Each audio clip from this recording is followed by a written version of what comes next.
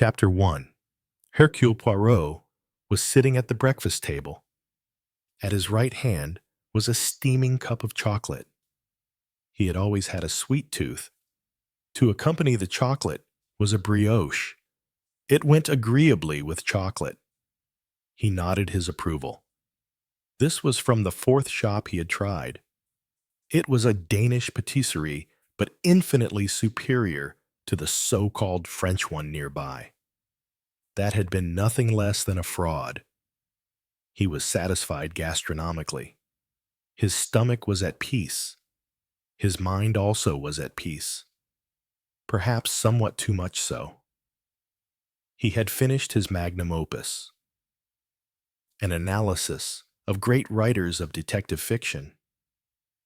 He had dared to speak scathingly of Edgar Allan Poe.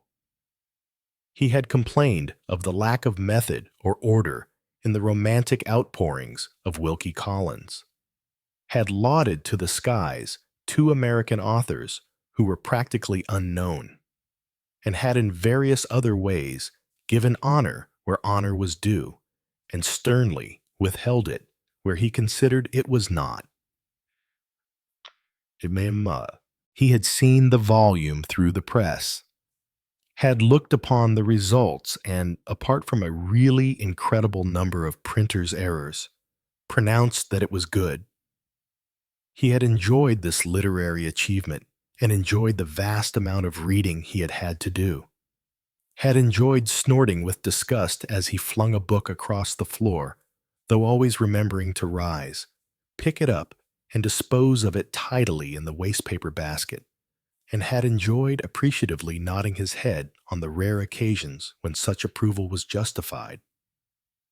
And now he had had a pleasant interlude of relaxation, very necessary after his intellectual labor. But one could not relax forever. One had to go on to the next thing. Unfortunately, he had no idea what the next thing might be. Some further literary accomplishment. He thought not. Do a thing well, then leave it alone. That was his maxim. The truth of the matter was, he was bored. All this strenuous mental activity in which he had been indulging there had been too much of it. It had got him into bad habits. It had made him restless, vexatious. He shook his head and took another sip of chocolate. The door opened, and his well-trained servant, George, entered. His manner was deferential and slightly apologetic. He coughed and murmured. He paused. "A young lady has called." Poirot looked at him with surprise and mild distaste. "I do not see people at this hour," he said reprovingly.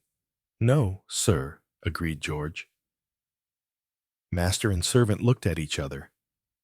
Communication was sometimes fraught with difficulties for them. By inflection or innuendo, or a certain choice of words, George would signify that there was something that might be elicited if the right question was asked. Poirot considered what the right question in this case might be. "She is good-looking." "This young lady?" he inquired carefully. "In my view, no, sir. But there is no accounting for tastes." Poirot considered his reply. He remembered the slight pause that George had made before the phrase, "young lady." George was a delicate social recorder. He had been uncertain of the visitor's status, but had given her the benefit of the doubt. "You are of the opinion that she is a young lady rather than, let us say, a young person?" "I think so, sir, though it is not always easy to tell nowadays." George spoke with genuine regret. "Did she give a reason for wishing to see me?" "She said," George pronounced the words with some reluctance, apologizing for them in advance, as it were, "that she wanted to consult you about a murder she might have committed." Hercule Poirot stared. His eyebrows rose. "Might have committed? Does she not know? That is what she said, sir. Unsatisfactory, but possibly interesting, said Poirot. It might have been a joke. Sir, said George, dubiously. Anything is possible. I suppose, conceded Poirot, but one would hardly think. He lifted his cup. Show her in after 5 minutes? Yes, sir. George withdrew. Poirot finished the last sip of chocolate. He pushed aside his cup and rose to his feet. He walked to the fireplace and adjusted his mustaches carefully in the mirror over the chimney-piece. Satisfied, he returned to his chair and awaited the arrival of his visitor. He did not know exactly what to expect. He had hoped perhaps for something nearer to his own estimate of female attraction. The outworn phrase beauty in distress had occurred to him. He was disappointed when George returned, ushering in the visitor. Inwardly, he shook his head and sighed. Here was no beauty and no noticeable distress either. Mild perplexity would seem nearer the mark. Thought Poirot disgustedly. These girls, do they not even try to make something of themselves? Well made up, attractively dressed, hair that has been arranged by a good hairdresser, then perhaps she might pass. But now, his visitor was a girl of perhaps 20. Alson, long straggly hair of indeterminate color strayed over her shoulders. Her eyes, which were large, bore a vacant expression and were of a greenish blue. She wore what were presumably the chosen clothes of her generation: black high-leather boots, white open-work woolen stockings of doubtful cleanliness, a skimpy skirt, and a long and sloppy pullover of heavy wool. Anyone of Poirot's age and generation would have had only one desire: to drop the girl into a bath as soon as possible. He had often felt this same reaction walking along the streets. There were hundreds of girls looking exactly the same. They all looked dirty. And yet, a contradiction in terms, this one had the look of having been recently drowned and pulled out of a river. Such girls, he reflected, were not perhaps really dirty. They merely took enormous care and pains to look so. He rose with his usual politeness, shook hands, drew out a chair. You demanded to see me, mademoiselle. Sit down. I pray of you. Oh, said the girl, in a slightly breathless voice. She stared at him. Eh bien, said Poirot. She hesitated. I think I'd rather stand. The large eyes continued to stare doubtfully. As you please. Poirot resumed his seat and looked at her. He waited. The girl shuffled her feet. She looked down on them, then up again at Poirot. You are Hercule Poirot? Assuredly. In what way can I be of use to you? Oh, well, it's rather difficult. I mean, Poirot felt that she might need perhaps a little assistance. He said helpfully, My manservant told me that you wanted to consult me because you thought you might have committed a murder. Is that correct? The girl nodded. That's right. Surely that is not a matter that admits of any doubt. You must know yourself, whether you have committed a murder or not. Well, I don't know quite how to put it. I mean, come now, said Poirot kindly. Sit down, relax the muscles, tell me all about it. I don't think. Oh dear, I don't know how to. You see, it's all so difficult. I've changed my mind.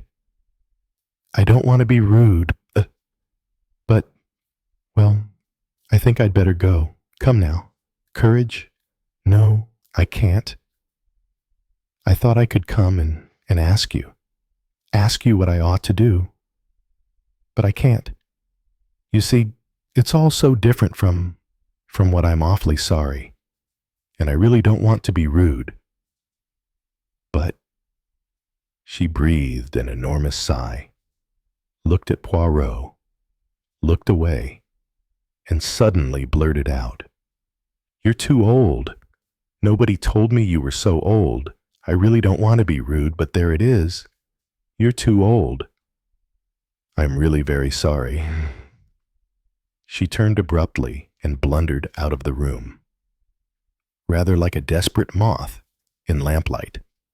Poirot, his mouth open, heard the bang of the front door. He ejaculated, "Nom, don nom, don nom." Chapter 2. The telephone rang. Hercule Poirot did not even seem aware of the fact. It rang with shrill and insistent persistence. George entered the room and stepped towards it, turning a questioning glance towards Poirot. Poirot gestured with his hand. "Leave it," he said. George obeyed, leaving the room again. The telephone continued to ring. The shrill, irritating noise continued. Suddenly it stopped. After a minute or two, however, it commenced to ring again. Ah, sapristi. That must be a woman. Undoubtedly a woman. He sighed, rose to his feet, and came to the instrument. He picked up the receiver. "Allo," he said. "Are you is that Poirot? Myself. It's Mrs. Oliver. Your voice sounds different. I didn't recognize it at first. Bonjour. Madame, you are well. I hope, I'm all right. Ariadne." Oliver's voice came through in its usual cheerful accents. The well-known detective story writer and Hercule Poirot were on friendly terms. "It's rather early to ring you up, but I want to ask you a favor." "Yes." "It is the annual dinner of our Detective Authors Club. I wondered if you would come and be our guest speaker this year. It would be very, very sweet of you if you would. When is this next month, the 23rd? A deep sigh came over the telephone. "Alas, I am too old. Too old." "What on earth do you mean? You're not old at all." "You think not? Of course not. You'll be wonderful. You can tell us lots of lovely stories about real crimes. And who will want to listen?" "Everyone. They, Poirot. Is there anything the matter? Has something happened? You sound upset." "Yes, I am upset. My feelings, well, no matter. But tell me about it. Why should I make a fuss? Why shouldn't you? You'd better come and tell me all about it. When will you come this afternoon? Come and have tea with me." "Afternoon tea. I do not drink it." "Then you can have coffee." "It is not the time of day. I usually drink coffee." "Chocolate. With whipped cream on top. Or a tisane. You love sipping tisanes. Or lemonade. Or orangeade. Or would you like decaffeinated coffee, if I can get it ça, non? Par example, it is an abomination. One of those syrups you like so much." "I know. I've got half a bottle of Ribena in the cupboard." "What is Ribena black currant flavor? Indeed. One has to hand it to you. You really do try, Madame. I am touched by your solicitude. I will accept with pleasure to drink a cup of chocolate this afternoon." "Good. And then you'll tell me all about what's upset you." She rang off. Poirot, considered for a moment. Then he dialed a number. Presently, he said, "Mr. Goby Hercule Poirot here. Are you very fully occupied at this moment, middling?" said the voice of Mr. Goby. "Middling to fair? But to oblige you, Monsieur Poirot, if you're in a hurry, as you usually are, well, I wouldn't say that my young men couldn't manage mostly what's on hand at present. Of course, good boys aren't as easy to get as they used to be. Think too much of themselves nowadays. Think they know it all before they've started to learn. But there can't expect old heads on young shoulders. I'll be pleased to put myself at your disposal. M. Poirot. Maybe I can put one or two of the better lads on the job. I suppose it's the usual collecting information." He nodded his head and listened whilst Poirot went into details of exactly what he wanted done. When he had finished with Mr. Goby, Poirot rang up Scotland Yard, where in due course he got through to a friend of his. When he in turn had listened to Poirot's requirements, he replied, "Don't want much, do you? Any murder, anywhere. Time, place, and victim unknown. Sounds a bit of a wild goose chase, if you ask me.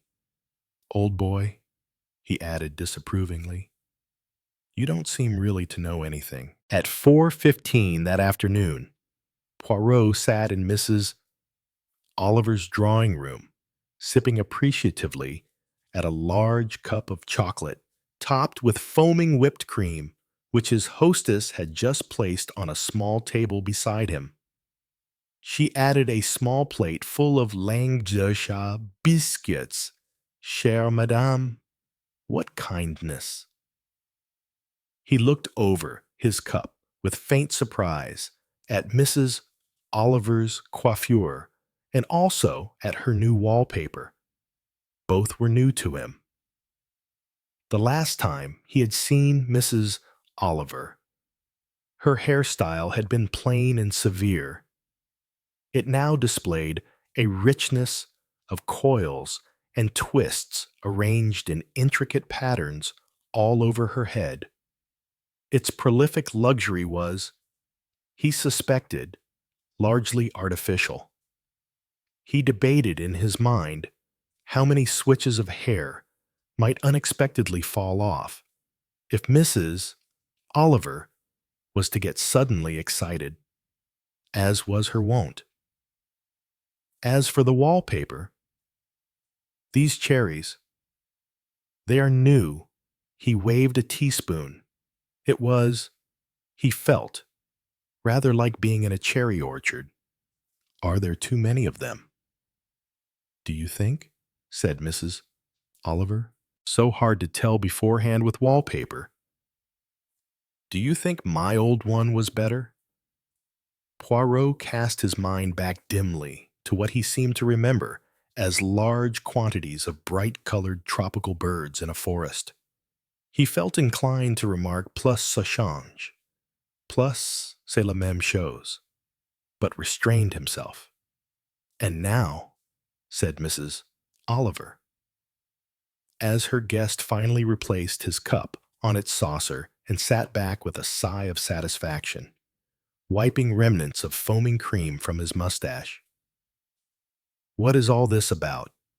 That I can tell you very simply. This morning, a girl came to see me. I suggested she might make an appointment. One has one's routine. You comprehend. She sent back word that she wanted to see me at once because she thought she might have committed a murder. What an odd thing to say. Didn't she know? Precisely, said Inouï. So I instructed George to show her in. She stood there. She refused to sit down. She just stood there staring at me. She seemed quite half-witted. I tried to encourage her. Then suddenly, she said that she'd changed her mind. She said she didn't want to be rude, but that what do you think? But that I was too old.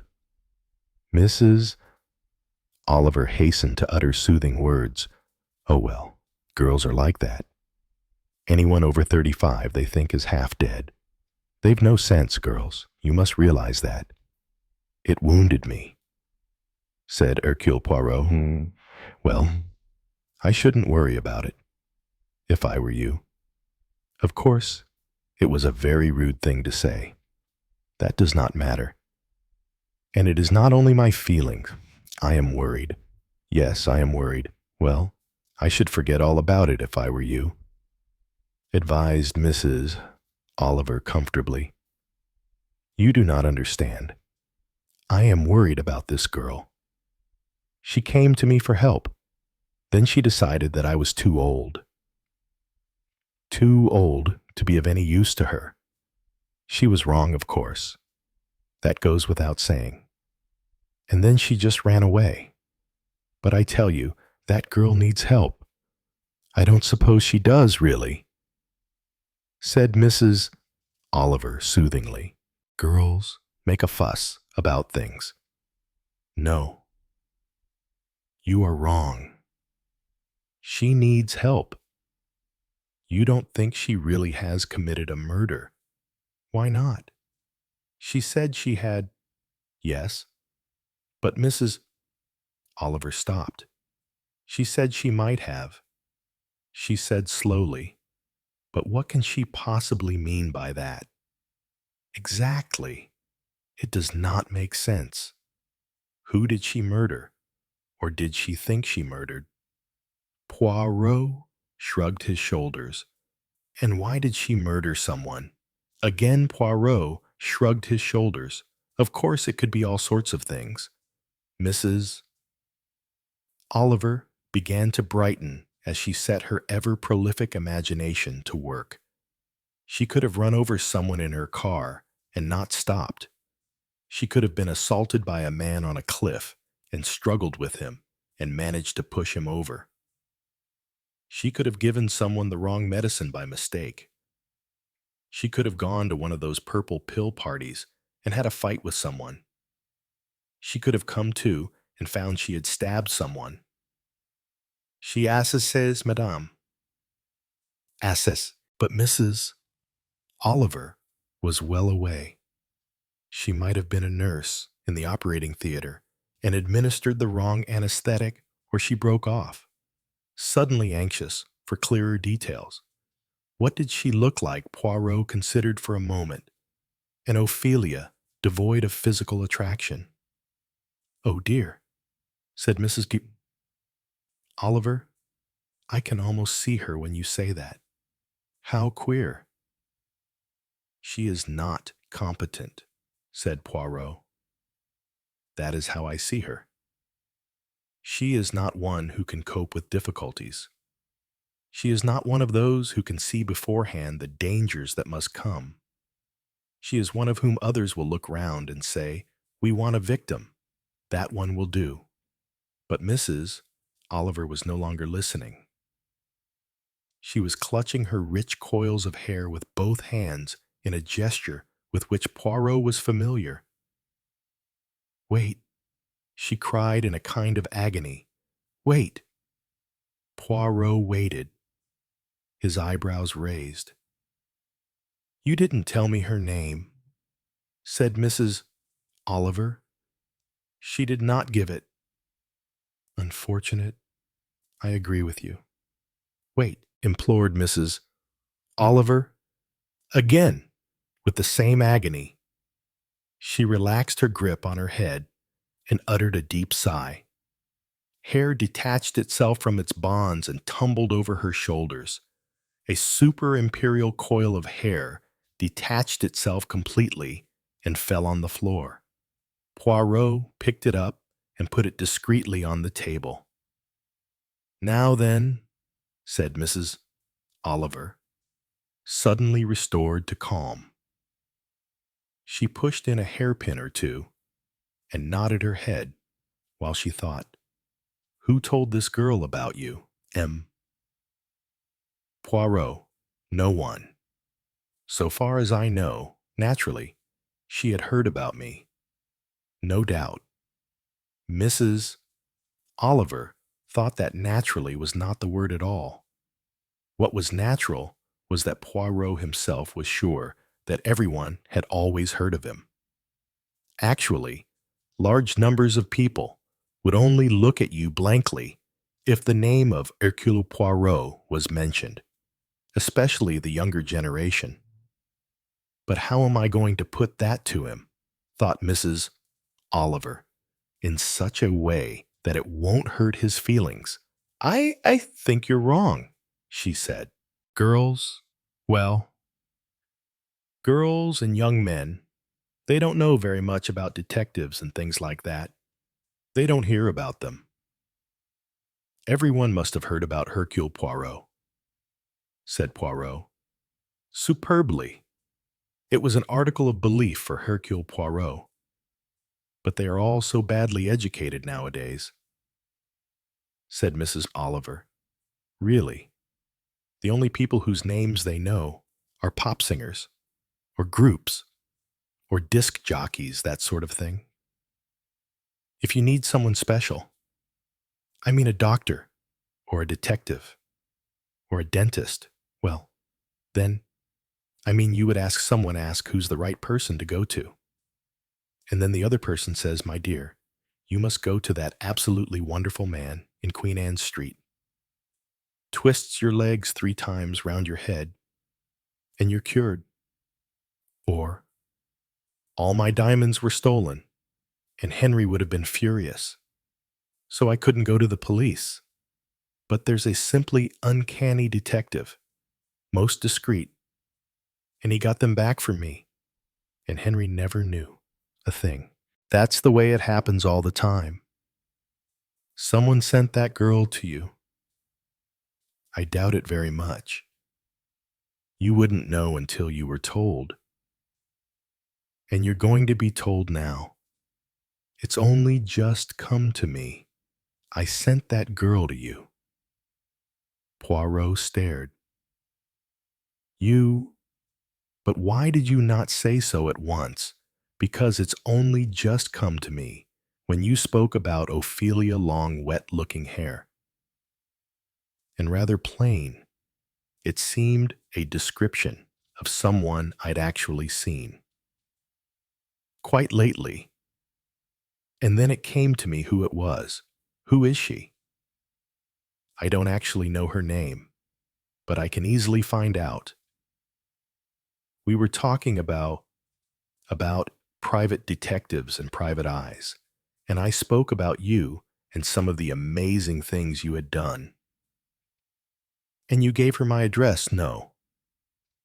Of course I didn't. I'd no idea she wanted a detective or anything like that. I thought we were just talking. But I'd mentioned the name several times. And of course, it would be easy to look you up in the telephone book and just come along. Were you talking about murder? Not that I can remember. I don't even know how we came to be talking about detectives, unless... Yes. Perhaps it was she who started the subject. Tell me then. Tell me all you can, even if you do not know her name. Tell me all you know about her. Well, it was last weekend. I was staying with the Lorimers. They don't come into it except that they took me over to some friends of theirs for drinks. There were several people there, and I didn't enjoy myself much because, as you know, I don't really like drink. And so people have to find a soft drink for me, which is rather a bore for them. And then people say things to me, you know how much they like my books, and how they've been longing to meet me. And it all makes me feel hot and bothered and rather silly. But I manage to cope more or less. And they say how much they love my awful detective Sven Yersin. If they knew how I hated him. But my publisher always says I'm not to say so. Anyway, I suppose the talk about detectives in real life grew out of all that. And I talked a bit about you. And this girl was standing around listening. When you said an unattractive Ophelia, it clicked somehow. I thought, now who does that remind me of? And then it came to me. Of course. The girl at the party that day. I rather think she belonged there, unless I'm confusing her with some other girl. Poirot sighed. With Mrs. Oliver, one always needed a lot of patience. Who were these people with whom you went to have drinks, Trefusis? I think. Unless it was Treherne. That sort of name. He's a tycoon. Rich. Something in the city. But he's spent most of his life in South Africa. He has a wife, yes. Very good-looking woman. Much younger than he is. Lots of golden hair. Second wife. The daughter was the first wife's daughter. Then there was an uncle of incredible antiquity, rather deaf. He's frightfully distinguished strings of letters after his name. An admiral, or an air marshal, or something. He's an astronomer, too. I think, anyway, he's got a kind of big telescope sticking out of the roof. Though I suppose that might be just a hobby. There was a foreign girl there, too, who sort of trots about after the old boy. Goes up to London with him, I believe, and sees he doesn't get run over. Rather pretty. She was. Poirot sorted out the information Mrs. Oliver had supplied him with, feeling rather like a human computer. There lives then in the house Mr. and Mrs. Trefusis. It's not Trefusis, I remember now. It's Restorick. That is not at all the same type of name. Yes, it is. It's a Cornish name, isn't it? There lives there, then, Mr. and Mrs. Restorick, the distinguished elderly uncle. Is his name Restorick, too? It's Sir Roderick something. And there is the au pair girl, or whatever she is, and a daughter any more? Children? I don't think so. But I don't really know. The daughter doesn't live at home. By the way, she was only down for the weekend. Doesn't get on with the stepmother. I expect. She's got a job in London, and she's picked up with a boyfriend they don't much like. So I understand. You seem to know quite a lot about the family. Oh well. One picks things up. The Lorimers are great talkers, always chattering about someone or other. One hears a lot of gossip about the people all around. Sometimes, though, one gets them mixed up. I probably have. I wish I could remember that girl's Christian name. Something connected with a song. Thora. Speak to me. Thora, Thora, Thora. Something like that. Or Myra, Myra. Oh, Myra, my love, is all for thee. Something like that. I dreamed I dwelt in marble halls. Norma? Or do I mean Maritana Norma Restorick? That's right. I'm sure, she added inconsequently. She's a third girl. I thought you said you thought she was an only child. So she is, or I think so. Then what do you mean by saying she is the third girl? Good gracious! Don't you know what a third girl is? Don't you read the Times? I read the births, deaths, and marriages, and such articles as I find of interest. No, I mean the front advertisement page, only it isn't in the front now. So I'm thinking of taking some other paper, but I'll show you. She went to a side table and snatched up the Times, turned the pages over, and brought it to him. Here you are, look. Third girl for comfortable second-floor flat, own room, central heating, Earl's Court. Third girl wanted to share flat, 5G inns, week own room. Fourth girl wanted Regent's Park, own room. It's the way girls like living now. Better than PGs or a hostel. The main girl takes a furnished flat and then shares out the rent. Second girl is usually a friend. Then they find a third girl by advertising if they don't know one. And, as you see, very often, they manage to squeeze in a fourth girl. First girl takes the best room. Second girl pays rather less. Third girl, less still, and is stuck in a cat hole. They fix it among themselves. Which one has the flat to herself? Which night, a week, or something like that. It works reasonably well. And where does this girl, whose name might just possibly be Norma, live in London? As I've told you, I don't really know anything about her, but you could find out. Oh yes, I expect that would be quite easy. You are sure there was no talk? No mention of an unexpected death? Do you mean a death in London? Or at the Restoric's home either? I don't think so. Shall I see what I can rake up, Mrs. Oliver's eyes sparkled with excitement. She was by now entering into the spirit of the thing. That would be very kind. I'll ring up the Lorimers. Actually, now would be quite a good time. She went towards the telephone. I shall have to think of reasons, and things perhaps invent things. She looked towards Poirot rather doubtfully. But naturally, that is understood. You are a woman of imagination. You will have no difficulty. But not too fantastic. You understand? Moderation. Mrs. Oliver flashed him an understanding glance. She dialed and asked for the number she wanted. Turning her head, she hissed, "Have you got a pencil and paper or a notebook? Something to write down, names or addresses or places." Poirot had already his notebook, arranged by his elbow, and nodded his head reassuringly. Mrs. Oliver turned back to the receiver she held and launched herself into speech. Poirot listened attentively to one side of a telephone conversation. Hello, can I speak to... Oh, it's you. Naomi, Ariadne Oliver here. Oh, yes, well, it was rather a crowd. Oh, you mean the old boy? No, you know I don't. Practically blind. I thought he was going up to London with the little foreign girl.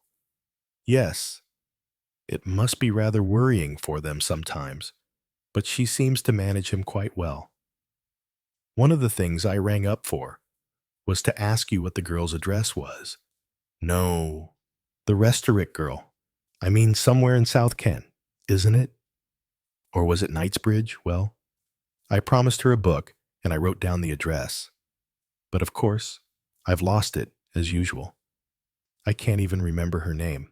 Is it Thora or Norma? Yes, I thought it was Norma. Wait a minute. I'll get a pencil. Yes, I'm ready. 6-7. Borodine Mansions. I know that great block that looks rather like Wormwood Scrubs prison.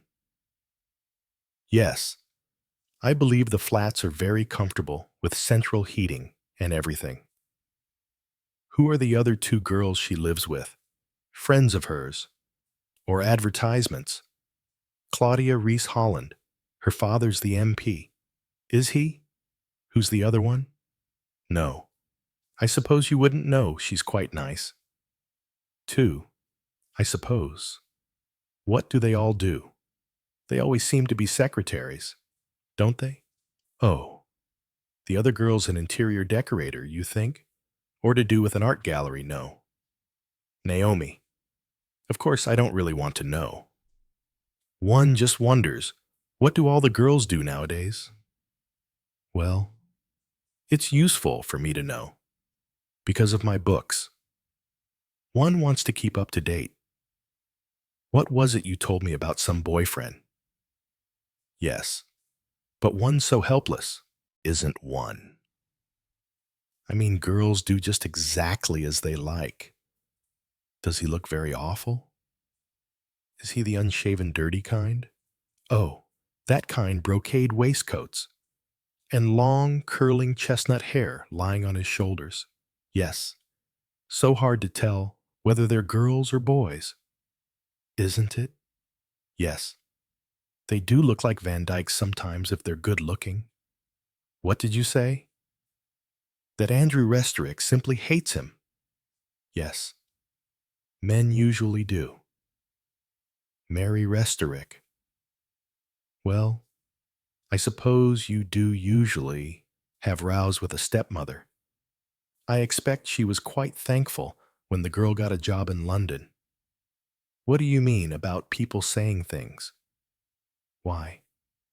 Couldn't they find out what was the matter with her? Who said, yes, but what did they hush up? Oh, a nurse talked to the Jenner's governess. Do you mean her husband? Oh, I see. The doctors couldn't find out. No, but people are so ill-natured.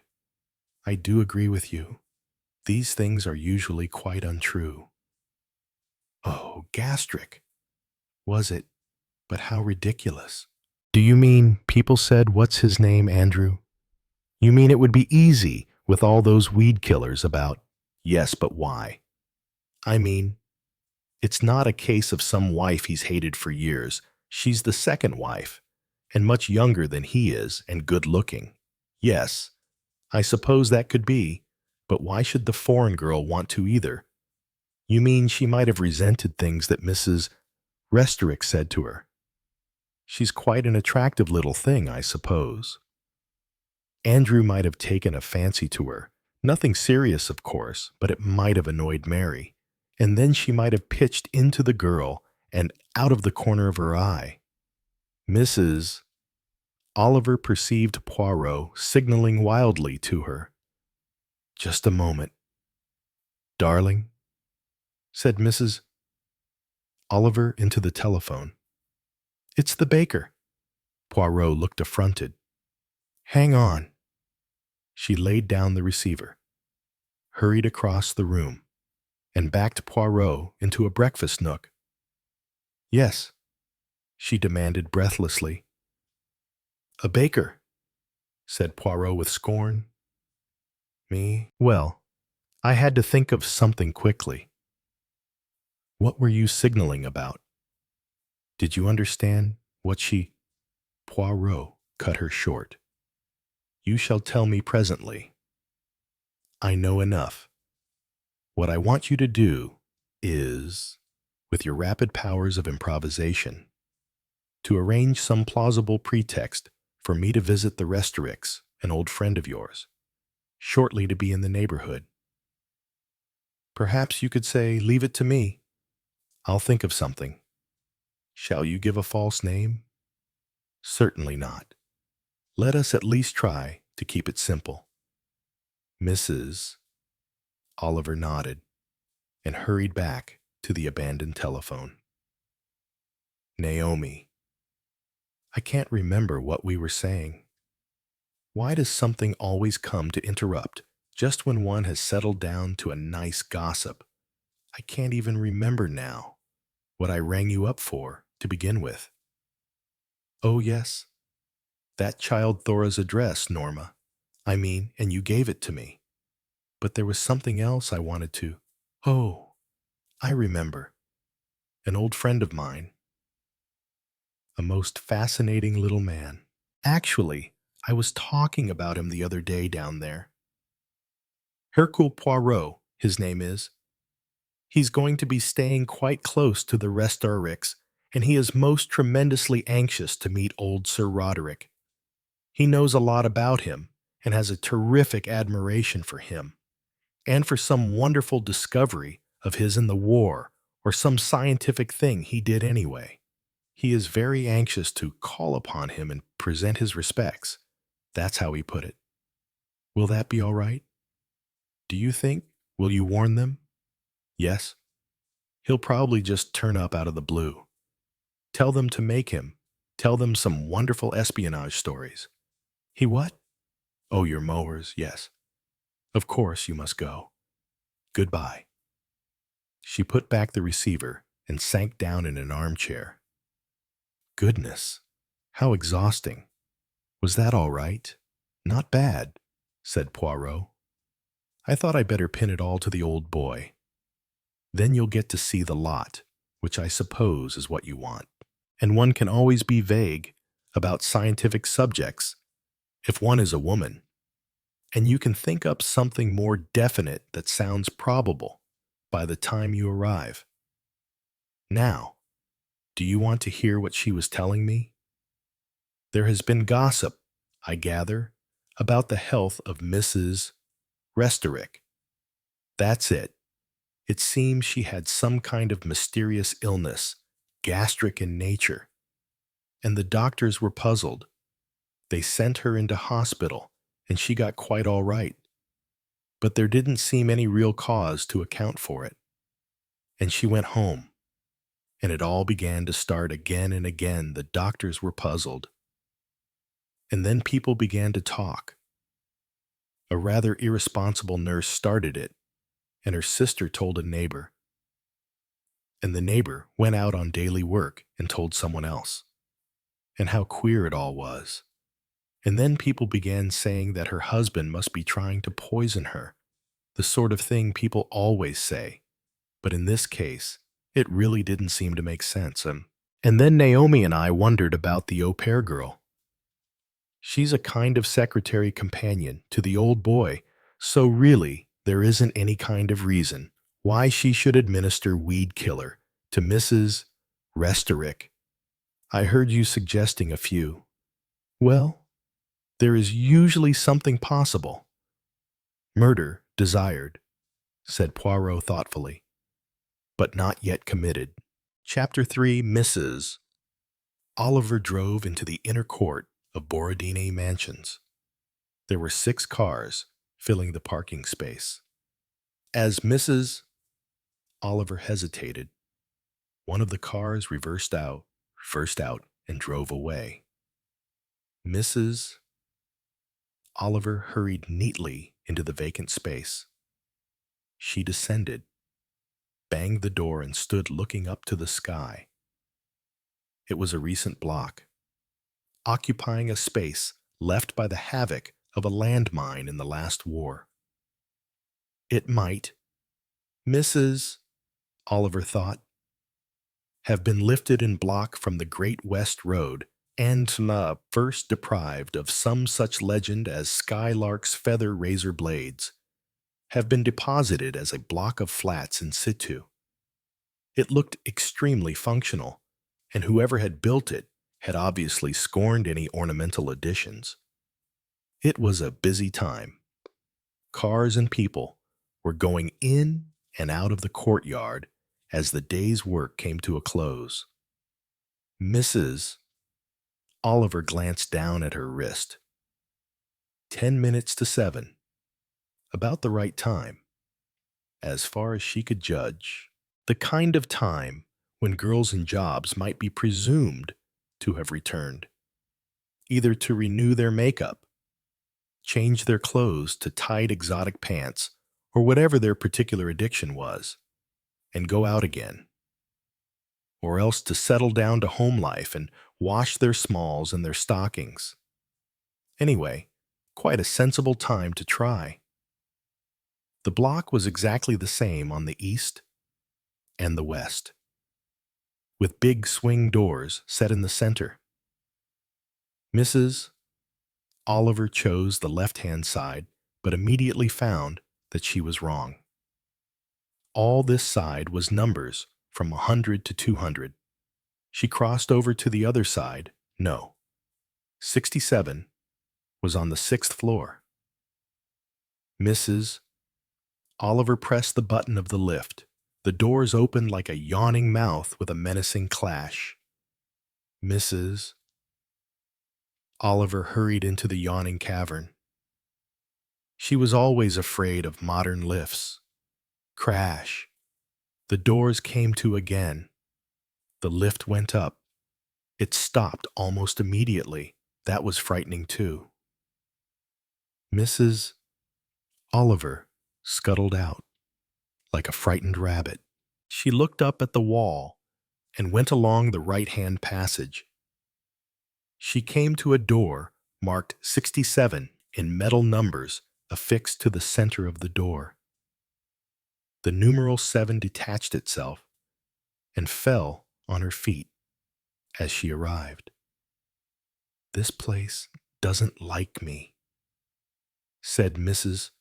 Oliver to herself as she winced with pain and picked the number up gingerly and affixed it by its spike to the door again. She pressed the bell. Perhaps everyone was out. However, the door opened almost at once. A tall, handsome girl stood in the doorway. She was wearing a dark, well-cut suit with a very short skirt, a white silk shirt, and was very well shod. She had swept-up dark hair, good but discreet makeup, and for some reason was slightly alarming to Mrs. Oliver. "Oh," said Mrs. Oliver, galvanizing herself to say the right thing. "Is Miss Resterick in? By any chance, no? I'm sorry. She's out. Can I give her a message, Mrs. Oliver said. "Oh," again before proceeding, she made a play of action by producing a parcel, rather untidily done up in brown paper. "I promised her a book," she explained. "One of mine that she hadn't read. I hope I've remembered actually which it was. She won't be in soon. I suppose I really couldn't say. I don't know what she is doing tonight." "Oh, are you Miss Reese Holland?" The girl looked slightly surprised. "Yes, I am. I've met your father," said Mrs. Oliver. She went on. "I'm Mrs. Oliver. I write books," she added in the usual guilty style in which she invariably made such an announcement. "Won't you come in, Mrs. Oliver accepted the invitation, and Claudia Reese Holland led her into a sitting room. All the rooms of the flats were papered the same with an artificial raw wood pattern. Tenants could then display their modern pictures or apply any forms of decoration they fancied. There was a foundation of modern built-in furniture, cupboard, bookshelves, and so on, a large settee, and a pull-out type of table. Personal bits and pieces could be added by the tenants. There were also signs of individuality displayed here by a gigantic harlequin pasted on one wall, and a stencil of a monkey swinging from branches of palm fronds on another wall. "I'm sure Norma will be thrilled to get your book." "Mrs. Oliver, won't you have a drink, sherry gin?" This girl had the brisk manner of a really good secretary. Mrs. Oliver refused. "You've got a splendid view up here," she said, looking out of the window and blinking a little as she got the setting sun straight in her eyes. "Yes, not so funny when the lift goes out of order. I shouldn't have thought that lift would dare to go out of order. It's so robot-like. Recently installed, but none the better for that," said Claudia.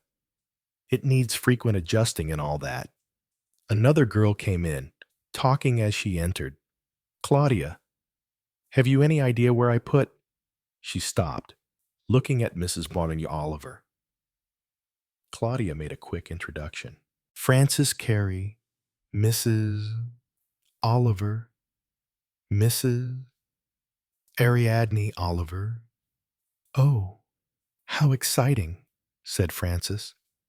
She was a tall, willowy girl with long black hair, a heavily made-up dead white face, and eyebrows and eyelashes slightly slanted upwards, the effect heightened by mascara. She wore tight velvet pants and a heavy sweater. She was a complete contrast to the brisk and efficient Claudia. "I brought a book I'd promised Norma Resterick," said Mrs. Oliver. "Oh, what a pity she's still in the country. Hasn't she come back? There was quite definitely a pause. Mrs. Oliver thought the two girls exchanged a glance. I thought she had a job in London, said Mrs. Oliver, endeavoring to convey innocent surprise. Oh, yes, said Claudia. She's in an interior decorating place.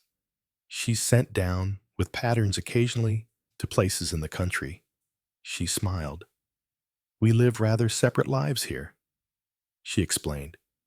Come and go as we like, and don't usually bother to leave messages. But I won't forget to give her your book when she does get back. Nothing could have been easier than the casual explanation. Mrs. Oliver rose. Well, thank you very much. Claudia accompanied her to the door. I shall tell my father I've met you, she said. He's a great reader of detective stories. Closing the door, she went back into the sitting room. The girl Frances was leaning against the window. Sorry, she said. Did I boob? I just said that Norma was out. Frances shrugged her shoulders. I couldn't tell. Claudia, where is that girl? Why didn't she come back on Monday? Where has she gone? I can't imagine. She didn't stay on down with her people. That's where she went for the weekend. No. I rang up. Actually, to find out. I suppose it doesn't really matter. All the same, she is well. There's something queer about her. She's not really queerer than anyone else. But the opinion sounded uncertain. Oh, yes, she is, said Frances. Sometimes she gives me the shivers. She's not normal, you know. She laughed suddenly. Norma isn't normal. You know she isn't, Claudia. Although you won't admit it. Loyalty to your employer, I suppose. Chapter 4. Hercule Poirot walked along the main street of Long Basing. That is, if you can describe as a main street, a street that is to all intents and purposes the only street, which was the case in Long Basing. It was one of those villages that exhibit a tendency to length without breadth. It had an impressive church with a tall tower and a yew tree of elderly dignity in its churchyard. It had its full quota of village shops disclosing much variety. It had two antique shops, one mostly consisting of stripped pine chimney pieces, the other disclosing a full house of piled-up ancient maps, a good deal of porcelain, most of it chipped, some worm-eaten old oak chests, shelves of glass, some Victorian silver, all somewhat hampered in display by lack of space. There were two cafes, both rather nasty. There was a basket shop, quite delightful, with a large variety of homemade wares. There was a post office, cum greengrocer. There was a draper's, which dealt largely in millinery, and also a shoe department for children, and a large miscellaneous selection of haberdashery of all kinds. There was a stationery and newspaper shop, which also dealt in tobacco and sweets. There was a wool shop, which was clearly the aristocrat of the place. Two white-haired severe women were in charge of shelves and shelves of knitting materials of every description. Also, large quantities of dressmaking patterns and knitting patterns, and which branched off into a counter for art needlework. What had lately been the local grocer's had now blossomed into calling itself a supermarket, complete with stacks of wire baskets and packaged materials of every cereal and cleaning material, all in dazzling paper boxes.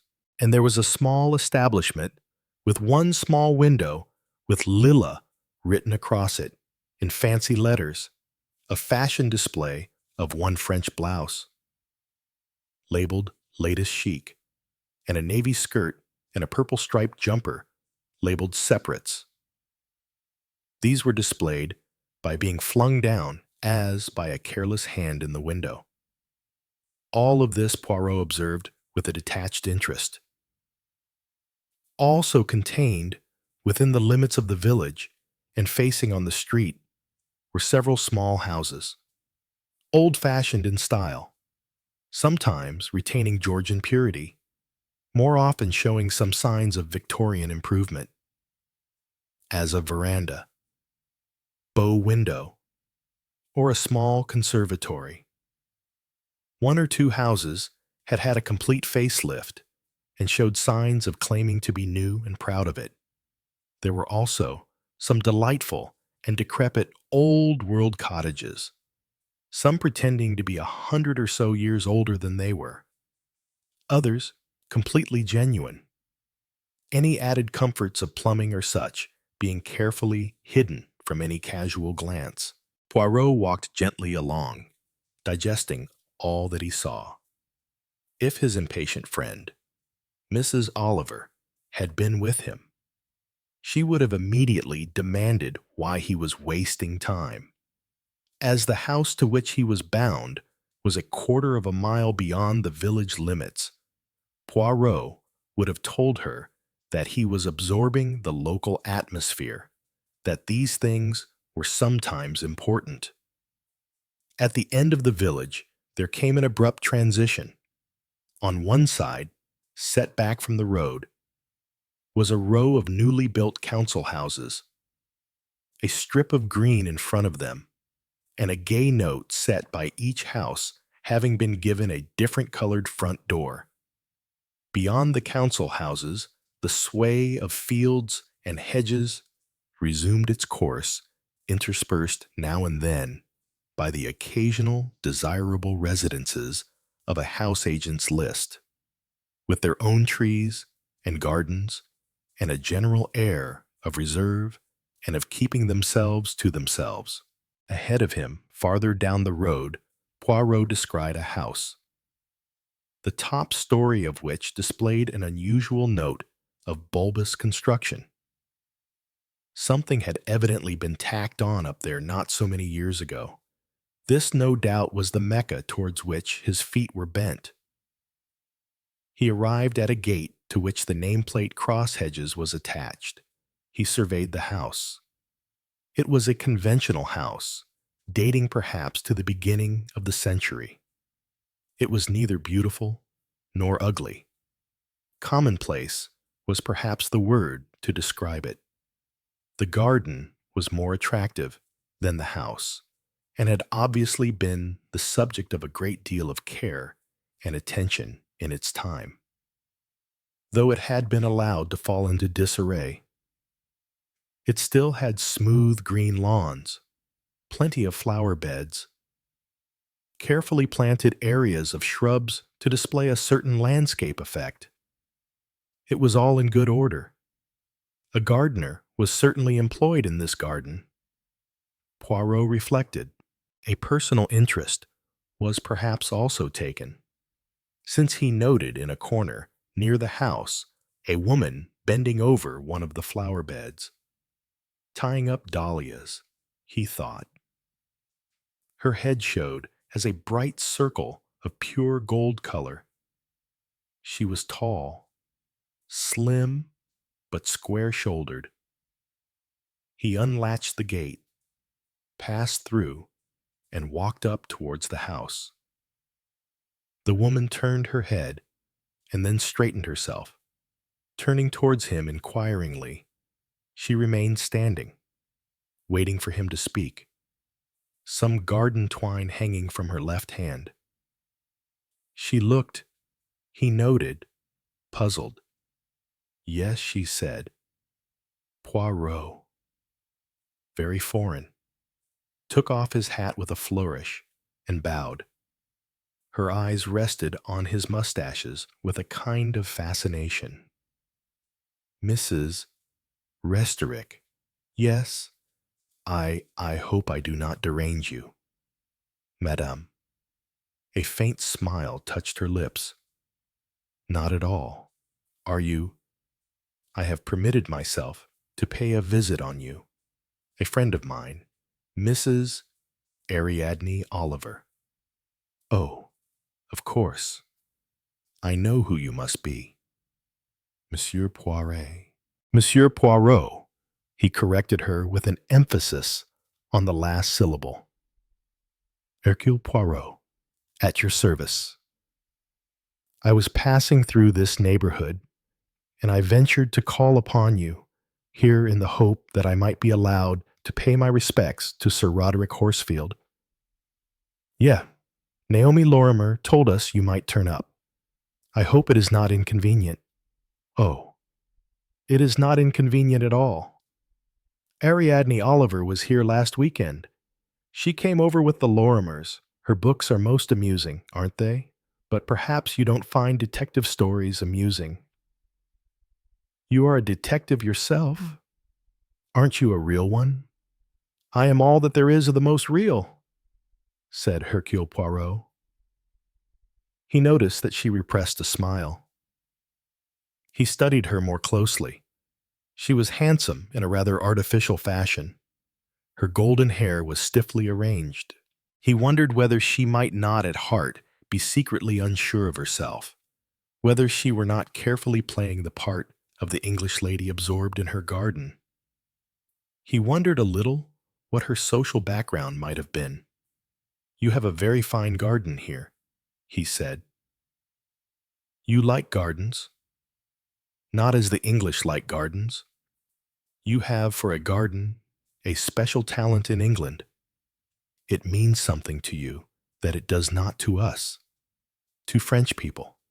You mean, oh yes, I believe that Mrs. Oliver mentioned that you were once with the Belgian police force. That is so. Me, I am an old Belgian police dog. He gave a polite little laugh and said, waving his hands, but your gardens, you English, I admire. I sit at your feet. The Latin races, they like the formal garden, the gardens of the chateau of Versailles in miniature, and also, of course, they invented the potager. Very important, the potager. Here in England you have the potager, but you got it from France, and you do not love your potager as much as you love your flowers. Hein? That is so. Yes. I think you are right, said Mary Restorick. Do come into the house. You came to see my uncle. I came, as you say, to pay homage to Sir Roderick, but I pay homage to you also. Madame, always I pay homage to beauty when I meet it. He bowed. She laughed with slight embarrassment. You mustn't pay me so many compliments. She led the way through an open French window, and he followed her. I knew your uncle slightly in 1944. Poor dear. He's getting quite an old man now. He's very deaf, I'm afraid. It was long ago that I encountered him. He will probably have forgotten. It was a matter of espionage and of scientific developments of a certain invention. We owed that invention to the ingenuity of Sir Roderick. He will be willing, I hope, to receive me. Oh, I'm sure he'll love it, said Mrs. Restorick. He has rather a dull life in some ways nowadays. I have to be so much in London. We are looking for a suitable house there. She sighed and said, elderly people can be very difficult sometimes. I know, said Poirot. Frequently I, too, am difficult. She laughed. Ah, no. Poirot, come now. You mustn't pretend you're old. Sometimes I am told so, said Poirot. He sighed. By young girls. He added mournfully, that's very unkind of them. It's probably the sort of thing that our daughter would do. She added, ah, you have a daughter. Yes, at least she is my stepdaughter. I shall have much pleasure in meeting her, said Poirot politely. Oh well, I'm afraid she is not here. She's in London. She works there. The young girls, they all do jobs nowadays. Everybody's supposed to do a job, said Mrs. Restorick vaguely. Even when they get married, they're always being persuaded back into industry or back into teaching. Have they persuaded you, madam, to come back into anything? No. I was brought up in South Africa. I only came here with my husband a short time ago. It's all rather strange to me. Still. She looked round her with what Poirot judged to be an absence of enthusiasm. It was a handsomely furnished room, of a conventional type without personality. 2 large portraits hung on the walls, the only personal touch. The first was that of a thin-lipped woman in a gray velvet evening dress. Facing her on the opposite wall was a man of about 30-odd, with an air of repressed energy about him. Your daughter, I suppose, finds it dull in the country. Yes, it is much better for her to be in London. She doesn't like it here. She paused abruptly, and then as though the last words were almost dragged out of her, she said, and she doesn't like me. Impossible, said Hercule Poirot, with Gallic politeness. Not at all impossible. Oh well, I suppose it often happens. Oh me guy. Anton. I suppose it's hard for girls to accept a stepmother. Was your daughter very fond of her own mother? I suppose she must have been. She's a difficult girl. I suppose most girls are. Poirot sighed and said, Mothers and fathers have much less control over daughters nowadays.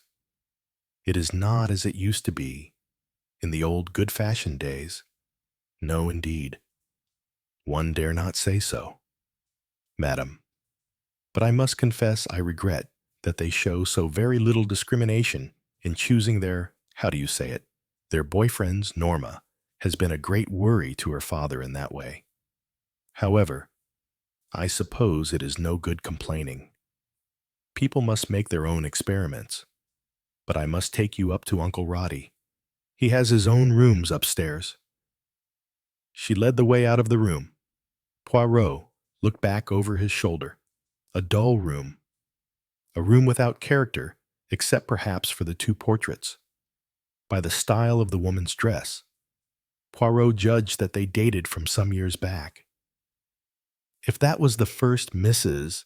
Restorick, Poirot did not think that he would have liked her. He said, Those are fine portraits, madame. Yes, Lonsberger did them.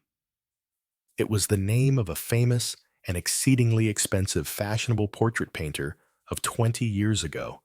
His meticulous naturalism had now gone out of fashion, and since his death, he was little spoken of.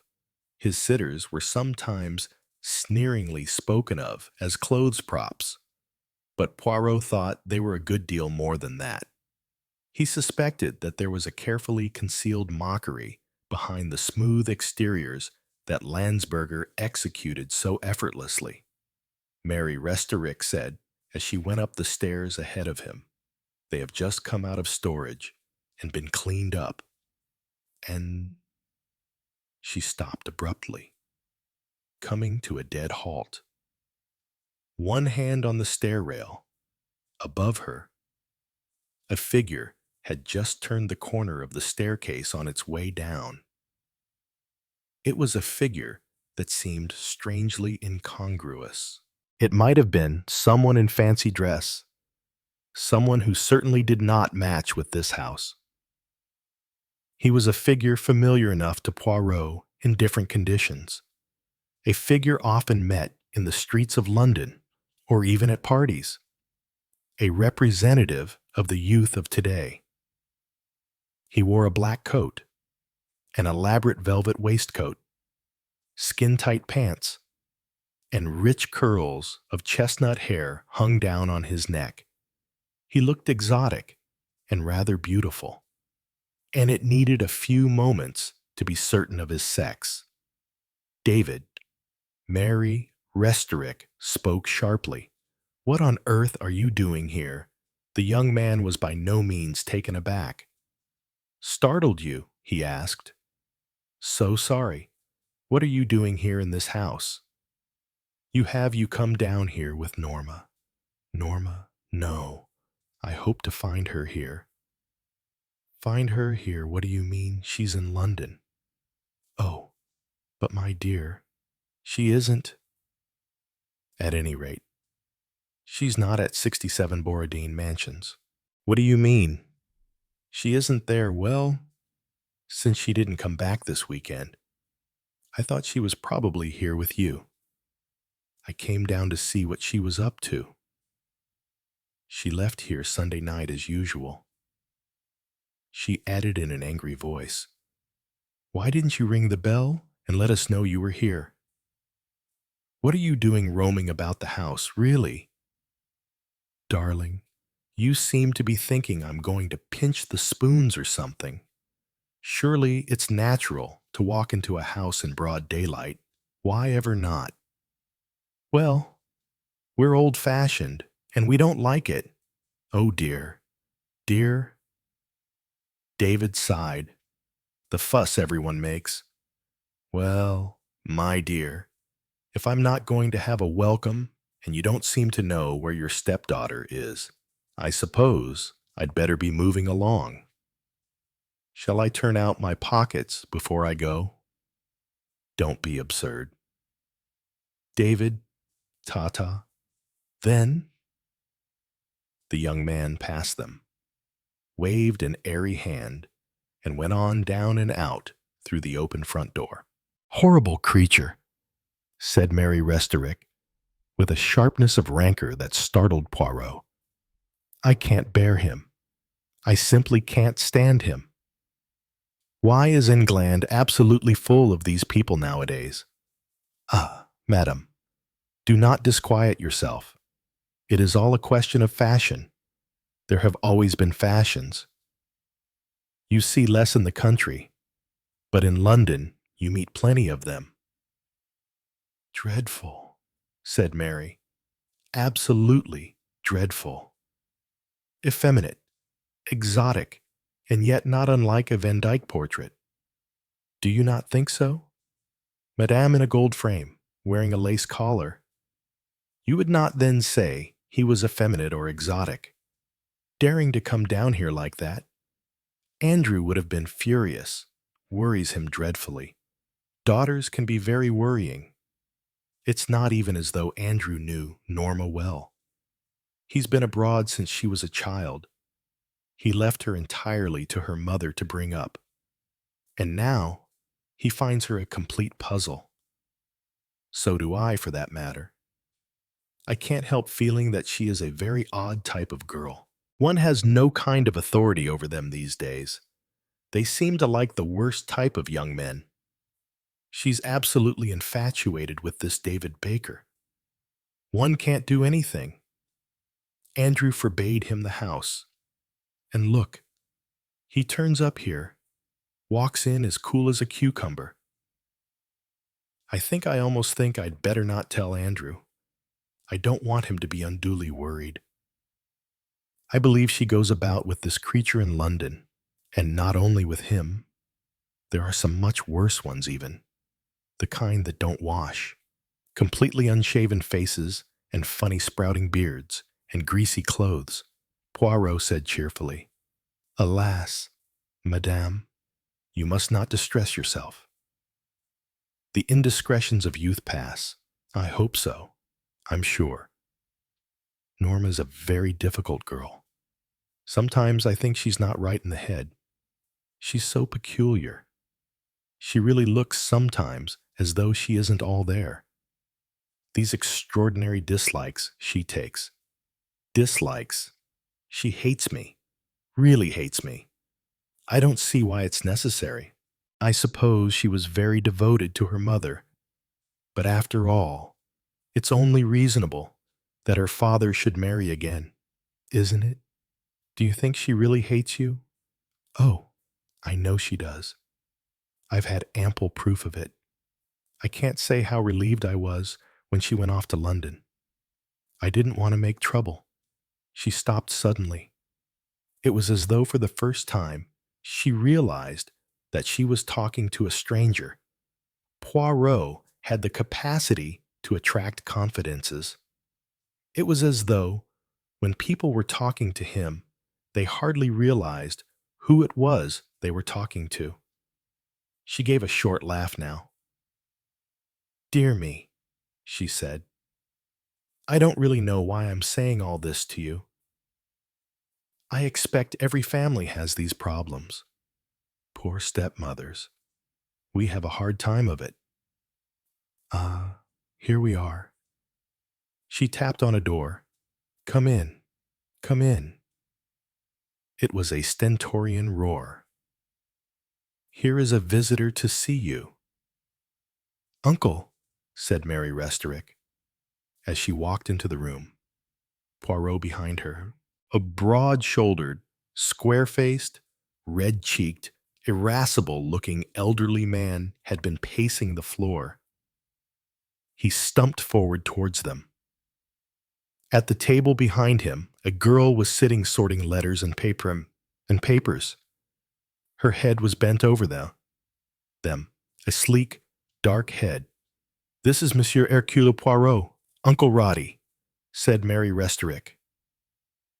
Poirot stepped forward, gracefully into action and speech.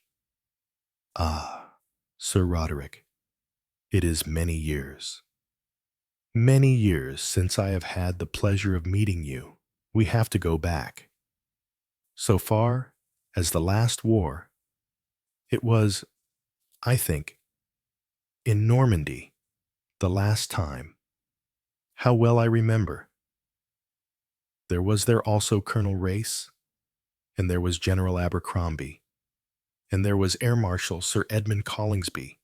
What decisions we had to take, and what difficulties we had with security. Ah, nowadays, there is no longer the need for secrecy. I recall the unmasking of that secret agent who succeeded for so long. You remember Captain Henderson. Ah, Captain Henderson, indeed. Lord, that damned swine. Unkid, you may not remember me. Hercule Poirot? Yes, yes. Of course I remember you. It was a close shave, that. A close shave. You were the French representative, weren't you? There were one or two of them. One I couldn't get on with. Can't remember his name. Ah, well. Sit down.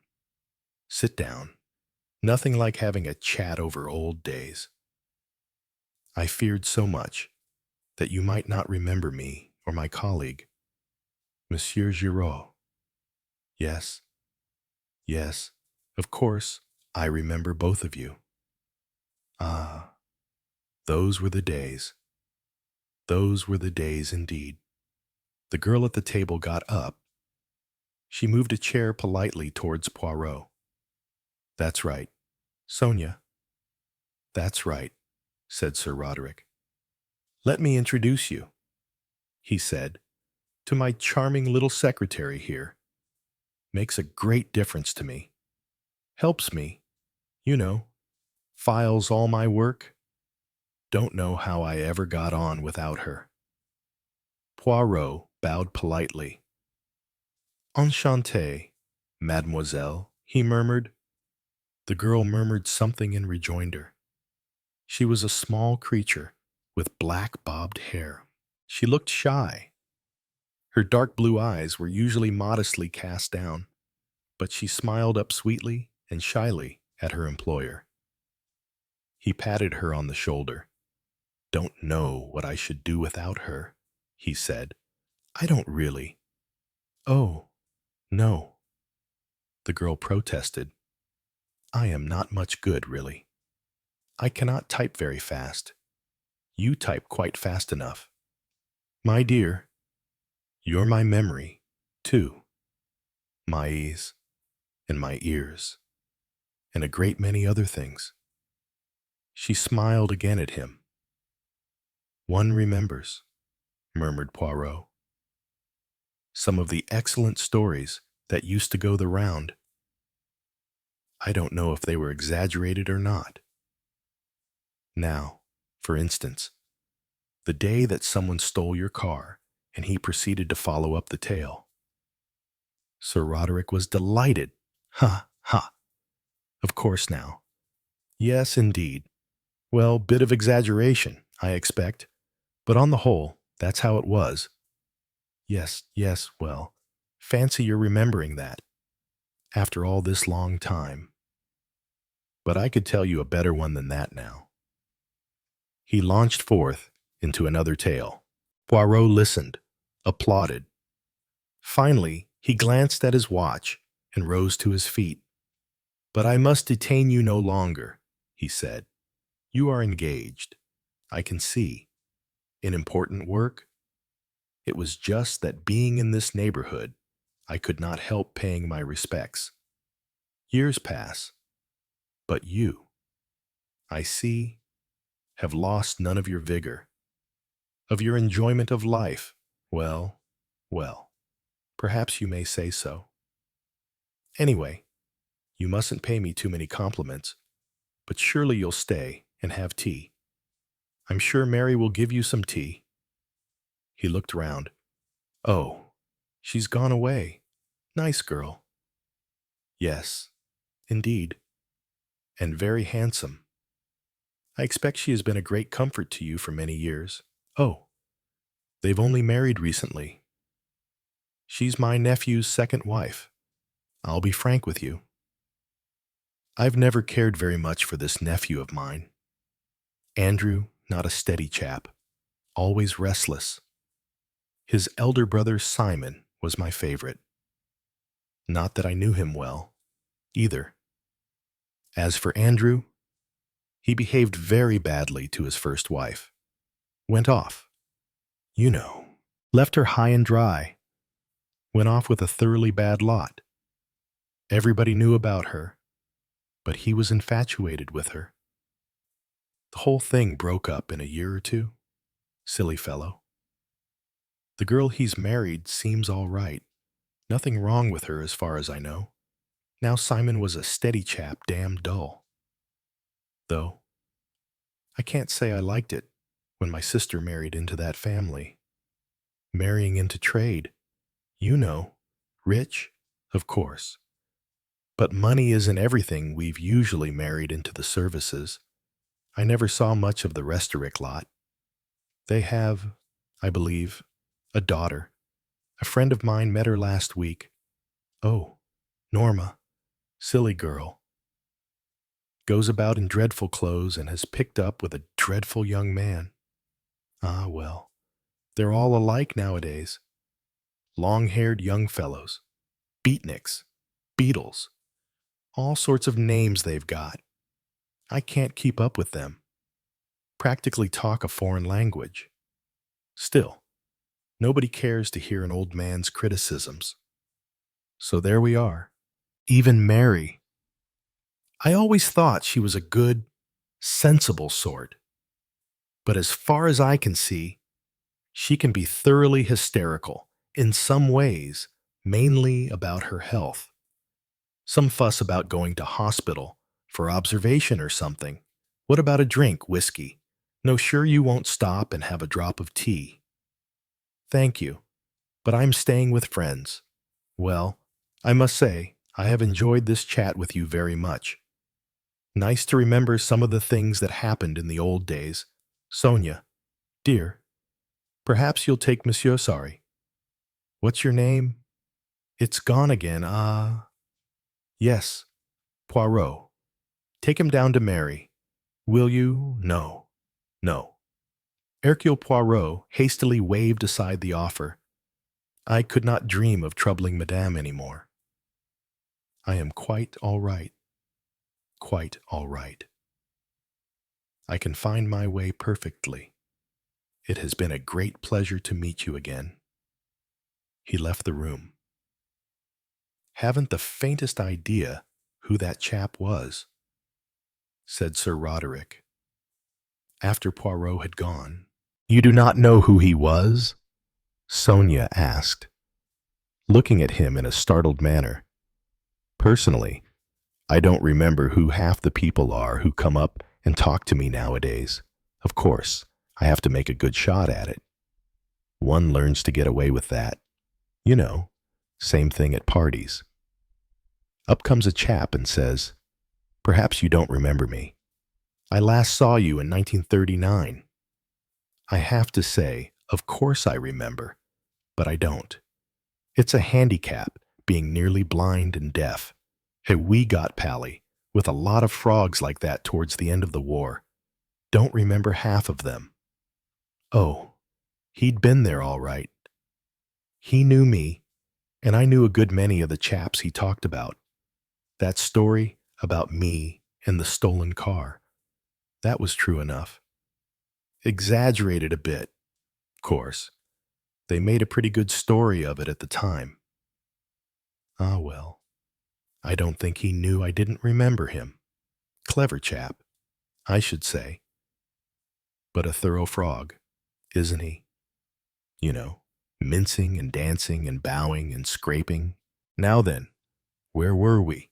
Sonia picked up a letter and handed it to him. She tentatively proffered a pair of spectacles, which he immediately rejected. "Don't want those damn things, I can see all right." He screwed up his eyes and peered down at the letter he was holding. Then he capitulated and thrust it back into her hands. "Well, perhaps you'd better read it to me." She started reading it in her clear, soft voice. Chapter 5. Hercule Poirot stood upon the landing for a moment. His head was a little on one side with a listening air. He could hear nothing from downstairs. He crossed to the landing window and looked out. Mary Restorick was below on the terrace, resuming her gardening work.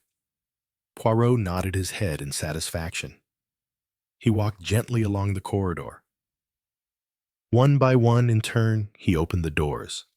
A bathroom, a linen cupboard, a double-bedded spare room, an occupied single bedroom, a woman's room with a double bed, Mary Restorick's. The next door was that of an adjoining room, and was, he guessed, the room belonging to Andrew Restorick. He turned to the other side of the landing. The door he opened first was a single bedroom. It was not, he judged, occupied at the time, but it was a room which possibly was occupied at weekends. There were toilet brushes on the dressing table. He listened carefully, then tiptoed in. He opened the wardrobe. Yes, there were some clothes hanging up there, country clothes. There was a writing table, but there was nothing on it. He opened the desk drawers very softly. There were a few odds and ends, a letter or two, but the letters were trivial and dated some time ago. He shut the desk drawers. He walked downstairs, and going out of the house, bade farewell to his hostess. He refused her offer of tea. He had promised to get back, he said, as he had to catch a train to town very shortly afterwards. "Don't you want a taxi? We could order you one, or I could drive you in the car." "No, no, madame. You are too kind." Poirot walked back to the village and turned down the lane by the church. He crossed a little bridge over a stream. Presently, he came to where a large car with a chauffeur was waiting discreetly under a beech tree. The chauffeur opened the door of the car.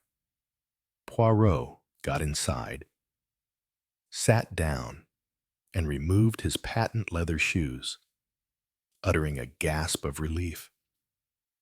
Now, we return to London, he said. The chauffeur closed the door, returned to his seat, and the car purred quietly away. The sight of a young man standing by the roadside, furiously thumbing a ride, was not an unusual one. Poirot's eyes rested almost indifferently on this member of the fraternity, a brightly dressed young man with long and exotic hair. There were many such, but in the moment of passing him, Poirot suddenly sat upright and addressed the driver. "If you please, stop. Yes, and if you can reverse a little. There is someone requesting a lift." The chauffeur turned an incredulous eye over his shoulder. It was the last remark he would have expected. However, Poirot was gently nodding his head, so he obeyed. The young man called David advanced to the door. "Thought you weren't going to stop for me," he said cheerfully. "Much obliged, I'm sure." He got in, removed a small pack from his shoulders, and let it slide to the floor, smoothed down his copper-brown locks. "So you recognized me," he said. "You are perhaps somewhat conspicuously dressed." "Oh, do you think so?" "Not really. I'm just one of a band of brothers." "The School of Van Dyke." "Very dressy." "Oh, I've never thought of it like that." "Yes, there may be something in what you say." "You should wear a cavalier's hat," said Poirot, "and a lace collar. If I might advise." "Oh, I don't think we go quite as far as that." The young man laughed. "How Mrs. Restrick dislikes the mere sight of me. Actually, I reciprocate her dislike. I don't care much for Restrick, either. There is something singularly unattractive about successful tycoons, don't you think? It depends on the point of view. You have been paying attentions to the daughter." "I understand." "That is such a nice phrase," said David. "Paying attentions to the daughter. I suppose it might be called that, but there's plenty of 50-50 about it. You know, she's paying attention to me, too." "Where is Mademoiselle now?" David turned his head rather sharply. "And why do you ask?" "That I should like to meet her." He shrugged his shoulders. "I don't believe she'd be your type, you know, any more than I am. Norma's in London." "But you said to her stepmother, 'Oh, we don't tell stepmothers everything.' And where is she in London?" "She works in an interior decorator's down the King's Road, somewhere in Chelsea. Can't remember the name of it for the moment. Susan Phelps, I think. But that is not where she lives, I presume." "You have her address?" "Oh, yes, a great block of flats." "I don't really understand your interest." "One is interested in so many things." "What do you mean? What brought you to that house? What is its name?" "Crosshedges today." "Brought you secretly into the house and up the stairs?" "I came in the back door, I admit." "What were you looking for upstairs?" "That's my business. I don't want to be rude, but aren't you being rather nosy?" "Yes. I am displaying curiosity. I would like to know exactly where this young lady is." "I see. Dear Andrew and dear Mary Lord Rot, M are employing you. Is that it?" "They are trying to find her." "As yet," said Poirot. "I do not think they know that she is missing. Someone must be employing you." "You are exceedingly perceptive," said Poirot. He leant back. "I wondered what you were up to," said David. "That's why I hailed you. I hoped you'd stop and give me a bit of dope." "She's my girl. You know that. I suppose I understand that that is supposed to be the idea," said Poirot cautiously. If so, you should know where she is. Is that not so, Mr. I am sorry. I do not think I know your name beyond, that is, that your Christian name is David. Baker, perhaps, Mr. Baker? You have had a quarrel? No, we haven't had a quarrel. Why should you think we had Miss Norma Restarrick left cross hedges on Sunday evening? Or was it Monday morning? It depends. There is an early bus you can take, gets you to London a little after 10. It would make her a bit late at work, but not too much. Usually she goes back on Sunday night. She left there Sunday night, but she has not arrived at Borodine Mansions. Apparently not. So Claudia says, this Miss Reese Holland, that is her name. Is it not? Was she surprised or worried? Good Lord. No. Why should she be? They don't keep tabs on each other all the time. These girls. But you thought she was going back there? She didn't go back to work either. They're fed up at the shop. I can tell you. Are you worried, Mr. Baker? No. Naturally, I mean. Well, I'm damned if I know. I don't see any reason I should be worried. Only time's getting on. What is it today? Thursday. She has not quarreled with you. No, we don't quarrel. But you are worried about her, Mr. Baker. What business is it of yours? It is no business of mine. But there has, I understand, been trouble at home. She does not like her stepmother. Quite right, too. She's a bitch. That woman, hard as nails. She doesn't like Norma either. She has been ill, has she not? She had to go to hospital. Who are you talking about? Norma? No, I am not talking about Miss Restarrick. I am talking about Mrs. Restarrick. I believe she did go into a nursing home. No reason she should. Strong as a horse, I'd say. And Miss Restarrick hates her stepmother. She's a bit unbalanced sometimes. Norma, you know, goes off the deep end, I tell you. Girls always hate their stepmothers. Does that always make stepmothers ill? Ill enough to go to hospital? What the hell are you getting at? Gardening, perhaps, or the use of weed killer. What do you mean by talking about weed killer? Are you suggesting that Norma, that she'd dream of that? People talk, said Poirot. Talk goes round the neighborhood. Do you mean that somebody has said that Norma has tried to poison her stepmother? That's ridiculous. It's absolutely absurd. It is very unlikely. I agree, said Poirot. Actually, people have not been saying that. Oh, sorry. I misunderstood. But what did you mean?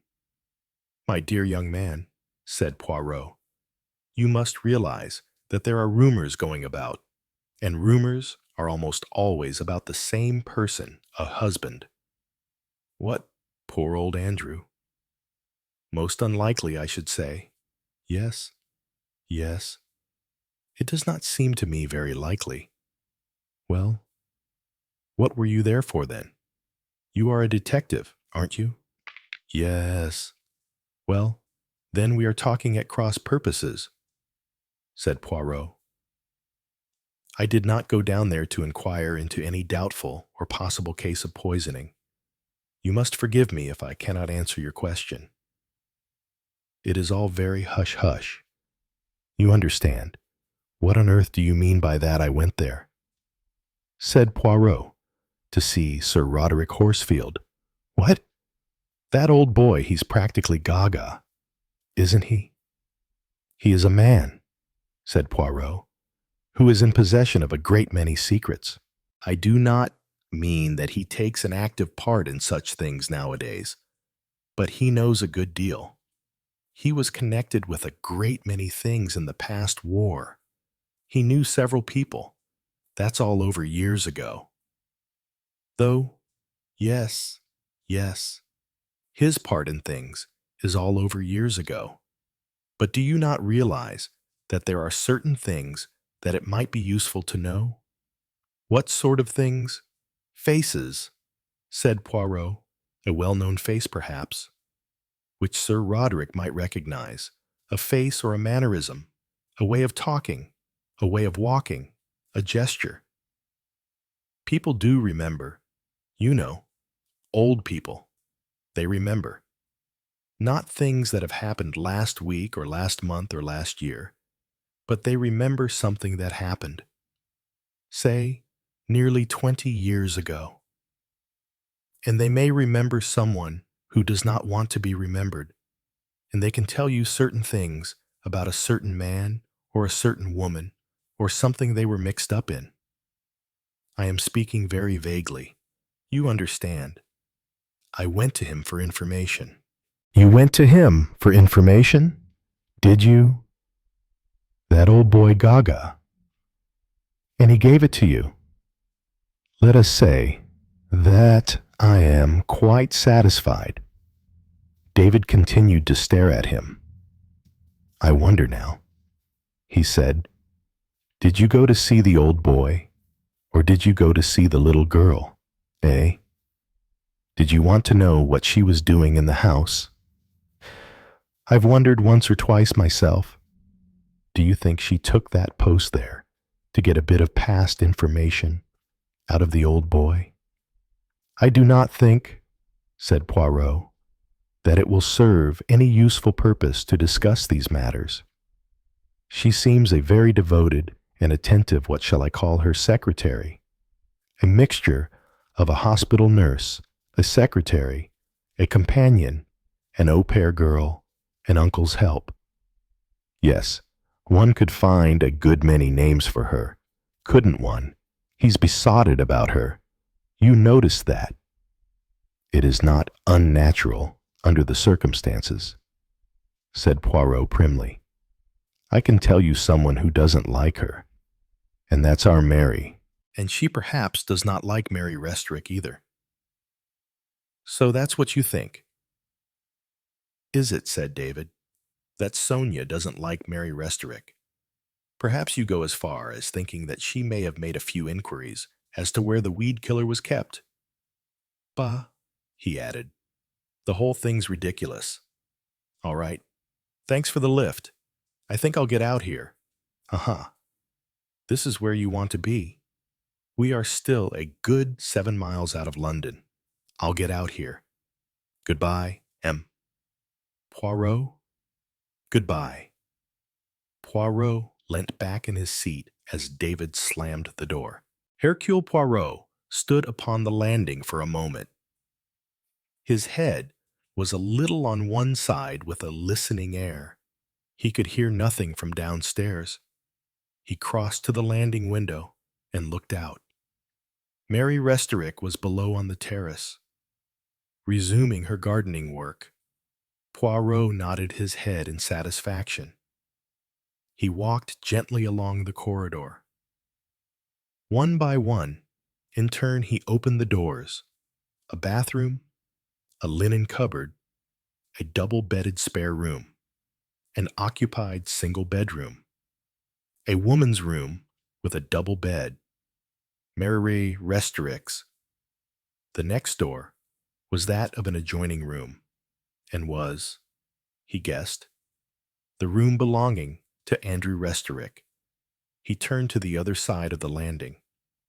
The door he opened first was a single bedroom. It was not, he judged, occupied at the time, but it was a room which possibly was occupied at weekends. There were toilet brushes on the dressing table. He listened carefully, then tiptoed in. He opened the wardrobe. Yes, there were some clothes hanging up there. Country clothes. There was a writing table, but there was nothing on it.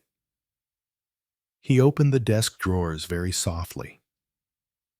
There were a few odds and ends, a letter or two, but the letters were trivial and dated some time ago.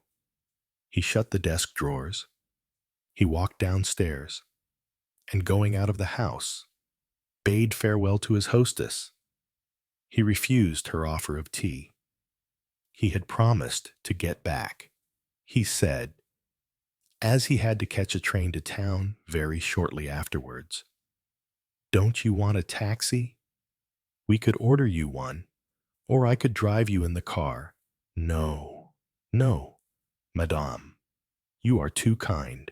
Poirot walked back to the village and turned down the lane by the church. He crossed a little bridge over a stream.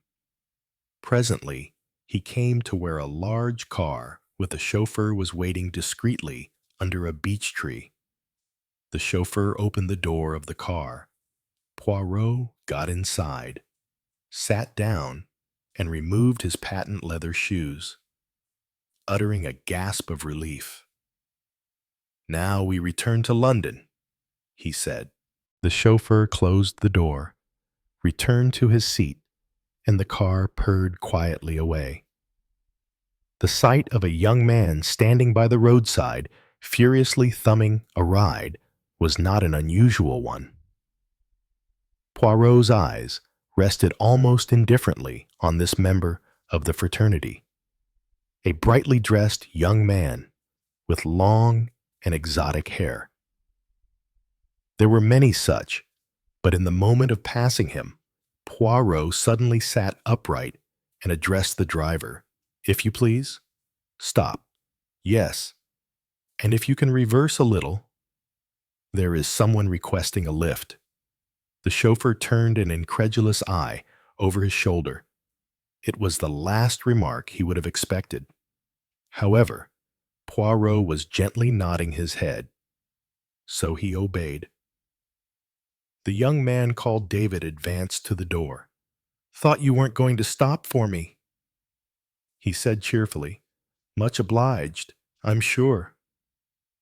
He got in, removed a small pack from his shoulders, and let it slide to the floor, smoothed down his copper-brown locks. "So you recognized me," he said. "You are perhaps somewhat conspicuously dressed." "Oh, do you think so?" "Not really. I'm just one of a band of brothers. The school of Van Dyck. Very dressy." "Oh, I've never thought of it like that. Yes, there may be something in what you say. You should wear a cavalier's hat," said Poirot, "and a lace collar. If I might advise?" "Oh, I don't think we go quite as far as that." The young man laughed. "How Mrs. Restorick dislikes the mere sight of me. Actually, I reciprocate her dislike. I don't care much for Restorick, either. There is something singularly unattractive about successful tycoons, don't you think? It depends on the point of view. You have been paying attentions to the daughter. I understand. That is such a nice phrase," said David. "Paying attentions to the daughter. I suppose it might be called that, but there's plenty of 50-50 about it. You know, she's paying attention to me, too." "Where is Mademoiselle now?" David turned his head rather sharply. "And why do you ask that I should like to meet her?" He shrugged his shoulders. "I don't believe she'd be your type, you know, any more than I am. Norma's in London." "But you said to her stepmother—" "We don't tell stepmothers everything." "And where is she in London?" "She works in an interior decorator's down the King's Road somewhere in Chelsea. Can't remember the name of it for the moment. Susan Phelps, I think. But that is not where she lives, I presume." "You have her address, oh yes. A great block of flats." "I don't really understand your interest." "One is interested in so many things." "What do you mean? What brought you to that house? What is its name?" "Cross Hedges today." "Brought you secretly into the house and up the stairs." "I came in the back door." I admit. What were you looking for upstairs? That's my business. I don't want to be rude, but aren't you being rather nosy? Yes, I am displaying curiosity. I would like to know exactly where this young lady is. I see. Dear Andrew and dear Mary Lord Rot, are employing you. Is that it? They are trying to find her. As yet, said Poirot, I do not think they know that she is missing. Someone must be employing you. You are exceedingly perceptive, said Poirot. He leant back. I wondered what you were up to, said David. That's why I hailed you. I hoped you'd stop and give me a bit of dope. She's my girl. You know that. I suppose I understand that that is supposed to be the idea, said Poirot cautiously. If so, you should know where she is. Is that not so? Mr. I am sorry. I do not think I know your name beyond, that is, that your Christian name is David Baker. Perhaps Mr. Baker? You have had a quarrel. No, we haven't had a quarrel. Why should you think we had Miss Norma Restorick left Cross Hedges on Sunday evening? Or was it Monday morning? It depends. There is an early bus you can take. Gets you to London a little after 10. It would make her a bit late at work, but not too much. Usually she goes back on Sunday night. She left there Sunday night, but she has not arrived at Borodine Mansions. Apparently not. So Claudia says, this Miss Reese Holland, that is her name, is it not? Was she surprised or worried? Good Lord, no. Why should she be? They don't keep tabs on each other all the time. These girls. But you thought she was going back there. She didn't go back to work either. They're fed up at the shop. I can tell you. Are you worried, Mr. Baker? No. Naturally, I mean. Well, I'm damned if I know. I don't see any reason I should be worried. Only time's getting on. What is it today? Thursday? She has not quarreled with you. No, we don't quarrel. But you are worried about her, Mr. Baker. What business is it of yours? It is no business of mine. But there has, I understand, been trouble at home. She does not like her stepmother. Quite right, too. She's a bitch. That woman, hard as nails. She doesn't like Norma either. She has been ill, has she not? She had to go to hospital. Who are you talking about, Norma? Neat. I am not talking about Miss Restorick. I am talking about Mrs. Restorick. I believe she did go into a nursing home. No reason she should strong as a horse. I'd say, and Miss Restorick hates her stepmother. She's a bit unbalanced sometimes. Norma, you know, goes off the deep end. I tell you, girls always hate their stepmothers. Does that always make stepmothers ill? Ill enough to go to hospital? What the hell are you getting at? Gardening, perhaps, or the use of weed killer. What do you mean by talking about weed killer? Are you suggesting that Norma, that she'd dream of that? People talk, said Poirot. Talk goes round the neighborhood. Do you mean that somebody has said that Norma has tried to poison her stepmother? That's ridiculous.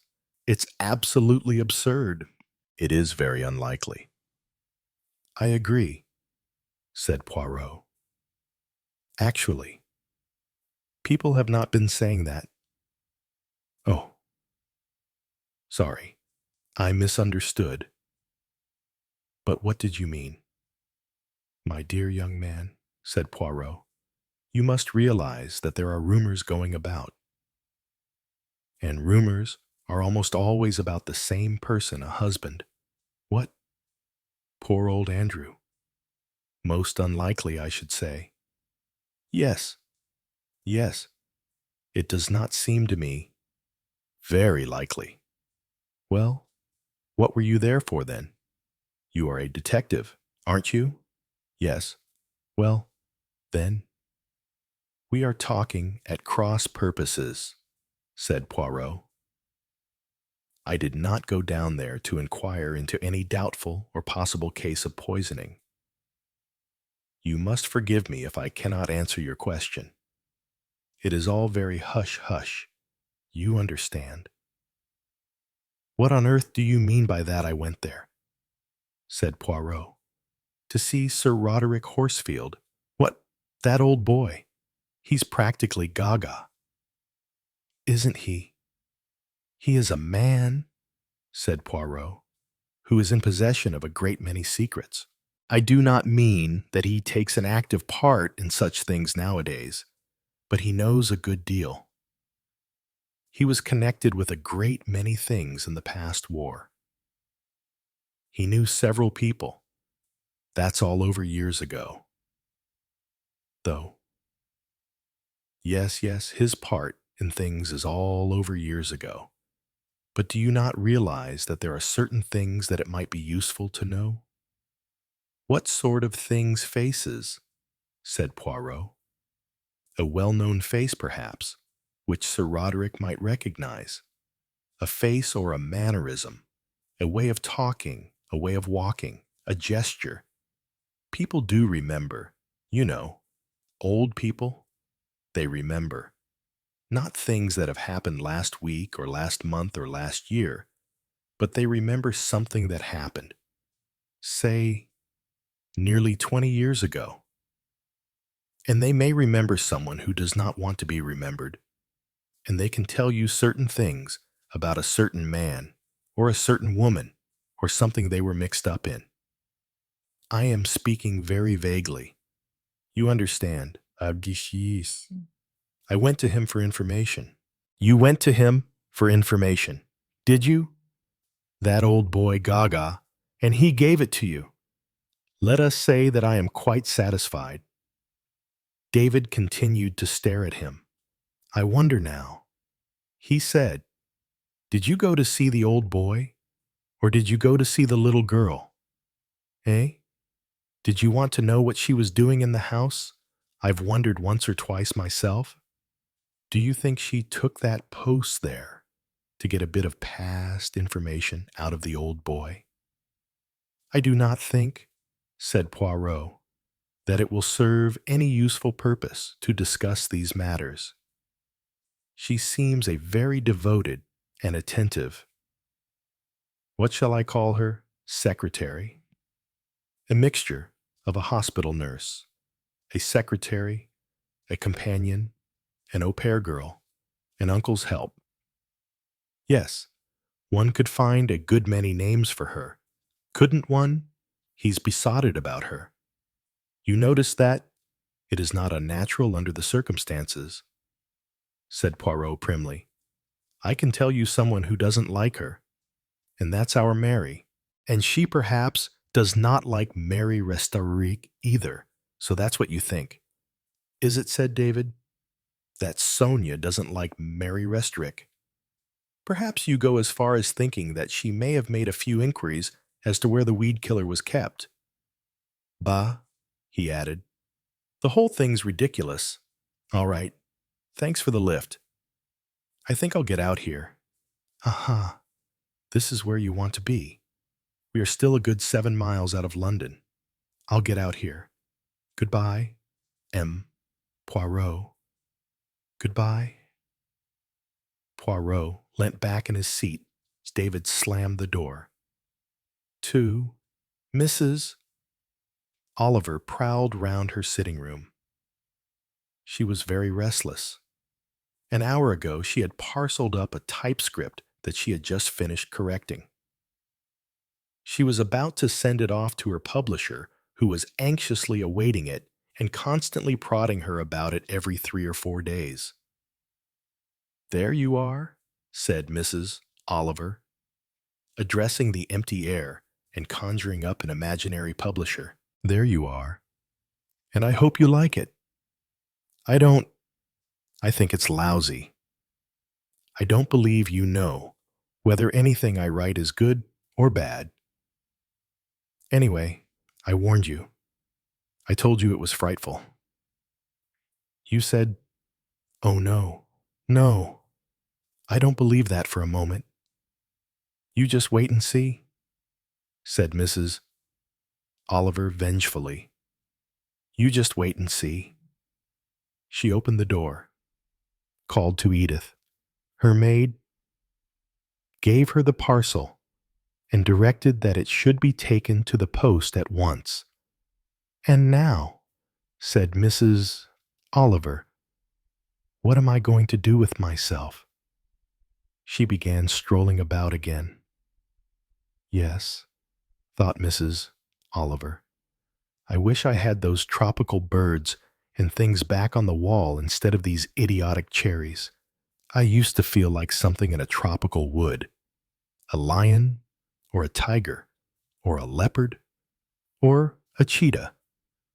What could I possibly feel like in a cherry orchard except a bird scarer? She looked round again, cheeping like a bird. That's what I ought to be doing, she said gloomily. Eating cherries. I wish it was the right time of year for cherries. I'd like some cherries. I wonder now. She went to the telephone. I will ascertain. Madam, said the voice of George in answer to her inquiry. Presently another voice spoke. Hercule Poirot, at your service. Madame, he said. Where have you been, said Mrs. Oliver. You've been away all day. I suppose you went down to look up the Restoricks? Is that it? Did you see Sir Roderick? What did you find out? Nothing, said Hercule Poirot. How dreadfully dull, said Mrs. Oliver. No, I do not think it is really so dull. It is rather astonishing that I have not found out anything.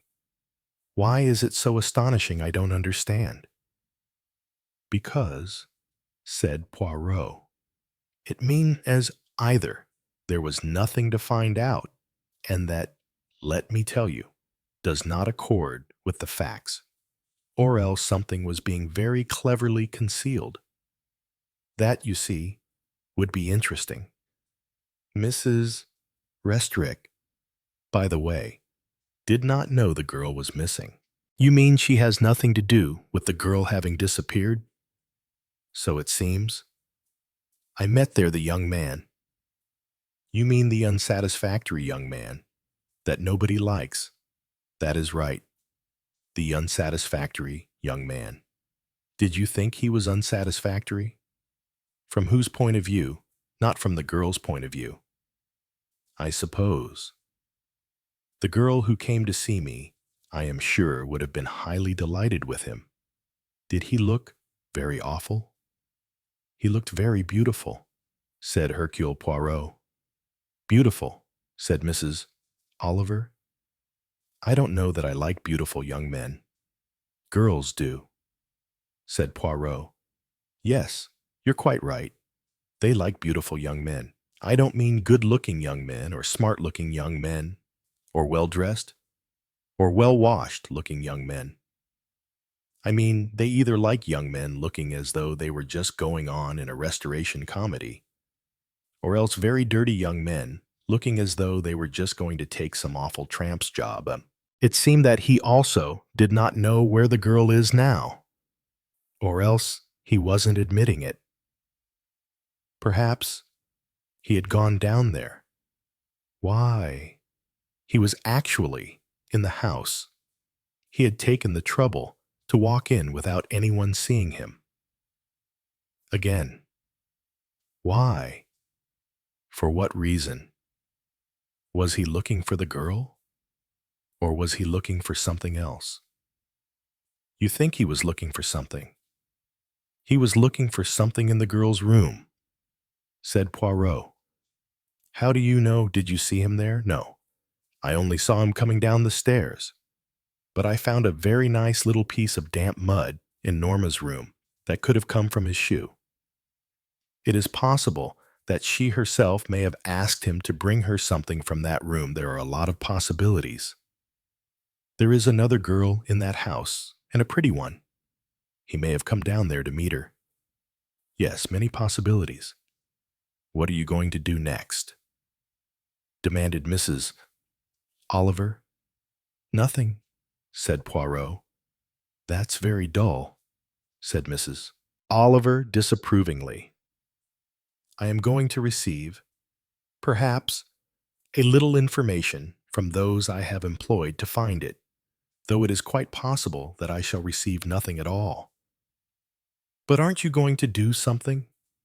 Not till the right moment, said Poirot. Well, I shall, said Mrs. Oliver. Pray be very careful. He implored her. What nonsense! What could happen to me? Where there is murder, anything can happen.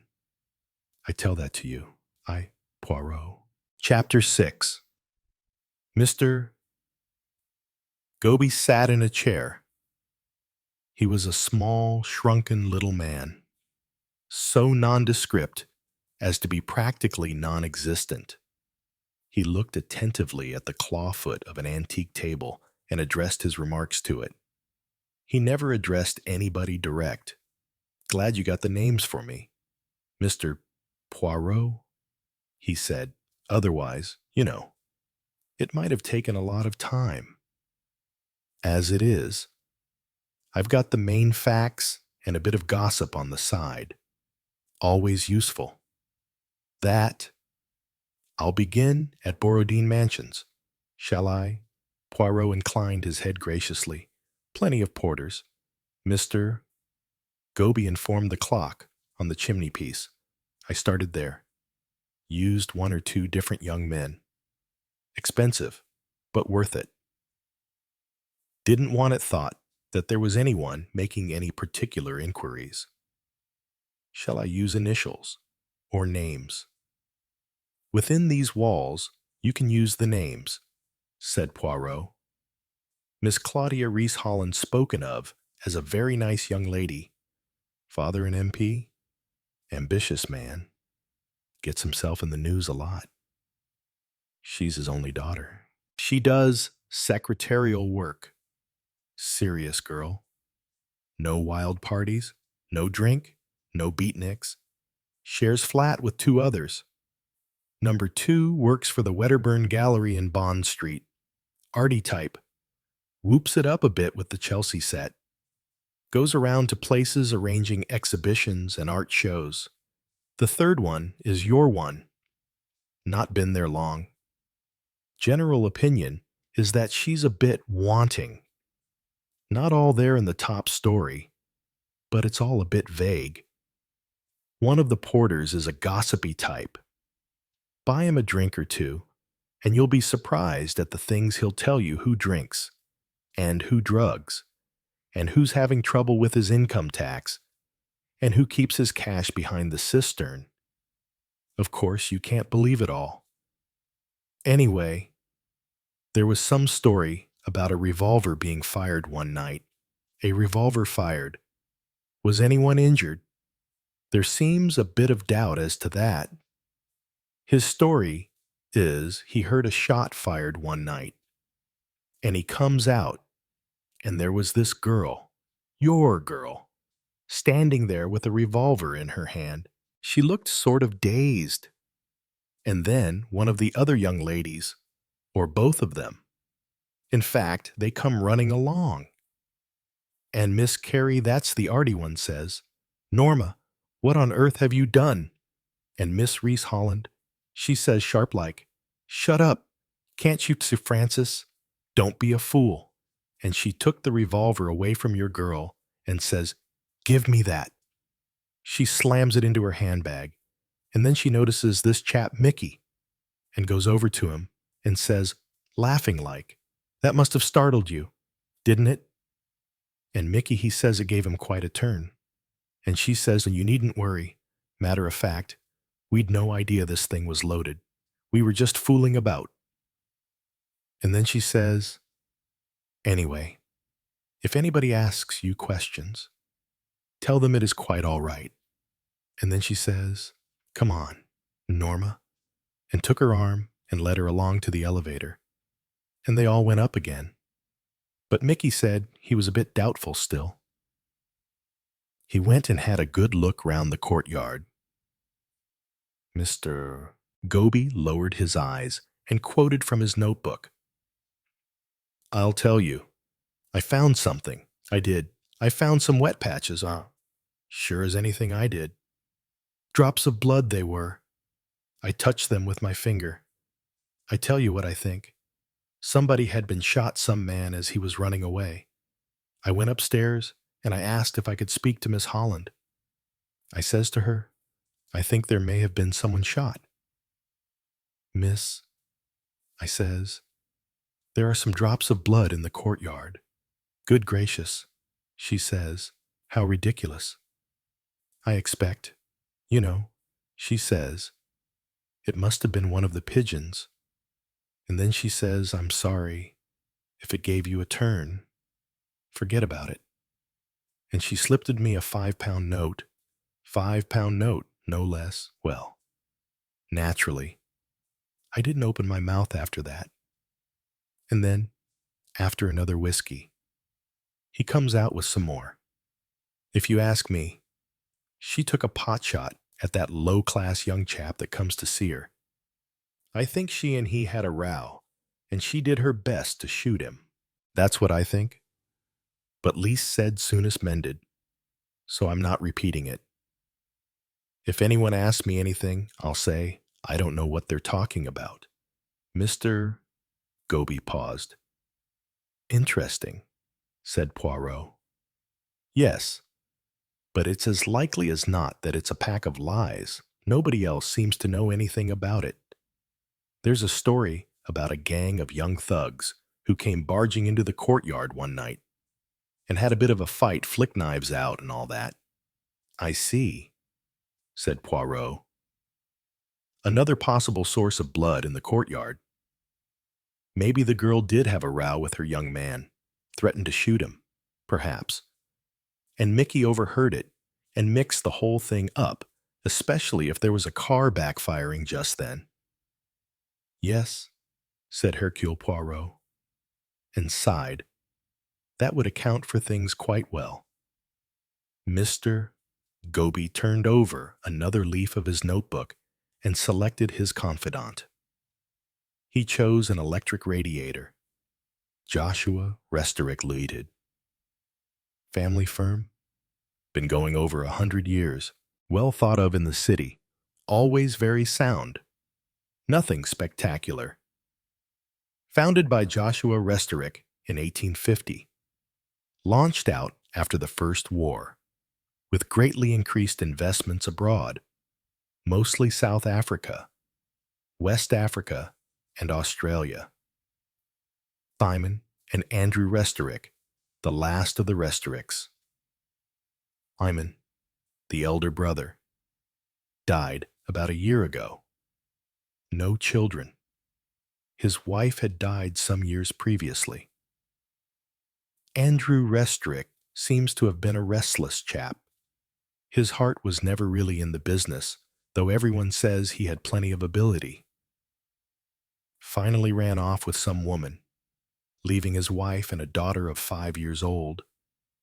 Went to South Africa, Kenya, and various other places. No divorce. His wife died 2 years ago. Had been an invalid for some time. He traveled about a lot, and wherever he went, he seems to have made money. Concessions for minerals mostly. Everything he touched prospered. After his brother's death, he seems to have decided it was time to settle down. He'd married again, and he thought the right thing to do was to come back and make a home for his daughter. They're living at the moment with his uncle, Sir Roderick Horsfield. Uncle by marriage, that is. That's only temporary. His wife's looking at houses all over London. Expense no object. They're rolling in money. Poirot sighed. I know, he said. What you outlined to me is a success story. Everyone makes money. Everybody is of good family and highly respected. Their relations are distinguished. They are well thought of in business circles. There is only one cloud in the sky, a girl who is said to be a bit wanting, a girl who is mixed up with a dubious boyfriend who has been on probation more than once, a girl who may quite possibly have tried to poison her stepmother, and who either suffers from hallucinations or else has committed a crime, I tell you. None of that accords well with the success story you have brought me. Mr. Goby shook his head sadly and said rather obscurely, There's one in every family. This Mrs. Restorick is quite a young woman. I presume she is not the woman he originally ran away with. Oh no, that bust up quite soon. She was a pretty bad lot, by all accounts, and a Tartar as well. He was a fool ever to be taken in by her. Mr. Goby shut his notebook and looked inquiringly at Poirot. Anything more you want me to do? Yes. I want to know a little more about the late Mrs. Andrew Restorick. She was an invalid. She was frequently in nursing homes. What kind of nursing homes? Mental homes, I take your point. Mr. Poirot. And any history of insanity in the family, on either side, I'll see to it. Mr. Poirot. Mr. Goby rose to his feet. Then I'll take leave of you, sir. Good night. Poirot remained thoughtful after Mr. Goby had left. He raised and lowered his eyebrows. He wondered. He wondered very much. Then he rang Mrs. Oliver. I told you before, he said, to be careful. I repeat that. Be very careful. Careful of what said Mrs. Oliver. Of yourself? I think there might be danger. Danger to anyone who goes poking about where they are not wanted. There is murder in the air. I do not want it to be yours. Have you had the information you said you might have? Yes, said Poirot. I have had a little information. Mostly rumor and gossip. But it seems something happened at Bourdain Mansions. What sort of thing, blood in the courtyard? Said Poirot. Really, said Mrs. Oliver. That's just like the title of an old-fashioned detective story. The stain on the staircase. I mean, nowadays, you say something more like, she asked for death. Perhaps there may not have been blood in the courtyard. Perhaps it is only what an imaginative Irish porter imagined. Probably an upset milk bottle, said Mrs. Oliver. He couldn't see it at night. What happened, Poirot did not answer directly. The girl thought she might have committed a murder. Was that the murder she meant?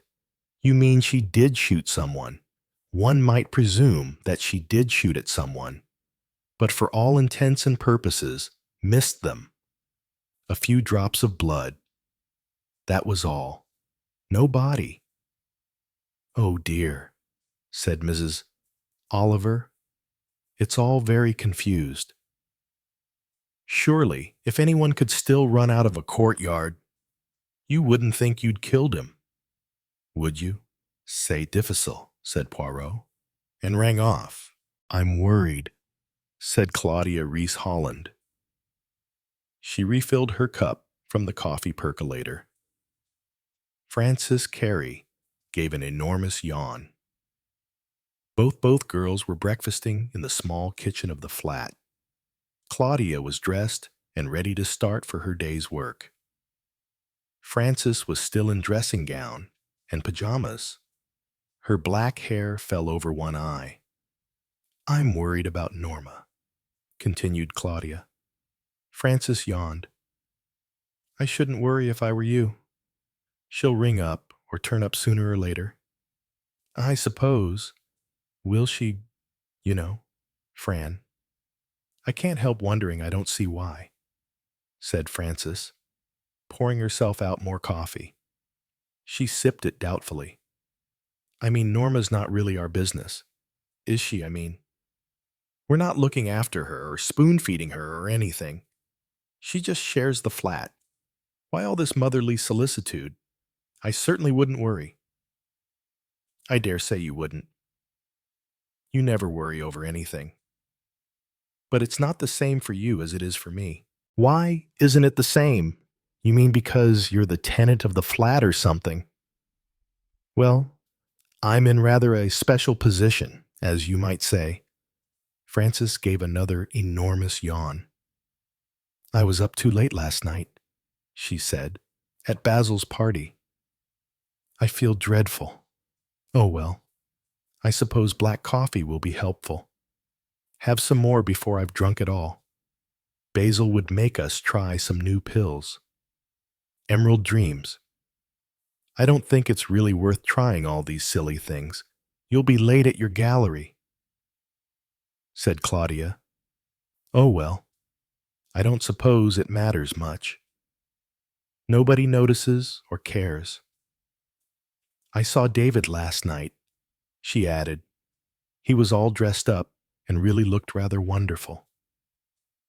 Now don't say you're falling for him, too. Fran, he really is too awful. Oh, I know you think so. You're such a conventional type. Claudia, not at all. But I cannot say I care for all your arty set. Trying out all these drugs and passing out or getting fighting mad. Frances looked amused. I'm not a drug fiend, dear. I just like to see what these things are like. And some of the gang are all right. David can paint. You know, if he wants to. David doesn't very often want to. Though, does he? You've always got your knife into him. Claudia, you hate him coming here to see Norma. And talking of knives, I've been worrying, said Frances slowly, whether to tell you something or not. Claudia glanced at her wristwatch. I haven't got time now, she said. You can tell me this evening if you want to tell me something. Anyway, I'm not in the mood. Oh dear, she sighed. I wish I knew what to do. About Norma. Yes, I'm wondering if her parents ought to know that we don't know where she is. That would be very unsporting. Poor Norma. Why shouldn't she slope off on her own if she wants to? Well, Norma isn't exactly. Claudia stopped. No, she isn't. Is she non compos mentis? That's what you meant, Have you rung up that terrible place where she works homebirds, or whatever it's called? Oh, yes, of course you did. I remember. So where is, she demanded Claudia. Did David say anything last night? David didn't seem to know. Really, Claudia, I can't see that it matters. It matters for me, said Claudia, because my boss happens to be her father. Sooner or later, if anything peculiar has happened to her, they'll ask me why I didn't mention the fact that she hadn't come home. Yes, I suppose they might pitch on you, but there's no real reason, is there? Why Norma should have to report to us every time she's going to be away from here for a day or two, or even a few nights. I mean, she's not a paying guest or anything. You're not in charge of the girl. No, but Mr. Restorick did mention he felt glad to know that she had got a room here with us. So that entitles you to go and tittle-tattle about her every time she's absent without leave. She's probably got a crush on some new man. She's got a crush on David. said Claudia. Are you sure she isn't holed up at his place? Oh, I shouldn't think so. He doesn't really care for her. You know, you'd like to think he doesn't, said Claudia. You are rather sweet on David yourself. Certainly not, said Francis sharply. Nothing of the kind. David's really keen on her, said Claudia. If not, why did he come round looking for her here the other day? You soon marched him out again, said Francis. I think, she added, getting up and looking at her face in a rather unflattering small kitchen mirror. I think it might have been me he really came to see. You're too idiotic. He came here looking for Norma. That girl's mental, said Francis. Sometimes I really think she is. Well, I know she is. Look here, Claudia, I'm going to tell you that something now. You ought to know. I broke the string of my bra the other day, and I was in a hurry. I know you don't like anyone fiddling with your things. I certainly don't, said Claudia, but Norma never minds, or doesn't notice. Anyway, I went into her room, and I rootled in her drawer, and I found something. A knife. A knife, said Claudia. Surprised. What sort of a knife? You know we had that sort of shindy thing in the courtyard. A group of beats. Teenagers who'd come in here and were having a fight with flick knives and all that. And Norma came in just after. Yes, I remember. One of the boys got stabbed. So a reporter told me, and he ran away. Well, the knife in Norma's drawer was a flick knife. It had got a stain on it, looked like dried blood. Francis, you're being absurdly dramatic. Perhaps, but I'm sure that's what it was. And what on earth was that doing, hidden away in Norma's drawer? I should like to know. I suppose she might have picked it up. What a souvenir. And hidden it away and never told us. What did you do with it? I put it back, said Francis slowly. I didn't know what else to do. I couldn't decide whether to tell you or not. Then yesterday I looked again, and it was gone. Claudia, not a trace of it. You think she sent David here to get it? Well, she might have done. I tell you, Claudia, in future, I'm going to keep my door locked at night. Chapter 7. Mrs. Oliver woke up dissatisfied. She saw stretching before her a day with nothing to do. Having packed off her completed manuscript with a highly virtuous feeling, work was over. She had now only, as many times before, to relax, to enjoy herself, to lie fallow until the creative urge became active once more. She walked about her flat in a rather aimless fashion, touching things, picking them up, putting them down, looking in the drawers of her desk, realizing that there were plenty of letters there to be dealt with, but feeling also that in her present state of virtuous accomplishment, she was certainly not going to deal with anything so tiresome as that now. She wanted something interesting to do. She wanted what did she want? She thought about the conversation she had had with Hercule Poirot, the warning he had given her, ridiculous. After all, why shouldn't she participate in this problem, which she was sharing with Poirot? Poirot might choose to sit in a chair, put the tips of his fingers together, and set his gray cells whirring to work while his body reclined comfortably within four walls. That was not the procedure that appealed to Ariadne Oliver. She had said very forcibly, that she at least was going to do something. She was going to find out more about this mysterious girl. Where was Norma Restorick? What was she doing? What more could she, Ariadne Oliver, find out about her? Mrs. Oliver prowled about, more and more disconsolate. What could one do? It wasn't very easy to decide. Go somewhere and ask questions. Should she go down to Long Basing? But Poirot had already been there and found out presumably what there was to be found out. And what excuse could she offer for barging into Sir Roderick Horsfield's house? She considered another visit to Borodine Mansions. Something still to be found out there. Perhaps she would have to think of another excuse for going there. Jane.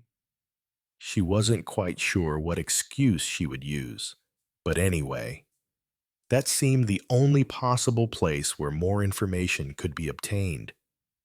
What was the time, 10 a.m.? There were certain possibilities. On the way there, she concocted an excuse. Not a very original excuse. In fact, Mrs.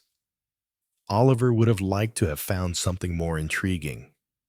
But perhaps, she reflected prudently, it was just as well to keep to something completely everyday and plausible. She arrived at the stately if grim elevation of Borodine Mansions and walked slowly round the courtyard considering it. A porter was conversing with a furniture van. A milkman, pushing his milk float, came to join Mrs. Oliver near the service lift. He rattled bottles, cheerfully whistling, whilst Mrs. Oliver continued to stare abstractedly at the furniture van. Number 76 moving out, explained the milkman to Mrs. Oliver, mistaking her interest. He transferred a clutch of bottles from his float to the lift. Not that she hasn't moved already, in a manner of speaking, he added, emerging again. He seemed a cheery kind of milkman. He pointed a thumb upwards. Pitched herself out of a window 7th floor only a week ago. It was 5 o'clock in the morning. Funny time to choose. Mrs. Oliver didn't think it so funny. Why? Why did she do it?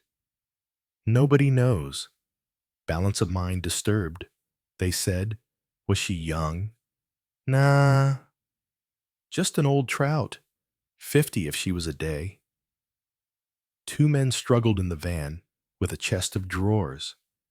It resisted them, and 2 mahogany drawers crashed to the ground. A loose piece of paper floated toward Mrs. Oliver, who caught it. Don't smash everything. Charlie, said the cheerful milkman reprovingly, and went up in the lift with his cargo of bottles. An altercation broke out between the furniture movers. Mrs. Oliver offered them the piece of paper, but they waved it away, making up her mind. Mrs. Oliver entered the building and went up to number 67. A clank came from inside, and presently the door was opened by a middle-aged woman with a mop who was clearly engaged in household labors. Oh, said Mrs. Oliver, using her favorite monosyllable. Good morning. I wonder is anyone in know? I'm afraid not, madame. They're all out. They've gone to work.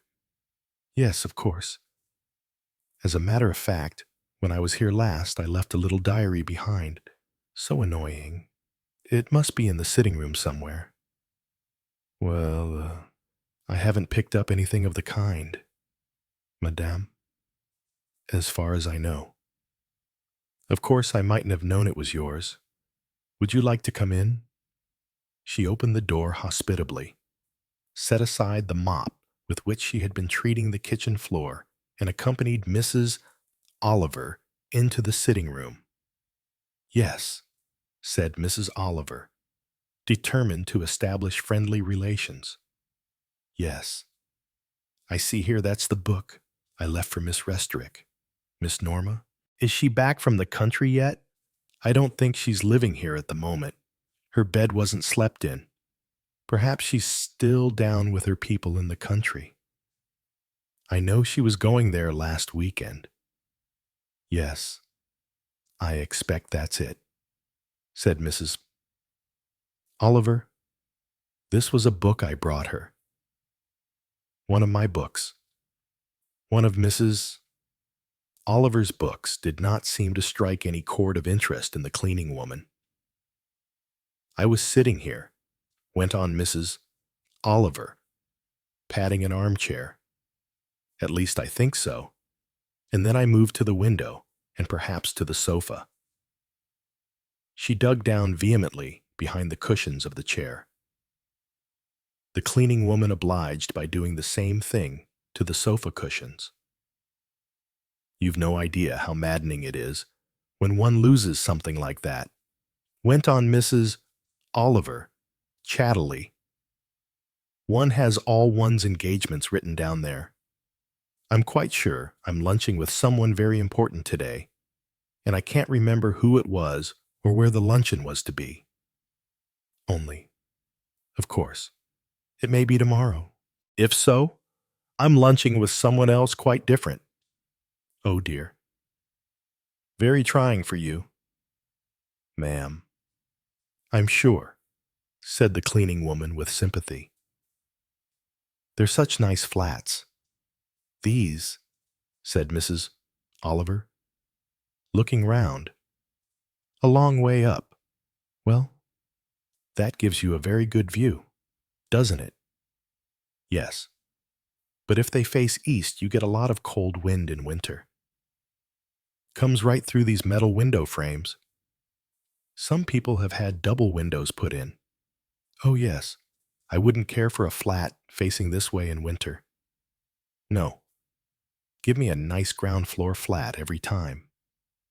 Much more convenient, too, if you've got children. For prams and all that, you know. Oh yes, I'm all for the ground floor. I am. Think if there was to be a fire. Yes, of course, that would be terrible, said Mrs. Oliver. I suppose there are fire escapes. You can't always get to a fire door. Terrified of fire. I am. Always have been. And they're ever so expensive. These flats, you wouldn't believe the rents they ask. That's why Miss Holland, she gets 2 other girls to go in with her. Oh, yes. I think I met them both. Miss Carey's an artist.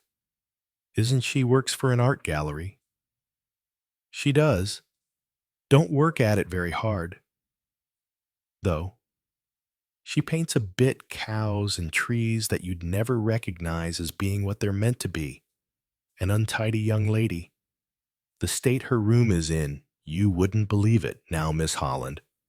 Everything is always as neat as a new pin. She was a secretary in the coal board at one time, but she's a private secretary in the city now. She likes it better. She says she's secretary to a very rich gentleman, just come back from South America or somewhere like that. He's Miss Norma's father, and it was he who asked Miss Holland to take her as a boarder when the last young lady went off to get married, and she mentioned as she was looking for another girl. Well, she couldn't very well refuse. Could she not, since he was her employer? Did she want to refuse? The woman sniffed. I think she would have if she'd known. Known what? The question was too direct. It's not for me to say anything. I'm sure. It's not my business, Mrs. Oliver continued to look mildly inquiring. Mrs. Mopfell? It's not that she isn't a nice young lady. Scatty. But then they're nearly all scatty. But I think as a doctor ought to see her. There are times when she doesn't seem to know rightly what she's doing or where she is. It gives you quite a turn. Sometimes looks just how my husband's nephew does after he's had a fit. Terrible fits he has, you wouldn't believe, only I've never known her have fits. Maybe she takes things a lot due. I believe there is a young man her family doesn't approve of. Yes, so I've heard. He's come here to call for her once or twice, though I've never seen him. One of these mods by all accounts. Miss Holland doesn't like it. But what can you do nowadays? Girls go their own way. Sometimes one feels very upset about girls nowadays, said Mrs. Oliver, and tried to look serious and responsible, not brought up right. That's what I says. I'm afraid not. No, I'm afraid not. One feels really a girl, like Norma Restrick, would be better at home than coming all alone to London and earning her living as an interior decorator. She don't like it at home. Really? Got a stepmother. Girls don't like stepmothers. From what I've heard, the stepmother's done her best. Tried to pull her up. Tried to keep flashy young men out of the house. That sort of thing. She knows girls pick up with the wrong young man, and a lot of harm may come of it. Sometimes, the cleaning woman spoke impressively. I'm thankful I've never had any daughters. Have you got sons? 2 boys. We've got one's doing very well at school, and the other one, he's in a printer's, doing well there too. Yes, very nice boys they are. Mind you, boys can cause you trouble. Too, but girls is more worrying. I think you feel you ought to be able to do something about them. Yes, said Mrs. Oliver, thoughtfully. One does feel that. She saw signs of the cleaning woman wishing to return to her cleaning. It's too bad about my diary. She said, well, thank you very much, and I hope I haven't wasted your time. Well, I hope you'll find it. I'm sure, said the other woman obligingly. Mrs. Oliver went out of the flat and considered what she should do next. She couldn't think of anything she could do further that day, but a plan for tomorrow began to form in her mind. When she got home, Mrs. Oliver, in an important way, got out a notebook and jotted down in it various things under the heading, Facts I Have Learned. On the whole, the facts did not amount to very much, but Mrs.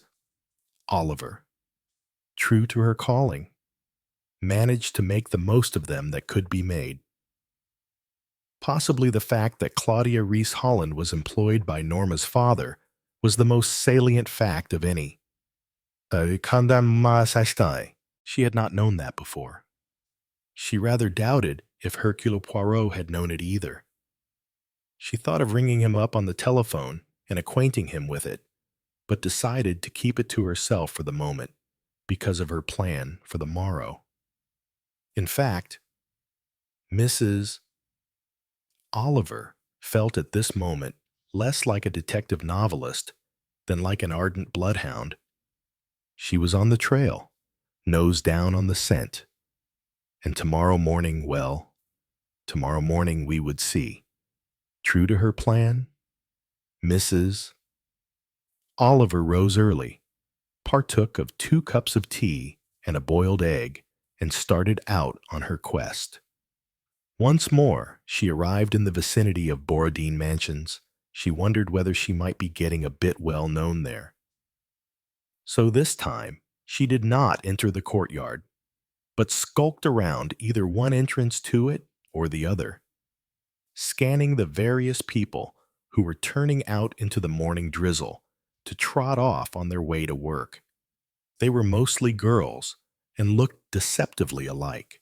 How extraordinary human beings were when you considered them like this, emerging purposefully from these large, tall buildings, just like anthills, thought Mrs. Oliver. One had never considered an anthill properly. She decided it always looked so aimless, as one disturbed it with the toe of a shoe. All those little things rushing about with bits of grass in their mouths, streaming along industriously, worried, anxious, looking as though they were running to and fro and going nowhere. But presumably they were just as well organized as these human beings here. That man, for instance, who had just passed her, scurrying along, muttering to himself. "I wonder what's upsetting you," thought Mrs. Oliver. She walked up and down a little more. Then she drew back suddenly. Claudia Reese Holland came out of the entranceway, walking at a brisk, businesslike pace. As before, she looked very well turned out. Mrs. Oliver turned away so that she should not be recognized, and once she had allowed Claudia to get a sufficient distance ahead of her, she wheeled round again and followed in her tracks. Claudia Reese Holland came to the end of the street and turned right into a main thoroughfare. She came to a bus stop and joined the queue. Mrs. Oliver, still following her, felt a momentary uneasiness. Supposing Claudia should turn round, look at her, recognize her. All Mrs. Oliver could think of was to do several protracted but noiseless blows of the nose. But Claudia Reese Holland seemed totally absorbed in her own thoughts. She looked at none of her fellow waiters for buses. Mrs. Oliver was about third in the queue behind her.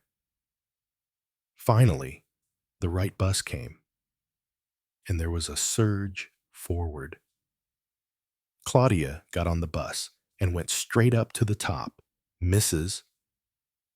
Oliver got inside and was able to get a seat close to the door as the uncomfortable third person. When the conductor came round for fares, Mrs. Oliver pressed a reckless 1 and 6pence into his hand. After all, she had no idea by what route the bus went, or indeed how far the distance was to what the cleaning woman had described vaguely as one of those new buildings by St. Paul's.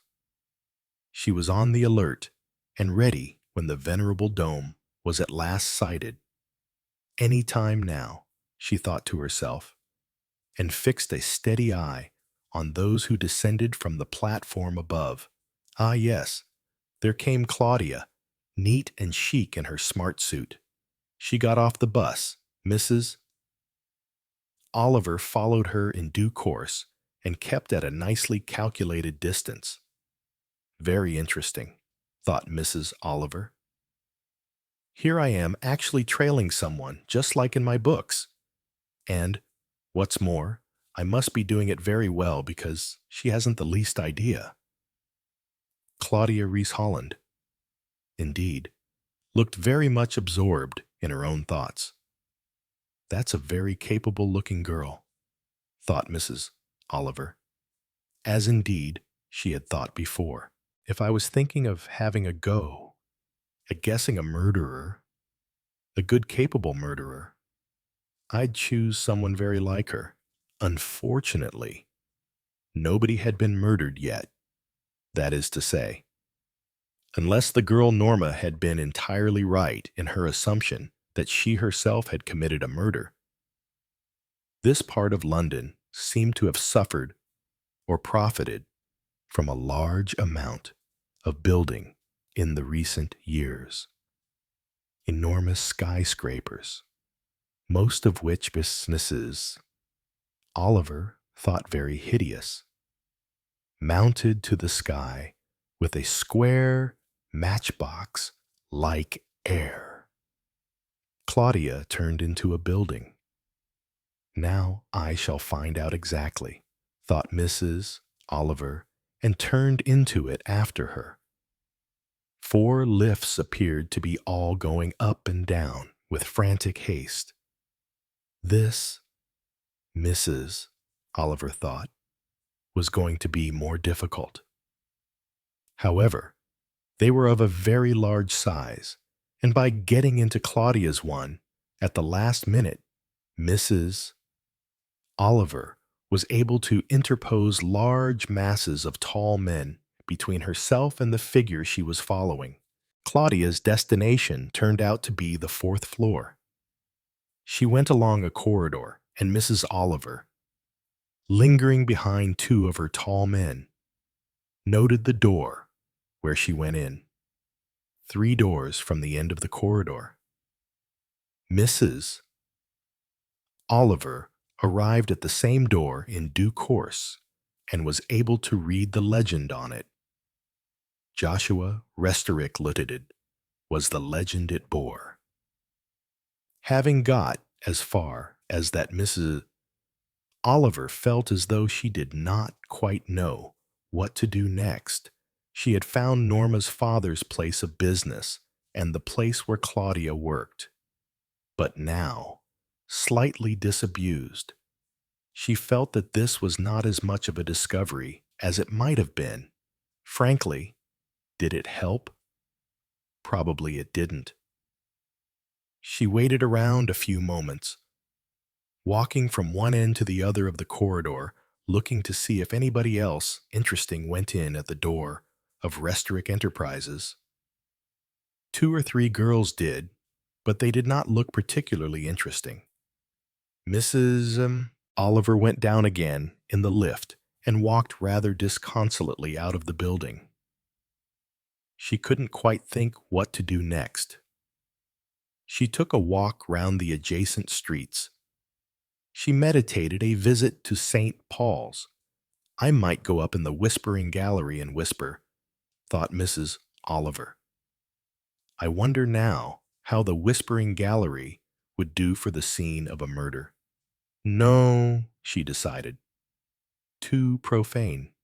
I'm afraid, no, I don't think that would be quite nice. She walked thoughtfully towards the Mermaid Theater. That, she thought, had far more possibilities.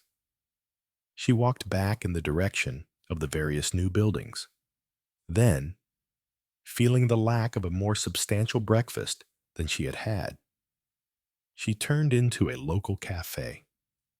It was moderately well filled with people having extra late breakfast or else early 11s. Mrs.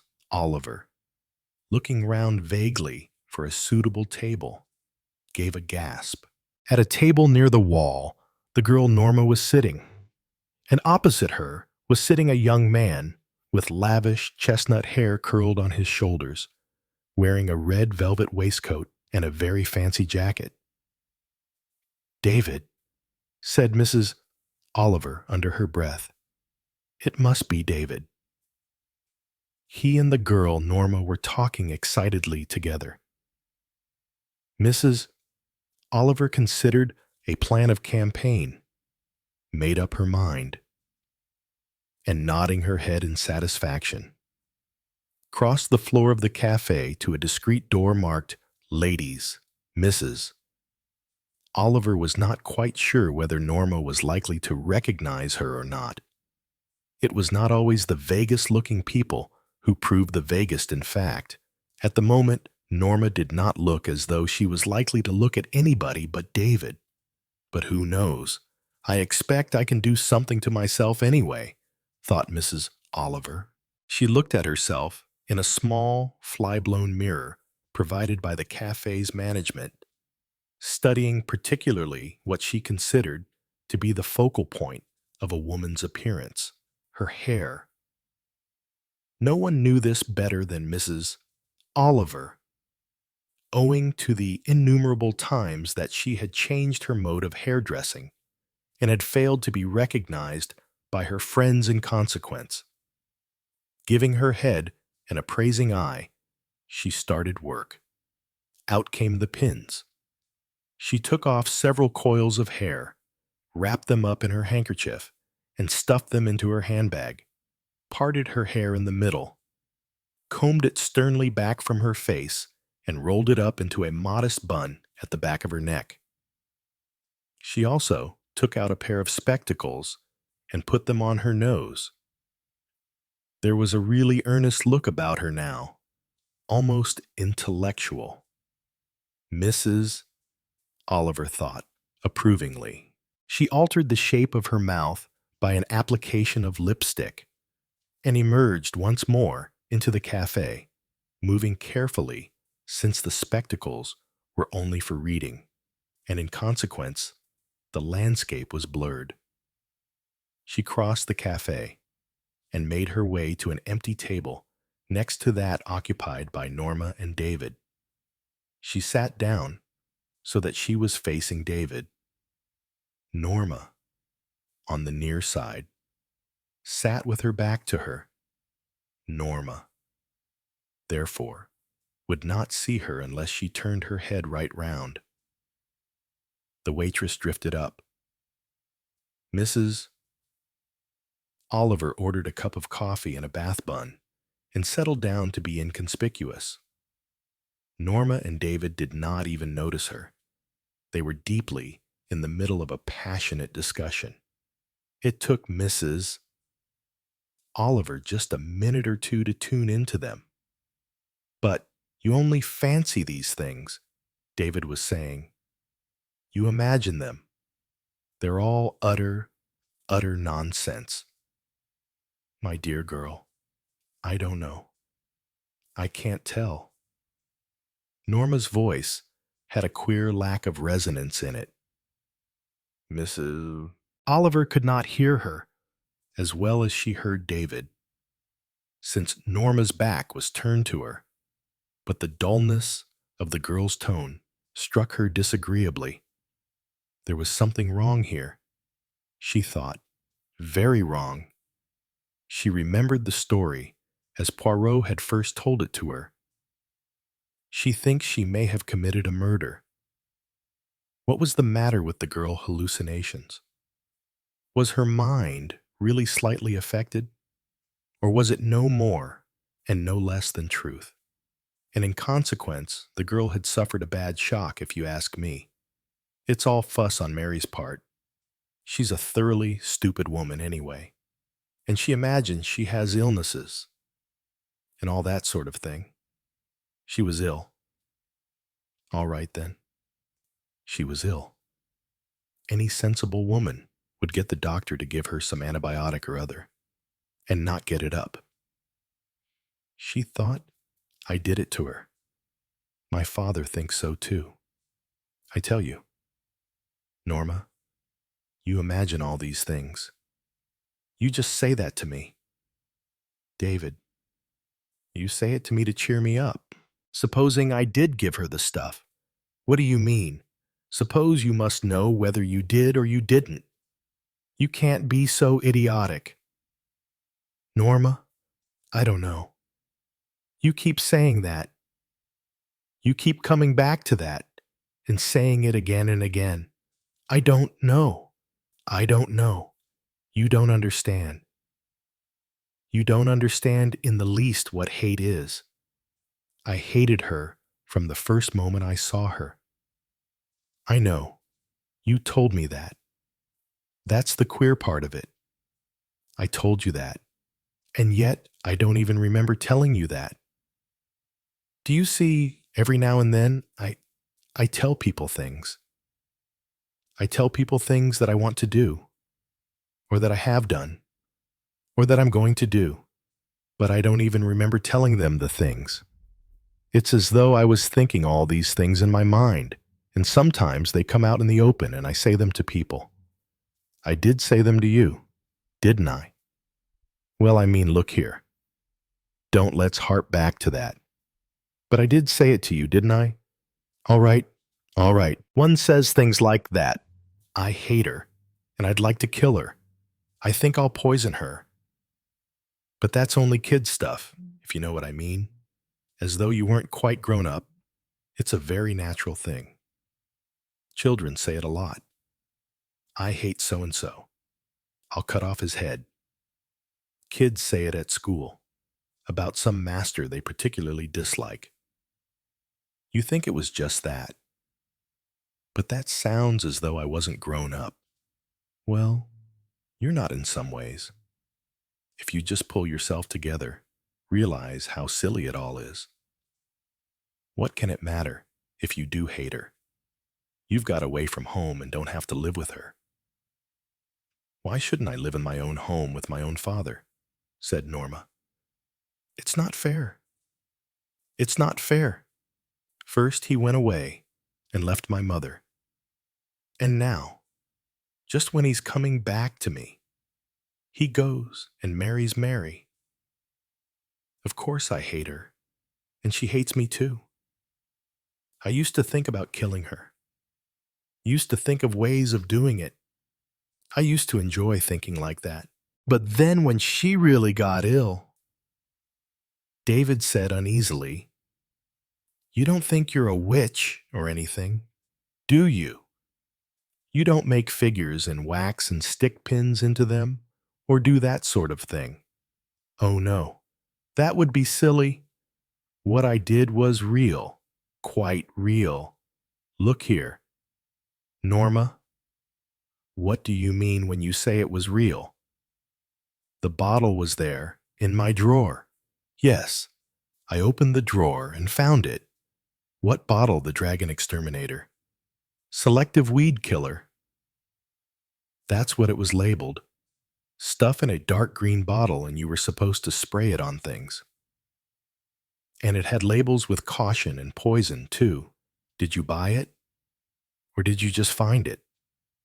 "I don't know where I got it, but it was there, in my drawer, and it was half empty." "And then you remembered?" "Yes," said Norma. "Yes." Her voice was vague, almost dreamy. "Yes. I think it was then it all came back to me. You think so too, don't you? David, I don't know what to make of you." "Norma, I really don't. I think in a way, you're making it all up. You're telling it to yourself." "But she went to hospital for observation. They said they were puzzled. Then they said they couldn't find anything wrong, so she came home, and then she got ill again, and I began to be frightened. My father began looking at me in a queer sort of way, and then the doctor came, and they talked together, shut up in father's study. I went round outside and crept up to the window, and I tried to listen. I wanted to hear what they were saying. They were planning together to send me away to a place where I'd be shut up, a place where I'd have a course of treatment or something. They thought, you see, that I was crazy, and I was frightened, because I wasn't sure what I'd done or what I hadn't done." "Is that when you ran away?" "No, that was later." "Tell me. I don't want to talk about it anymore. You'll have to let them know sooner or later where you are. I won't. I hate them. I hate my father as much as I hate Mary. I wish they were dead. I wish they were both dead. Then I think I'd be happy again." "Don't get all het up. Look here, Norma." He paused in an embarrassed manner. "I'm not very set on marriage and all that rubbish. I mean, I didn't think I'd ever do anything of that kind. Oh well, not for years. One doesn't want to tie oneself up, but I think it's the best thing we could do. You know, get married at a registry office or something. You'll have to say you're over 21. Roll up your hair, put on some spectacles or something. Make you look a bit older. Once we're married, your father can't do a thing. He can't send you away to what you call a place. He'll be powerless. I hate him. You seem to hate everybody. Only my father and Mary. Well, after all, it's quite natural for a man to marry again. Look what he did to my mother. All that must have been a long time ago. Yes, I was only a child, but I remember. He went away and left us. He sent me presents at Christmas, but he never came himself. I wouldn't even have known him if I'd met him in the street by the time he did come back. He didn't mean anything to me by then. I think he got my mother shut up, too. She used to go away when she was ill. I don't know where. I don't know what was the matter with her. Sometimes I wonder, David, I think, there's something wrong in my head, and someday it will make me do something really bad, like the knife. What knife? It doesn't matter, just a knife. Well, can't you tell me what you're talking about? I think it had blood stains on it. It was hidden there, under my stockings. Do you remember hiding a knife there? I think so. But I can't remember what I'd done with it before that. I can't remember where I'd been. There is a whole hour gone out of that evening. A whole hour. I didn't know where I'd been. I'd been somewhere and done something. Hush. He hissed it quickly as the waitress approached their table. You'll be all right. I'll look after you. Let's have something more, he said to the waitress in a loud voice, picking up the menu. 2 baked beans on toast. Chapter 8. Hercule Poirot was dictating to his secretary, Miss Lemon. And while I much appreciate the honor you have done me, I must regretfully inform you that the telephone rang. Miss Lemon stretched out a hand for it. Yes. Who did you say? She put her hand over the receiver and said to Poirot, Mrs. Oliver. Ah, Mrs. Oliver, said Poirot. He did not particularly want to be interrupted at this moment, but he took the receiver from Miss Lemon. Allô? He said, Hercule Poirot speaks. Oh, Poirot, I'm so glad I got you. I've found her for you. I beg your pardon? I found her for you. Your girl, you know. The one who's committed a murder, or thinks she has. She's talking about it too, a great deal. I think she is off her head. But never mind that now. Do you want to come and get her? Where are you? Chère Madame. Somewhere between St. Paul's and the Mermaid Theater and all that. Calthorpe Street, said Mrs. Oliver, suddenly looking out of the telephone box in which she was standing. Do you think you can get here quickly? They're in a restaurant. She and what I suppose is the unsuitable boyfriend. He is rather nice, really, and he seems very fond of her.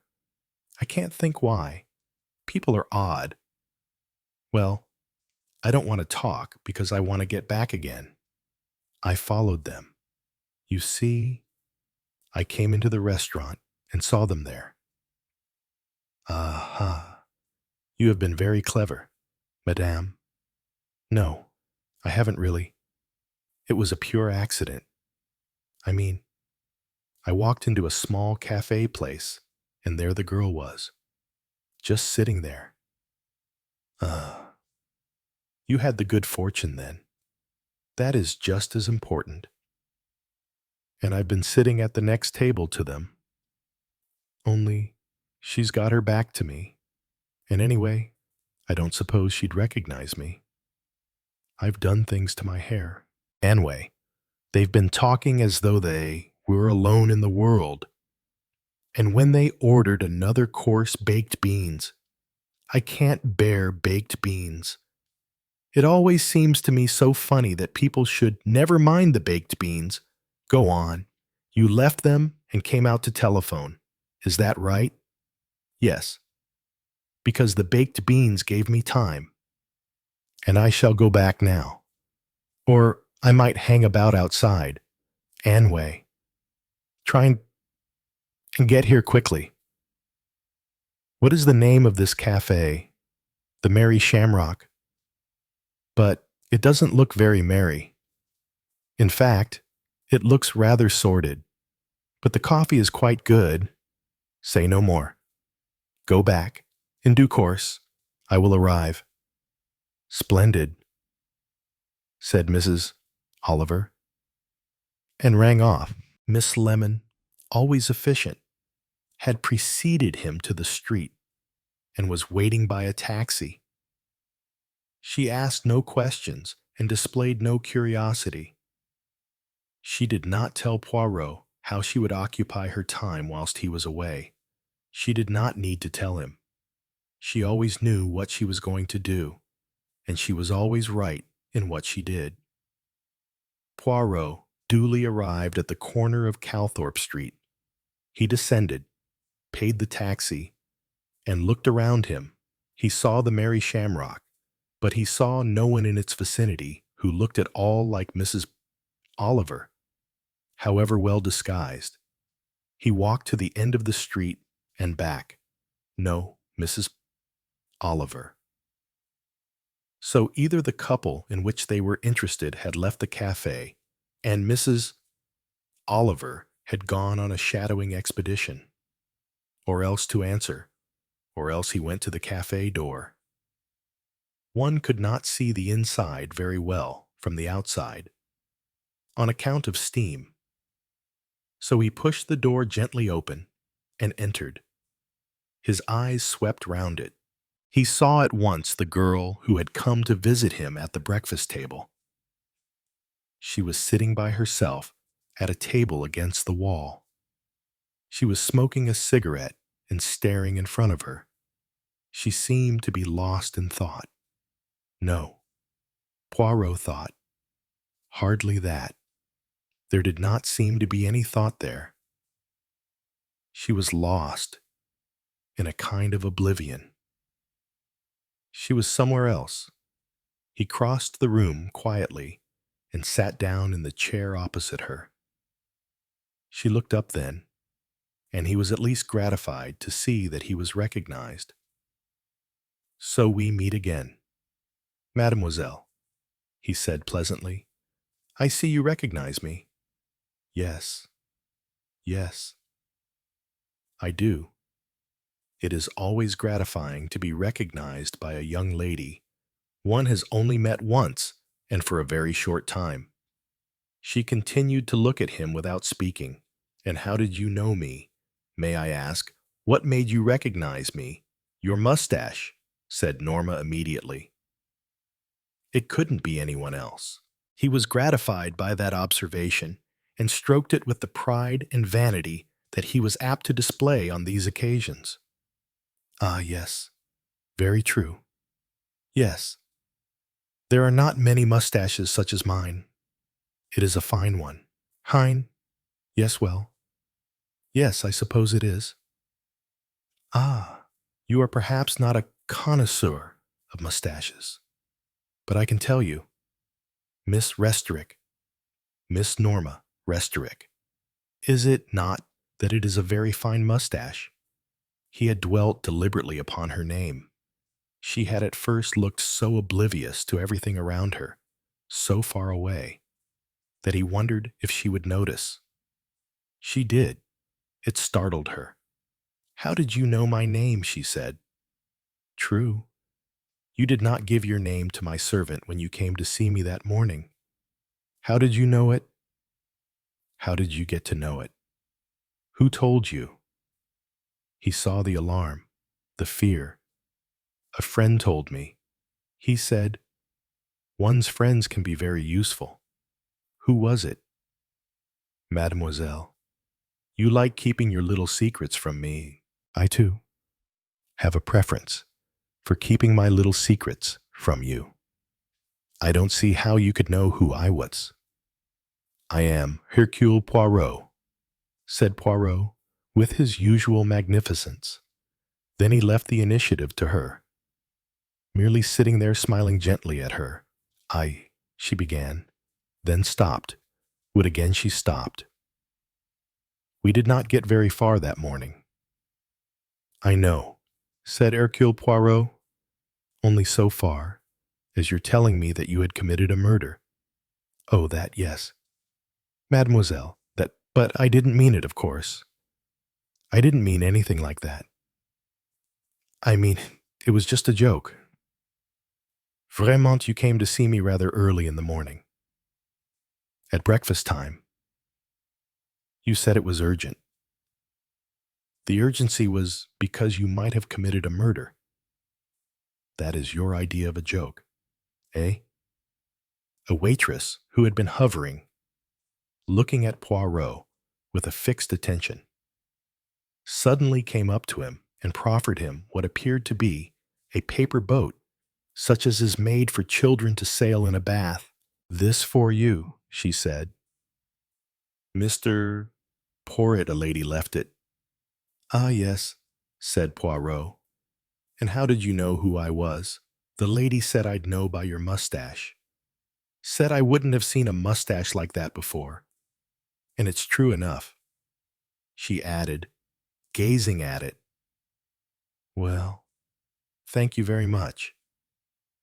Poirot took the boat from her, untwisted it, and smoothed it out. He read some hastily penciled words. He's just going. She's staying behind. So I'm going to leave her for you and follow him. It was signed Ariadne. Ah, yes, said Hercule Poirot, folding it and slipping it into his pocket. What were we talking about? Your sense of humor, I think, Miss Restorick. Do you know just my name, or do you know everything about me? I know a few things about you. You are Miss Norma Restorick. Your address in London is 67 Bourdain Mansions. Your home address is Cross Hedges, Long Basing. You live there with a father, a stepmother, a great-uncle, and ah, yes, an au pair girl. You see, I am quite well informed. You've been having me followed. No, no, said Poirot. Not at all. As to that, I give you my word of honor, but you are not police, are you? You didn't say you were. I am not police. No. Her suspicion and defiance broke down. I don't know what to do. She said, I am not urging you to employ me, said Poirot. For that you have said already that I am too old. Possibly you are right, but since I know who you are and something about you, there is no reason we should not discuss together in a friendly fashion the troubles that afflict you. The old, you must remember, though considered incapable of action, have nevertheless a good fund of experience on which to draw. Norma continued to look at him doubtfully, that wide-eyed stare that had disquieted Poirot before. But she was in a sense trapped, and she had at this particular moment, or so Poirot judged, a wish to talk about things. For some reason, Poirot had always been a person it was easy to talk to. They think I'm crazy, she said bluntly, and I rather think I'm crazy, too. Mad. That is most interesting, said Hercule Poirot, cheerfully. There are many different names for these things. Very grand names. Names rolled out happily by psychiatrists, psychologists, and others. But when you say crazy, that describes very well what the general appearance may be to ordinary, everyday people.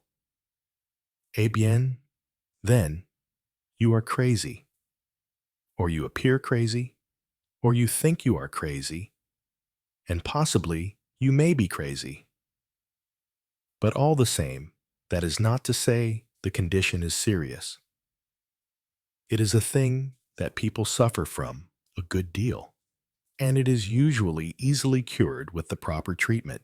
It comes about Because people have had too much mental strain, too much worry, have studied too much for examinations, have dwelled too much, perhaps, on their emotions, have too much religion, or have a lamentable lack of religion, or have good reasons for hating their fathers or their mothers.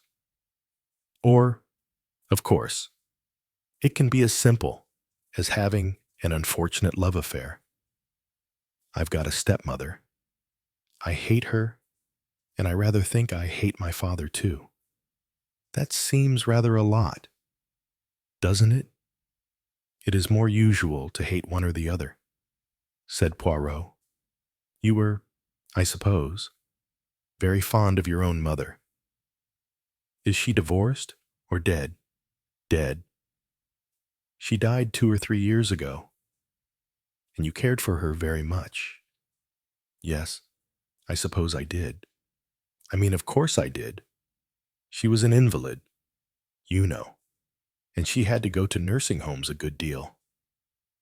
And your father had gone abroad a long time before that. He went to South Africa when I was about 5 or 6. I think he wanted Mother to divorce him, but she wouldn't. He went to South Africa and was mixed up with mines or something like that. Anyway, he used to write to me at Christmas and send me a Christmas present or arrange for one to come to me. That was about all. So he didn't really seem very real to me. He came home about a year ago because he had to wind up my uncle's affairs and all that sort of financial thing. And when he came home, he brought this new wife with him. And you resented the fact. Yes, I did. But your mother was dead by then. It is not unusual, you know, for a man to marry again. Especially when he and his wife have been estranged for many years. This wife he brought, was she the same lady he had wished to marry previously? When he asked your mother for a divorce? Oh, no. This one is quite young, and she's very good looking, and she acts as though she just owns my father. She went on after a pause in a different, rather childish voice. I thought perhaps, when he came home this time, he would be fond of me and take notice of me, but she won't let him. She's against me. She's crowded me out. But that does not matter at all at the age you are. It is a good thing. You do not need anyone to look after you now. You can stand on your own feet. You can enjoy life. You can choose your own friends. You wouldn't think so. The way they go on at home? Well, I mean to choose my own friends. Most girls nowadays have to endure criticism about their friends, said Poirot. It was all so different, said Norma. My father isn't at all like I remember him when I was 5 years old. He used to play with me, all the time, and be so gay. He's not gay now. He's worried and rather fierce, and oh, quite different. That must be nearly 15 years ago. I presume. People change, but ought people to change so much? Has he changed in appearance? Oh no, no, not that. Oh no, if you look at his picture, just over his chair, although it's of him when he was much younger, it's exactly like him now, but it isn't at all the way I remember him. But you know, my dear, said Poirot gently, people are never like what you remember them. You make them, as the years go by, more and more the way you wish them to be, and as you think you remember them. If you want to remember them as agreeable and gay and handsome, you make them far more so than they actually were. Do you think so? Do you really think so? She paused and then said abruptly, But why do you think I want to kill people? The question came out quite naturally. It was there between them. They had, Poirot felt, got at last to a crucial moment. "That may be quite an interesting question," said Poirot, "and there may be quite an interesting reason. The person who can probably tell you the answer to that will be a doctor. The kind of doctor who knows." She reacted quickly. "I won't go to a doctor. I won't go near a doctor. They wanted to send me to a doctor, and then I'll be shut up in one of those loony places, and they won't let me out again. I'm not going to do anything like that." She was struggling now to rise to her feet. "It is not I who can send you to one. You need not be alarmed. You could go to a doctor entirely on your own behalf if you liked. You can go and say to him the things you have been saying to me, and you may ask him why, and he will perhaps tell you the cause. That's what David says. That's what David says I should do, but I don't think he understands. I'd have to tell a doctor that I might have tried to do things. What makes you think you have? Because I don't always remember what I've done or where I've been. I lose an hour of time, 2 hours, and I can't remember. I was in a corridor once. A corridor. Outside a door. Her door. I'd something in my hand. I don't know how I got it. She came walking along towards me, but when she got near me, her face changed. It wasn't her at all. She'd changed into somebody else. You are remembering. Perhaps a nightmare. There, people do change into somebody else. It wasn't a nightmare. I picked up the revolver. It was lying there at my feet, in a corridor. No, in the courtyard. She came and took it away from me. Who did Claudia? She took me upstairs and gave me some bitter stuff to drink. Where was your stepmother then? She was there, too. No, she wasn't. She was at Crosshedges, or in hospital. That's where they found out she was being poisoned and that it was me. It need not have been you. It could have been someone else. Who else could it have been? Perhaps her husband, father. Why on earth should father want to poison Mary? He's devoted to her. He's silly about her. There are others in the house. Are there not? Old Uncle Roderick nonsense? One does not know, said Poirot. He might be mentally afflicted.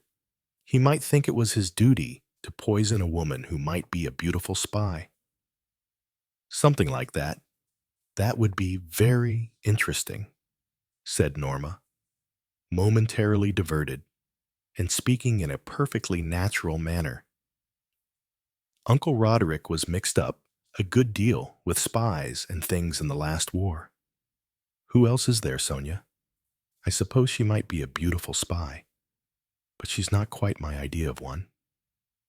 No, and there does not seem very much reason why she should wish to poison your stepmother. I suppose there might be servants. Gardeners? No. They just come in for the days. I don't think well. They wouldn't be the kind of people to have any reason. She might have done it herself. Committed suicide. Do you mean like the other one? It is a possibility. I can't imagine Mary committing suicide. She's far too sensible. And why should she want to? Yes. You feel that if she did, she would put her head in the gas oven. Or she would lie on a bed, nicely arranged, and take an overdose of sleeping draughts. Is that right? Well, it would have been more natural. So you see, said Norma earnestly, it must have been me. Uh-huh, said Poirot. That interests me. You would almost, it would seem, prefer that it should be you. You are attracted to the idea that it was your hand who slipped the fatal dose of this. That or the other. Yes, you like the idea. How dare you say such a thing? How can you? Because I think it is true, said Poirot. Why does the thought that you may have committed murder excite you? Please you. It's not true. I wonder, said Poirot. She scooped up her bag and began feeling in it with shaking fingers. I'm not going to stop here and have you say these horrible things to me. She signaled to the waitress who came, scribbled on a pad of paper, detached it, and laid it down by Norma's plate. Permit me, said Hercule Poirot. He removed the slip of paper deftly and prepared to draw his note-case from his pocket. The girl snatched it back again. No, I won't let you pay for me. As you please, said Poirot. He had seen what he wanted to see. The bill was for two. It would seem, therefore, that David of the fine feathers had no objection to having his bills paid by an infatuated girl. So it is you who entertain a friend to Elevenses. I see. How did you know that I was with anyone I tell you? I know a good deal. She placed coins on the table and rose. I'm going now, she said, and I forbid you to follow me. I doubt if I could, said Poirot. You must remember my advanced age. If you were to run down the street, I should certainly not be able to follow you. She got up and went towards the door. Do you hear? You are not to follow me? You permit me, at least, to open the door for you. He did so with something of a flourish. Au revoir, mademoiselle. She threw a suspicious glance at him and walked away down the street with a rapid step, turning her head back over her shoulder from time to time. Poirot remained by the door watching her, but made no attempt to gain the pavement or to catch her up. When she was out of sight, he turned back into the cafe. And what the devil does all that mean? Said Poirot to himself. The waitress was advancing upon him, displeasure on her face. Poirot regained his seat at the table and placated her by ordering a cup of coffee. There is something here very curious, he murmured to himself. Yes, something very curious indeed. A cup of pale beige fluid was placed in front of him. He took a sip of it and made a grimace. He wondered where Mrs. Oliver was at this moment. Chapter 9. Mrs. Oliver was seated in a bus. She was slightly out of breath, though full of the zest of the chase. What she called in her own mind the peacock had led a somewhat brisk pace. Mrs. Oliver was not a rapid walker. Going along the embankment, she followed him at a distance of some 20 yards or so. At Charing Cross, he got into the Underground. Mrs. Oliver also got into the Underground. At Sloane Square, he got out. So did Mrs. Oliver. She waited in a bus queue some 3 or 4 people behind him. He got on a bus, and so did she. He got out at World's End. So did Mrs. Oliver. He plunged into a bewildering maze of streets between King's Road and the river. He turned into what seemed a builder's yard. Mrs. Oliver stood in the shadow of a doorway and watched. He turned into an alleyway. Mrs. Oliver gave him a moment or two and then followed. He was nowhere to be seen. Mrs. Oliver reconnoitered her general surroundings. The whole place appeared somewhat decrepit. She wandered farther down the alleyway. Other alleyways led off from it, some of them cul-de-sacs. She had completely lost her sense of direction when she once more came to the builder's yard, and a voice spoke behind her. startling her considerably. It said, politely, "I hope I didn't walk too fast for you." She turned sharply. Suddenly, what had recently been almost fun, a chase undertaken light-heartedly and in the best of spirits, now was that no longer. What she felt now was a sudden, unexpected throb of fear. Yes, she was afraid. The atmosphere had suddenly become tinged with menace. Yet the voice was pleasant, polite, but behind it, she knew there was anger, the sudden kind of anger that recalled to her in a confused fashion all the things one read in newspapers. Elderly women attacked by gangs of young men who were ruthless, cruel, who were driven by hate and the desire to do harm. This was the young man whom she had been following. He had known she was there, had given her the slip, and had then followed her into this alleyway, and he stood there now, barring her way out. As is the precarious fashion of London. One moment you are amongst people all round you, and the next moment there is nobody in sight. There must be people in the next street, someone in the houses near. But nearer than that is a masterful figure, a figure with strong, cruel hands. She felt that in this moment he was thinking of using those hands. The peacock, a proud peacock, in his velvets, his tight, elegant black trousers, speaking in that quiet, ironical, amused voice that held behind it anger. Mrs. Oliver took 3 big gasps. Then, in a lightning moment of decision, she put up a quickly imagined defense. Firmly and immediately she sat down on a dustbin which was against the wall quite close to her. "Goodness, how you startled me," she said. "I'd no idea you were there." "I hope you're not annoyed." "So you were following me?" "Yes, I'm afraid I was." "I expect it must have been rather annoying to you. You see, I thought it would be such an excellent opportunity. I'm sure you're frightfully angry, but you needn't be. You know, not really." You see, Mrs. Oliver settled herself more firmly on the dustbin. "You see, I write books. I write detective stories, and I've really been very worried this morning.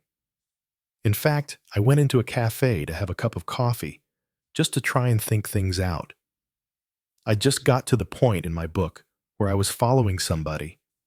I mean, my hero was following someone. And I thought to myself, really, I know very little about following people. I mean, I'm always using the phrase in a book, and I've read a lot of books where people do follow other people.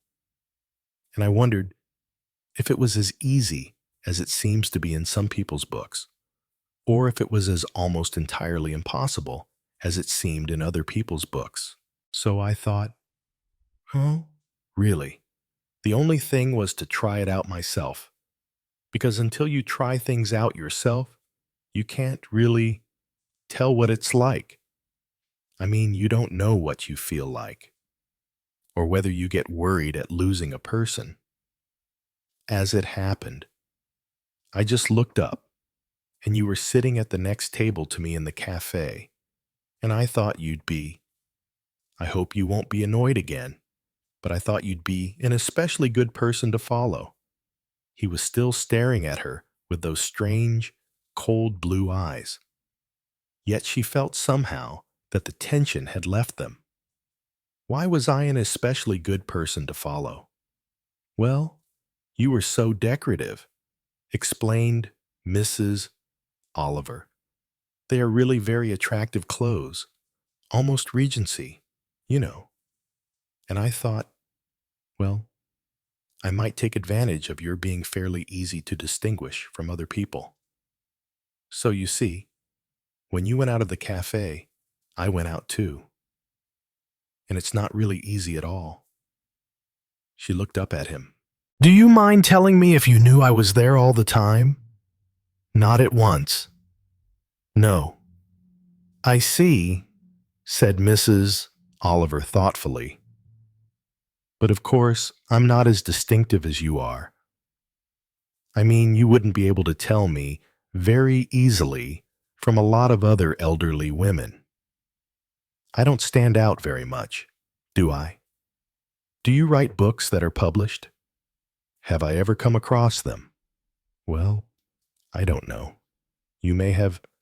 I've written 43 by now. My name's Oliver. Ariadne. Oliver. So you do know my name, said Mrs. Oliver. Well, that's rather gratifying. Of course, though I dare say you wouldn't like my books very much. You probably would find them rather old-fashioned, not violent enough. You didn't know me personally beforehand. Mrs. Oliver shook her head. No, I'm sure I didn't. I mean, what about the girl I was with? You mean the one you were having baked beans? Was it within the cafe? No. I don't think so. Of course, I only saw the back of her head. She looked to me, well, I mean, girls do look rather alike, don't they?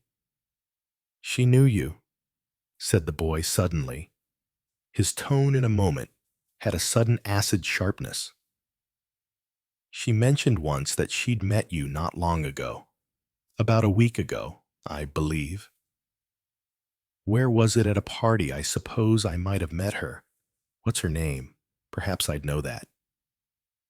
She thought he was in two moods, whether to mention the name or not.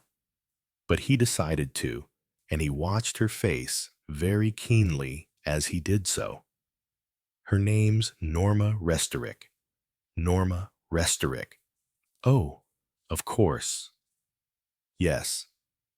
It was at a party in the country, a place called, wait a minute, Long Norton, was it? I don't remember the name of the house. I went there with some friends.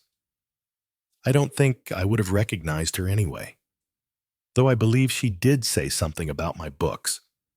I even promised I'd give her one. It's very odd, isn't it, that I should make up my mind and actually choose to follow a person who was sitting with somebody I more or less knew. Very odd. I don't think I could put anything like that in my book. It would look rather too much of a coincidence. Don't you think, Mrs. Oliver rose from her seat. Good gracious, what have I been sitting on? A dustbin, really, not a very nice dustbin either. She sniffed. What is this place I've got to? David was looking at her. She felt suddenly that she was completely mistaken in everything she had previously thought. Absurd of me, thought Mrs. Oliver. Absurd of me. Thinking that he was dangerous, that he might do something to me. He was smiling at her with an extraordinary charm. He moved his head slightly, and his chestnut ringlets moved on his shoulders. What fantastic creatures there were in the way of young men nowadays. The least I can do, he said, is to show you, I think, where you've been brought to, just by following me. Come on, up these stairs. He indicated a ramshackle outside staircase running up to what seemed to be a loft. Up those stairs, Mrs. Oliver was not so certain about this. Perhaps he was trying to lure her up there with his charm, and he would then knock her on the head. It's no good. Ariadne, said Mrs. Oliver to herself, you've got yourself into this spot, and now you've got to go on with it and find out what you can find out. Do you think they'll stand my weight? She said. They look frightfully rickety. They're quite all right. I'll go up first, he said, and show you the way. Mrs. Oliver mounted the ladder-like stairs behind him. It was no good. She was, deep down, still frightened, Not so much of the peacock, as frightened of where the peacock might be taking her. Well, she'd know very soon. He pushed open the door at the top and went into a room. It was a large, bare room, and it was an artist's studio, an improvised kind of one. A few mattresses lay here and there on the floor. There were canvases stacked against the wall, a couple of easels. There was a pervading smell of paint. There were two people in the room. A bearded young man was standing at an easel, painting. He turned his head as they entered. "Hello, David," he said, bringing us company. He was Mrs. Oliver thought, quite the dirtiest-looking young man she'd ever seen. Oily black hair hung in a kind of circular bob down the back of his neck and over his eyes in front. His face, apart from the beard, was unshaven, and his clothes seemed mainly composed of greasy black leather and high boots. Mrs. Oliver's glance went beyond him to a girl who was acting as a model. She was on a wooden chair on a dais, half flung across it, her head back, and her dark hair drooping down from it. Mrs. Oliver recognized her at once. It was the second one of the three girls in Borodine Mansions. Mrs. Oliver couldn't remember her last name, but she remembered her first one. It was the highly decorative and languid-looking girl called Frances. "Meet Peter," said David, indicating the somewhat revolting-looking artist, "one of our budding geniuses. And Frances, who is posing as a desperate girl demanding abortion." "Shut up, you ape," said Peter. "I believe I know you." "Don't I?" said Mrs. Oliver, cheerfully, without any air of conscious certainty. "I'm sure I've met you somewhere. Somewhere quite lately, too. You're Mrs. Oliver, aren't you?" said Frances. "That's what she said she was," said David. "True, too. Is it? Now, where did I meet you?" continued Mrs. Oliver. "Some party. Was it no? Let me think. I know. It was Borodine Mansions." Frances was sitting up now in her chair and speaking in weary but elegant tones. Peter uttered a loud and miserable groan. "Now you've ruined the pose. Do you have to have all this wriggling about? Can't you keep still?" "No, I couldn't any longer. It was an awful pose. I've got the most frightful crick in my shoulder. I've been making experiments and following people," said Mrs. Oliver. "It's much more difficult than I thought. Is this an artist's studio?" she added, looking round her brightly. "That's what they're like nowadays. A kind of loft. And lucky if you don't fall through the floor," said Peter. "It's got all you need," said David. "It's got a north light and plenty of room and a pad to sleep on, and a fourth share in the loo downstairs and what they call cooking facilities. And it's got a bottle or two," he added, turning to Mrs. Oliver, but in an entirely different tone. "One of utter politeness," he said. "And can we offer you a drink I don't drink?" said Mrs. Oliver. "The lady doesn't drink," said David. "Who would have thought it?" "That's rather rude, but you're quite right," said Mrs. Oliver. "Most people come up to me and say, 'I always thought you drank like a fish.'" She opened her handbag, and immediately 3 coils of gray hair fell on the floor. David picked them up and handed them to her. "Oh, thank you." Mrs. Oliver took them. "I hadn't time this morning. I wonder if I've got any more hairpins," She delved in her bag and started attaching the coils to her head. Peter roared with laughter. "Bully for you," he said. "How extraordinary." Mrs. Oliver thought to herself, that I should ever have had this silly idea that I was in danger. Danger from these people.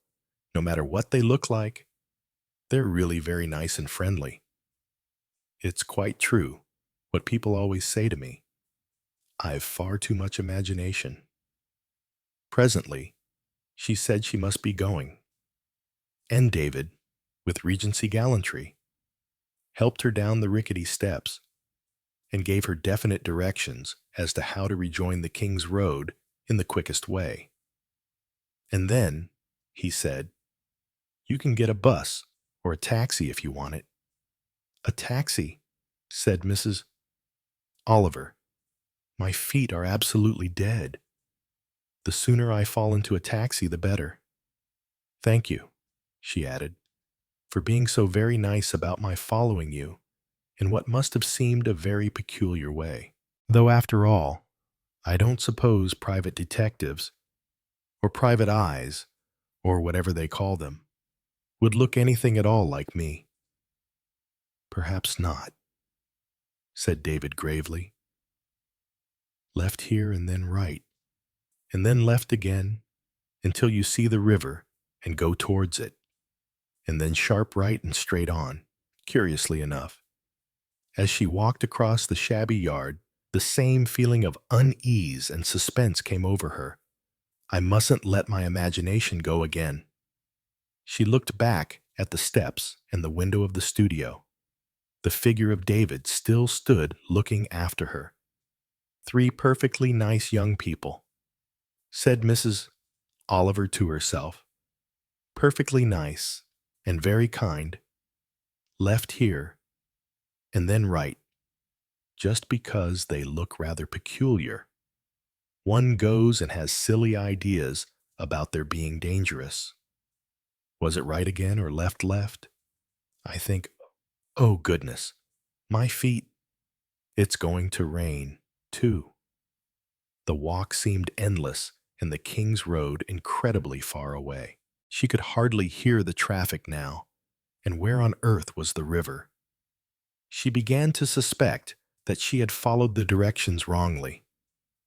Oh well, thought Mrs. Oliver. I'm bound to get somewhere soon, the river, or Putney, or Wandsworth, or somewhere. She asked her way to the King's Road from a passing man who said he was a foreigner and didn't speak English. Mrs. Oliver turned another corner wearily, and there ahead of her was the gleam of the water. She hurried towards it down a narrow passageway, heard a footstep behind her, half turned, when she was struck from behind and the world went up in sparks. Chapter 10. A voice said, "Drink this." Norma was shivering. Her eyes had a dazed look. She shrank back a little in the chair. The command was repeated, "Drink this." This time she drank obediently, then choked a little. It's very strong," she gasped. "It'll put you right. You'll feel better in a minute. Just sit still and wait." The sickness and the giddiness which had been confusing her passed off. A little color came into her cheeks, and the shivering diminished. For the first time, she looked round her, noting her surroundings. She had been obsessed by a feeling of fear and horror, but now things seemed to be returning to normal. It was a medium-sized room, and it was furnished in a way that seemed faintly familiar. A desk, a couch, an armchair, and an ordinary chair, a stethoscope on a side table, and some machine that she thought had to do with eyes. Then her attention went from the general to the particular. The man who had told her to drink. She saw a man of perhaps 30-odd, with red hair and a rather attractive ugly face. The kind of face that is craggy but interesting. He nodded at her in a reassuring fashion. Beginning to get your bearings, I think so. I did you what happened. Don't you remember the traffic? It came at me She looked at him. I was run over. Oh no, you weren't run over. He shook his head. I saw to that. Well, there you were in the middle of the road. A car bearing down on you, and I just managed to snatch you out of its way. What were you thinking of? To go running into the traffic like that, I can't remember. Yes. I suppose I must have been thinking of something else. A Jaguar was coming pretty fast, and there was a bus bearing down on the other side of the road. The car wasn't trying to run you down or anything like that. Was it? I know. No, I'm sure it wasn't. I wondered. It just might have been something else. Mightn't it? What do you mean? Well, it could have been deliberate. You know. What do you mean by deliberate? Actually, I just wondered whether you were trying to get yourself killed. He added casually, Were you? I know. Well, no. Of course not. Damn silly way to do it. If so, his tone changed slightly. Come now. You must remember something about it. She began shivering again. I thought it would be all over. So you were trying to kill yourself, weren't you? What's the matter? You can tell me, boyfriend. That can make one feel pretty bad. Besides, there's always the hopeful thought that if you kill yourself, you make him sorry, but one should never trust to that. People don't like feeling sorry or feeling anything is their fault. All the boyfriend will probably say is, I always thought she was unbalanced. It's really all for the best. Just remember that next time you have an urge to charge Jaguars, even Jaguars have feelings to be considered. Was that the trouble? Boyfriend walk out on you? No, said Norma. Oh no, it was quite the opposite. She added suddenly, he wanted to marry me. That's no reason for throwing yourself down in front of a Jaguar. Yes, it is. I did it because... She stopped. You'd better tell me about it, hadn't you? How did I get here? Asked Norma. I brought you here in a taxi. You didn't seem injured, a few bruises. I expect you merely looked shaken to death and in a state of shock. I asked you your address, but you looked at me as though you didn't know what I was talking about. A crowd was about to collect, so I hailed a taxi and brought you here. Is this a doctor's surgery? This is a doctor's consulting room, and I'm the doctor. Stillingfleet, my name is. I don't want to see a doctor. I don't want to talk to a doctor. I don't... Calm down. Calm down. You've been talking to a doctor for the last 10 minutes. What's the matter with doctors? Anyway, I'm afraid a doctor would say, Come now, my dear girl. You're not consulting me professionally. Regard me as a mere outsider who's been enough of a busybody to save you from being killed, or, what is far more likely, having a broken arm, or a fractured leg, or a head injury, or something extremely unpleasant, which might incapacitate you for life. There are other disadvantages. Formerly, if you deliberately tried to commit suicide, you could be had up in court. You still can. If it's a suicide pact, there now. You can't say I haven't been frank. You could oblige now by being frank with me and telling me why on earth you're afraid of doctors. What's a doctor ever done to you? Nothing. Nothing has been done to me. But I'm afraid that they might what shut me up. Dr. Stillingfleet raised his sandy eyebrows and looked at her. Well, well, he said. You seem to have some very curious ideas about doctors. Why should I want to shut you up? Would you like a cup of tea? He added. Or would you prefer a Purple Heart or a tranquilizer? That's the kind of thing people of your age go in for. Done a bit yourself in that line, haven't you? She shook her head. Not really. I don't believe you. Anyway, why the alarm and despondency? You're not really mental, are you? I shouldn't have said so. Doctors aren't at all anxious to have people shut up. Mental homes are far too full already.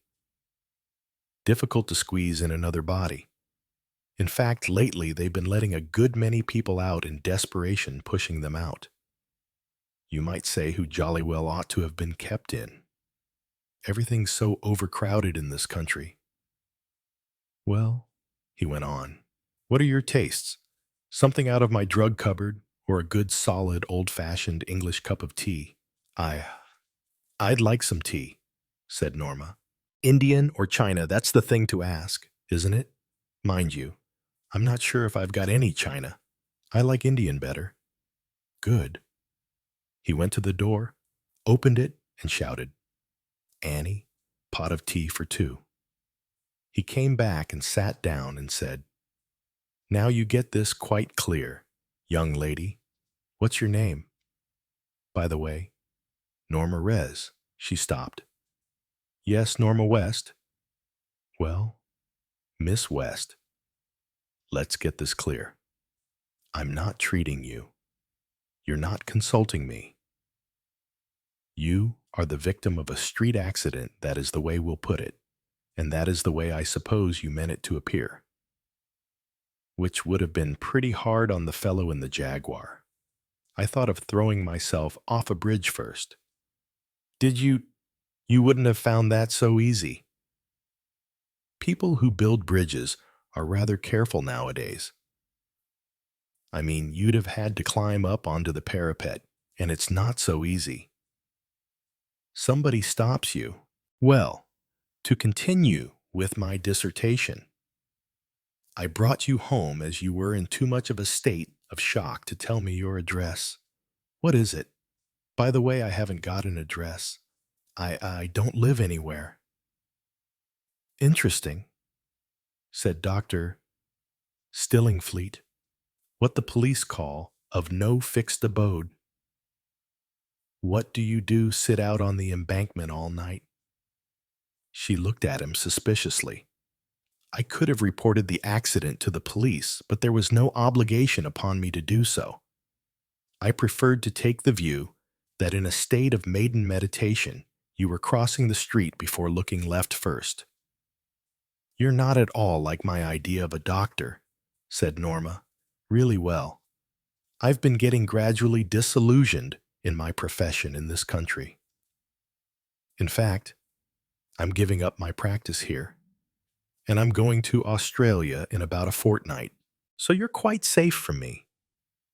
And you can, if you like, tell me how you see pink elephants walking out of the wall. How you think the trees are leaning out their branches to wrap round and strangle you. How you think, you know, just when the devil looks out of people's eyes, or any other cheerful fantasy, and I shan't do a thing about it. You look sane enough, if I may say so. I don't think I am. Well, you may be right, said Dr. Stillingfleet handsomely. Let's hear what your reasons are. I do things and don't remember about them. I tell people things about what I've done, but I don't remember telling them. It sounds as though you have a bad memory. You don't understand. They're all wicked things. Religious mania. Now, that would be very interesting. It's not religious. It's just hate. There was a tap at the door, and an elderly woman came in with a tea tray. She put it down on the desk and went out again. "Sugar," said Dr. Stillingfleet. "Yes, please, sensible girl. Sugar is very good for you when you've had a shock." He poured out 2 cups of tea, set hers at her side, and placed the sugar basin beside it. "Now then," he sat down. "What were we talking about?" "Oh yes, hate. It is possible, isn't it, that you could hate someone so much that you really want to kill them?" "Oh, yes," said Stillingfleet, cheerfully still. "Perfectly possible. In fact, most natural. But even if you really want to do it, you can't always screw yourself up to the point.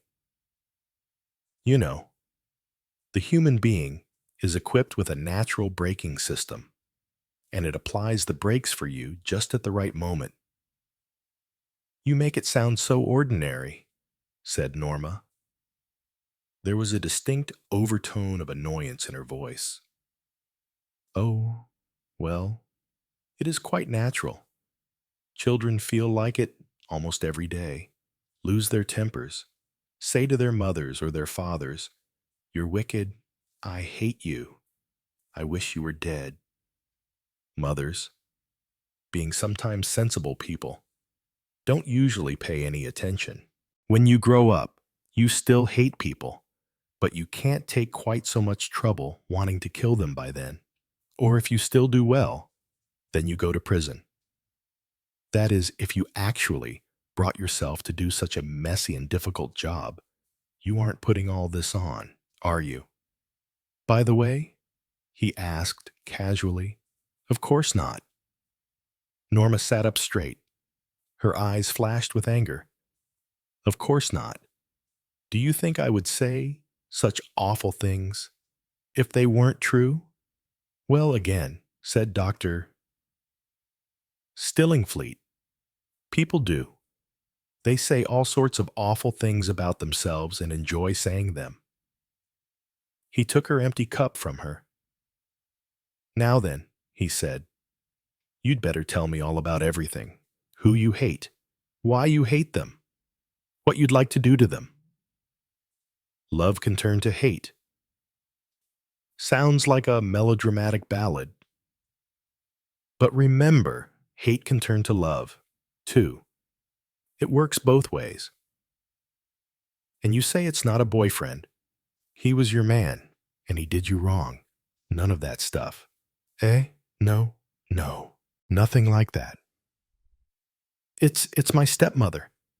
The cruel stepmother motif. But that's nonsense. At your age, you can get away from a stepmother. What has she done to you besides marrying your father? Do you hate him too? Or are you so devoted to him that you don't want to share him? It's not like that at all. Not at all.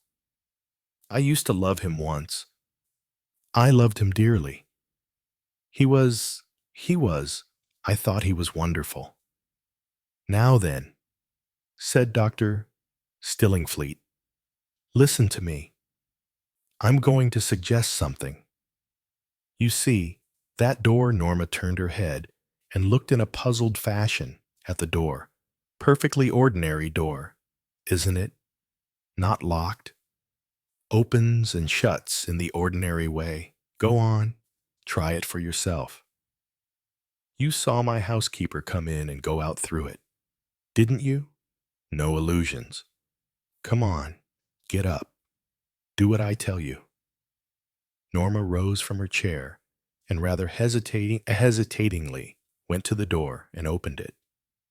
She stood in the aperture, her head turned towards him inquiringly. Right. What do you see? A perfectly ordinary hallway. Wants redecorating, but it's not worth having it done when I'm just off to Australia. Now go to the front door. Open it. Also, no tricks about it. Go outside and down to the pavement, and that will show you that you are perfectly free, with no attempts to shut you up in any way. After that, when you have satisfied yourself that you could walk out of this place at any minute you like, come back, sit in that comfortable chair over there, and tell me all about yourself. After which, I will give you my valuable advice. You needn't take it, he added consolingly. People seldom do take advice, but you might as well have it. See? Agreed. Norma got up slowly. She went a little shakily out of the room, out into, as the doctor had described, the perfectly ordinary hallway, opened the front door with a simple catch, down 4 steps, and stood on the pavement in a street of decorous but rather uninteresting houses. She stood there a moment, unaware that she was being watched through a lace blind by Dr. Stillingfleet himself. She stood there for about 2 minutes. Then, with a slightly more resolute bearing, she turned, went up the steps again, shut the front door, and came back into the room. "All right," said Dr. Stillingfleet. Satisfied, there's nothing up my sleeve. All clear and above board." The girl nodded. "Right. Sit down there. Make yourself comfortable. Do you smoke well?" "Only reefers, something of that kind." "Never mind. You needn't tell me." "Of course I don't take anything of that kind." I shouldn't have said there was any "of course" about it. But one must believe what the patient tells one. "All right. Now tell me about yourself." I don't know. There's nothing to tell, really." "Don't you want me to lie down on a couch?" "Oh, you mean your memory of dreams and all that stuff?" "No, not particularly. I just like to get a background.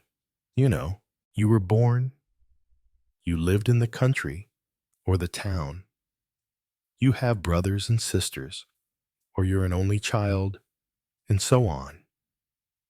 When your own mother died, were you very upset by her death?" "Of course I was." Norma sounded indignant. "You're much too fond of saying, 'of course.'" "Miss West, by the way, West isn't really your name, is it? Oh, never mind. I don't want to know any other one. Call yourself West, or East, or North, or anything you like. Anyway, what went on after your mother died? She was an invalid for a long time before she died. In nursing homes a good deal. I stayed with an aunt, rather an old aunt, down in Devonshire. She wasn't really an aunt. She was Mother's first cousin. And then my father came home just about 6 months ago. It was wonderful." Her face lighted up suddenly. She was unaware of the quick, shrewd glance the apparently casual young man shot at her. "I could hardly remember him. You know, he must have gone away when I was about 5. I didn't really think I'd ever see him again. Mother didn't very often talk about him. I think at first she hoped that he'd give up this other woman and come back. Other woman. Yes, he went away with someone. She was a very bad woman, Mother said. Mother talked about her very bitterly, and very bitterly about Father too. But I used to think that perhaps Father wasn't as bad as she thought, that it was all this woman's fault. Did they marry? No. Mother said she would never divorce Father. She was is it an Anglican very high church? You know, rather like a Roman Catholic. She didn't believe in divorce. Did they go on living together? What was the woman's name, or is that a secret too? I don't remember her last name. Norma shook her head. No, I don't think they lived together long. but I don't know much about it all. You see, they went to South Africa, but I think they quarreled and parted quite soon, because that's when Mother said she hoped Father might come back again. But he didn't. He didn't write even. Not even to me. But he sent me things at Christmas. Presents always. He was fond of you, I don't know. How could I tell nobody ever spoke about him? Only Uncle Simon, his brother, you know. He was in business in the city, and he was very angry that Father had chucked up everything. He said he had always been the same, could never settle to anything. But he said he wasn't a bad chap, really. He said he was just weak. I didn't often see Uncle Simon. It was always Mother's friends. Most of them were dreadfully dull. My whole life has been very dull. Oh, it seemed so wonderful that Father was really coming home. I tried to remember him better. You know, things he had said, games he had played with me. He used to make me laugh a lot. I tried to see if I couldn't find some old snapshots or photographs of him. They seem all to have been thrown away. I think Mother must have torn them all up. She had remained vindictive then. I think it was really Louise she was vindictive against. Louise. He saw a slight stiffening on the girl's part. I don't remember.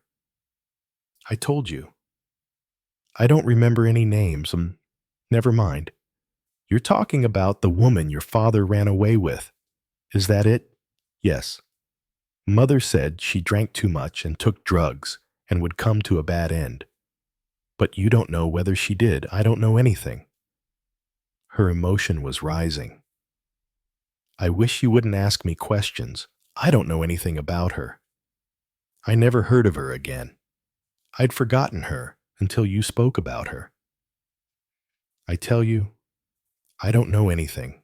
Well, said Dr. Stillingfleet. Don't get so agitated. You don't need to bother about past history. Let's think about the future. What are you going to do next? Norma gave a deep sigh. I don't know. I've nowhere to go. I can't. It's much better. I'm sure. It's much better to end it all. Only you can't make the attempt a second time. Is that it? It would be very foolish if you did. I can tell you that. My girl. All right, you've nowhere to go. No one to trust. Got any money? Yes, I've got a banking account. And Father pays so much into it every quarter, but I'm not sure. I think perhaps, by now, they might be looking for me. I don't want to be found. You needn't be. I'll fix that up for you, all right. Place called Kenway Court. Not as fine as it sounds. It's a kind of convalescent nursing home where people go for a rest cure. It's got no doctors or couches, and you won't be shut up there. I can promise you. You can walk out anytime you like. You can have breakfast in bed. Stay in bed all day if you like.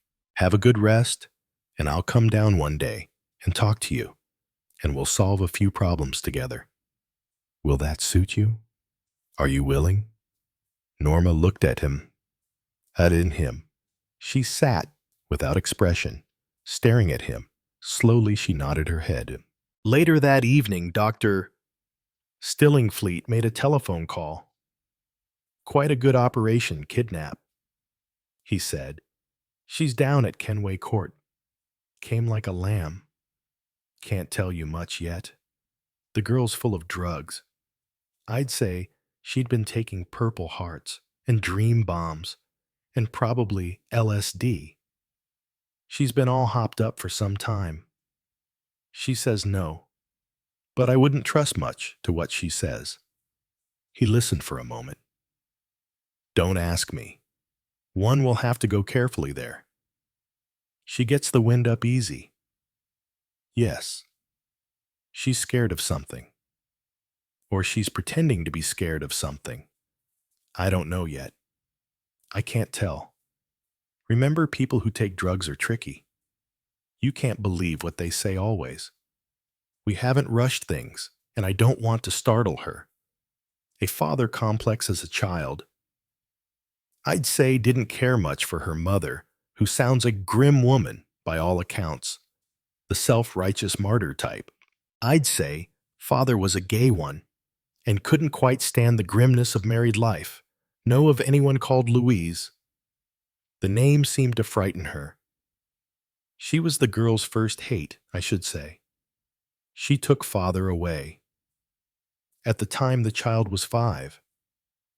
Children don't understand very much at that age, but they're very quick to feel resentment of the person they feel was responsible. She didn't see father again until apparently a few months ago. I'd say she'd had sentimental dreams of being her father's companion and the apple of his eye. She got disillusioned, apparently.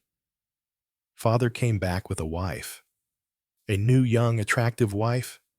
She's not called Louise, is she? Oh well, I only asked. I'm giving you roughly the picture. The general picture, that is. The voice at the other end of the wire said sharply. What is that you say? Say it again. I said, I'm giving you roughly the picture. There was a pause. By the way, here's one little fact might interest you. The girl made a rather ham-handed attempt to commit suicide. Does that startle you? Oh, it doesn't. No, she didn't swallow the aspirin bottle or put her head in the gas oven. She rushed into the traffic in the path of a Jaguar, going faster than it should have done. I can tell you, I only got to her just in time. Yes, I'd say it was a genuine impulse. She admitted it. Usual classic phrase, she wanted to get out of it all. He listened to a rapid flow of words. Then he said, I don't know.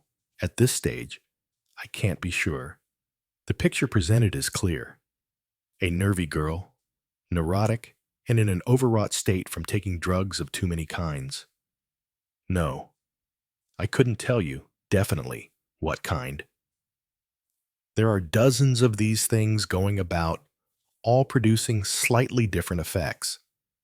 There can be confusion, loss of memory, aggression, bewilderment, or sheer fuzzle-headedness. The difficulty is to tell what the real reactions are, as opposed to the reactions produced by drugs. There are 2 choices. You see, either this is a girl who is playing herself up, depicting herself as neurotic and nervy and claiming suicidal tendencies. It could be actually so. Or it could be a whole pack of lies. I wouldn't put it past her to be putting up this story for some obscure reason of her own wanting to give an entirely false impression of herself. If so, she's doing it very cleverly, every now and then. There seems something not quite right in the picture she's giving. Is she a very clever little actress, acting a part? Or is she a genuine, semi-moronic, suicidal victim? She could be either. What did you say? Oh, the Jaguar. Yes, it was being driven far too fast. You think it mightn't have been an attempt at suicide, that the Jaguar was deliberately meaning to run her down. He thought for a minute or two. I can't say. He said slowly, it just could be so. Yes, it could be so. But I hadn't thought of it that way. The trouble is, everything's possible, isn't it? Anyway, I'm going to get more out of her shortly. I've got her in a position where she's semi-willing to trust me, so long as I don't go too far too quickly and make her suspicious. She'll become more trusting soon, and tell me more. And if she's a genuine case, she'll pour out her whole story to me, force it on me in the end. At the moment, she's frightened of something. If, of course, she's leading me up the garden path. We'll have to find out the reason why. She's at Kenway Court, and I think she'll stay there. I'd suggest that you keep someone with an eye on it for a day or so. And if she does attempt to leave, someone she doesn't know by sight had better follow her. Chapter 11. Andrew Restorick was writing a check. He made a slight grimace as he did so. His office was large and handsomely furnished in typical conventional tycoon fashion. The furnishing and fittings had been Simon Restorick's, and Andrew Restorick had accepted them without interest, and had made few changes except for removing a couple of pictures and replacing them by his own portrait, which he had brought up from the country, and a watercolor of Table Mountain. Andrew Restorick was a man of middle age, beginning to put on flesh, yet strangely little changed from the man some 15 years younger in the picture hanging above him. There was the same jutting out chin, the lips firmly pressed together, and the slightly raised quizzical eyebrows. Not a very noticeable man in ordinary type, and at the moment not a very happy man. His secretary entered the room. She advanced towards his desk. As he looked up, "A Monsieur Hercule Poirot is here. He insists that he has got an appointment with you, but I can find no trace of one." A Monsieur Hercule Poirot. The name seemed vaguely familiar, but he could not remember in what context. He shook his head. "I can't remember anything about him, though I seem to have heard the name. What does he look like?" "A very small man, foreign French, I should say, with an enormous mustache." "Of course I remember Mary describing him. He came to see old Roddy." "But what's all this about an appointment with me? He says you wrote him a letter. Can't remember it, even if I did. Perhaps Mary— Oh well, never mind, bring him in. I suppose I'd better see what this is all about."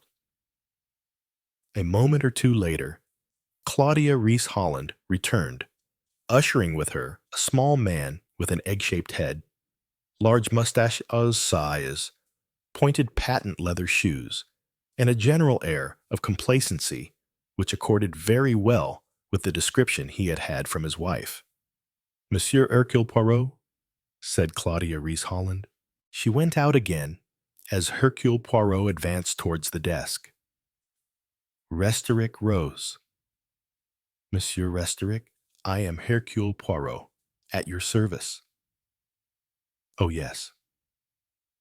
My wife mentioned that you'd called upon us, or rather called upon my uncle. What can I do for you?" "I have presented myself in answer to your letter." "What letter I did not write to you?" Poirot. Poirot stared at him. Then he drew from his pocket a letter, unfolded it, glanced at it, and handed it across the desk with a bow. "See for yourself, Monsieur." Restorick stared at it. It was typewritten on his own office stationery. His signature was written in ink at the bottom.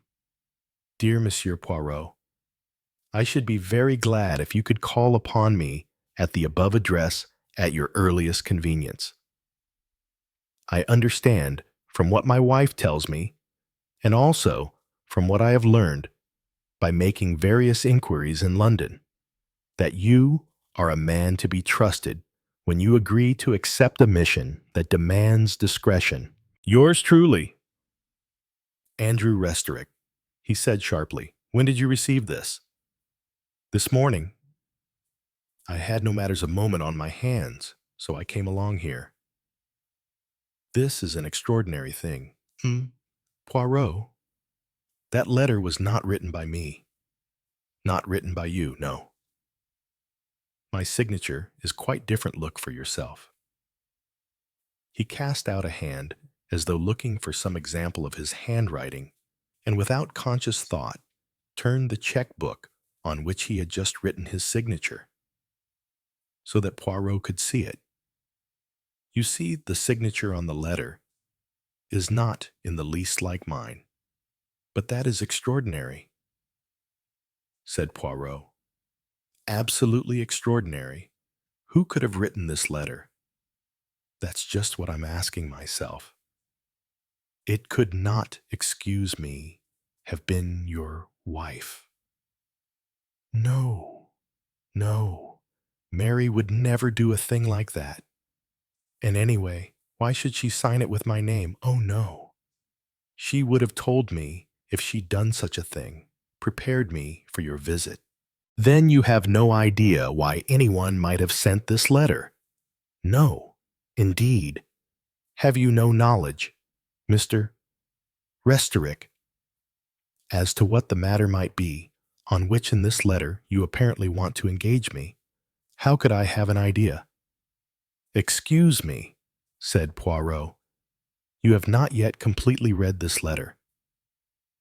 You will notice at the bottom of the first page after the signature, there is a small P.T.O. Restorick turned the letter over. At the top of the next page, the typewriting continued. The matter on which I wish to consult you concerns my daughter. Norma. Restorick's manner changed. His face darkened. So, that's it. But who could know? Who could possibly meddle in this matter? Who knows about it? Could it be a way of urging you to consult me? Some well-meaning friend. You have really no idea who the writer may have been. I've no idea whatever. And you are not in trouble over a daughter of yours. A daughter named Norma, Restorick said slowly. I have a daughter named Norma. My only daughter. His voice changed slightly as he said the last words. And she is in trouble. Difficulty of some kind. Not that I know of. But he hesitated slightly as he spoke the words. Poirot leaned forward. I don't think that is exactly right, Mr. Restorick. I think there is some trouble or difficulty concerning your daughter. Why should you think that? Has someone spoken to you on the subject? I was going entirely by your intonation. Monsieur, many people, added Hercule Poirot, are in trouble over daughters at the present date. They have a genius. Young ladies, for getting into various kinds of trouble and difficulty. It is possible that the same obtains here. Restorick was silent for some few moments, drumming with his fingers on the desk. Yes, I am worried about Norma, he said at last. She's a difficult girl, neurotic, inclined to be hysterical. Unfortunately, I don't know her very well. Trouble, no doubt, over a young man. In a way, yes, but that is not entirely what is worrying me. I think he looked appraisingly at Poirot. Am I to take it that you are a man of discretion? I should be very little good in my profession if I were not. It is a case, you see, of wanting my daughter found. She came home last weekend, as she usually does, to our house in the country. She went back on Sunday night, ostensibly to the flat, which she occupies in common with 2 other girls. But I now find that she did not go there. She must have gone somewhere else. In fact, she has disappeared. It sounds too much of a melodramatic statement, but it does amount to that. I expect there's a perfectly natural explanation. But well, I suppose any father would be worried. She hasn't rung up, you see, or given any explanation to the girls with whom she shares her flat. They too are worried. No, I should not say so. I think, well, I think they take such things easily enough. Girls are very independent, more so than when I left England 15 years ago. What about the young man, of whom you say you do not approve? Can she have gone away with him? I devoutly hope not. It's possible, but my wife doesn't think so. You saw him, I believe, the day you came to our house to call on my uncle. Ah, yes. I think I know the young man of whom you speak. A very handsome young man, but not, if I may say so, a man of whom a father would approve. I noticed that your wife was not pleased, either. My wife is quite certain that he came to the house that day hoping to escape observation. He knows, perhaps, that he is not welcome there. He knows, all right, said Restorick grimly. Do you not then think that it is only too likely your daughter may have joined him? I don't know what to think. I didn't at first. You have been to the police? No. In the case of anyone who is missing, it is usually much better to go to the police. They too are discreet, and they have many means at their disposal, which persons like myself have not. I don't want to go to the police. It's my daughter. Man, you understand, my daughter. If she's chosen to go away for a short time and not let us know, well, that's up to her. There's no reason to believe that she's in any danger or anything like that. I just want to know for my own satisfaction where she is. Is it possible, Mr. Restorick? I hope I am not unduly presuming that is not the only thing that is worrying you about your daughter. Why should you think there was anything else? Because the mere fact that a girl is absent for a few days without telling her parents or the friends with whom she is living, where she is going, is not particularly unusual nowadays.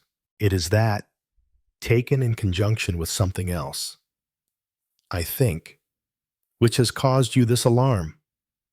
Well, perhaps you're right. He looked doubtfully at Poirot.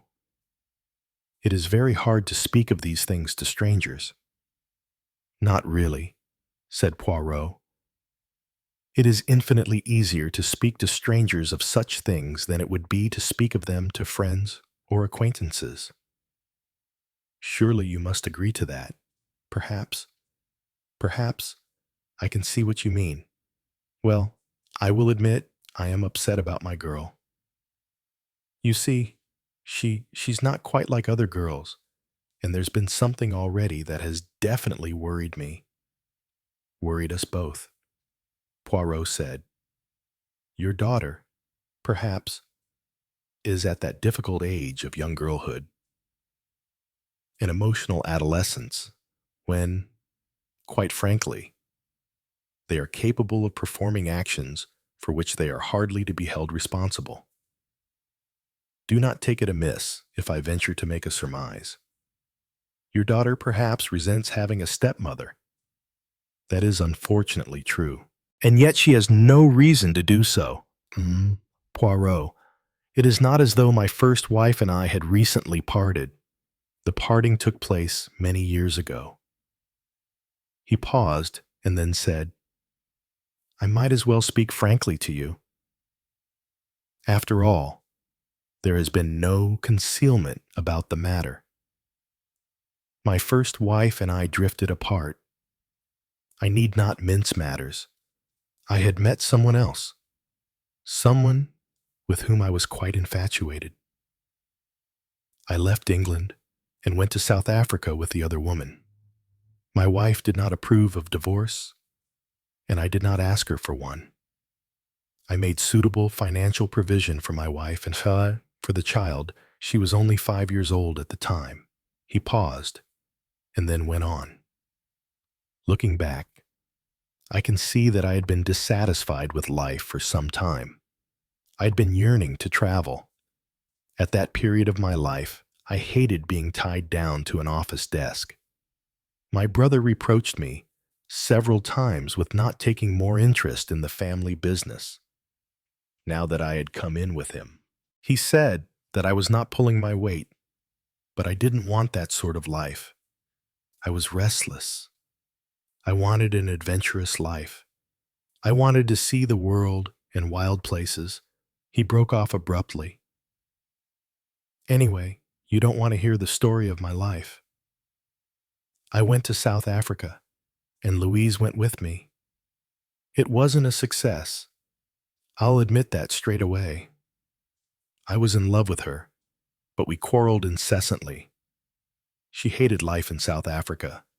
She wanted to get back to London and Paris, all the sophisticated places. We parted only about a year after we arrived there. He sighed. Perhaps I ought to have gone back then, back to the tame life that I disliked the idea of so much. But I didn't. I don't know whether my wife would have had me back or not. Probably she would have considered it her duty to do so. She was a great woman for doing her duty. Poirot noted the slight bitterness that ran through that sentence. But I ought to have thought more about Norma, I suppose. Well, there it was. The child was safely with her mother. Financial arrangements had been made. I wrote to her occasionally and sent her presents, but I never once thought of going back to England and seeing her. That was not entirely blameworthy on my part. I had adopted a different way of life, and I thought it would be merely unsettling for the child to have a father who came and went, and perhaps disturbed her own peace of mind. Anyway, let's say I thought I was acting for the best. Restoric's words came fast now. It was as though he was feeling a definite solace in being able to pour out his story to a sympathetic listener.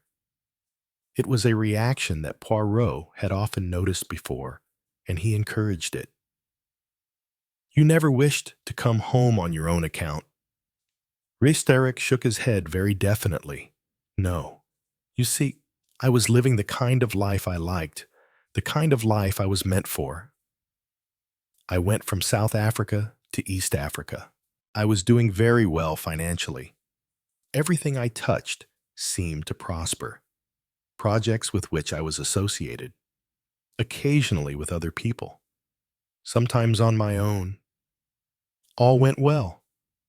I used to go off into the bush and trek. That was the life I'd always wanted. I am by nature an out-of-door man. Perhaps that's why, when I was married to my first wife, I felt trapped, held down. No, I enjoyed my freedom, and I'd no wish to go back to the conventional type of life that I'd led here. But you did come back in the end? Restoric sighed. Yes, I did come back. Ah, well, one grows old, I suppose. Also, another man and I had made a very good strike. We'd secured a concession, which might have very important consequences. It would need negotiation in London. There, I could have depended on my brother to act. But my brother died. I was still a partner in the firm. I could return if I chose and see to things myself. It was the first time I had thought of doing so. Of returning, I mean, to city life. Perhaps your wife, your second wife. Yes, you may have something there. I had been married to Mary just a month or two when my brother died. Mary was born in South Africa, but she had been to England several times, and she liked the life there. She liked particularly the idea of having an English garden, and well, for the first time, perhaps I felt I would like life in England too, and I thought of Norma as well. Her mother had died 2 years earlier. I talked to Mary about it all, and she was quite willing to help me make a home for my daughter. The prospects all seemed good, And so he smiled, and so I came home. Poirot looked at the portrait that hung behind Restoric's head. It was in a better light here than it had been at the house in the country.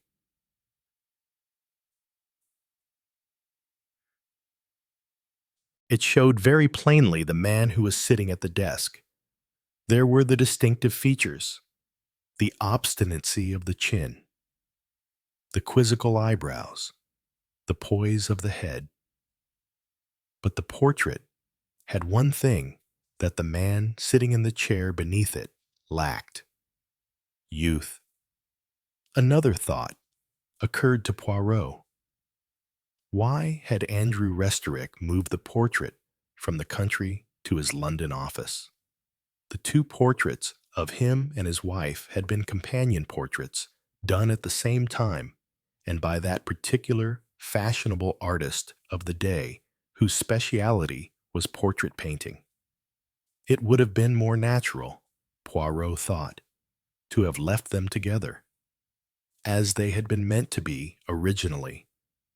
But Restorick had moved one portrait, his own, to his office. Was it a kind of vanity on his part, a wish to display himself as a city man, as someone important to the city? Yet he was a man who had spent his time in wild places, who professed to prefer wild places. Or did he perhaps do it in order to keep, before his mind himself, in his city personality? Did he feel the need of reinforcement? Or, of course, thought Poirot, it could be simple vanity. Even I myself, said Poirot to himself, in an unusual fit of modesty, even I myself am capable of vanity on occasions. The short silence, of which both men had seemed unaware, was broken. Restorick spoke apologetically. You must forgive me, M. Poirot. I seem to have been boring you with the story of my life. There is nothing to excuse. Mr. Restorick, you have been talking really only of your life, as it may have affected that of your daughter. You are much disquieted about your daughter, but I do not think that you have yet told me the real reason. You want her found. You say, yes, I want her found. You want her found, yes, but do you want her found by me? Ah! Do not hesitate. La politesse, it is very necessary in life. But it is not necessary here. Listen, I tell you, if you want your daughter found, I advise you, I, Hercule Poirot, to go to the police, for they have the facilities. And from my own knowledge, they can be discreet. I won't go to the police unless I get very desperate. You would rather go to a private agent. Yes, but you see, I don't know anything about private agents. I don't know who can be trusted. I don't know who. And what do you know about me? I do know something about you. Nom de, for instance, that you held a responsible position in intelligence during the war, since, in fact, my own uncle vouches for you. That is an admitted fact. The faintly cynical expression on Poirot's face was not perceived by Restorick. The admitted fact was, as Poirot was well aware, a complete illusion. Although Restorick must have known how undependable Sir Roderick was in the matter of memory and eyesight, he had swallowed Poirot's own account of himself. Hook, line, and sinker, Poirot did not disillusion him. It merely confirmed him in his long-held belief that you should never believe anything anyone said without first checking it. Suspect everybody. Had been for many years, if not his whole life. One of his first axioms. Let me reassure you, said Poirot. I have been throughout my career exceptionally successful. I have been indeed, in many ways, unequaled. Resterick looked less reassured by this than he might have been. Indeed, to an Englishman, a man who praised himself in such terms aroused some misgivings. He said, "What do you feel yourself?" M. Poirot. Have you confidence that you can find my daughter? Probably not as quickly as the police could do. But yes, I shall find her. And if you do. But if you wish me to find her, Mr. Resterick, you must tell me all the circumstances. But I have told them to you. The time, the place, where she ought to be. I can give you a list of her friends. Poirot was making some violent shakings of his head. No, no. I suggest you tell me the truth. Do you suggest I haven't told you the truth? You have not told me all of it. Of that I am assured. What are you afraid of? What are the unknown facts? The facts that I have to know. If I am to have success, your daughter dislikes her stepmother. That is plain. There is nothing strange about that. It is a very natural reaction. You must remember that she may have secretly idealized you for many, many years. That is quite possible in the case of a broken marriage where a child has had a severe blow in her affections. Yes, yes, I know what I am talking about. You say a child forgets. That is true. Your daughter could have forgotten you in the sense that when she saw you again, she might not remember your face or your voice. She would make her own image of you. You went away. She wanted you to come back. Her mother, no doubt, discouraged her from talking about you. And therefore, she thought about you, perhaps all the more. You mattered to her all the more. And because she could not talk about you to her own mother, she had what is a very natural reaction with a child, the blaming of the parent who remains for the absence of the parent who is gone. She said to herself something in the nature of, "Father was fond of me. It's mother he didn't like." And from that was born a kind of idealization, a kind of secret liaison between you and her. What had happened was not her father's fault. She will not believe it. Oh, yes, that often happens. I assure you, I know something of the psychology. So when she learns that you are coming home, that you and she will be reunited, many memories that she has pushed aside and not thought of for years, return. Her father is coming back. He and she will be happy together. She hardly realizes the stepmother, perhaps, until she sees her, and then she is violently jealous. It is most natural, I assure you. She is violently jealous, partly because your wife is a good-looking woman, sophisticated, and well-poised, which is a thing girls often resent because they frequently lack confidence in themselves. She herself is possibly gauche, with perhaps an inferiority complex. So when she sees her competent and good-looking stepmother, quite possibly she hates her, but hates her as an adolescent girl who is still half a child might do. Well, Resterick hesitated.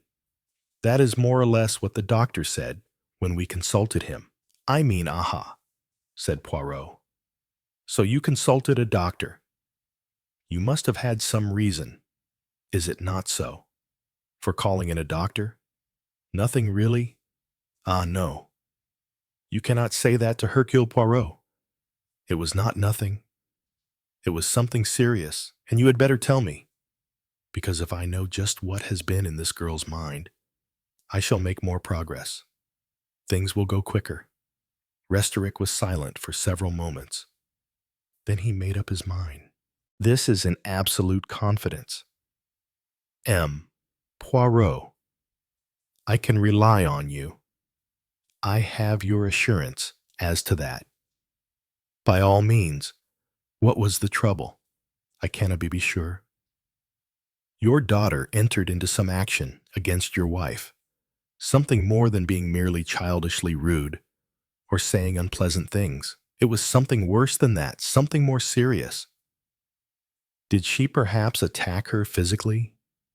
No, it was not an attack, not a physical attack, but nothing was proved. No, no, we will admit that. My wife became far from well. He hesitated. Ah, said Poirot. Yes, I see. And what was the nature of her illness? Digestive? Possibly. A form of enteritis. You're quick, M. Poirot. You're very quick. Yes, it was digestive. This complaint of my wife's was puzzling, because she had always had excellent health. Finally, they sent her to hospital for observation, as they call it, a checkup, and the result, I don't think they were completely satisfied. She appeared to regain her health completely and was sent home in due course. But the trouble recurred. We went carefully over the meals she had, the cooking. She seemed to be suffering from a form of intestinal poisoning for which there appeared to be no cause. A further step was taken. Tests were made of the dishes she ate. By taking samples of everything, it was definitely proved that a certain substance had been administered in various dishes. In each case, it was a dish of which only my wife had partaken. In plain language, somebody was giving her arsenic. Is that right? Quite right. In small doses, which would in the end have a cumulative effect. You suspected your daughter. No, I think you did. Who else could have done it? You suspected your daughter. Restrick gave a deep sigh. Frankly, yes. When Poirot arrived home, George was awaiting him. A woman named Edith rang up. Sir Edith Poirot frowned. She is, I gather, in the service of Mrs. Oliver. She asked me to inform you that Mrs. Oliver is in St. Giles's hospital. What has happened to her, I understand. She has been accoshed. George did not add the latter part of the message, which had been, and you tell him it's been all his fault. Poirot clicked his tongue. I warned her I was uneasy last night when I rang her up, and there was no answer. Les Femmes, Chapter 12. Let's buy a peacock, said Mrs. Oliver suddenly and unexpectedly. She did not open her eyes as she made this remark, and her voice was weak, though full of indignation. 3 people brought startled eyes to bear upon her. She made a further statement. Hit on the head. She opened badly focused eyes and endeavored to make out where she was. The first thing she saw was a face entirely strange to her. A young man who was writing in a notebook. He held the pencil poised in his hand. Policeman, said Mrs. Oliver decisively. I beg your pardon. Madam, I said you were a policeman, said Mrs. Oliver. Am I right? Yes, madam. Criminal assault, said Mrs. Oliver, and closed her eyes in a satisfied manner. When she opened them again, she took in her surroundings more fully. She was in a bed, one of those rather high hygienic-looking hospital beds. She decided, the kind that you shoot up and down and round and about. She was not in her own house. She looked round and decided on her environment. Hospital, or could be nursing home. She said. A sister was standing with an air of authority at the door, and a nurse was standing by her bed. She identified a fourth figure. Nobody, said Mrs. Oliver. Could mistake those mustaches. What are you doing here?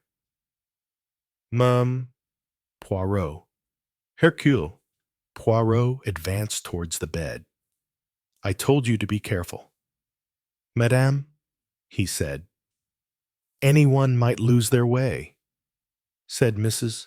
Oliver, somewhat obscurely, and added, My head aches, with good cause. As you surmise, you were hit on the head. Yes, by the peacock. The policeman stirred uneasily, then said, Excuse me, madam, you say you were assaulted by a peacock. Of course, I'd had an uneasy feeling for some time, you know. Atmosphere. Mrs. Oliver tried to wave her hand in an appropriate gesture to describe atmosphere, and winced. Ouch, she said. I'd better not try that again. My patient must not get overexcited, said the sister with disapproval. Can you tell me where this assault occurred? I haven't the faintest idea. I'd lost my way. I was coming from a kind of studio, very badly kept, dirty. The other young man hadn't shaved for days, a greasy leather jacket. Is this the man who assaulted you? No, it's another one. If you could just tell me, I am telling you. Aren't I? I'd followed him. You see, all the way from the cafe, only I'm not very good at following people. No practice. It's much more difficult than you'd think. Her eyes focused on the policeman. But I suppose you know all about that. You have courses in following people. Oh, never mind. It doesn't matter. You see, she said, speaking with sudden rapidity, it's quite simple.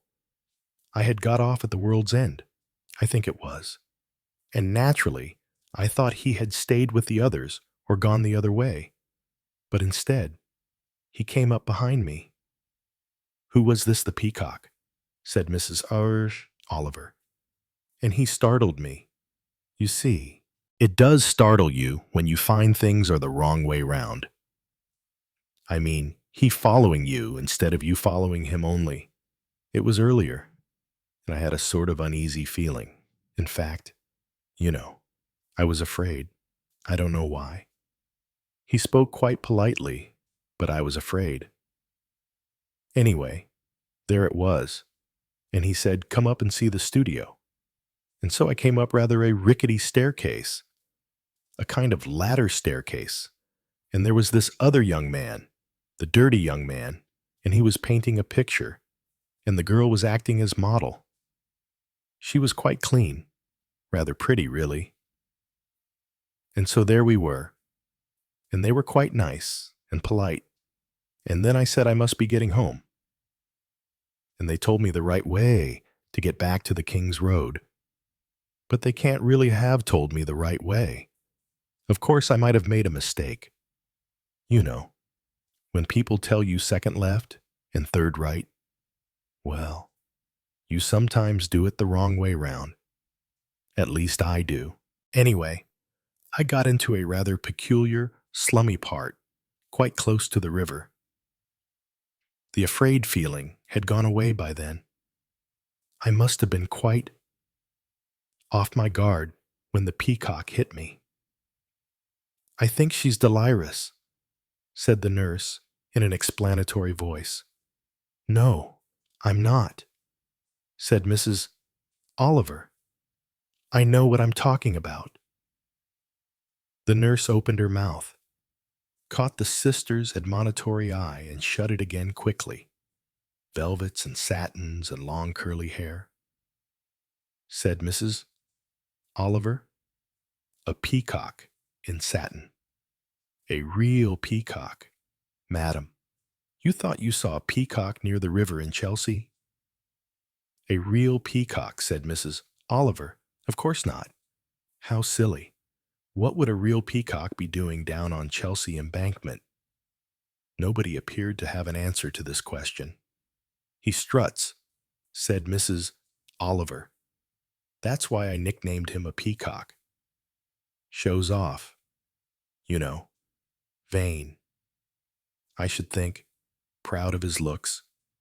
Perhaps a lot of other things as well. She looked at Poirot. David something. You know who I mean. You say, this young man of the name of David assaulted you by striking you on the head. Yes, I do. Hercule Poirot spoke. You saw him. I didn't see him, said Mrs. Oliver. I didn't know anything about it. I just thought I heard something behind me. And before I could turn my head to look, it all happened, just as if a ton of bricks or something fell on me. I think I'll go to sleep now, she added. She moved her head slightly, made a grimace of pain, and relapsed into what appeared to be a perfectly satisfactory unconsciousness. Chapter 13.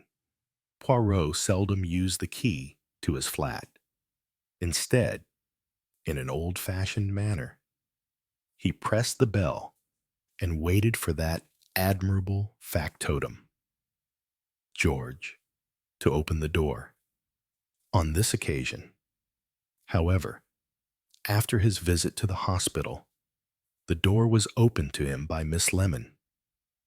You've got 2 visitors, said Miss Lemon, pitching her voice in an admirable tone, not as carrying as a whisper, but a good many notes lower than her usual pitch. One's Mr. Goby, and the other is an old gentleman called Sir Roderick Horsfield. I don't know which you want to see first. Sir Roderick Horsfield, mused Poirot. He considered this with his head on one side, looking rather like a robin, while he decided how this latest development was likely to affect the general picture. Mr. Goby, however, materialized with his usual suddenness from the small room which was sacred to Miss Lemon's typewriting, and where she had evidently kept him in storage. Poirot removed his overcoat, and Miss Lemon hung it up on the hall stand, and Mr. Goby, as was his fashion, addressed the back of Miss Lemon's head. I'll have a cup of tea in the kitchen with George, said Mr. Goby. My time is my own. I'll keep. He disappeared, obligingly, into the kitchen. Poirot went into his sitting room where Sir Roderick was pacing up and down, full of vitality.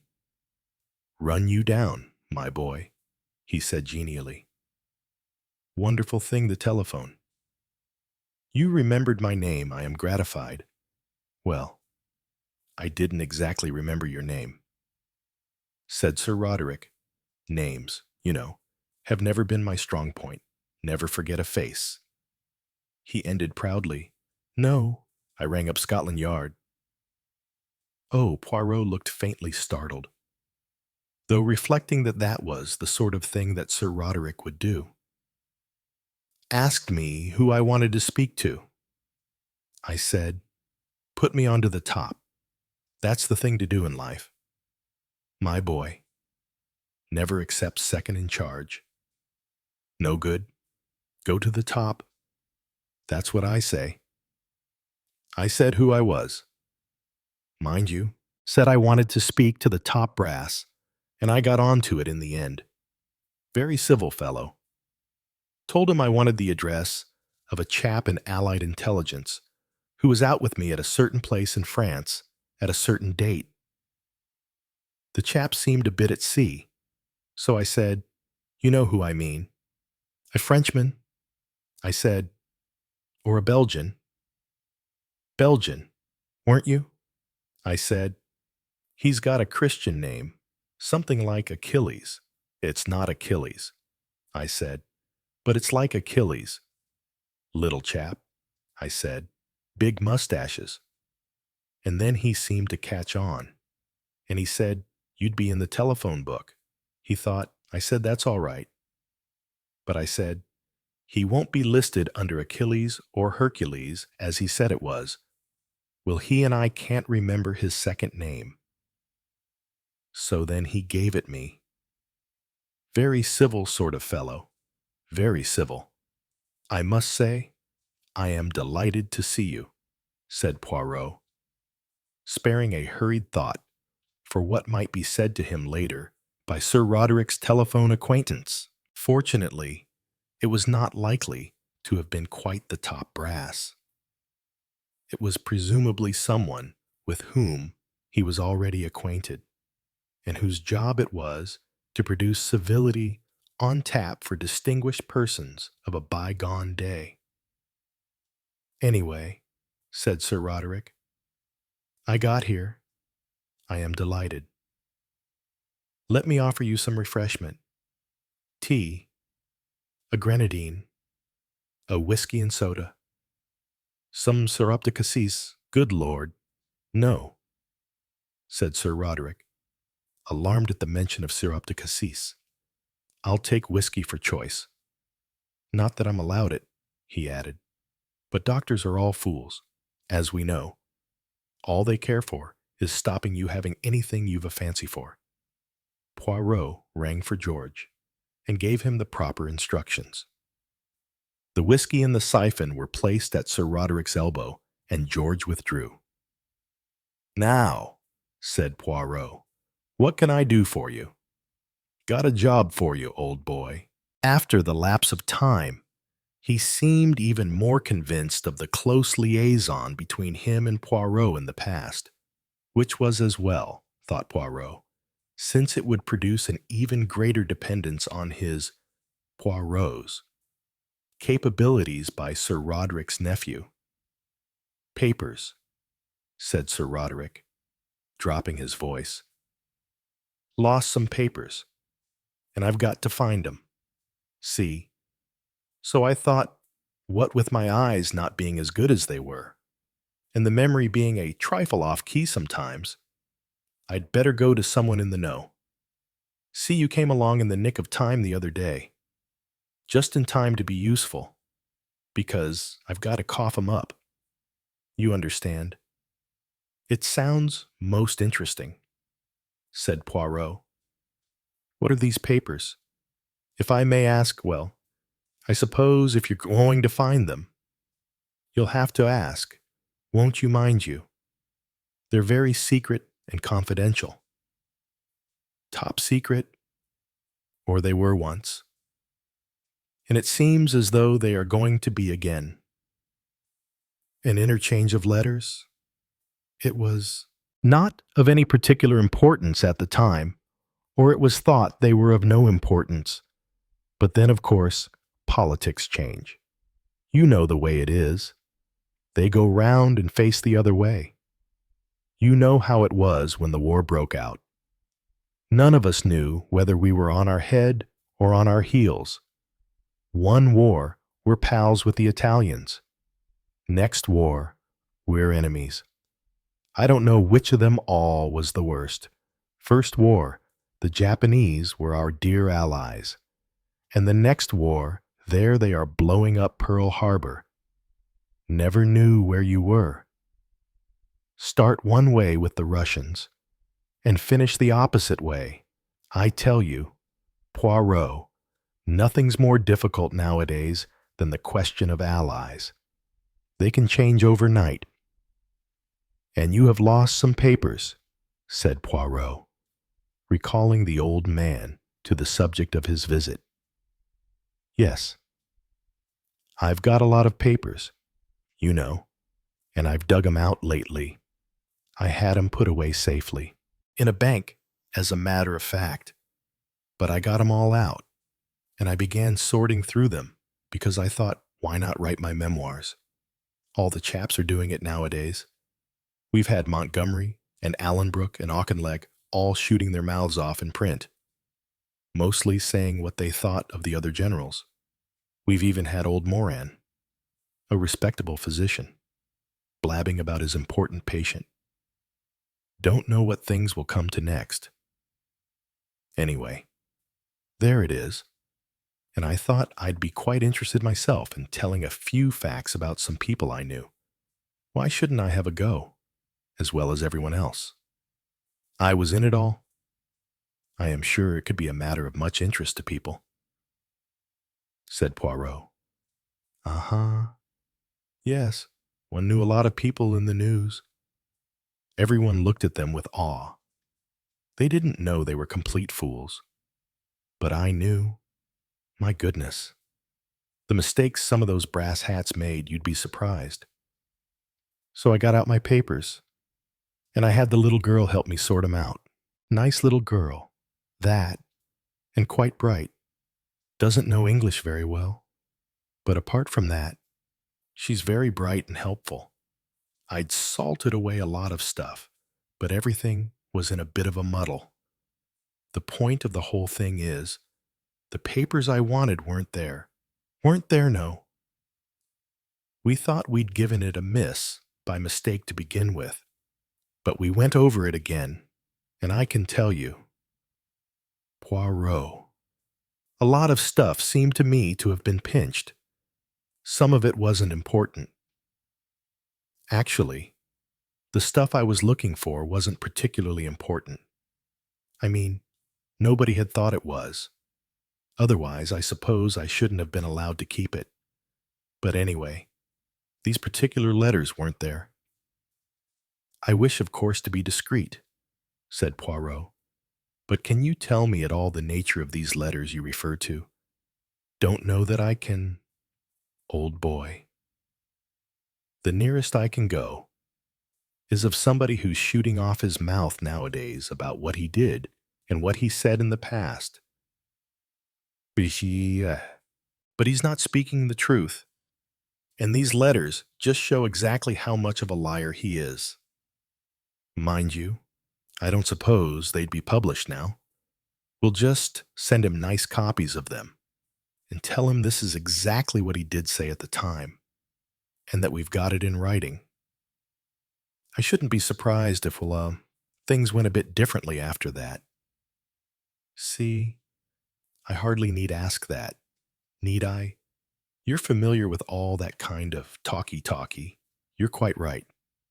Sir Roderick, I know exactly the kind of thing you mean.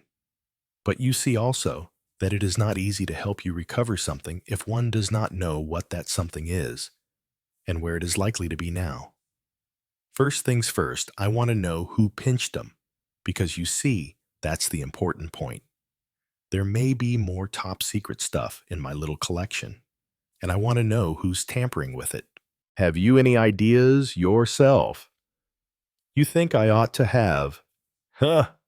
Well, it would seem that the principal possibility I know. You want me to say it's the little girl? Well, I don't think it is the little girl. She says she didn't, and I believe her. Understand? Yes, said Poirot with a slight sigh. I understand. For one thing, she's too young. She wouldn't know these things were important. It's before her time. Someone else might have instructed her as to that. Poirot pointed out, yes, that's true enough. But it's too obvious as well. Poirot sighed.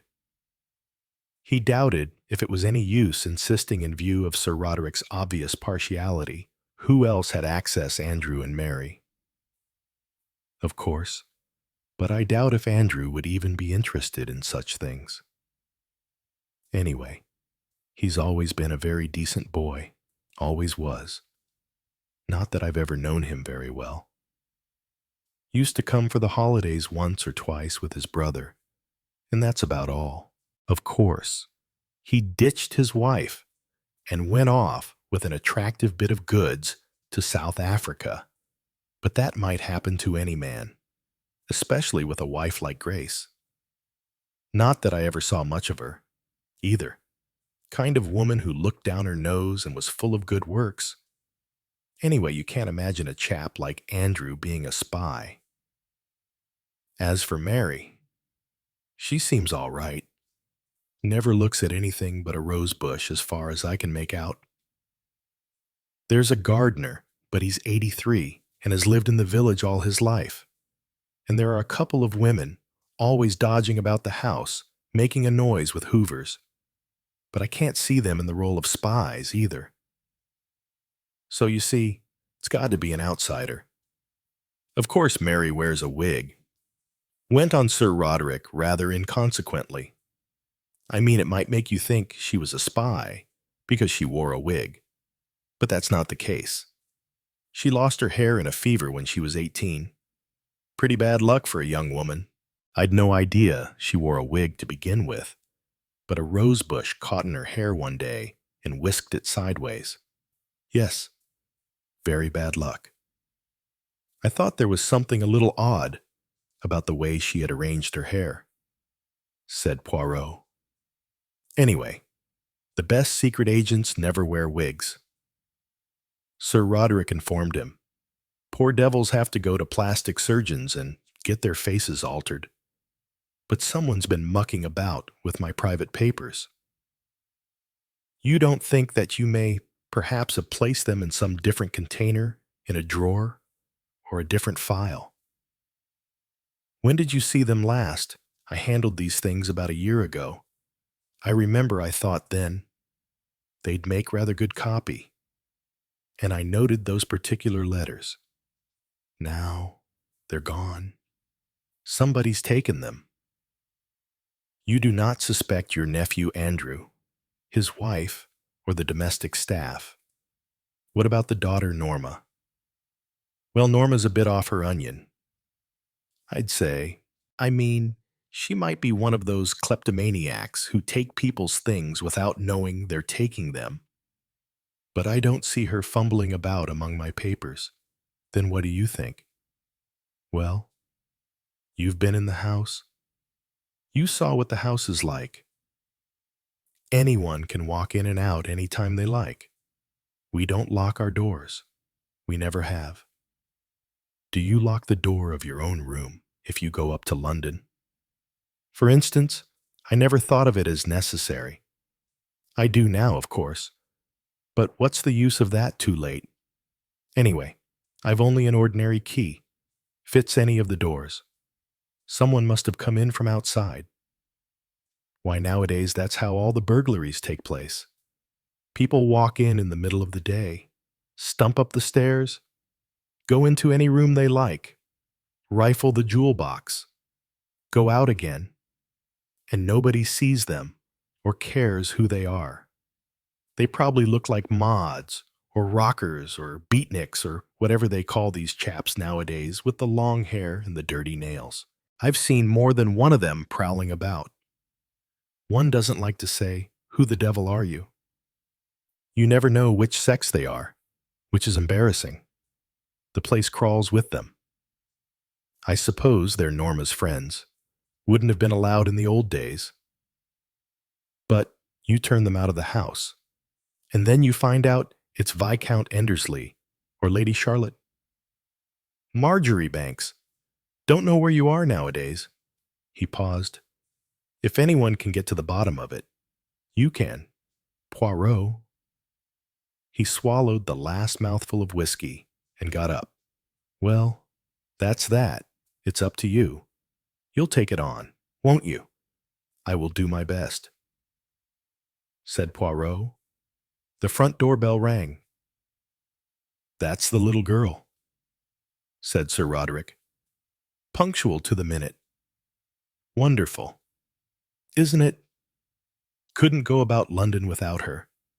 You know, blind as a bat. Can't see to cross the road. Can you not have glasses? I've got some somewhere, but they're always falling off my nose. or else I lose them. Besides, I don't like glasses. I've never had glasses. When I was 65, I could see to read without glasses, and that's pretty good. Nothing, said Hercule Poirot, lasts forever. George ushered in Sonia. She was looking extremely pretty. Her slightly shy manner became her very well.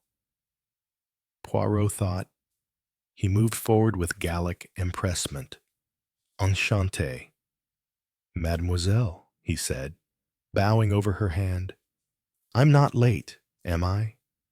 Sir Roderick, she said, looking past him. I have not kept you waiting. Please, I hope not.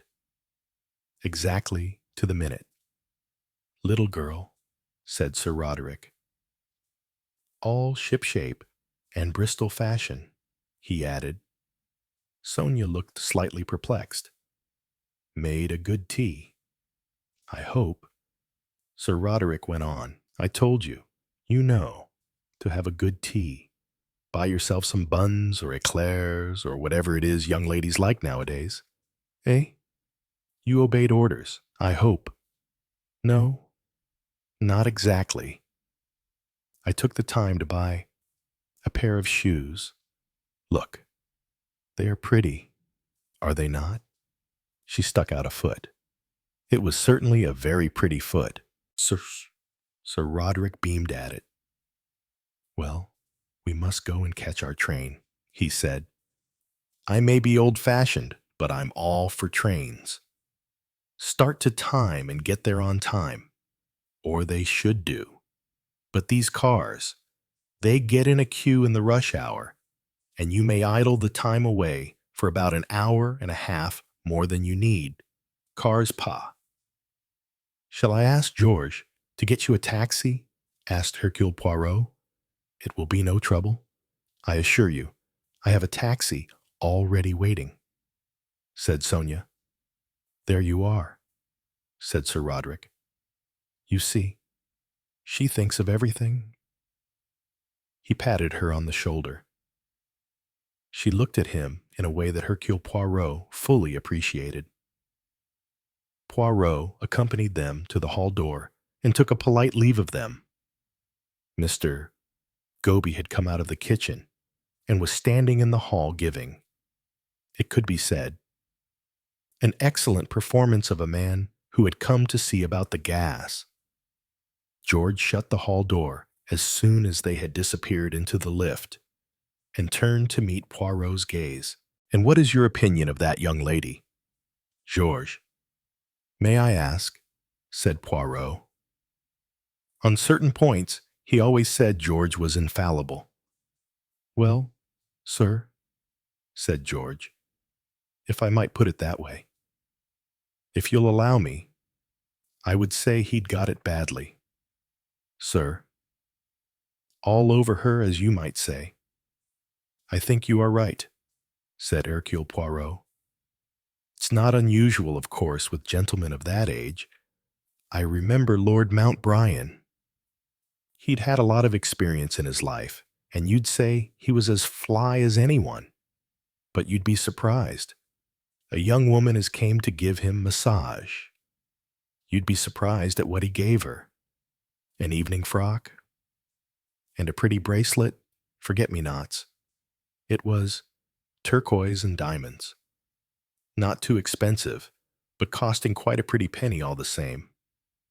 Then a fur wrap, not mink, Russian ermine, and a petty point evening bag. After that, her brother got into trouble. Debt or something. Though whether she ever had a brother, I sometimes wondered. Lord Mount Bryan gave her the money to square it. She was so upset about it. All platonic. Mind you, too, gentlemen seem to lose their sense that way when they get to that age. It's the clinging ones they go for, not the bold type. I have no doubt that you are quite right. Georges, said Poirot. It is all the same. Not a complete answer to my question. I asked what you thought of the young lady. Oh, the young lady. Well, sir, I wouldn't like to say definitely, but she's quite a definite type. There's never anything that you could put your finger on, but they know what they're doing, I'd say. Poirot entered his sitting room, and Mr. Goby followed him, obeying Poirot's gesture. Mr. Goby sat down on an upright chair in his usual attitude, knees together, toes turned on. He took a rather dog-eared little notebook from his pocket, opened it carefully, and then proceeded to survey the soda water siphon severely. For the backgrounds you asked me to look up, you. Restorick family, perfectly respectable and of good standing. No scandal. The father, James Patrick Restorick, said to be a sharp man over a bargain. Business has been in the family 3 generations. Grandfather founded it. Father enlarged it. Simon Restorick kept it going. Simon Restorick had coronary trouble 2 years ago. Health declined. Died of coronary thrombosis. About a year ago, young brother Andrew Restorick came into the business soon after he came down from Oxford. Married Miss Grace Baldwin. 1 daughter, Norma. Left his wife and went out to South Africa. A Miss Beryl went with him. No divorce proceedings. Mrs. Andrew Restorick died 2.5 years ago. Had been an invalid for some time. Miss Norma Restorick was a boarder at Meadowfield Girls' School. Nothing against her. Allowing his eyes to sweep across Hercule Poirot's face. Mr.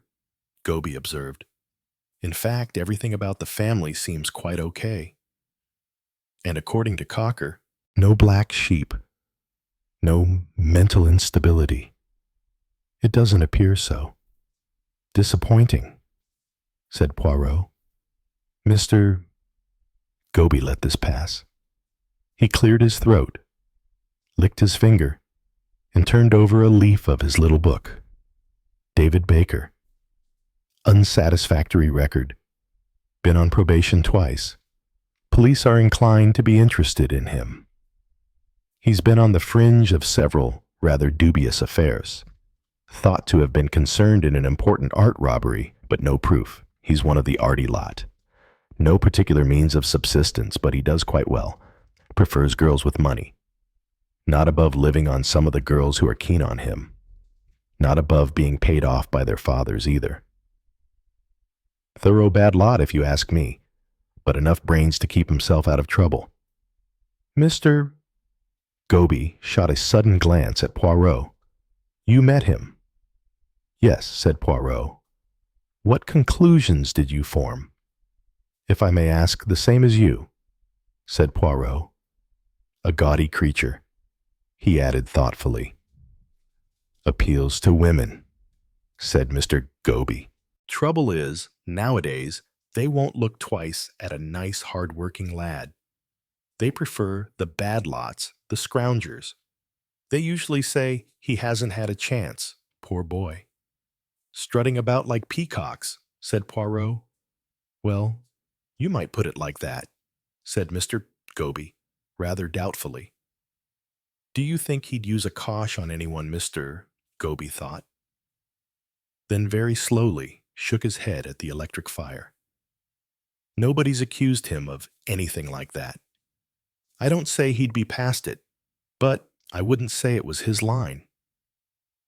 He is a smooth-spoken type, not one for the rough stuff. No, said Poirot. No, I should not have thought so. He could be bought off.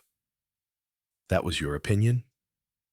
He'd drop any girl like a hot coal, if it was made worth his while. Poirot nodded. He was remembering something. Andrew Restorick, turning a check towards him, so that he could read the signature on it. It was not only the signature that Poirot had read. It was the person to whom the check was made out. It had been made out to David Baker, and it was for a large sum. Would David Baker demur at taking such a check? Poirot wondered. He thought not on the whole. Mr. Goby clearly was of that opinion. Undesirable young men had been bought off in any time or age.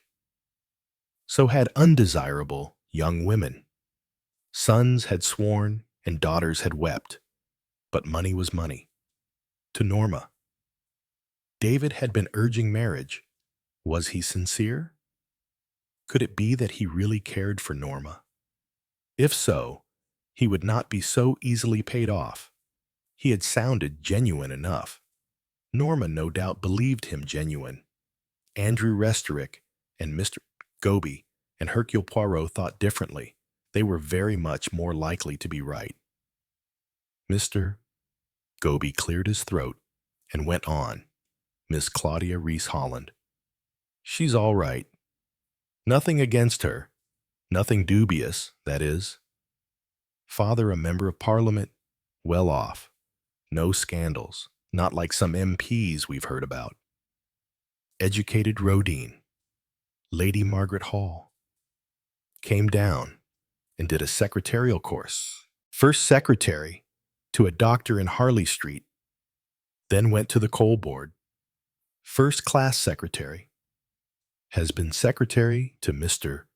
Restorick for the last 2 months. No special attachments. Just what you'd call minor boyfriends. Eligible and useful if she wants a date. Nothing to show there's anything between her and Restorick.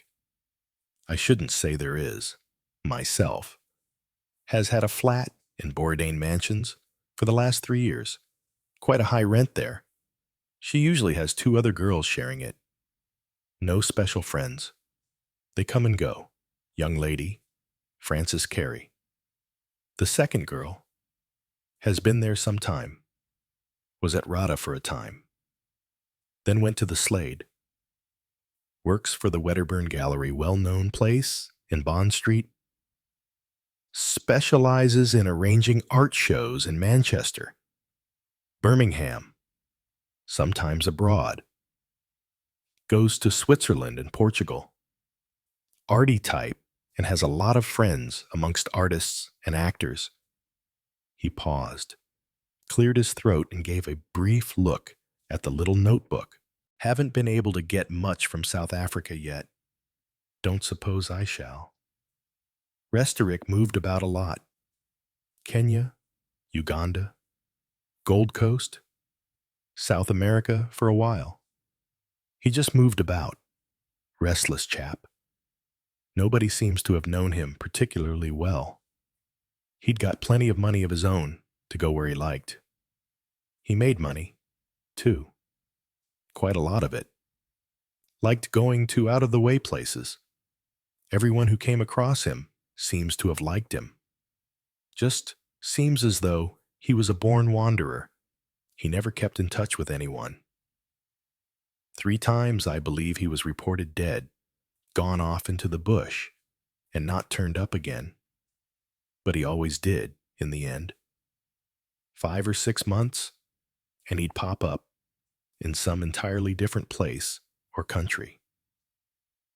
Then last year, his brother in London died suddenly. They had a bit of trouble in tracing him. His brother's death seemed to give him a shock. Perhaps he'd had enough. And perhaps he'd met the right woman at last. Good bit younger than him. She was. And a teacher, they say. The steady kind. Anyway, he seems to have made up his mind, then and there, to chuck wandering about, and come home to England, besides being a very rich man himself. He's his brother's heir, a success story, and an unhappy girl, said Poirot. I wish I knew more about her. You have ascertained for me all that you could. The facts I needed, the people who surrounded that girl, who might have influenced her, who perhaps did influence her. I wanted to know something about her father, her stepmother. the boy she is in love with, the people she lived with and worked for in London. You are sure that in connection with this girl, there have been no deaths. That is important. Not a smell of one, said Mr. Goby. She worked for a firm called Homebirds on the verge of bankruptcy, and they didn't pay her much. Stepmother was in hospital for observation recently in the country. That was a lot of rumors flying about, but they didn't seem to come to anything. She did not die, said Poirot. What I need, he added in a bloodthirsty manner, is a death. Mr. Goby said he was sorry about that and rose to his feet. Will there be anything more you are wanting at present? Not in the nature of information. Very good, sir. As he replaced his notebook in his pocket, Mr. Goby said, "You'll excuse me, sir, if I'm speaking out of turn. But that young lady you had here just now." "Yes." "What about her?" "Well, of course I don't suppose it's anything to do with this, but I thought I might just mention it to you." "Sir, please do. You have seen her before, I gather?" "Yes. Couple of months ago." "Where did you see her?" "Kew Gardens." "Kew Gardens?" Poirot looked slightly surprised. "I wasn't following her. I was following someone else. The person who met her." "And who was that? I don't suppose, as it matters mentioning it to you." "Sir, it was one of the junior attachés of the Herzegovinian embassy." Poirot raised his eyebrows. "That is interesting." "Yes, very interesting." "Kew Gardens," he mused. "A pleasant place for a rendezvous." "Very pleasant." "I thought so at the time." "They talked together, sir. You wouldn't have said they knew each other." "The young lady had a book with her. She sat down on a seat. She read the book for a little. Then she laid it down beside her. Then my bloke came and sat there on the seat also. They didn't speak. Only the young lady got up and wandered away. He just sat there, and presently he gets up and walks off. He takes with him the book that the young lady has left behind. That's all." "Sir." "Yes," said Poirot. "It is very interesting." Mr. Goby looked at the bookcase and said good night to it. He went. Poirot gave an exasperated sigh. "Enfin," he said, "it is too much. There is far too much. Now we have espionage and counter-espionage. All I am seeking is one perfectly simple murder. I begin to suspect that that murder only occurred in a drug addict's brain." Chapter 14. Chère Madame. Poirot bowed and presented Mrs. Busk Oliver with a bouquet. Very stylized, a posy in the Victorian manner. M. Poirot. "Well, really, that is very nice of you. And it's very like you somehow. All my flowers are always so untidy." She looked towards a vase of rather temperamental-looking chrysanthemums, then back to the prim circle of rosebuds. "And how nice of you to come and see me. I come, Madame, to offer you my felicitations on your recovery." "Yes," said Mrs. Oliver. "I suppose I'm all right again." She shook her head to and fro rather gingerly. "I get headaches. Though," she said, "quite bad headaches. You remember, Madame, that I warned you not to do anything dangerous, not to stick my neck out. In fact, that I suppose is just what I did do," she added. "I felt something evil was about. I was frightened, too, and I told myself I was a fool to be frightened. Because what was I frightened of, I mean? It was London, right in the middle of London. People all about. I mean, how could I be frightened? It wasn't like a lonely wood or anything. Poirot looked at her thoughtfully. He wondered, had Mrs. Oliver really felt this nervous fear? Had she really suspected the presence of evil? The sinister feeling that something or someone wished her ill? Or had she read it into the whole thing afterwards? He knew only too well how easily that could be done. Countless clients had spoken in much the same words that Mrs. Oliver had just used. I knew something was wrong. I could feel evil. I knew something was going to happen. And actually, they had not felt anything of the kind. What kind of a person was Mrs. Oliver? He looked at her consideringly. Mrs. Oliver, in her own opinion, was famous for her intuition. One intuition succeeded another with remarkable rapidity, and Mrs. Oliver always claimed the right to justify the particular intuition which turned out to be right. And yet one shared very often with animals the uneasiness of a dog or a cat before a thunderstorm. The knowledge that there is something wrong, although one does not know what it is that is wrong. When did it come upon you? This fear. When I left the main road, said Mrs. Oliver. Up till then, it was all ordinary and quite exciting. And yes, I was enjoying myself, though vexed at finding how difficult it was to trail anybody. She paused, considering, just like a game. Then suddenly, it didn't seem so much like a game, because there were queer little streets and rather sort of broken down places, and sheds and open spaces being cleared for building. Oh, I don't know. I can't explain it, but it was all different, like a dream, really. You know how dreams are.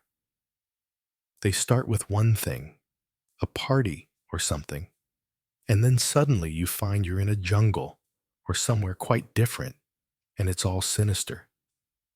A jungle, said Poirot. Yet, it is interesting you should put it like that.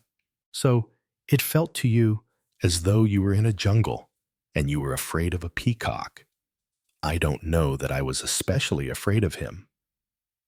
After all, a peacock isn't a dangerous sort of animal. I thought of him as a peacock because I thought of him as a decorative creature. A peacock is very decorative, isn't it? And this awful boy is decorative too. You didn't have any idea anyone was following you before you were hit. No. I'd no idea, but I think he directed me wrong all the same. Poirot nodded thoughtfully. But of course, it must have been the peacock who hit me, said Mrs. Oliver. Who else? The dirty boy in the greasy clothes. He smelt nasty, but he wasn't sinister. And it could hardly be that limp. Frances something, she was draped over a packing case with long black hair streaming all over the place. She reminded me of some actress or other. You say she was acting as a model. Yes, not for the peacock, for the dirty boy. I can't remember if you've seen her or not. I have not yet had that pleasure, if it is a pleasure. Well, she's quite nice looking in an untidy, arty sort of way. Very much made up.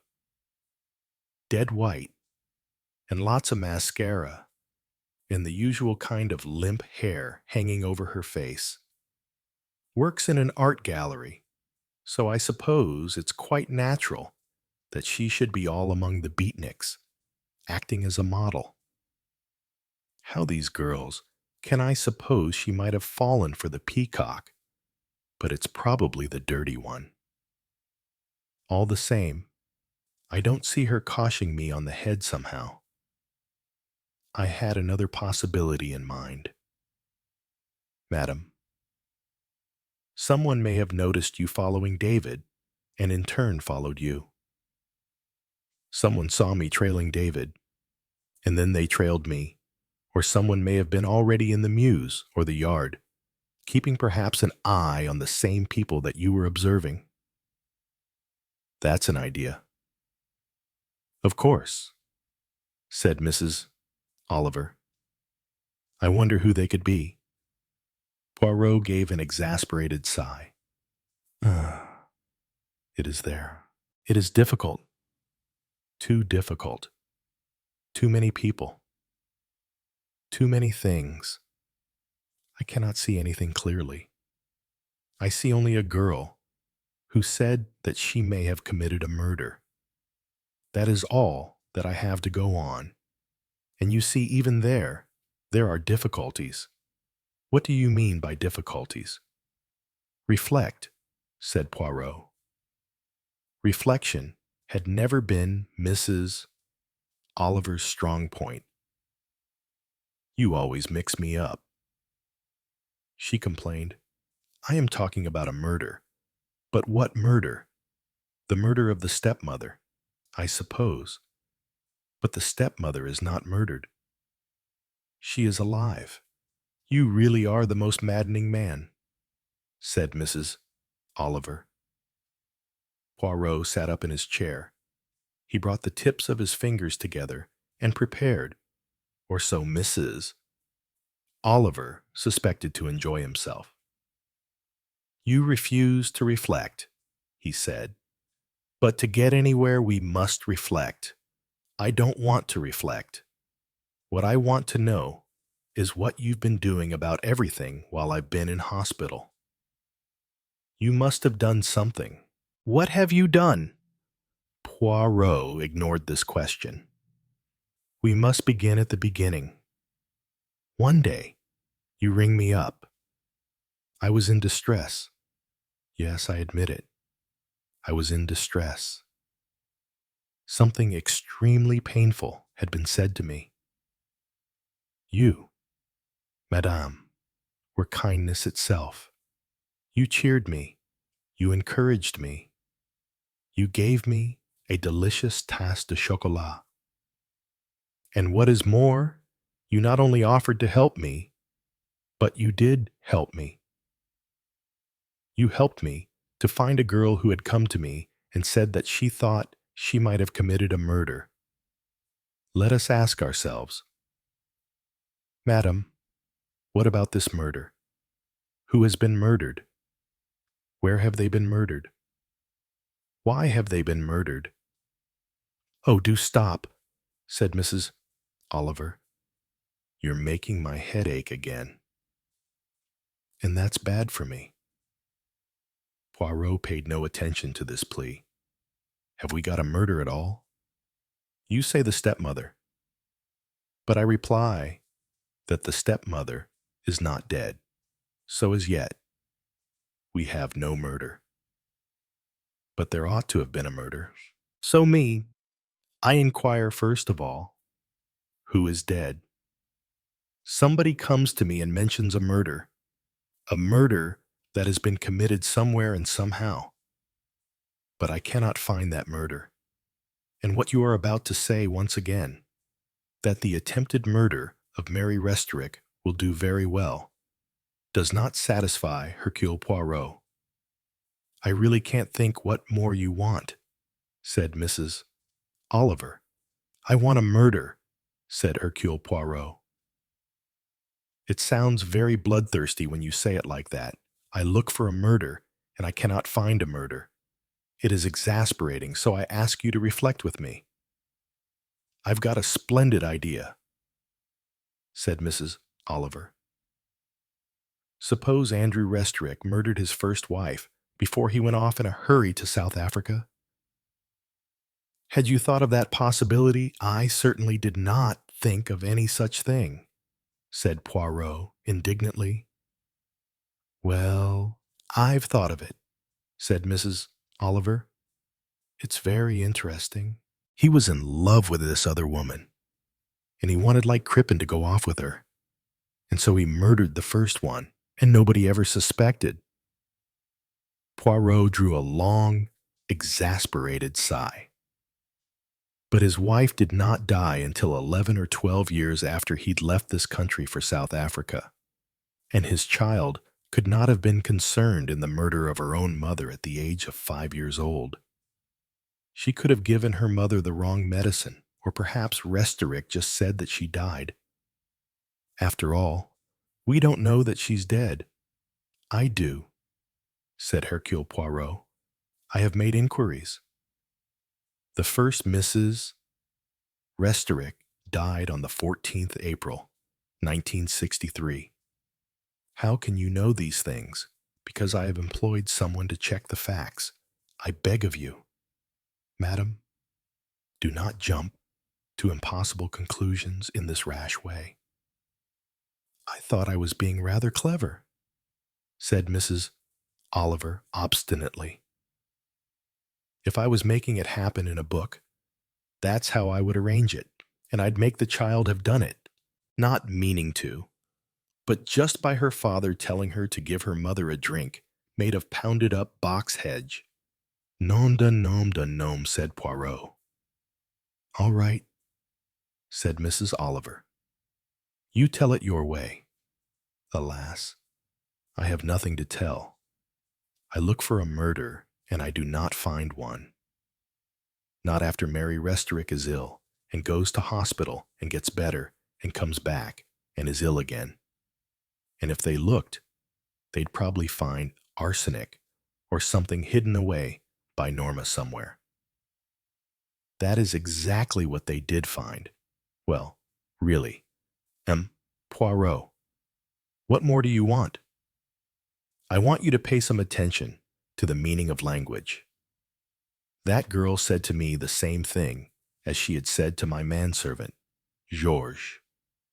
She did not say, on either occasion, I have tried to kill someone, or I have tried to kill my stepmother.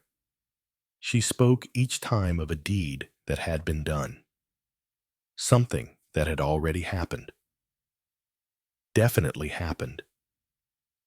In the past tense. I give up, said Mrs. Oliver. You just won't believe that Norma tried to kill her stepmother. Yes, I believe it is perfectly possible that Norma may have tried to kill her stepmother. I think it is probably what happened. It is in accord psychologically with her distraught frame of mind, but it is not proved. Anyone, remember, could have hidden a preparation of arsenic amongst Norma's things. It could even have been put there by the husband. You always seem to think that husbands are the ones who kill their wives, said Mrs. Oliver. A husband is usually the most likely person, said Hercule Poirot. So one considers him first. It could have been the girl, Norma, or it could have been one of the servants, or it could have been the au pair girl, or it could have been old Sir Roderick, or it could have been Mrs. Restorick herself. Nonsense. Why? There could be reasons, rather far-fetched reasons, but not beyond the bounds of belief. Really, Monsieur Poirot, you can't suspect everybody. Mais oui, that is just what I can do. I suspect everybody. First I suspect, then I look for reasons. And what reason would that poor foreign child have? It might depend on what she is doing in that house, and what her reasons are for coming to England, and a good deal more beside. You're really crazy. Or it could have been the boy David, your peacock. Much too far-fetched. David wasn't there. He's never been near the house. Oh, yes, he has. He was wandering about its corridors the day I went there, but not putting poison In Norma's room. How do you know? But she and that awful boy are in love with each other. They appear to be so. I admit, you always want to make everything difficult, complained Mrs. Oliver. Not at all. Things have been made difficult for me. I need information, and there is only one person who can give me information. And she has disappeared. You mean Norma? Yes, I mean Norma, but she hasn't disappeared. We found her, you and I.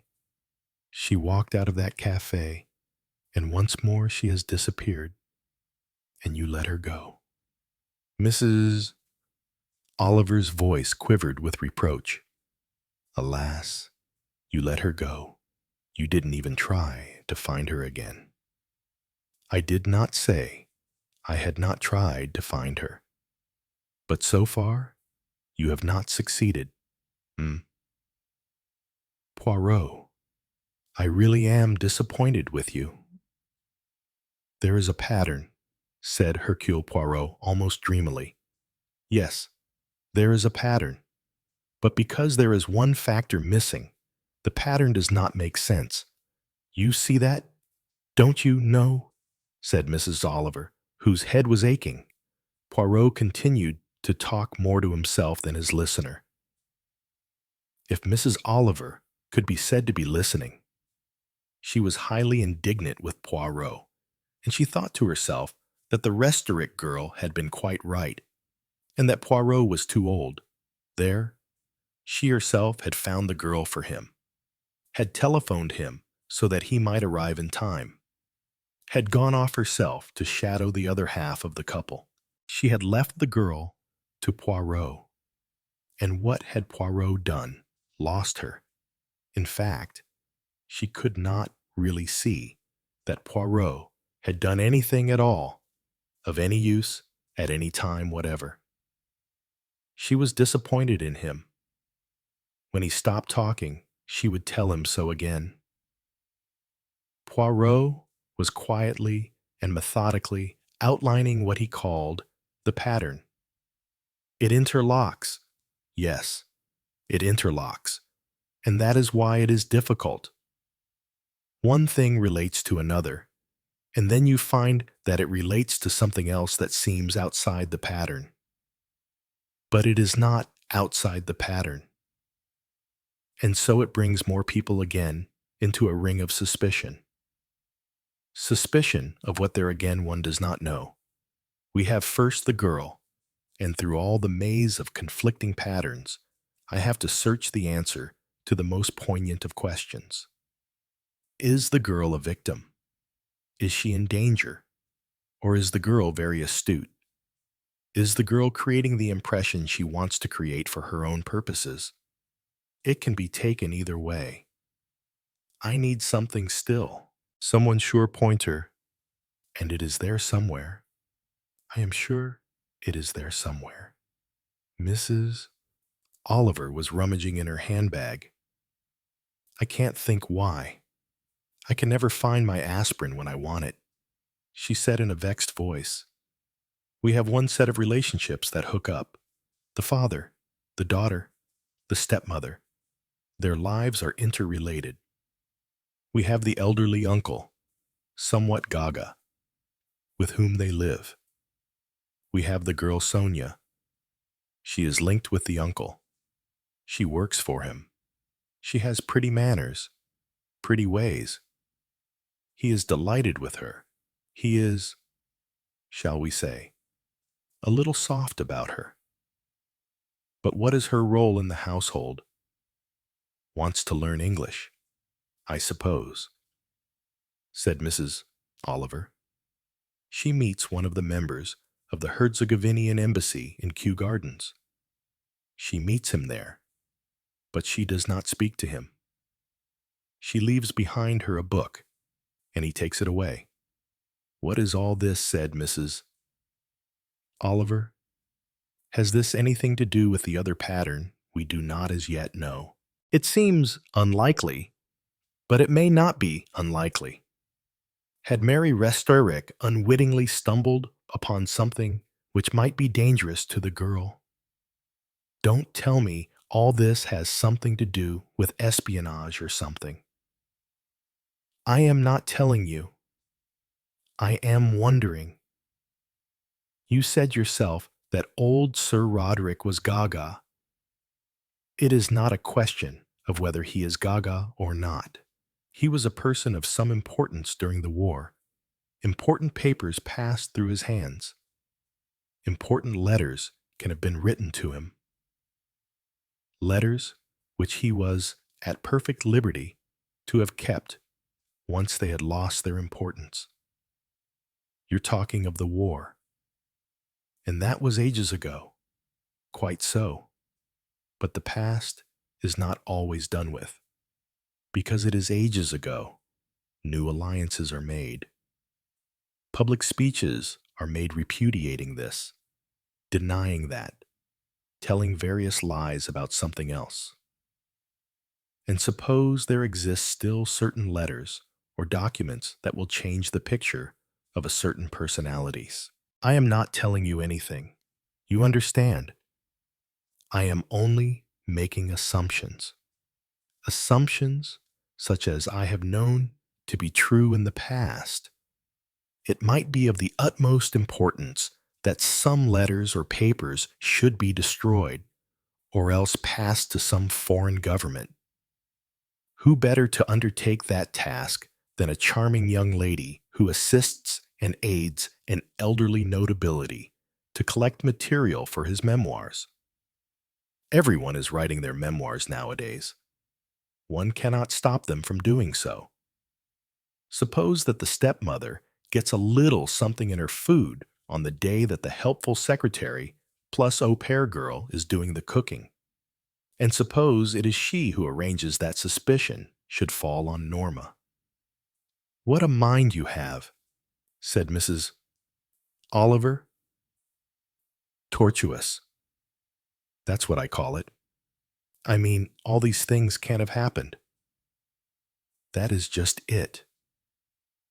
There are too many patterns. Which is the right one? The girl Norma leaves home, goes to London. She is, as you have instructed me, a third girl sharing a flat with two other girls. There again, you may have a pattern. The two girls are strangers to her. But then, what do I learn? Claudia Reese Holland is private secretary to Norma Restorick's father. Here again, we have a link. Is that mere chance? Or could there be a pattern of some kind behind it? The other girl, you tell me, acts as a model and is acquainted with the boy you call the Peacock, with whom Norma is in love. Again, a link. More links. And what is David the Peacock doing in all this? Is he in love with Norma? It would seem so. Her parents dislike it, as is only probable and natural. It's odd about Claudia Reese Holland being Restorick's secretary, said Mrs. Oliver thoughtfully. I should judge she was unusually efficient at anything she undertook. Perhaps it was she who pushed the woman out of the window on the 7th floor. Poirot turned slowly towards her. What are you saying? He demanded. What are you saying? Just someone in the flats. I don't even know her name. But she fell out of a window, or threw herself out of a window on the 7th floor and killed herself. Poirot's voice rose high and stern. And you never told me, he said accusingly. Mrs. Oliver stared at him in surprise. I don't know what you mean. What I mean, I ask you to tell me of a death. That is what I mean. A death. And you say there are no deaths. You can think only of an attempted poisoning. And yet, here is a death. A death at what is the name of those mansions, Borodine mansions. Yes, yes. And When did it happen? This suicide, or whatever it was. Yes. I think it was about a week before I went there. Perfect. How did you hear about it? A milkman told me. A milkman. Bon Dieu. He was just being chatty, said Mrs. Oliver. It sounded rather sad. It was in the daytime, very early in the morning, I think. What was her name? I've no idea. I don't think he mentioned it. Young, middle-aged, old Mrs. Oliver considered. Well, he didn't say her exact age. 50-ish, I think, was what he said. I wonder now. Anyone the three girls knew. How can I tell nobody has said anything about it? And you never thought of telling me. Well, really, Poirot, I cannot say that it has anything to do with all this. Well, I suppose it may have, but nobody seems to have said so, or thought of it. But yes, there is the link. There is this girl, Norma, and she lives in those flats. And one day, somebody commits suicide for that, I gather. Was the general impression. That is, somebody throws herself or falls out of a 7th-floor high window and is killed. And then, some days later, this girl, Norma, after having heard you talk about me at a party, comes to call upon me, and she says to me that she is afraid that she may have committed a murder. Do you not see a death, and not many days later, someone who thinks she may have committed a murder? Yes, this must be the murder. Mrs. Oliver wanted to say, nonsense, but she did not quite dare to do so. Nevertheless, she thought it. This then must be the one piece of knowledge that had not yet come to me. This ought to tie up the whole thing. Yes, yes. I do not see yet how, but it must be so. I must think. That is what I must do. I must go home and think until slowly the pieces fit together, because this will be the key piece that ties them all together. Yes, at last I shall see my way. He rose to his feet and said, Adieu, chère madame, and hurried from the room. Mrs. Oliver at last relieved her feelings. Nonsense, she said to the empty room. Absolute nonsense. I wonder if 4 would be too many aspirins to take. Chapter 15. At Hercule Poirot's elbow was a tisane, prepared for him by George. He sipped at it and thought. He thought in a certain way peculiar to himself. It was the technique of a man who selected thoughts as one might select pieces of a jigsaw puzzle. In due course, they would be reassembled together so as to make a clear and coherent picture. At the moment, the important thing was the selection, the separation. He sipped his tisane, put down the cup, rested his hands on the arms of his chair, and let various pieces of his puzzle come one by one into his mind. Once he recognized them all, he would select pieces of sky, pieces of green bank, perhaps striped pieces like those of a tiger, the painfulness of his own feet in patent leather shoes. He started there, walking along a road set on this path by his good friend, Mrs. Oliver, a stepmother. He saw himself, with his hand on a gate, a woman who turned, a woman bending her head, cutting out the weak growth of a rose. Turning and looking at him. What was there for him there? Nothing. A golden head bright as a cornfield, with twists and loops of hair slightly reminiscent of Mrs. Oliver's own in shape. He smiled a little. But Mary Restorick's hair was more tidily arranged than Mrs. Oliver's ever was. A golden frame for her face that seemed just a little too large for her. He remembered that old Sir Roderick had said that she had to wear a wig because of an illness. Sad for so young a woman. There was, when he came to think of it, something unusually heavy about her head. Far too static, too perfectly arranged. He considered Mary Restorick's wig, if it was a wig, for he was by no means sure that he could depend on Sir Roderick. He examined the possibilities of the wig in case they should be of significance.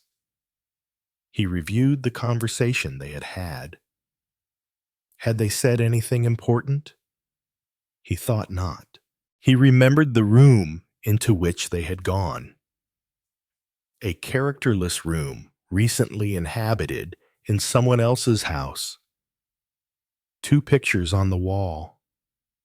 The picture of a woman in a dove-gray dress, thin mouth, lips set closely together, hair that was grayish-brown. The first Mrs. Restorick. She looked as though she might have been older than her husband. His picture was on the opposite wall, facing her. Good portraits, both of them. Landsberger had been a good portrait painter. His mind dwelt on the portrait of the husband. He had not seen it so well that first day, as he had later in Restorick's office. Andrew Restorick and Claudia Rees-Holland. Was there anything there? Was their association more than a merely secretarial one? It need not be. Here was a man who had come back to this country after years of absence, who had no near friends or relatives, who was perplexed and troubled over his daughter's character and conduct. It was probably natural enough that he should turn to his recently acquired, eminently competent secretary and ask her to suggest somewhere for his daughter to live in London. It would be a favor on her part to provide that accommodation, since she was looking for a third girl. The phrase that he had acquired from Mrs. Oliver always seemed to be coming to his mind, as though it had a second significance which for some reason he could not see. His manservant, George, entered the room, closing the door discreetly behind him. "A young lady is here, sir. The young lady who came the other day." The words came too aptly with what Poirot was thinking. He sat up in a startled fashion. "The young lady who came at breakfast time." "Oh, no, sir. I mean the young lady who came with Sir Roderick Horsfield." "Ah, indeed." Poirot raised his eyebrows. "Bring her in. Where is she?" "I showed her into Miss Lemon's room." "Sir?" "Ah, yes. Bring her in." Sonia did not wait for George to announce her. She came into the room ahead of him with a quick and rather aggressive step. "It has been difficult for me to get away, but I have come to tell you that I did not take those papers. I did not steal anything. You understand? Has anybody said that you had?" Poirot asked. "Sit down, mademoiselle." "I do not want to sit down. I have very little time. I just came to tell you that it is absolutely untrue. I am very honest, and I do what I am told. I take your point. I have already taken it. Your statement is that you have not removed any papers, information, letters, documents of any kind from Sir Roderick Horsfield's house. That is so, is it not?" "Yeah, and I've come to tell you it is so." "He believes me. He knows that I would not do such a thing." "Very well, then. That is a statement, and I note it. Do you think you are going to find those papers? I have other inquiries in hand," said Poirot. "Sir Roderick's papers. will have to take their turn. He is worried. He is very worried. There is something that I cannot say to him. I will say it to you. He loses things. Things are not put away where he thinks they are. He puts them in, how do you say it, in funny places. Oh, I know. You suspect me. Everyone suspects me because I am foreign. Because I come from a foreign country. And so they think I steal secret papers, like in one of your silly English spy stories. I am not like that. I am an intellectual. Aha, said Poirot. It is always nice to know. He added, Is there anything else you wish to tell me? Why should I? One never knows. What are these other cases you speak of? I do not want to detain you. It is your day out. Perhaps. Yes. I have one day, a week, when I can do what I like. I can come to London. I can go to the British Museum. Ah, yes. And to the Victoria and Albert also. No doubt. That is so. And to the National Gallery and see the pictures. And on a fine day, you can go to Kensington Gardens. Or perhaps as far as Kew Gardens. She stiffened. She shot him an angry, questioning glance. Why do you say Kew Gardens? Because there are some very fine plants and shrubs and trees there. You should not miss Kew Gardens. The admission fee is very small. A penny, I think. Or 2 pence. And for that you can go and see tropical trees. Or you can sit on a seat and read a book. He smiled at her disarmingly and was interested to notice that her uneasiness was increased. But I must not detain you. Mademoiselle, you have perhaps friends to visit at one of the embassies. Maybe. Why do you say that? No particular reason? You are, as you say, a foreigner, and it is quite possible you may have friends connected with your own embassy here. Someone has told you things. Someone has made accusations against me. I tell you, he is a silly old man who mislays things. That is all. And he knows nothing of importance. He has no secret papers or documents. He never has had. But you are not quite thinking of what you are saying. Time passes. You know, he was once an important man who did know important secrets. You are trying to frighten me. No, no. I am not being so melodramatic as that. Mrs. Restorick, it is Mrs. Restorick who has been telling you things. She does not like me. She has not said so to me. Well, I do not like her. She is the kind of woman I mistrust. I think she has secrets. Indeed, yeah. I think she has secrets from her husband. I think she goes up to London or to other places to meet other men. To meet at any rate one other man. Indeed, said Poirot. That is very interesting. You think she goes to meet another man? Yes, I do. She goes up to London very often, and I do not think she always tells her husband. Or she says it is shopping or things she has to buy. All those sort of things. He is busy in the office, and he does not think of why his wife comes up. She is more in London than she is in the country, and yet she pretends to like gardening so much. You have no idea who this man is whom she meets. How should I know I do not follow her?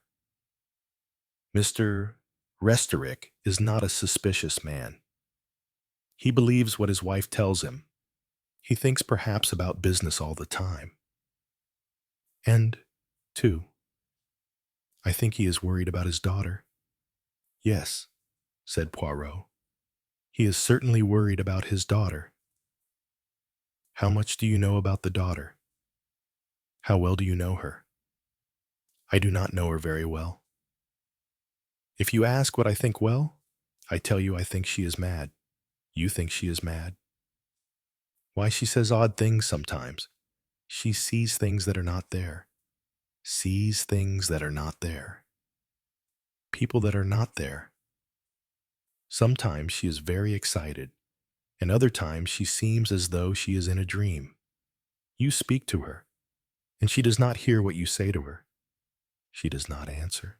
I think there are people who she would like to have dead. You mean Mrs. Restorick and her father. She looks at him as though she hates him, because they are both trying to prevent her marrying a young man of her choice.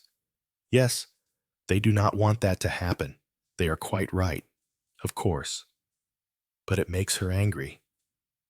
Someday, added Sonia, nodding her head cheerfully, I think she will kill herself. I hope she will do nothing so foolish. But that is the thing one does when one is much in love. She shrugged her shoulders. Well, I go now. Just tell me one thing. Does Mrs. Restorick wear a wig? A wig, how should I know? She considered for a moment. She might. Yes, she admitted. It is useful for traveling. Also, it is fashionable. I wear a wig myself sometimes. A green one, or I did. She added again. I go now. And went. Chapter 16. Today, I have much to do, Hercule Poirot announced as he rose from the breakfast table next morning and joined Miss Lemon. Inquiries to make. You have made the necessary researches for me. The appointments, the necessary contacts. Certainly, said Miss Lemon. It is all here. She handed him a small briefcase. Poirot took a quick glance at its contents and nodded his head. I can always rely on you. Miss Lemon, he said. C'est fantastique. Really, Monsieur Poirot. I cannot see anything fantastic about it. You gave me instructions, and I carried them out. Naturally. Pah, it is not so natural as that, said Poirot. Do I not give instructions often to the gas men, the electricians, the man who comes to repair things? And do they always carry out my instructions? Very, very seldom. He went into the hall, my slightly heavier overcoat. Georges, I think the autumn chill is setting in. He popped his head back in his secretary's room. By the way, what did you think of that young woman who came yesterday, Miss Lemon, arrested as she was, about to plunge her fingers on the typewriter, said briefly, Foreign. Yes, yes, obviously foreign. You do not think anything more about her than that Miss Lemon considered. I had no means of judging her capability in any way. She added rather doubtfully. She seemed upset about something. Yes, she is suspected, you see, of stealing not money, but papers from her employer. Dear, dear, said Miss Lemon. Important papers. It seems highly probable. It is equally probable, though, that he has not lost anything at all. Oh, well, said Miss Lemon, giving her employer a special look that she always gave, and which announced that she wished to get rid of him so that she could get on with proper fervor with her work. Well, I always say that it's better to know where you are when you are employing someone. And by British. Hercule Poirot went out. His first visit was to Borodine Mansions. He took a taxi. Alighting at the courtyard, he cast his eyes around. A uniformed porter was standing in one of the doorways, whistling a somewhat doleful melody. As Poirot advanced upon him, he said, Yes. Sir, I wondered, said Poirot, if you can tell me anything about a very sad occurrence that took place here recently. Sad occurrence, said the porter. Nothing that I know of. A lady who threw herself, or shall we say, fell from one of the upper stories, and was killed. Oh, that. I don't know anything about that, because I've only been here a week. You see, hi, Joe. A porter, emerging from the opposite side of the block, came over. You'd know about the lady as fell from the 7th, about a month ago. Was it not quite as much as that? Said Joe. He was an elderly, slow-speaking man. Nasty business it was. She was killed instantly. Yes, what was her name? It may, you understand, have been a relative of mine. Poirot explained. He was not a man who had any scruples about departing from the truth. Indeed, sir, very sorry to hear it.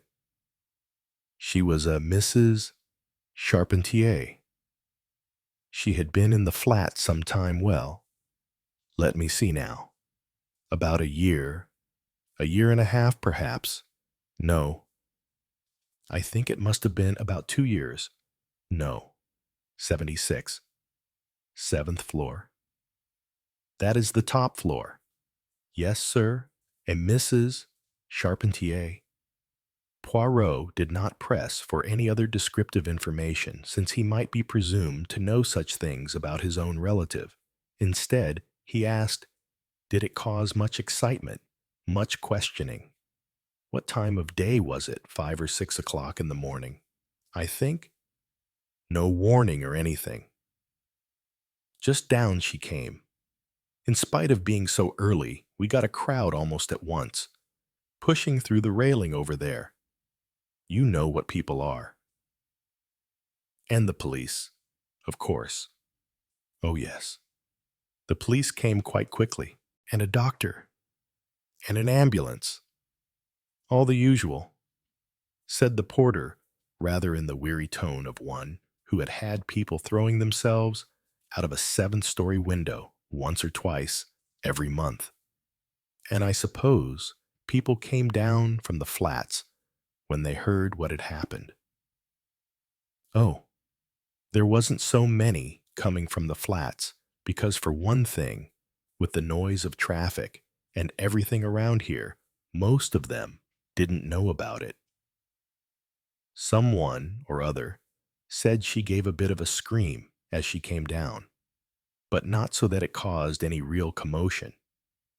It was only people in the street, passing by, who saw it happen. And then, of course, they craned their necks over the railings. And other people saw them craning and joined them. You know what an accident is. Poirot assured him. He knew what an accident was. She lived alone, he said, making it only half a question. That's right. But she had friends, I suppose. Among the other flat dwellers, Joe shrugged and shook his head. May have done. I couldn't say. Never saw her in the restaurant much with any of our lot. She had outside friends to dinner here sometimes. No, I wouldn't say she was specially pally with anybody here. You'd do best, said Joe, getting slightly restive, to go and have a chat with Mr. McFarlane, who's in charge here if you want to know about her. I thank you. Yes, that is what I mean to do. His office is in that block over there. Sir, on the ground floor. You'll see it marked up on the door. Poirot went as directed. He detached from his briefcase the top letter with which Miss Lemon had supplied him, and which was marked Mr. McFarlane. Miss McFarlane turned out to be a good-looking, shrewd-looking man of about 45.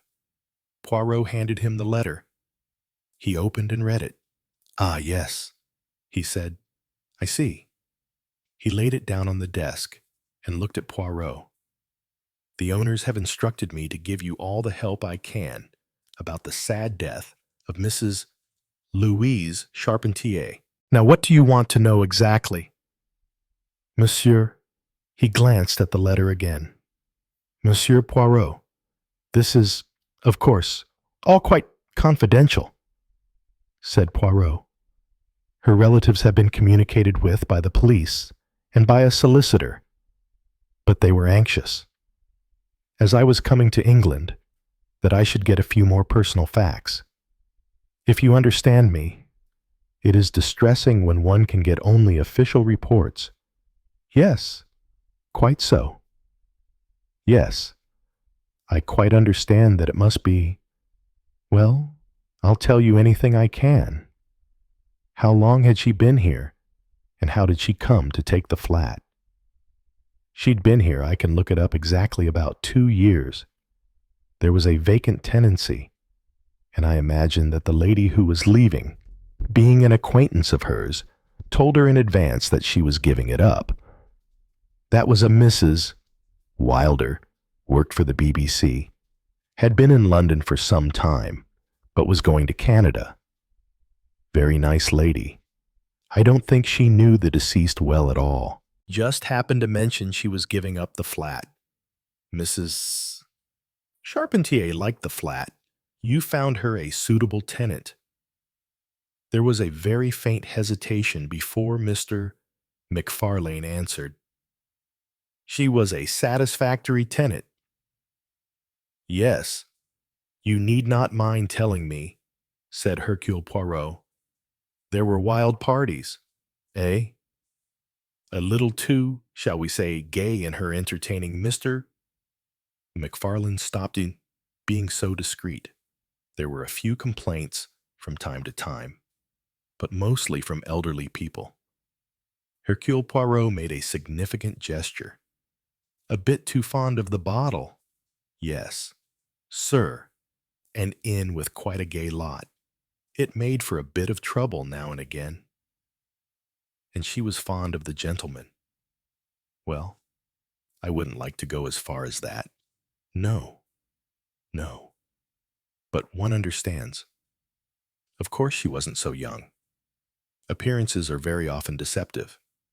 How old would you have said she was? It's difficult to say. 40, 45, he added. Her health wasn't good, so I understand. She drank too much, no doubt about it. And then she'd get very depressed, nervous about herself. Always going to doctors, I believe, and not believing what they told her. Ladies do get it into their heads, especially about that time of life she thought that she had cancer. Was quite sure of it. The doctor reassured her, but she didn't believe him. He said at the inquest that there was nothing really wrong with her. Oh well, one hears of things like that every day. She got all worked up, and one fine day he nodded. It is very sad, said Poirot. Did she have any special friends among the residents of the flats? Not that I know of. This place, you see, isn't what I call the matey kind. They're mostly people in business, in jobs.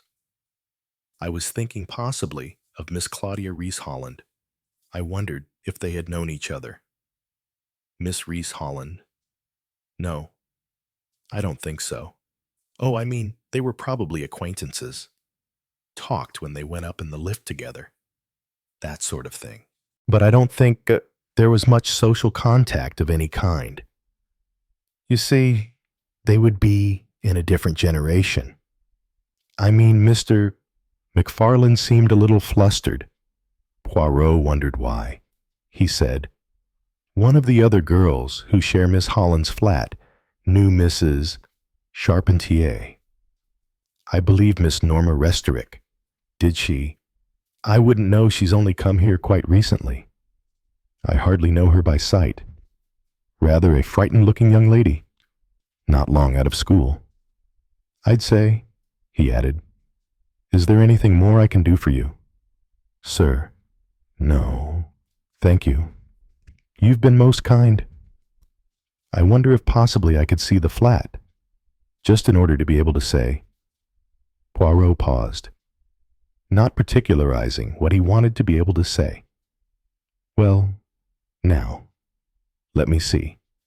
A Mr. Travers has got it now. He's in the city all day. Yes, come up with me if you like, sir. They went up to the 7th floor. As Mr. McFarlane introduced his key, one of the numbers fell from the door and narrowly avoided Poirot's patent leather shoe. He hopped nimbly and then bent to pick it up. He replaced the spike which fixed it on the door very carefully. "These numbers are loose," he said. "I'm very sorry." "Sir, I'll make a note of it." "Yes, they wear loose from time to time. Well, here we are." Poirot went into the living room. At the moment, it had little personality.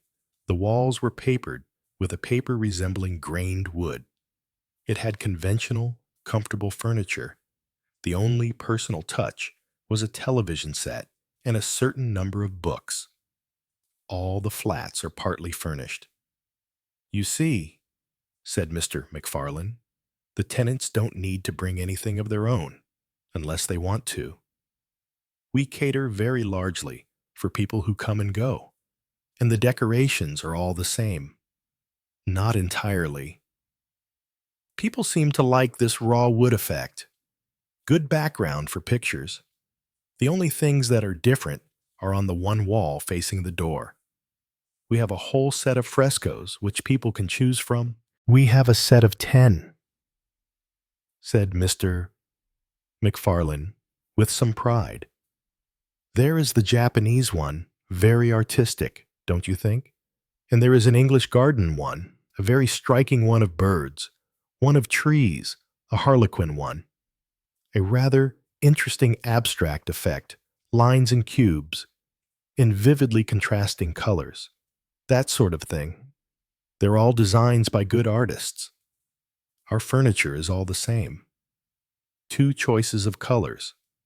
Or, of course, people can add what they like of their own, but they don't usually bother. Most of them are not, as you might say, homemakers." Poirot suggested, "No, rather the bird of passage type, or busy people who want solid comfort, good plumbing, and all that, but aren't particularly interested in decoration. Though we've had 1 or 2 of the do-it-yourself type, which isn't really satisfactory from our point of view. We've had to put a clause in the lease saying they've got to put things back as they found them, or pay for that being done." They seemed to be getting rather far away from the subject of Mrs. Charpentier's death. Poirot approached the window. "It was from here," he murmured delicately. "Yes, that's the window, the left-hand one. It has a balcony." Poirot looked out down below. 7 floors, he said. "A long way. Yes, death was instantaneous. I am glad to say, of course, it might have been an accident." Poirot shook his head. "You cannot seriously suggest that, Mr. McFarlane? It must have been deliberate." "Well, one always likes to suggest an easier possibility. She wasn't a happy woman, I'm afraid." "Thank you," said Poirot, "for your great courtesy. I shall be able to give her relations in France a very clear picture." His own picture of what had occurred was not as clear as he would have liked. So far, there had been nothing to support his theory that the death of Louise Charpentier had been important. He repeated the Christian name thoughtfully. "Louise? Why had the name Louise some haunting memory about it?" He shook his head. He thanked Mr. McFarlane and left. Chapter 17. The Girl in the Glass didn't blink. Norma wasn't at the flat anymore. At least, not as herself. Poirot stood at the edge of her bedroom. One mirror had been cracked, not shattered, but sliced across the cheek like a woman who didn't flinch. A post-it note was stuck to the glass.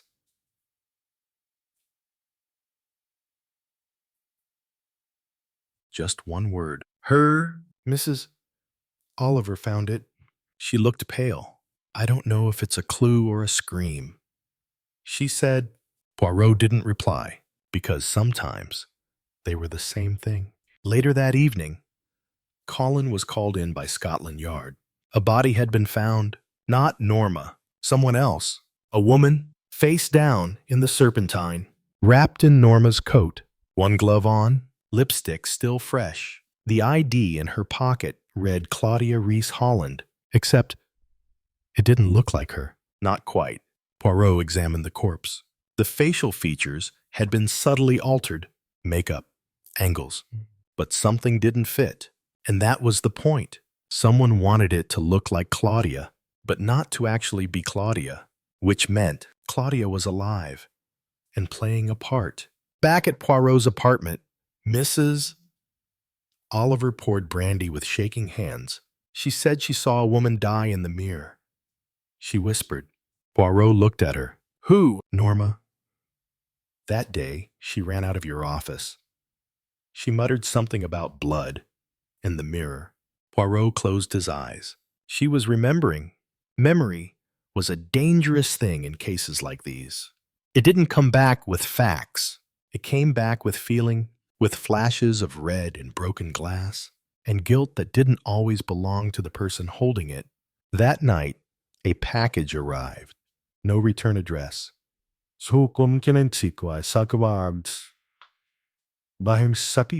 Inside a compact mirror.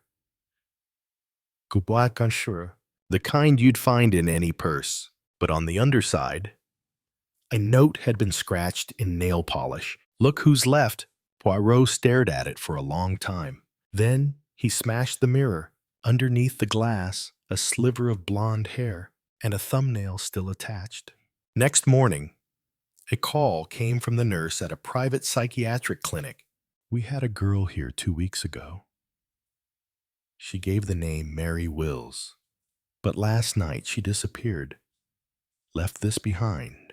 It was a sketch, a face, the caption Norma. Poirot visited the flat once more. Only 2 rooms looked lived in. The third was scrubbed, empty, erased. The room of a girl who had either never existed or had been carefully written out. He turned to Mrs. Oliver. Do you recall what Claudia said when you first met her? She said, third girls never last long. Poirot nodded slowly. Then perhaps it is time to ask what happened to the first 2. In the cracked mirror, Poirot saw his own reflection, but it blinked later than he did. Chapter 18. The flat was never meant to be rented. The letting agency didn't have a file on the third flatmates. Not a real one. No passport copy. No employer reference. Just a note in pencil, half erased, confirmed by Miss Reese Holland. All fine. Poirot stared at the paper like it might sweat. This is not a lease, he murmured. It's a forgery of presence. Colin crossed his arms. You mean the third girl never existed? Poirot shook his head slowly. No, mon ami. I mean, she existed only when someone needed her to. They went back to the flat. It was colder than before. The heat had been shut off. The windows were cracked just enough to let in the city's breath, but not its voice. In the kitchen, Poirot opened the cupboard where canned peaches sat untouched. Behind them, a stack of photos. 4 girls, different angles, different smiles, but the same eyes, Norma's eyes. They were rehearsing her. Mrs. Oliver said softly. Like a part in a play. Poirot nodded. Yes, and someone made sure she couldn't remember which act she entered from. The photographs were time-stamped, all from a single week, 2 years ago. a villa outside Naples, a place Poirot recalled from a case that never quite closed. Casa, one involving a woman with 3 names and 1 bullet. He made a call, an old number, Italian switchboard, then Geneva, then a woman's voice. Elegant, tight as piano wire. Yes, she said.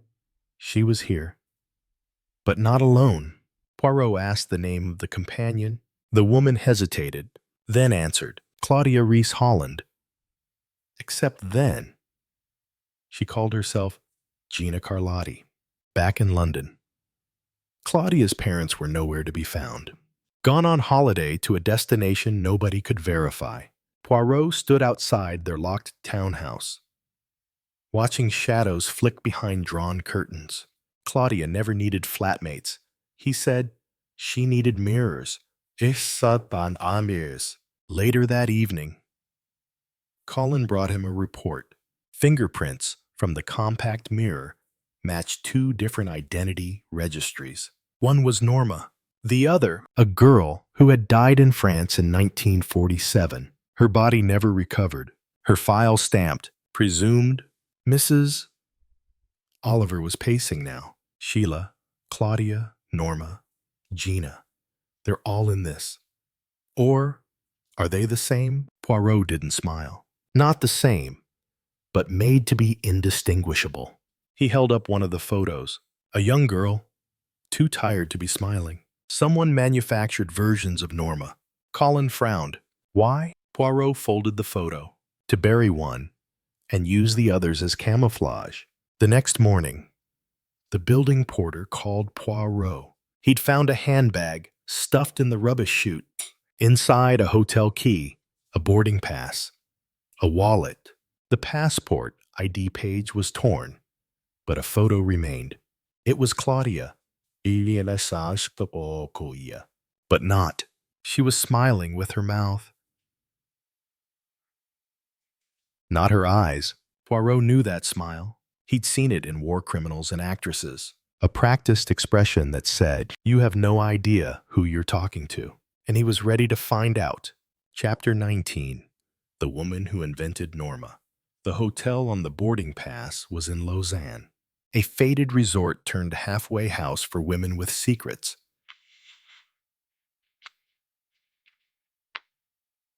Poirot didn't book a room. He booked a memory.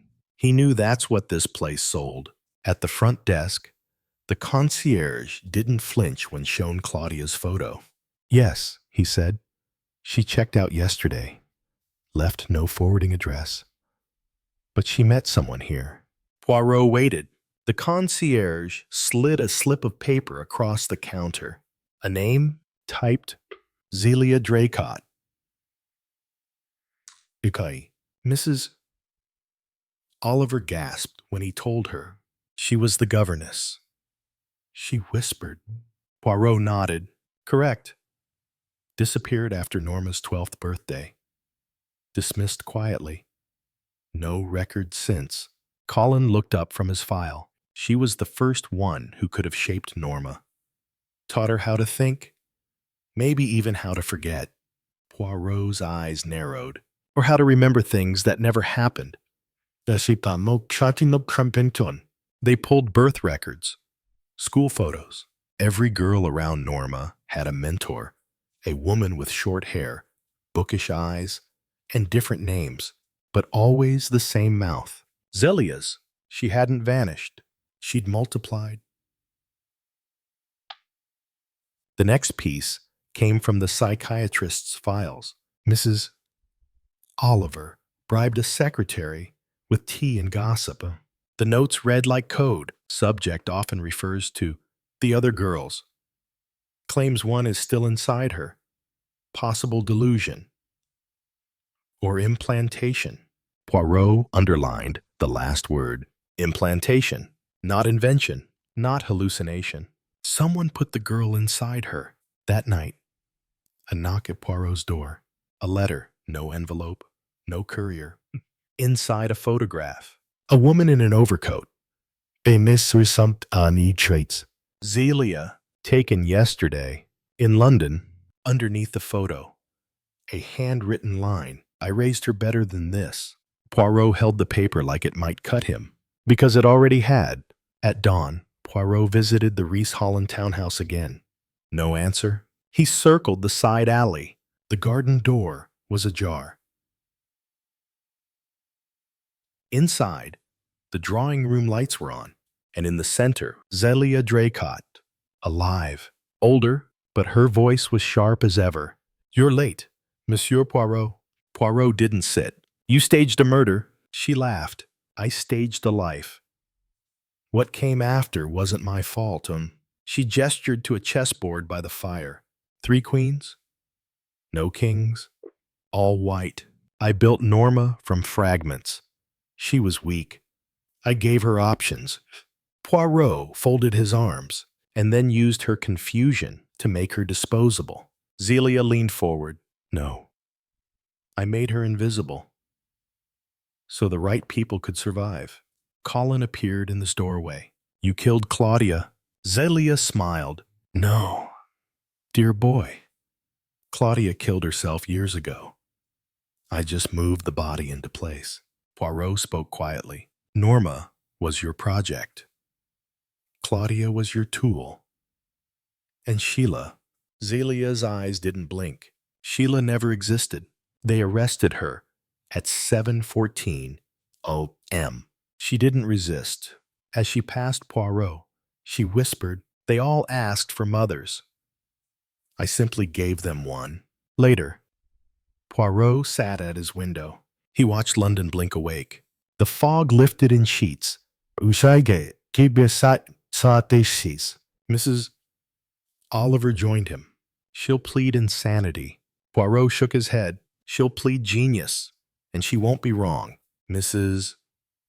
Oliver sipped her tea. "And Norma?" Poirot didn't answer, because he didn't know. Some girls never come back, even if they're found. Chapter 20. A Girl Without a Story. The room was quiet when Norma arrived. Poirot had asked for it that way. No doctors, no detectives, just her and the man who'd untangled everything. She sat across from him, but not straight-backed like before. Her hands didn't fidget. They folded like she was preparing to receive a sentence. "Is it over?" she asked. Poirot shook his head gently. "It's only just begun." He laid out 3 photographs. One of Claudia, one of Sheila, and one of Zelia Draycott young. Beautiful. Eyes like she could see behind your thoughts. Norma stared. "I remember her face," she said softly, but not her voice. Poirot nodded. "She trained you not to." He slid over a folder. School reports, psychiatric notes, sketches Norma had drawn years earlier. The same faces kept appearing, but with different names. "You were told you were weak," Poirot said. Norma looked down. "I was—" "No," he said firmly. "You were made to feel that way, because you had something someone else wanted." She frowned. "What?" Poirot tapped a photo. "The story. Yours." Zelia had needed someone to disappear into. She'd been many things, governess, friend, mother figure, but what she truly was, a ghostwriter of identity. She saw girls like Norma as rough drafts, blank pages on which to inscribe other lives. She made you forget your own narrative, Poirot said. She filled it with doubt, mirrors, blood, and guilt that wasn't yours. Norma blinked. "Then who am I?" Poirot smiled sadly. "That, mademoiselle, is the first question you've asked that no one else answered for you." He opened one last envelope. Inside, a birth certificate. The real one, no forged name, no clinic alias, no shadowy guardian. Just a girl, born to a mother who died too young. And a father who never knew how to raise her. "You were not a killer," Poirot said. "You were a canvas." They sat in silence. Then Norma asked, "What happens to her Zelia?" Poirot didn't flinch. She'll go to trial if she lives that long. Norma nodded, and for the first time, her spine straightened. I want to testify. Poirot raised an eyebrow. For justice. She shook her head. For me, later. Mrs. Oliver joined Poirot at his flat. Do you think she'll recover? Poirot watched the fog press against the windows. She will not recover, he said. She will rewrite. Mrs. Oliver sipped her brandy. Same difference. Poirot didn't answer, because he knew it wasn't. One is healing, the other is survival. That night, he opened a notebook. He wrote one sentence. A girl without a story is still a girl. But a story without a girl, that is a weapon. He underlined it once, then closed the book. And let the clocks tick in silence. Chapter 21. Poirot sat in his big square armchair. His hands rested on the arms. His eyes looked at the chimney-piece in front of him without seeing it. By his elbow was a small table, and on it, neatly clipped together, were various documents, reports from Mr. Goby, information obtained from his friend, Chief Inspector Neal, a series of separate pages under the heading of hearsay, gossip, rumor, and the sources from which it had been obtained. At the moment, he had no need to consult these documents.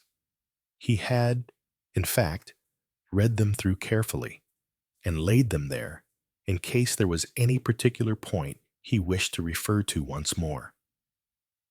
He wanted now to assemble together in his mind all that he knew and had learned, because he was convinced that these things must form a pattern.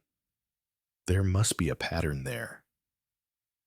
He was considering now from what exact angle to approach it.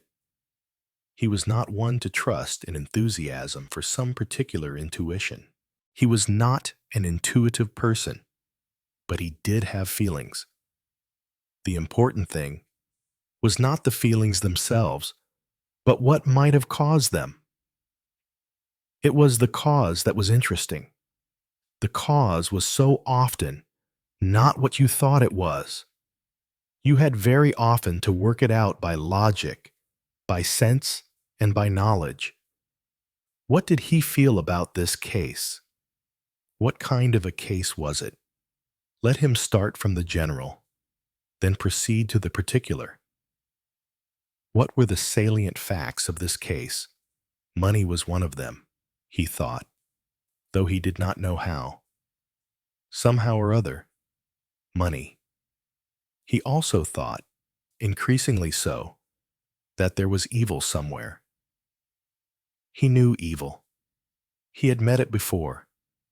He knew the tang of it, the taste of it, the way it went.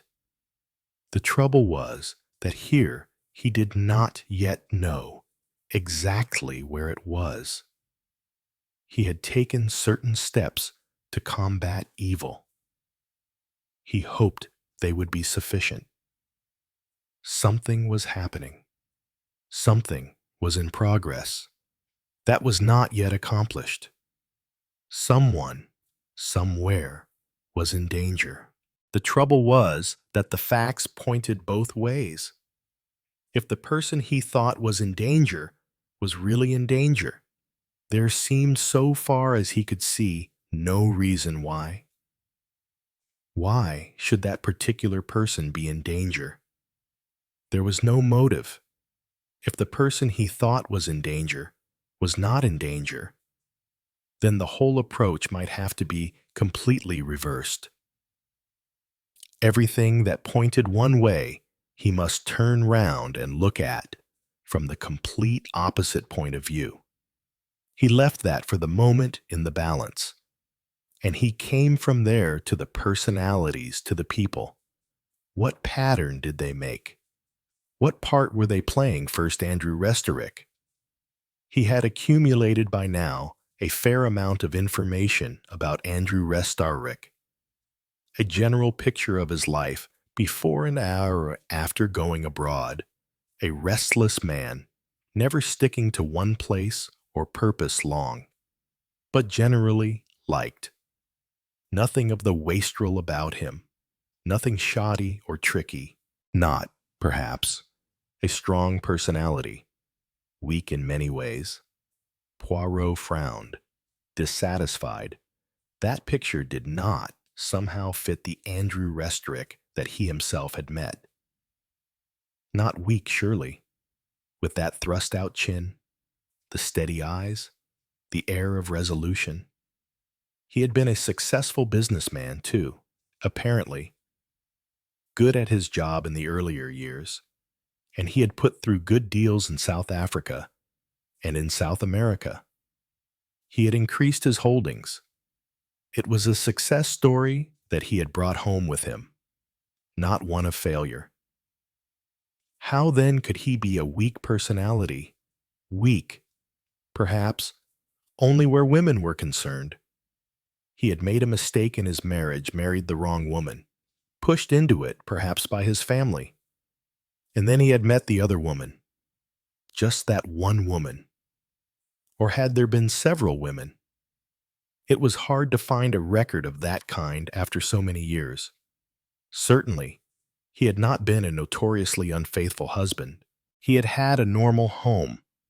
He had been fond, by all accounts, of his small daughter. But then he had come across a woman whom he had cared for enough to leave his home and to leave his country. It had been a real love affair. But had it, perhaps, matched up with any additional motive, dislike of office work? The city, the daily routine of London. He thought it might. It matched the pattern. He seemed, too, to have been a solitary type. Everyone had liked him both here and abroad, but there seemed no intimate friends. Indeed, it would have been difficult for him to have intimate friends abroad because he had never stopped in any one spot long enough. He had plunged into some gamble, attempted a coup, had made good, then tired of the thing and gone on somewhere else, nomadic a wanderer. It still did not quite accord with his own picture of the man. A picture. The word stirred in his mind the memory of the picture that hung in Restarrick's office, on the wall behind his desk. It had been a portrait of the same man 15 years ago. How much difference had those 15 years made in the man sitting there? Surprisingly little. On the whole, more gray in the hair, a heavier set to the shoulders, but the lines of character on the face were much the same. A determined face. A man who knew what he wanted, who meant to get it. A man who would take risks. A man with a certain ruthlessness. Why, he wondered, had Restarrick brought that picture up to London? They had been companion portraits of a husband and wife. Strictly speaking, artistically, they should have remained together. Would a psychologist have said that subconsciously Restarrick wanted to dissociate himself from his former wife once more, to separate himself from her? Was he then mentally still retreating from her personality, although she was dead? An interesting point. The pictures had presumably come out of storage, with various other family articles of furnishing. Mary Restarrick had no doubt selected certain personal objects to supplement the furniture of cross hedges for which Sir Roderick had made room. He wondered whether Mary Restarrick, the new wife, had liked hanging up that particular pair of portraits. More natural, perhaps, if she had put the first wife's portrait in an attic.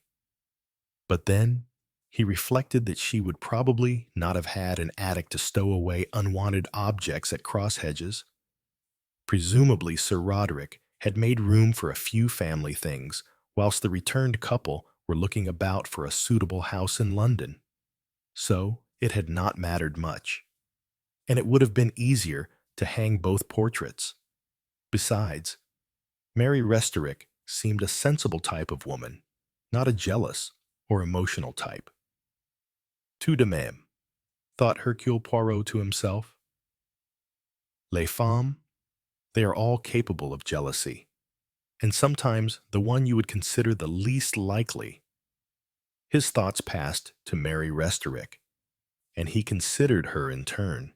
It struck him that what was really odd was that he had so few thoughts about her. He had seen her only the once, and she had, somehow or other, not made much impression on him. A certain efficiency, he thought, and also a certain, how could he put it, artificiality. But there, my friend, said Hercule Poirot, again in parenthesis, there you are considering her wig. It was absurd, really, that one should know so little about a woman who was efficient and who wore a wig, and who was good-looking, and who was sensible, and who could feel anger. Yes, she had been angry when she had found the peacock boy wandering uninvited in her house. She had displayed it sharply and unmistakably, and the boy he had seemed what amused, no more. But she had been angry, very angry, at finding him there. Well, that was natural enough. He would not be any mother's choice for her daughter. Poirot stopped short in his thoughts, shaking his head vexedly. Mary Restorick was not Norma's mother. Not for her the agony, the apprehension about a daughter making an unsuitable, unhappy marriage, or announcing an illegitimate baby with an unsuitable father. What did Mary feel about Norma? Presumably, to begin with, that she was a thoroughly tiresome girl who had picked up with a young man who was going to be obviously a source of worry and annoyance to Andrew Restorick. But after that, what had she thought and felt about a stepdaughter who was apparently deliberately trying to poison her? Her attitude seemed to have been the sensible one. She had wanted to get Norma out of the house, herself out of danger, and to cooperate with her husband in suppressing any scandal about what had happened. Norma came down for an occasional weekend to keep up appearances, but her life henceforward was bound to center in London. Even when the Restoricks moved into the house they were looking for, they would not suggest Norma living with them. Most girls, nowadays, lived away from their families. So that problem had been settled, except that, for Poirot, the question, who had administered poison to Mary Restorick, was very far from settled. Restorick himself believed it was his daughter, but Poirot wondered. His mind played with the possibilities of the girl Sonia. What was she doing in that house? Why had she come there? She had Sir Roderick eating out of her hand. All right, perhaps she had no wish to go back to her own country. Possibly her designs were purely matrimonial. Old men of Sir Roderick's age married pretty young girls every day of the week. In the worldly sense, Sonia could do very well for herself. A secure social position and widowhood to look forward to with a settled and sufficient income. Or were her aims quite different? Had she gone to Kew Gardens with Sir Roderick's missing papers tucked between the pages of a book? Had Mary Restorick become suspicious of her activities, of her loyalties, of where she went on her days off, and of whom she met, and had Sonia, then, administered the substance which, in cumulative small doses, would arouse no suspicion of anything but ordinary gastroenteritis. For the time being, he put the household at Crosshedges out of his mind. He came, as Norma had come, to London, and proceeded to the consideration of three girls who shared a flat: Claudia Reese Holland, Frances Carey, Norma Restorick. Claudia Reese Holland, daughter of a well-known member of Parliament, well off, capable, well-trained, good-looking, a first-class secretary.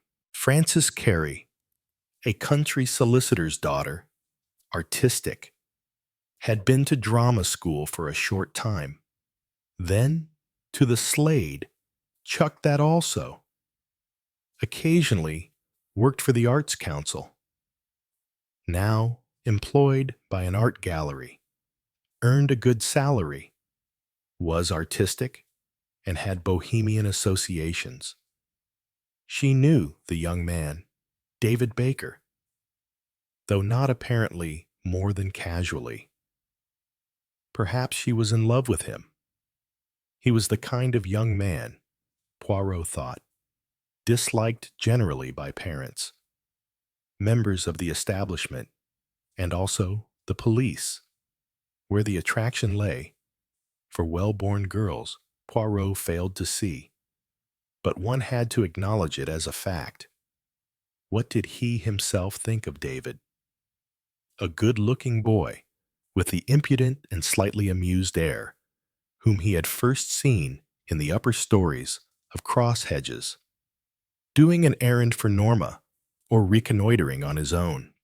Who should say he had seen him again when he gave him a lift in his car? A young man of personality, giving indeed an impression of ability in what he chose to do.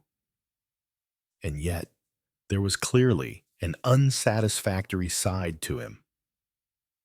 Poirot picked up one of the papers on the table by his side and studied it. A bad record, though not positively criminal. Small frauds on garages, hooliganism, smashing up things, on probation twice. All those things were the fashion of the day. They did not come under Poirot's category of evil. He had been a promising painter, but had chucked it. He was the kind that did no steady work. He was vain, proud, a peacock in love with his own appearance. Was he anything more than that, Poirot wondered? He stretched out an arm and picked up a sheet of paper on which was scribbled down the rough heads of the conversation held between Norma and David in the cafe, that is, as well as Mrs. Oliver could remember them. And how well was that, Poirot thought. He shook his head doubtfully. One never knew quite at what point Mrs. Oliver's imagination would take over. Did the boy care for Norma? Really want to marry her? There was no doubt about her feelings for him. He had suggested marrying her. Had Norma got money of her own? She was the daughter of a rich man. But that was on the same thing. Poirot made an exclamation of vexation. He had forgotten to inquire the terms of the late Mrs. Restorick's will. He flipped through the sheets of notes. No, Mr. Goby had not neglected this obvious need. Mrs. Restorick apparently had been well provided for by her husband during her lifetime. She had had, apparently, a small income of her own, amounting perhaps to 1,000 a year. She had left everything she possessed to her daughter. It would hardly amount, Poirot thought, to a motive for marriage, probably.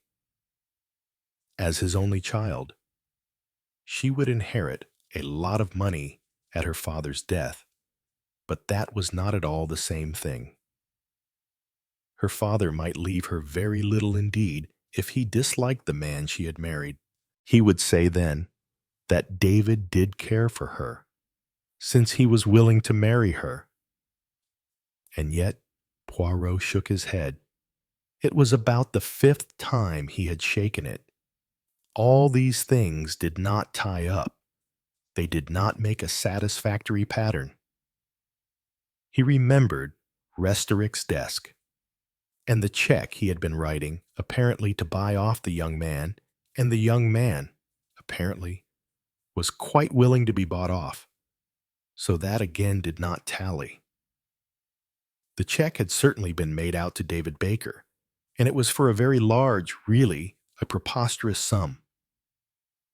It was a sum that might have tempted any impecunious young man of bad character. And yet he had suggested marriage to her only a day before. That, of course, might have been just a move in the game, a move to raise the price he was asking. Poirot remembered Restoric sitting there, his lips hard. He must care a great deal for his daughter to be willing to pay so high a sum. And he must have been afraid, too, that the girl herself was quite determined to marry him. From thoughts of Restoric, he went on to Claudia. Claudia and Andrew Restoric. Was it chance, sheer chance, that she had come to be his secretary? There might be a link between them. Claudia. He considered her. 3 girls in a flat. Claudia Reese Holland's flat. She had been the one who had taken the flat originally and shared it first with a friend, a girl she already knew, and then with another girl. The third girl. The third girl, thought Poirot. Yes, it always came back to that. The third girl. And that is where he had come in the end, where he had had to come, where all this thinking out of patterns had led. To Norma Restoric, a girl who had come to consult him as he sat at breakfast, a girl whom he had joined at a table in a cafe where she had recently been eating baked beans with the young man she loved. He always seemed to see her at mealtimes. He noted. And what did he think about her? First, what did other people think about her? Restoric cared for her and was desperately anxious about her, desperately frightened for her. He not only suspected, he was quite sure, apparently, that she had tried to poison his recently married wife. He had consulted a doctor about her. Poirot felt he would like dearly to talk to that doctor himself, but he doubted if he would get anywhere. Doctors were very chary of parting with medical information to anyone but a duly accredited person, such as the parents. But Poirot could imagine fairly well what the doctor had said. He had been cautious, Poirot thought, as doctors are apt to be. He'd hemmed and hawed and spoken perhaps of medical treatment. He had not stressed too positively a mental angle, but had certainly suggested it or hinted at it. In fact, the doctor probably was privately sure that that was what had happened. But he also knew a good deal about hysterical girls, and that they sometimes did things that were not really the result of mental causes, but merely of temper, jealousy, emotion, and hysteria. He would not be a psychiatrist himself, nor a neurologist. He would be a GP who took no risks of making accusations about which he could not be sure, but suggested certain things out of caution. A job somewhere or other, a job in London, later perhaps treatment from a specialist. What did anyone else think of Norma Restoric? Claudia Reese Holland? He didn't know. Certainly not from the little that he knew about her. She was capable of hiding any secret.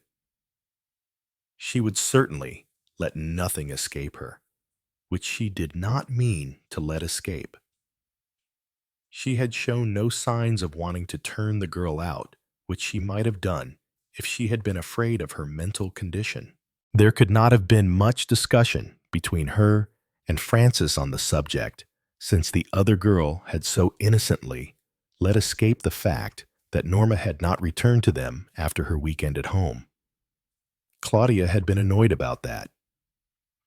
It was possible that Claudia was more in the pattern than she appeared.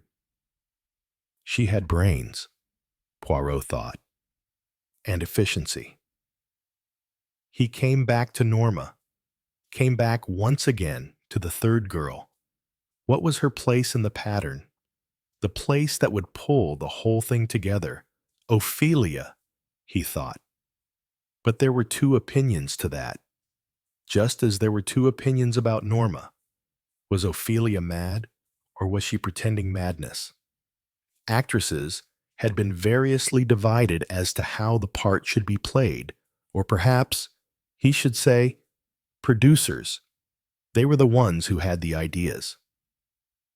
Was Hamlet mad or sane?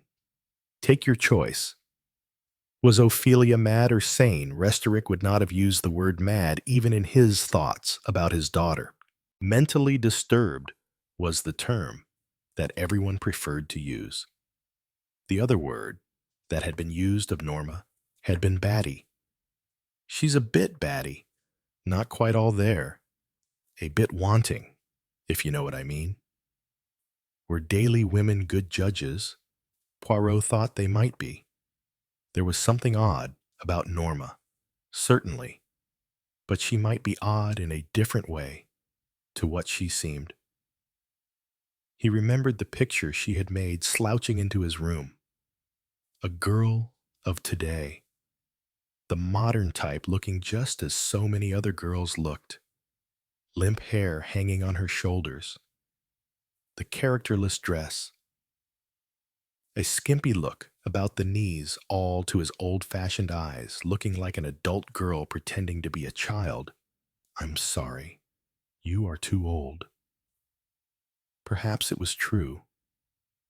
He'd looked at her through the eyes of someone old, without admiration. To him, just a girl without apparently will to please, without coquetry.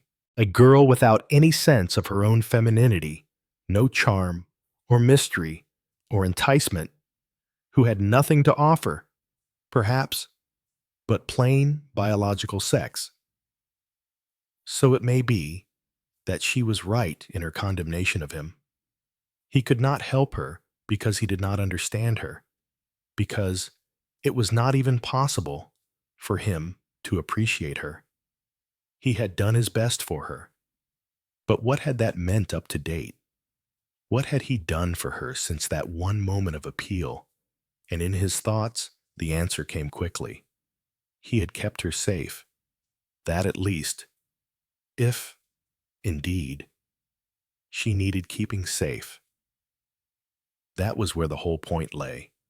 Did she need keeping safe? That preposterous confession. Really, not so much a confession as an announcement. I think I may have committed a murder. Hold on to that, because that was the crux of the whole thing. That was his métier. To deal with murder, to clear up murder, to prevent murder, to be the good dog who hunts down murder. Murder announced. Murder somewhere. He had looked for it and had not found it. The pattern of arsenic in the soup. A pattern of young hooligans stabbing each other with knives. The ridiculous and sinister phrase. Bloodstains in the courtyard. A shot fired from a revolver.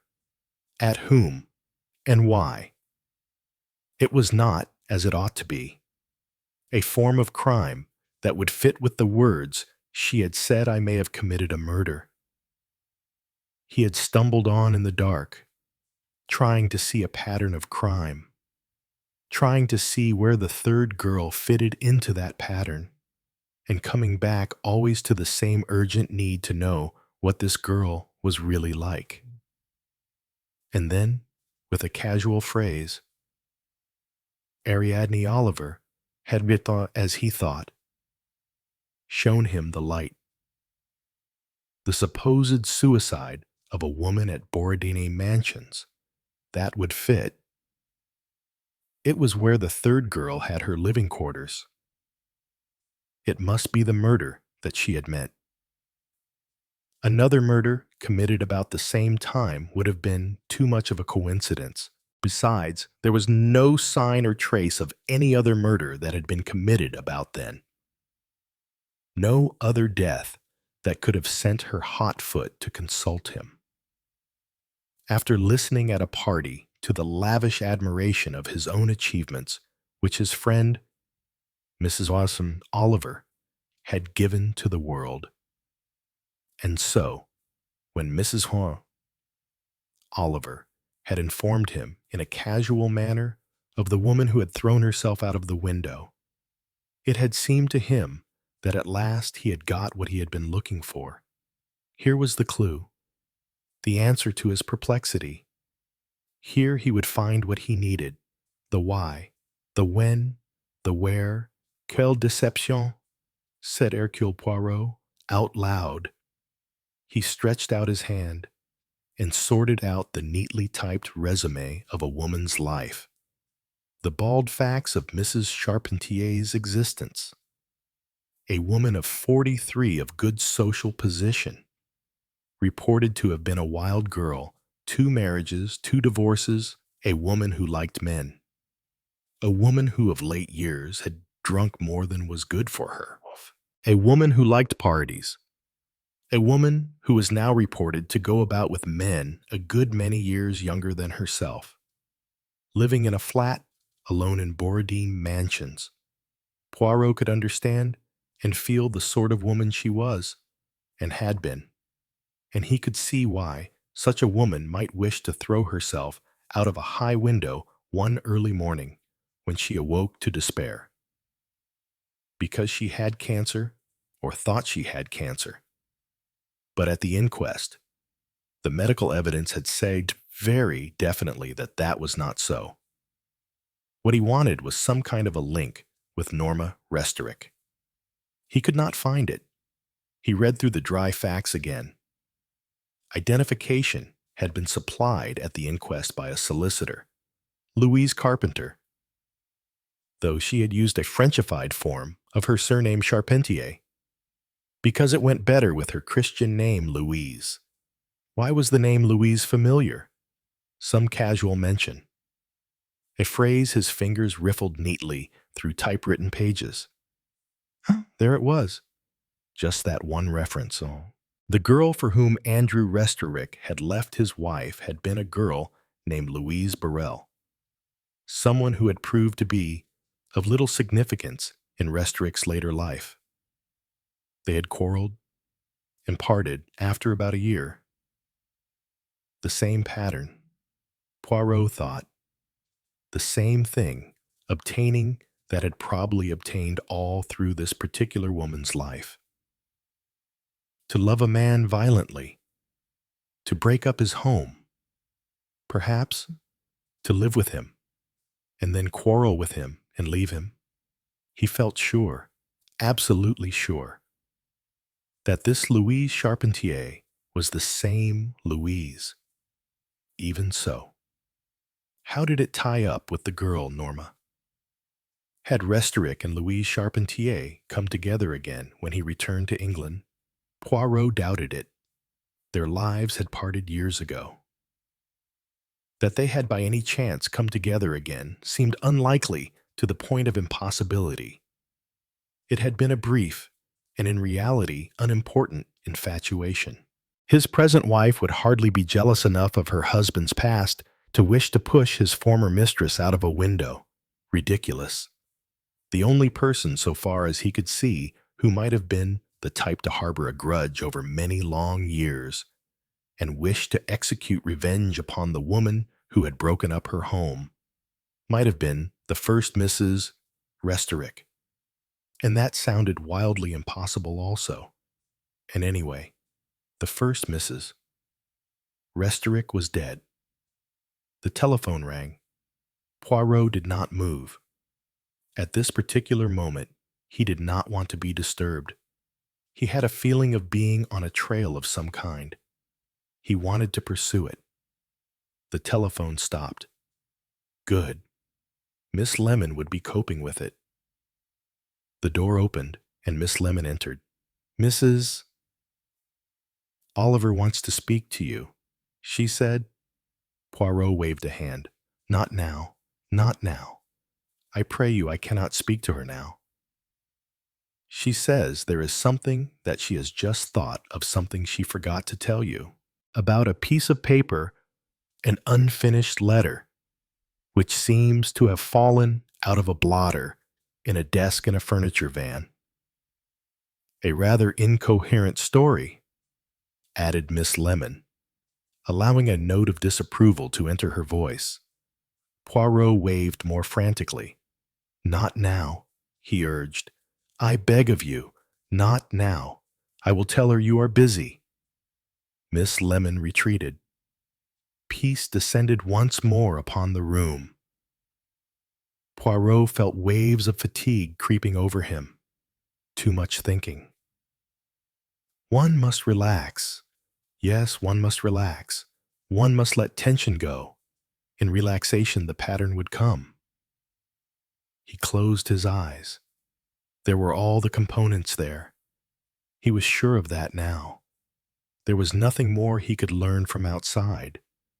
It must come from inside. And quite suddenly, just as his eyelids were relaxing in sleep, it came. It was all there waiting for him. He would have to work it all out. But he knew now. All the bits were there.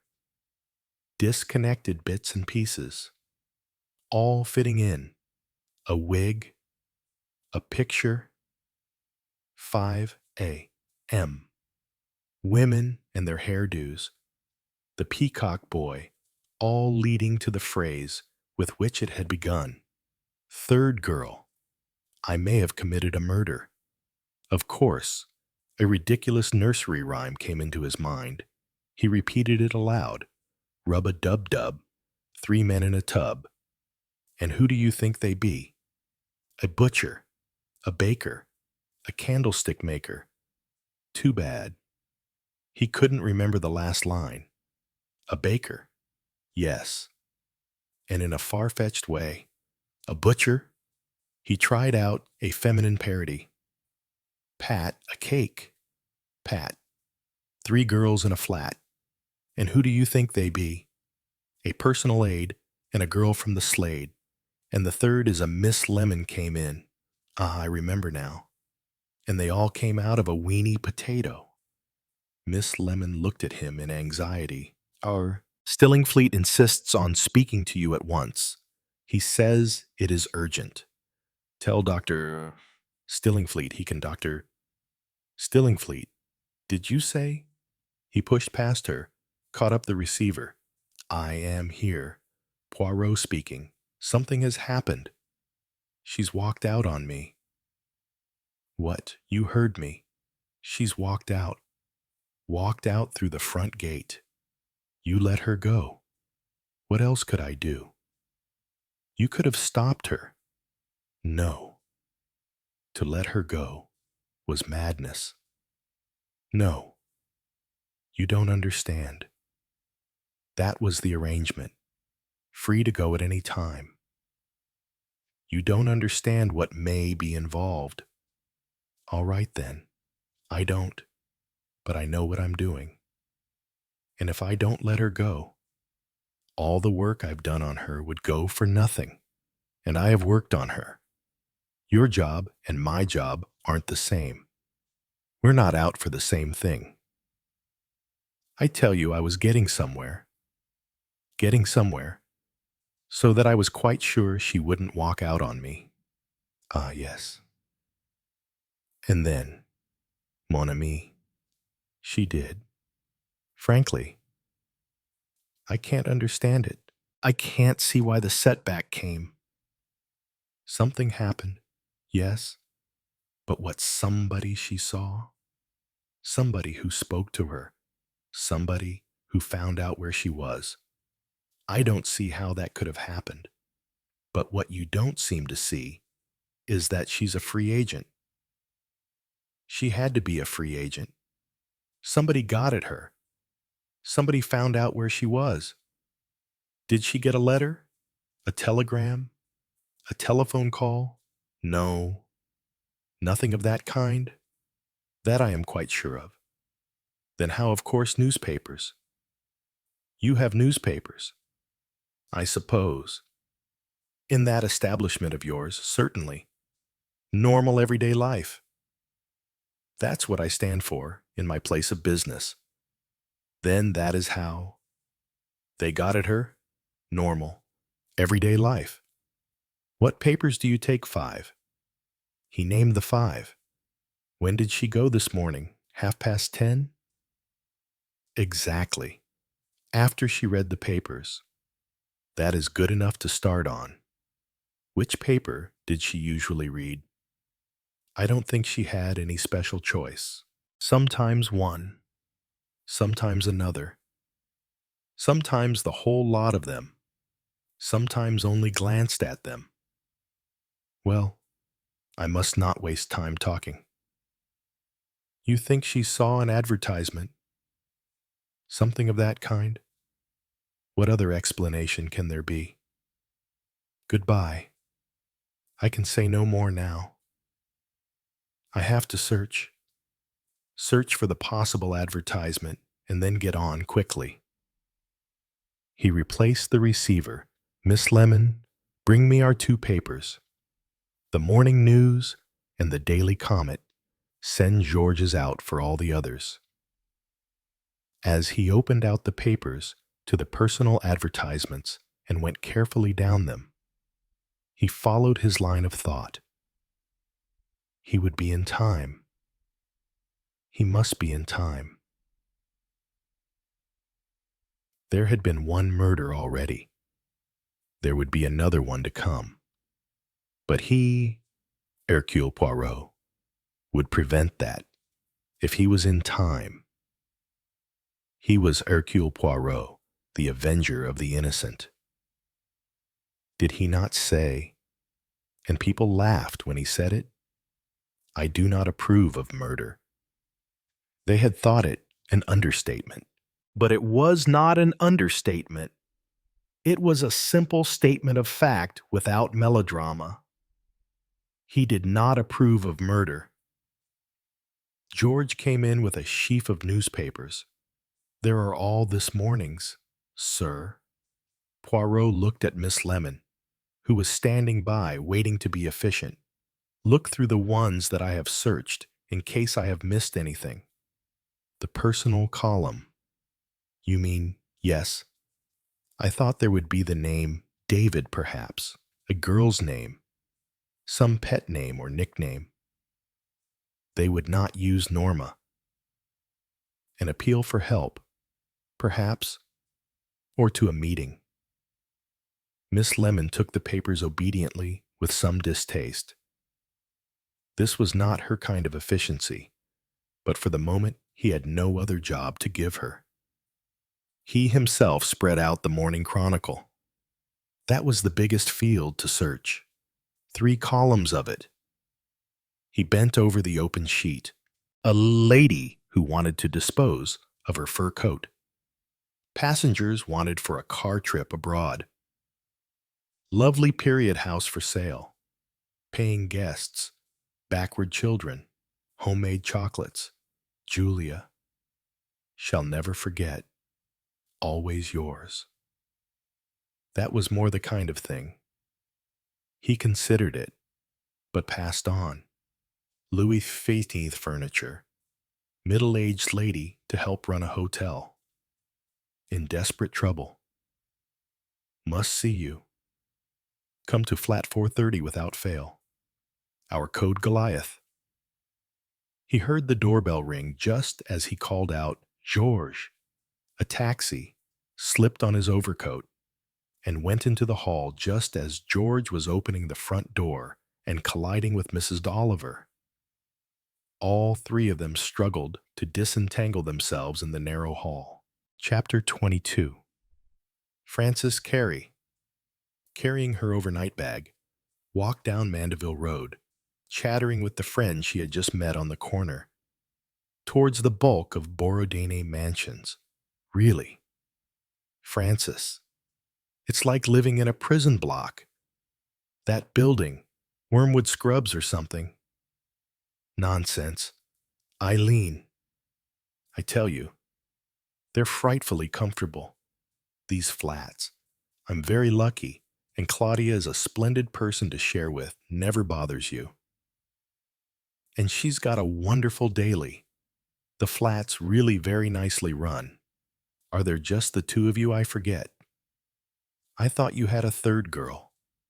Oh, well, she seems to have walked out on us. You mean she doesn't pay her rent? Oh, I think the rent's all right. I think she's probably having some affair with a boyfriend. Eileen lost interest. Boyfriends were too much a matter of course. Where are you coming back from now, Manchester? Private View is on. Great success. Are you really going to Vienna next month? Yes, I think so. It's pretty well fixed up by now. Rather fun. Wouldn't it be awful if some of the pictures got stolen? Oh, they're all insured, said Frances. All the really valuable ones.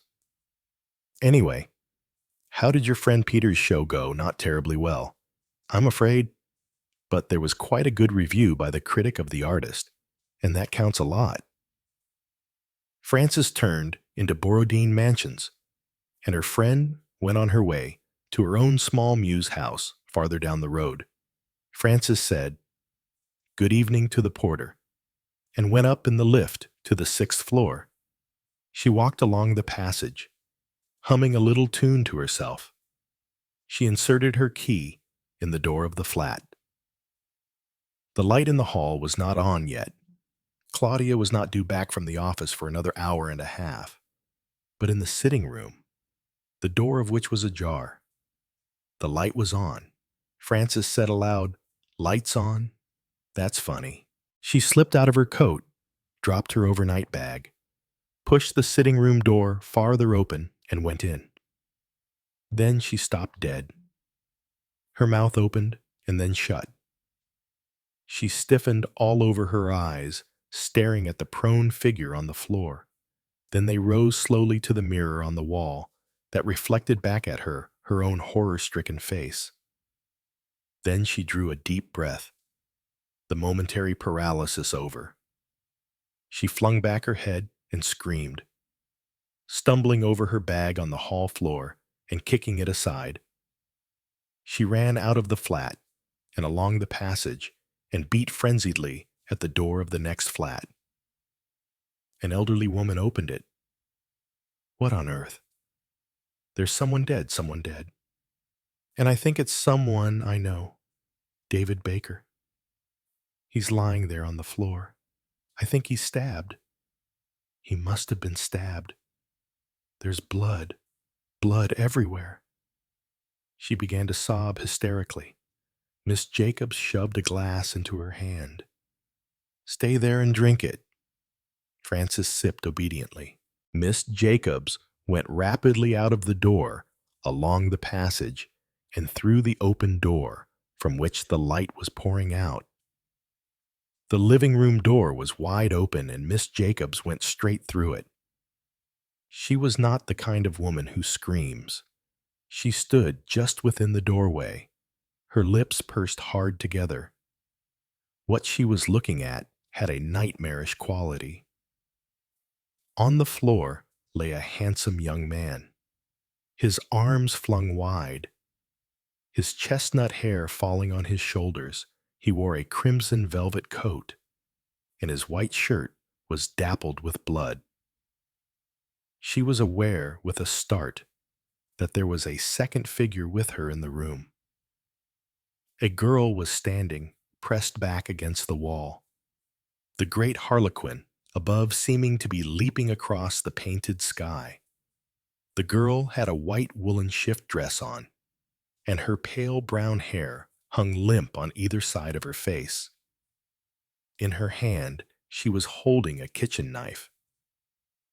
Miss Jacobs stared at her, and she stared back at Miss Jacobs. Then she said in a quiet, reflective voice, as though she was answering what someone had said to her, "Yes, I've killed him. The blood got on my hands from the knife. I went into the bathroom to wash it off, but you can't really wash things like that off, can you? And then I came back in here to see if it was really true. But it is, poor David. But I suppose I had to do it." Shock forced unlikely words from Miss Jacobs. As she said them, she thought how ridiculous they sounded. Indeed, why did you have to do anything of the kind? I don't know. At least I suppose I do, really. He was in great trouble. He sent for me and I came, but I wanted to be free of him. I wanted to get away from him. I didn't really love him. She laid the knife carefully on the table and sat down on a chair. "It isn't safe, is it?" she said, "to hate anyone? It isn't safe because you never know what you might do, like Louise." Then she said quietly, "Hadn't you better ring up the police?" Obediently, Miss Jacobs dialed 999. There were 6 people now in the room, with the harlequin on the wall. A long time had passed. The police had come and gone. Andrew Restorick sat like a man stunned. Once or twice he said the same words, "I can't believe it." Telephoned for. He had come from his office, and Claudia Reese Holland had come with him. In her quiet way, she had been ceaselessly efficient. She had put through telephone calls to lawyers, had rung cross hedges and 2 firms of estate agents to try and get in touch with Mary Restorick. She had given Frances Carey a sedative and sent her to lie down. Hercule Poirot and Mrs. Oliver sat side by side on a sofa. They had arrived together at the same time as the police, last of all to arrive.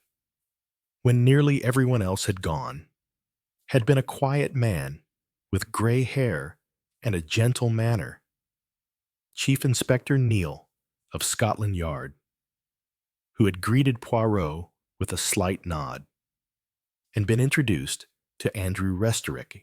A tall, red-haired young man was standing by the window, staring down into the courtyard. What were they all waiting for Mrs.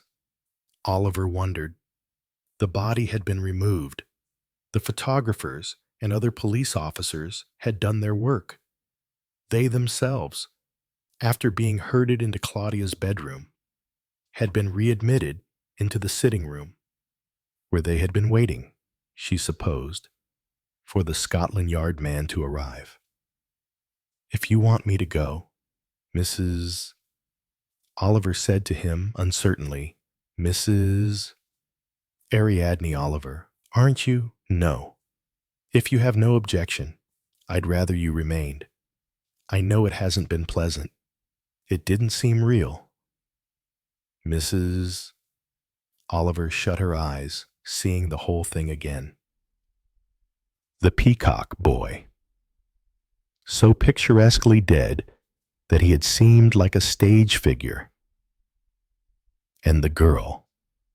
The girl had been different, not the uncertain Norma from Cross Hedges, the unattractive Ophelia, as Poirot had called her, but some quiet figure of tragic dignity accepting her doom. Poirot had asked if he might make 2 telephone calls. One had been to Scotland Yard, and that had been agreed to. After the sergeant had made a preliminary suspicious inquiry on the phone, the sergeant had directed Poirot to the extension in Claudia's bedroom, and he had made his call from there, closing the door behind him.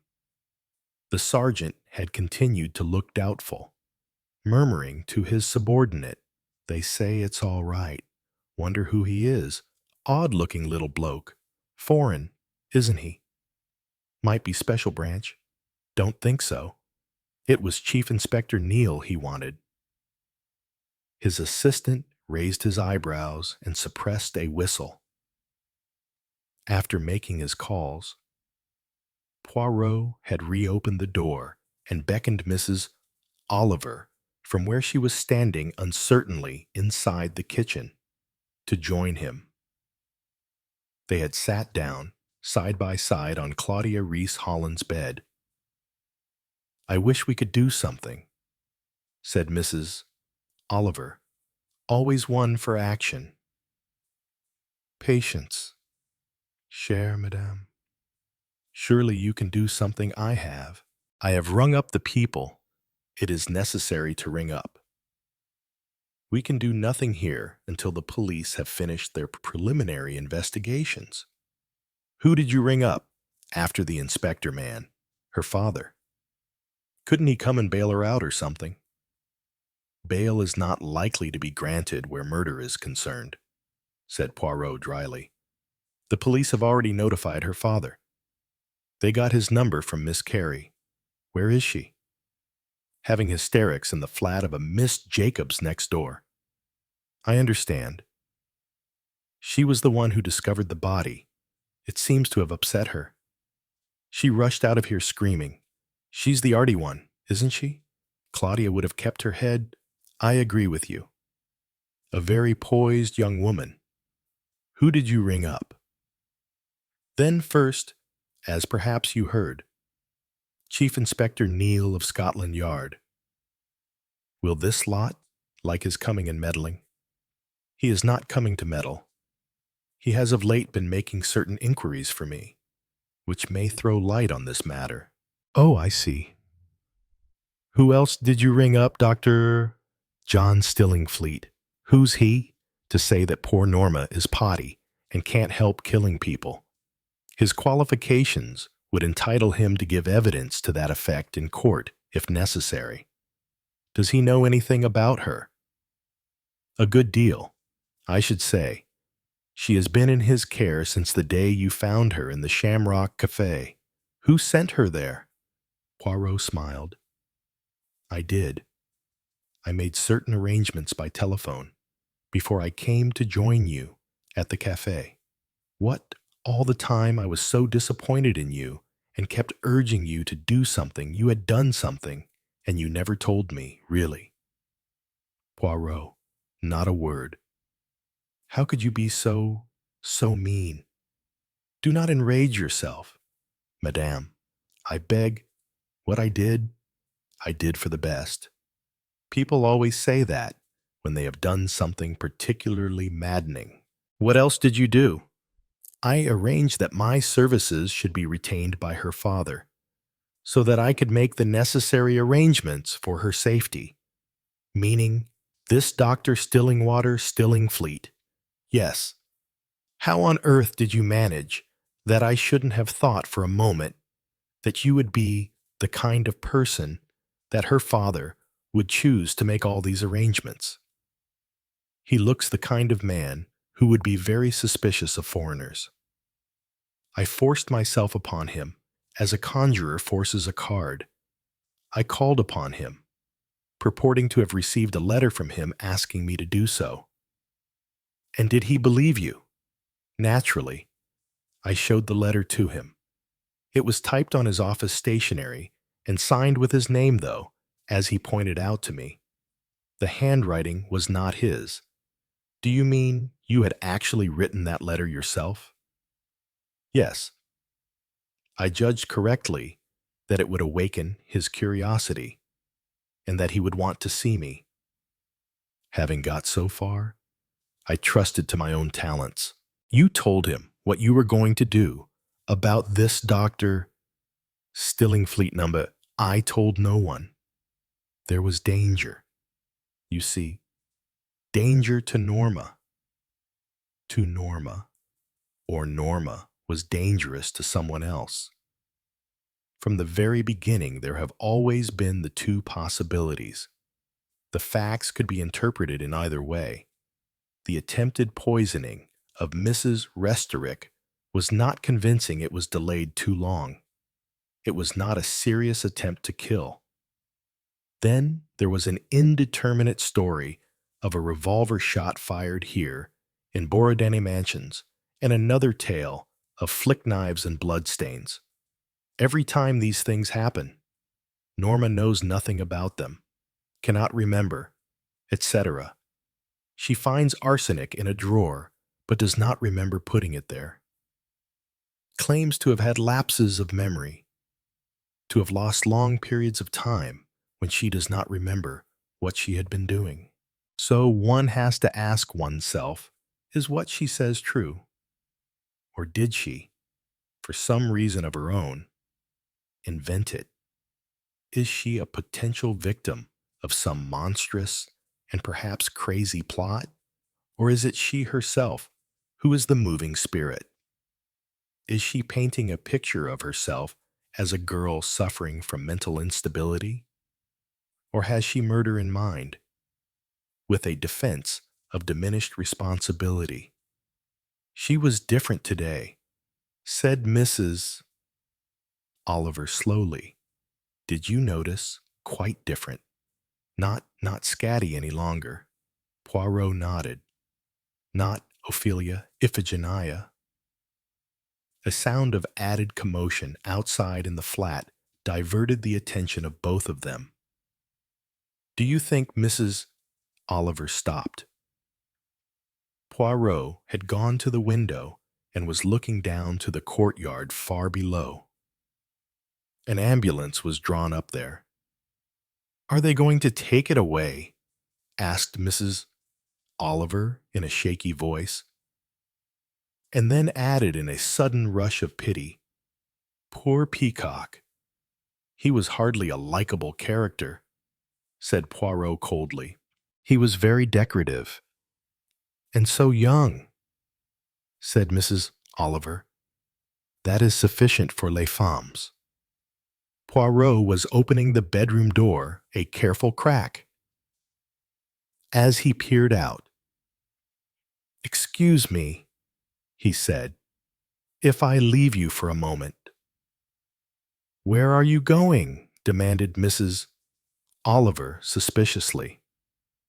I understood that was not a question considered delicate in this country, said Poirot reproachfully.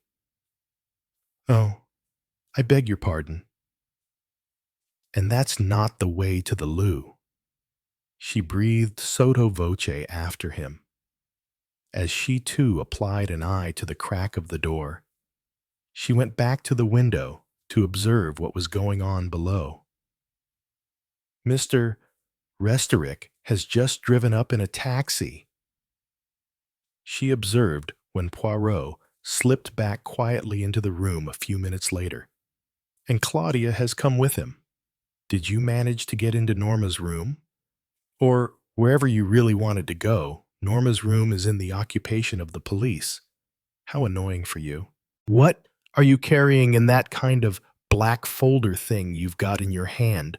Poirot, in his turn, asked a question. What have you got in that canvas bag with Persian horses on it? My shopping bag. Only a couple of avocado pears. As it happens, then if I may, I will entrust this folder to you. Do not be rough with it, or squeeze it, I beg. What is it?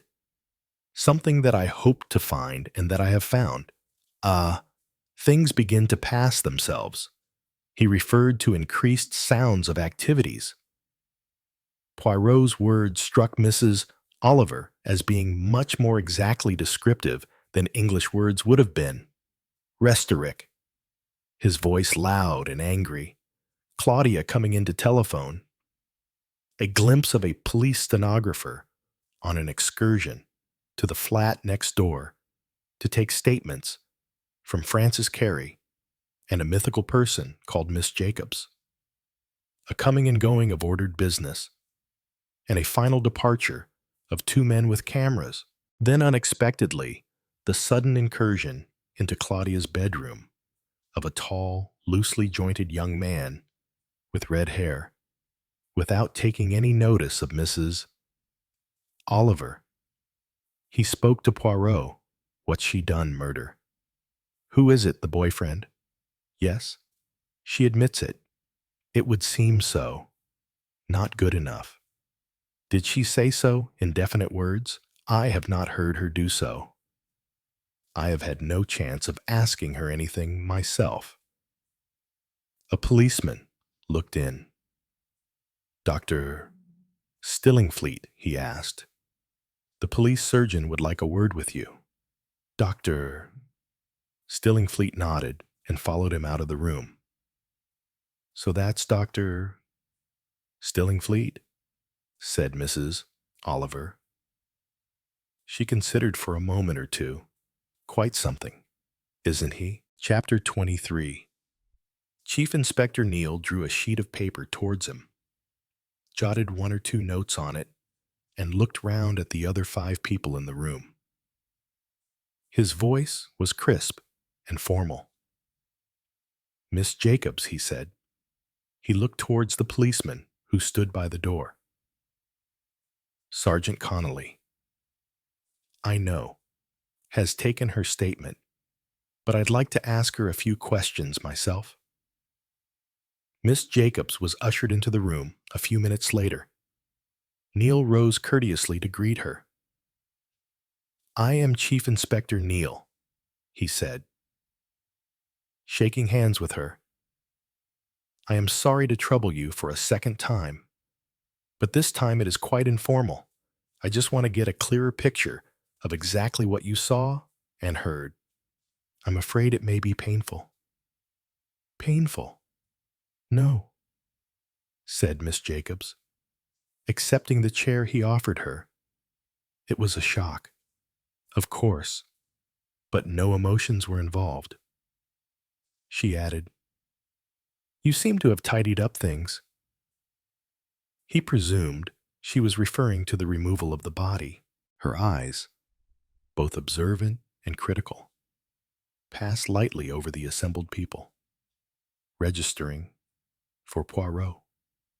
Frank astonishment. What on earth is this? For Mrs. Oliver. Mild curiosity. Appraisement for the back of Dr. Stillingfleet's red head. Neighborly recognition for Claudia, to whom she vouchsafed a slight nod. And finally dawning sympathy for Andrew Restorick.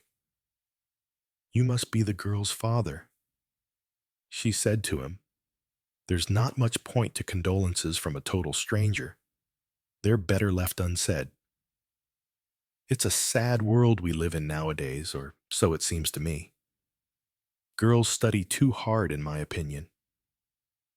Then she turned her face composedly towards Neal.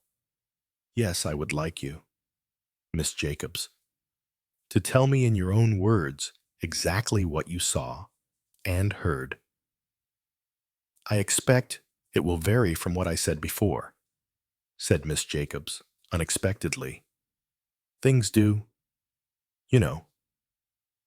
One tries to make one's description as accurate as possible, and so one uses more words.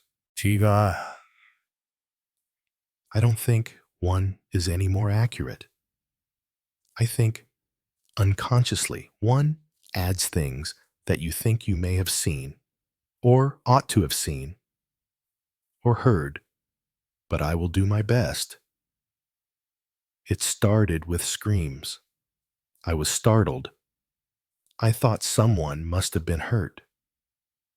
So I was already coming to the door when someone began beating on it and still screaming.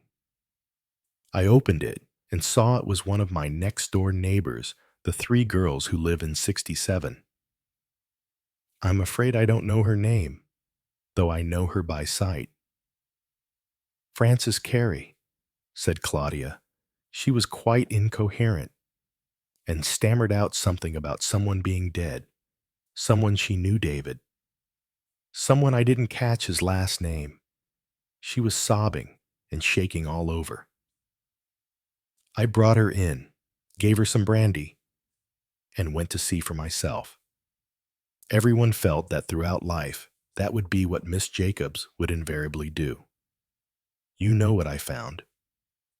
Need I describe it? Just briefly, perhaps.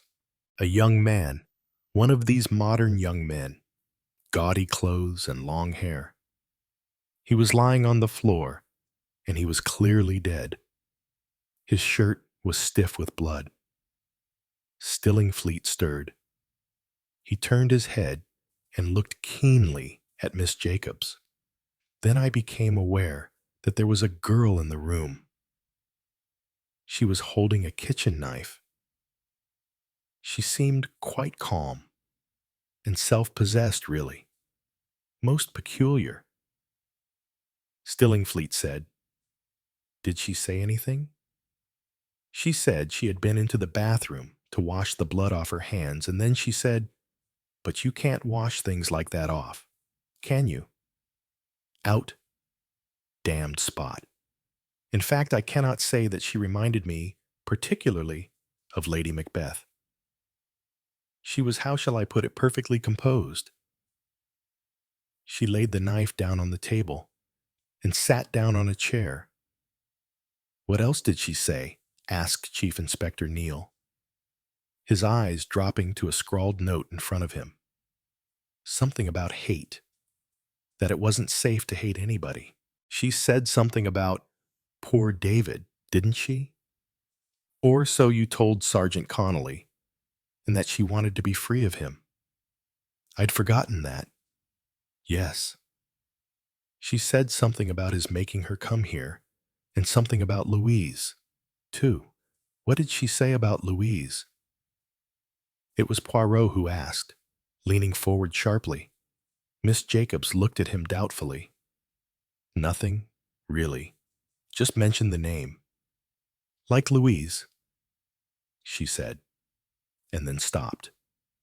It was after she had said about its not being safe to hate people. And then she told me, quite calmly, I had better ring up the police, which I did. We just sat there until they came. I did not think I ought to leave her. We did not say anything.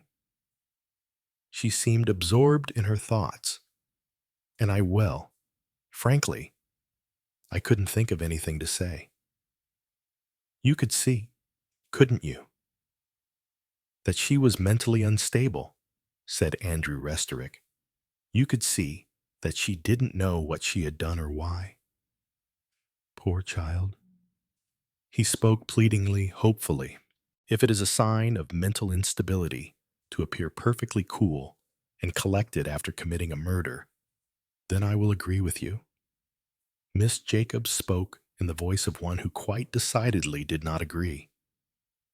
Stillingfleet said, Miss Jacobs, did she at any time admit that she had killed him? Oh, yes. I should have mentioned that before. It was the very first thing she did say. As though she was answering some question I had asked her, she said, Yes, I've killed him. And then went on about having washed her hands. Restorick groaned and buried his face in his hands. Claudia put her hand on his arm. Poirot said, Miss Jacobs, you say the girl put down the knife she was carrying on that table? It was quite near you. You saw it clearly. Did it appear to you that the knife also had been washed? Miss Jacobs looked hesitantly at Chief Inspector Neal. It was clear that she felt that Poirot struck an alien and unofficial note in this presumably official inquiry. Perhaps you would be kind enough to answer that, said Neal. No, I don't think the knife had been washed or wiped in any way. It was stained and discolored with some thick, sticky substance. Ah, Poirot leaned back in his chair. I should have thought you would have known all about the knife yourself, said Miss Jacobs to Neil accusingly. Didn't your police examine it? It seems to me very lax. If they didn't— Oh, yes, the police examined it, said Neil. But we are always like to get corroboration. She darted him a shrewd glance. What you really mean, I suppose, is that you like to find out how accurate the observation of your witnesses is, how much they make up, or how much they actually see, or think they have seen. He smiled slightly as he said, I don't think we need have doubts about you. Miss Jacobs, you will make an excellent witness. I shan't enjoy it, but it's the kind of thing one has to go through with. I suppose. I'm afraid so. Thank you, Miss Jacobs. He looked round. No one has any additional questions. Poirot indicated that he had. Miss Jacobs paused near the doorway. Displeased? Yes, she said. About this mention of someone called Louise. Did you know who it was? The girl meant, how should I know? Isn't it possible that she might have meant Mrs. Louise Charpentier? You knew Mrs. Charpentier, didn't you? I did not. You knew that she recently threw herself out of a window in this block of flats. I knew that. Of course. I didn't know her Christian name was Louise, and I was not personally acquainted with her, nor, perhaps, particularly wished to be. I have not said so, since the woman is dead, but I will admit that that is quite true. She was a most undesirable tenant, and I and other residents have frequently complained to the management here. Of what exactly? To speak frankly, the woman drank. Her flat was actually on the top floor above mine, and there were continual disorderly parties, with broken glass, furniture knocked over, singing and shouting, a lot of her coming and going. She was, perhaps, a lonely woman, suggested Poirot. That was hardly the impression she conveyed, said Miss Jacobs acidly. It was put forward at the inquest that she was depressed over the state of her health, entirely her own imagination. She seems to have had nothing the matter with her, and having disposed of the late Mrs. Charpentier without sympathy, Miss Jacobs took her departure. Poirot turned his attention to Andrew Restorick. He asked delicately, Am I correct in thinking, Mr. Restorick, that you were at one time well acquainted with Mrs. Charpentier? Restorick did not answer for a moment or two. Then he sighed deeply and transferred his gaze to Poirot. Yes, at one time, many years ago. I knew her very well indeed. Not, I may say, under the name of Charpentier. She was Louise Burrell when I knew her. You were in love with her. Yes, I was in love with her, head over ears in love with her. I left my wife on her account. We went to South Africa. After barely a year, the whole thing blew up. She returned to England. I never heard from her again. I never even knew what had become of her. What about your daughter? Did she also know Louise Burrell? Not to remember her, surely. A child of 5 years old. But did she know her? Poirot persisted. Yes, said Restorick slowly. She knew Louise. That is to say, Louise came to our house. She used to play with the child. So it is possible that the girl might remember her. Even after a lapse of years, I don't know. I simply don't know. I don't know what she looked like, how much Louise might have changed. I never saw her again. As I told you, Poirot said gently. But you heard from her, didn't you, Mr. Restarek? I mean, you have heard from her since your return to England. Again there came that pause, and the deep, unhappy sigh. Yes, I heard from her, said Restarek, and then, with sudden curiosity, he asked, How did you know that? Poirot. From his pocket, Poirot drew a neatly folded piece of paper. He unfolded it and handed it to Restarek. The latter looked at it with a faintly puzzled frown. Dear Andy, I see from the papers you're home again. We must meet and compare notes as to what we've both been doing all these years. It broke off here and started again. Andy.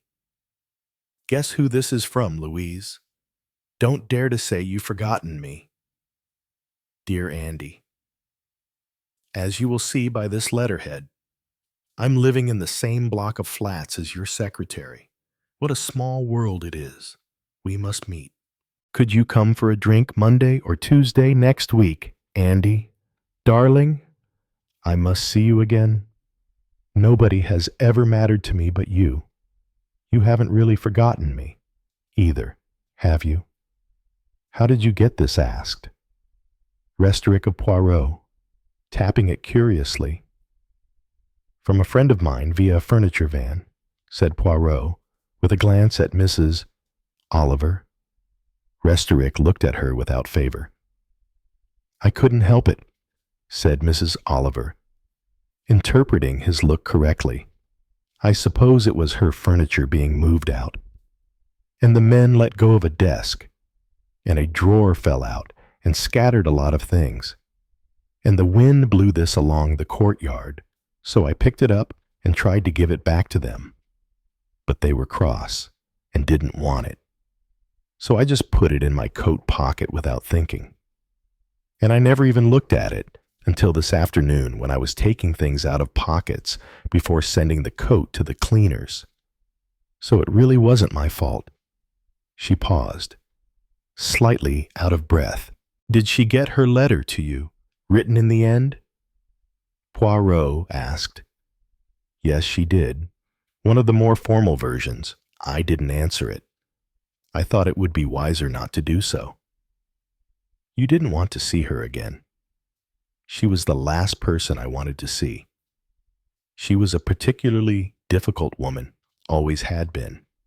And I'd heard things about her, for one, that she had become a heavy drinker. And well, other things. Did you keep her letter to you? No. I tore it up. Dr. Stillingfleet asked an abrupt question. Did your daughter ever speak about her to you? Restarek seemed unwilling to answer. Dr. Stillingfleet urged him. It might be significant if she did. You know, you doctors. Yes, she did mention her once. What did she say exactly? She said quite suddenly, I saw Louise the other day. Father. I was startled. I said, where did you see her? And she said, in the restaurant of our flats. I was a bit embarrassed. I said, I never dreamed you'd remembered her. And she said, I've never forgotten. Mother wouldn't have let me forget, even if I wanted to. Yes, said Dr.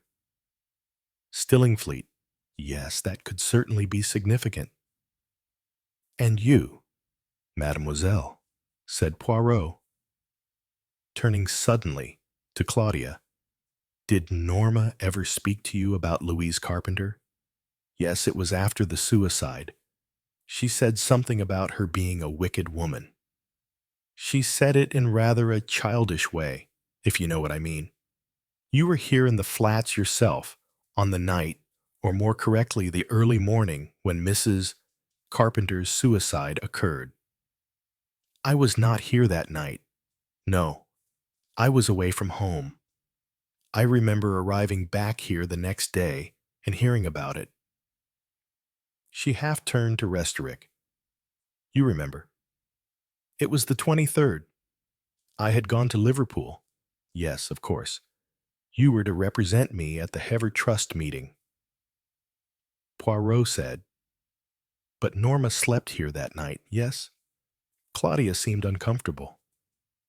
Claudia Restorick laid his hand on her arm. What is it you know about Norma? There's something that you're holding back. Nothing. What should I know about her? You think she's off her head. Don't you? Said Dr. Stillingfleet in a conversational voice. And so does the girl with the black hair. And so do you, he added, turning suddenly on Restorick. All of us behaving nicely and avoiding the subject and thinking the same thing.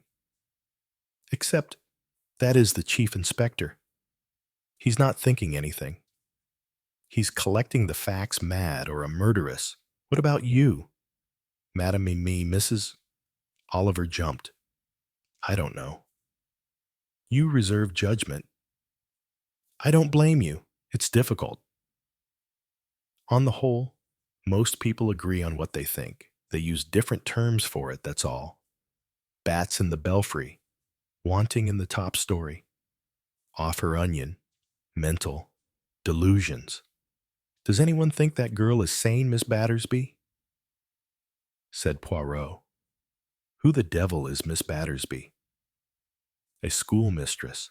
If I ever have a daughter, I shall send her to that school. Of course, I'm in a different category. I know. I know everything about that girl. Norma's father stared at him. Who is this man? He demanded of Neil. What can he possibly mean by saying that he knows everything about my daughter? I know about her, said Stillingfleet, because she's been under my professional care for the last 10 days. Dr. Stillingfleet, said Chief Inspector Neil, is a highly qualified and reputable psychiatrist. And how did she come into your clutches without someone getting my consent first? Ask mustaches, said Dr. Stillingfleet, nodding towards Poirot. You. Restorick could hardly speak, he was so angry. Poirot spoke placidly. I had your instructions. You wanted care and protection for your daughter when she was found. I found her, and I was able to interest Dr. Stillingfleet in her case. She was in danger. Mr. Restorick. Very grave danger. She could hardly be in any more danger than she is now. Arrested on a charge of murder. Technically, she is not yet charged, murmured Neil. He went on. Dr. Stillingfleet, do I understand that you are willing to give your professional opinion as to Miss Restorick's mental condition, and as to how well she knows the nature and meaning of her acts? We can save the Monotone Act for court, said Stillingfleet. What you want to know now is, quite simply, if the girl is mad or sane. All right, I'll tell you. That girl is sane as any one of you sitting here in this room. Chapter 24. They stared at him. Didn't expect that. Did you? Restorick said angrily. You're wrong. That girl doesn't even know what she's done. She's innocent, completely innocent. She can't be held responsible for what she doesn't know she's done. You let me talk for a while. I know what I'm talking about. You don't. That girl is sane and responsible for her actions. In a moment or two, we'll have her in and let her speak for herself. She's the only one who hasn't had the chance of speaking for herself. Oh, yes. They've got her here still locked up, with a police matron in her bedroom.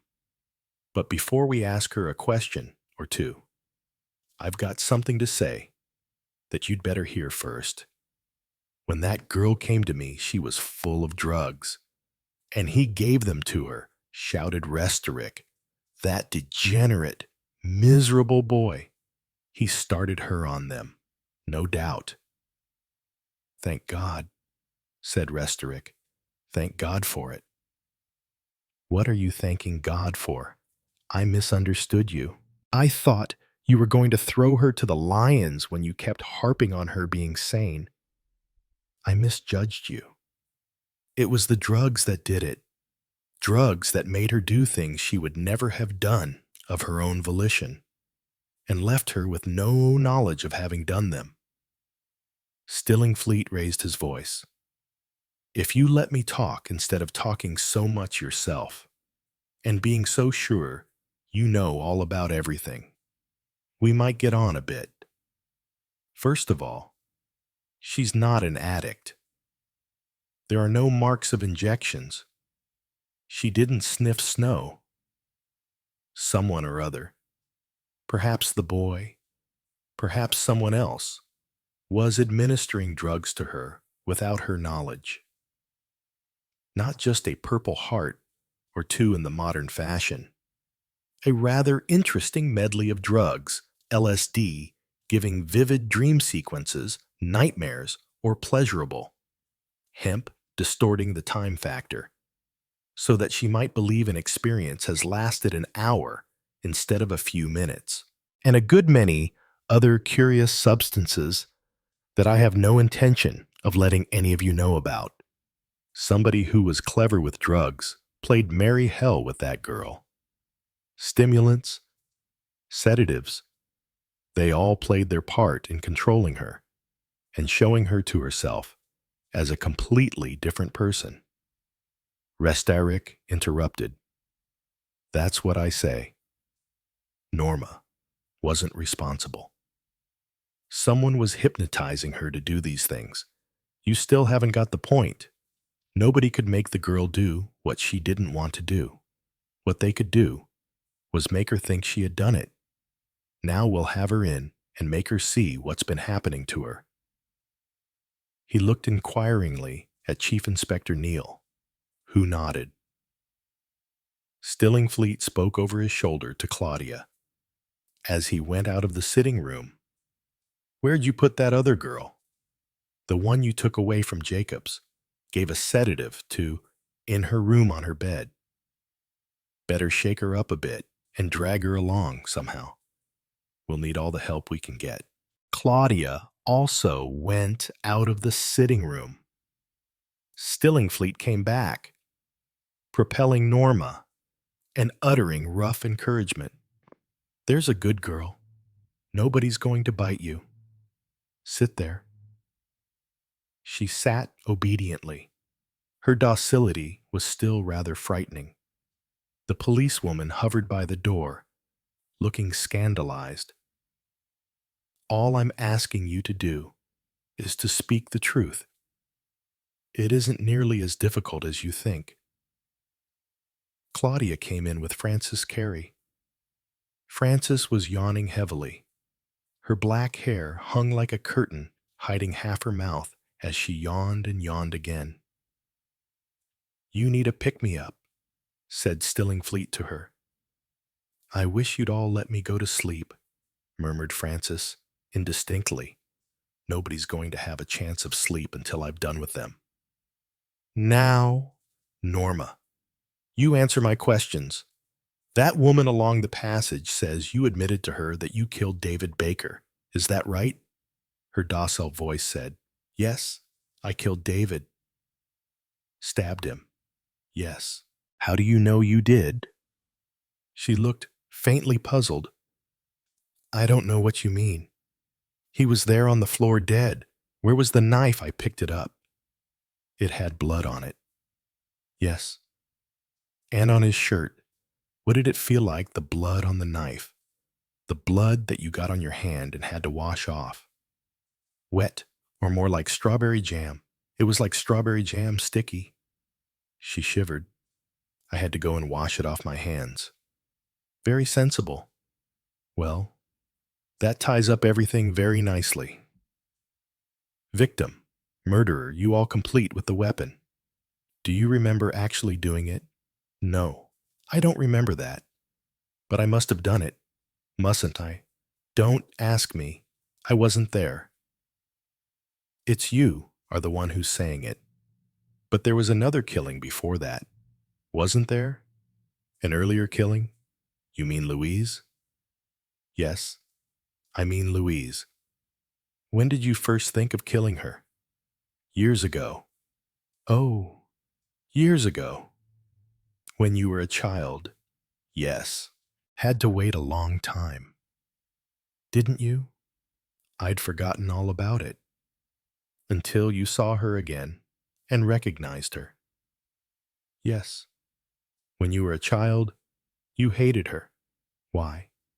Because she took father, my father, away and made your mother unhappy. Mother hated Louise. She said Louise was a really wicked woman. Talked to you about her a lot, I suppose. Yes, I wish she hadn't. I didn't want to go on hearing about her. Monotonous, I know. Hate isn't creative. When you saw her again, did you really want to kill her? Norma seemed to consider. A faintly interested look came into her face. I didn't, really. You know, it seemed all so long ago. I couldn't imagine myself, that's why. Why you weren't sure you had? Yes, I had some quite wild idea that I hadn't killed her at all. That it had been all a dream. That perhaps she really had thrown herself out of the window. Well, why not? Because I knew I had done it. I said I had done it. You said you had done it. Who did you say that to? Norma shook her head. I mustn't. It was someone who tried to be kind to help me. She said she was going to pretend to have known nothing about it. She went on. The words coming fast, and excitedly I was outside Louise's door. The door of 76 just coming out of it. I thought I'd been walking in my sleep. She said there had been an accident down in the courtyard. She kept telling me it had been nothing to do with me. Nobody would ever know. And I couldn't remember what I had done, but there was stuff in my hand, stuff. What stuff? Do you mean blood? No, not blood-torn curtain stuff. When I'd pushed her out. You remember pushing her out? Do you? No. No. That's what was so awful. I didn't remember anything. That's why I hoped. That's why I went. She turned her head towards Poirot to him. She turned back again to Stillingfleet. I never remembered the things I'd done. None of them. But I got more and more frightened. Because there used to be quite long times that were blank, quite blank hours I couldn't account for, or remember where I'd been and what I'd been doing. But I found things I must have hidden away myself. Mary was being poisoned by me. They found out she was being poisoned at the hospital. And I found the weed killer I'd hidden away in the drawer, in the flat. Here there was a flick knife, and I had a revolver that I didn't even know I'd bought. I did kill people, but I didn't remember killing them. So I'm not really a murderer. I'm just mad I realized that at last. I'm mad. And I can't help it. People can't blame you if you do things when you are mad. If I could come here and even kill David, it shows I am mad, doesn't it? You'd like to be mad, very much. Yes, I suppose so. If so, why did you confess to someone that you had killed a woman by pushing her out of the window? Who was it you told? Norma turned her head, hesitated, then raised her hand and pointed. I told Claudia. That is absolutely untrue. Claudia looked at her scornfully. You never said anything of the kind to me, I did. I did. Where I don't know. She told me that she had confessed it all to you, said Francis indistinctly. Frankly, I thought she was hysterical and making the whole thing up. Stillingfleet looked across at Poirot. She could be making it all up. He said judicially, there is quite a case for that solution, but if so, we would have to find the motive, a strong motive, for her desiring the death of those two people, Louise Carpenter and David Baker, a childish hate. Forgotten and done with years ago. Nonsense. David, just to be free of him. It is not for that the girls kill. We want better motives than that. A whacking great lot of money, say Greed. He looked around him, and his voice changed to a conventional tone. We want a little more help. There's still one person missing. Your wife is a long time joining us here. Mr. Restorick. I can't think where Mary can be. I've rung up. Claudia has left messages in every place we can think of. By now, she ought to have rung up, at least from somewhere. Perhaps we have the wrong idea, said Hercule Poirot. Perhaps Madame is at least partly here already, in a manner of speaking. What on earth do you mean? Shouted Restorick angrily. Might I trouble you? Cher Madame Poirot leaned towards Mrs. Oliver. Mrs. Oliver stared. The parcel I entrusted to you, oh. Mrs. Oliver dived into her shopping bag. She handed the black folder to him. He heard a sharply indrawn breath near him, but did not turn his head. He shook off the wrappings delicately and held up a wig of bouffant golden hair. Mrs. Restorick is not here, he said. But her wig is interesting. Where the devil did you get that? Poirot asked Neil. From the overnight bag of Miss Frances Carey, from which she had as yet no opportunity of removing it. Shall we see how it becomes her, with a single, deft movement? He swept aside the black hair that masked Frances's face so effectively, crowned with a golden aureole before she could defend herself. She glared at them. Mrs. Oliver exclaimed, Good gracious, it is Mary Restorick. Frances was twisting like an angry snake.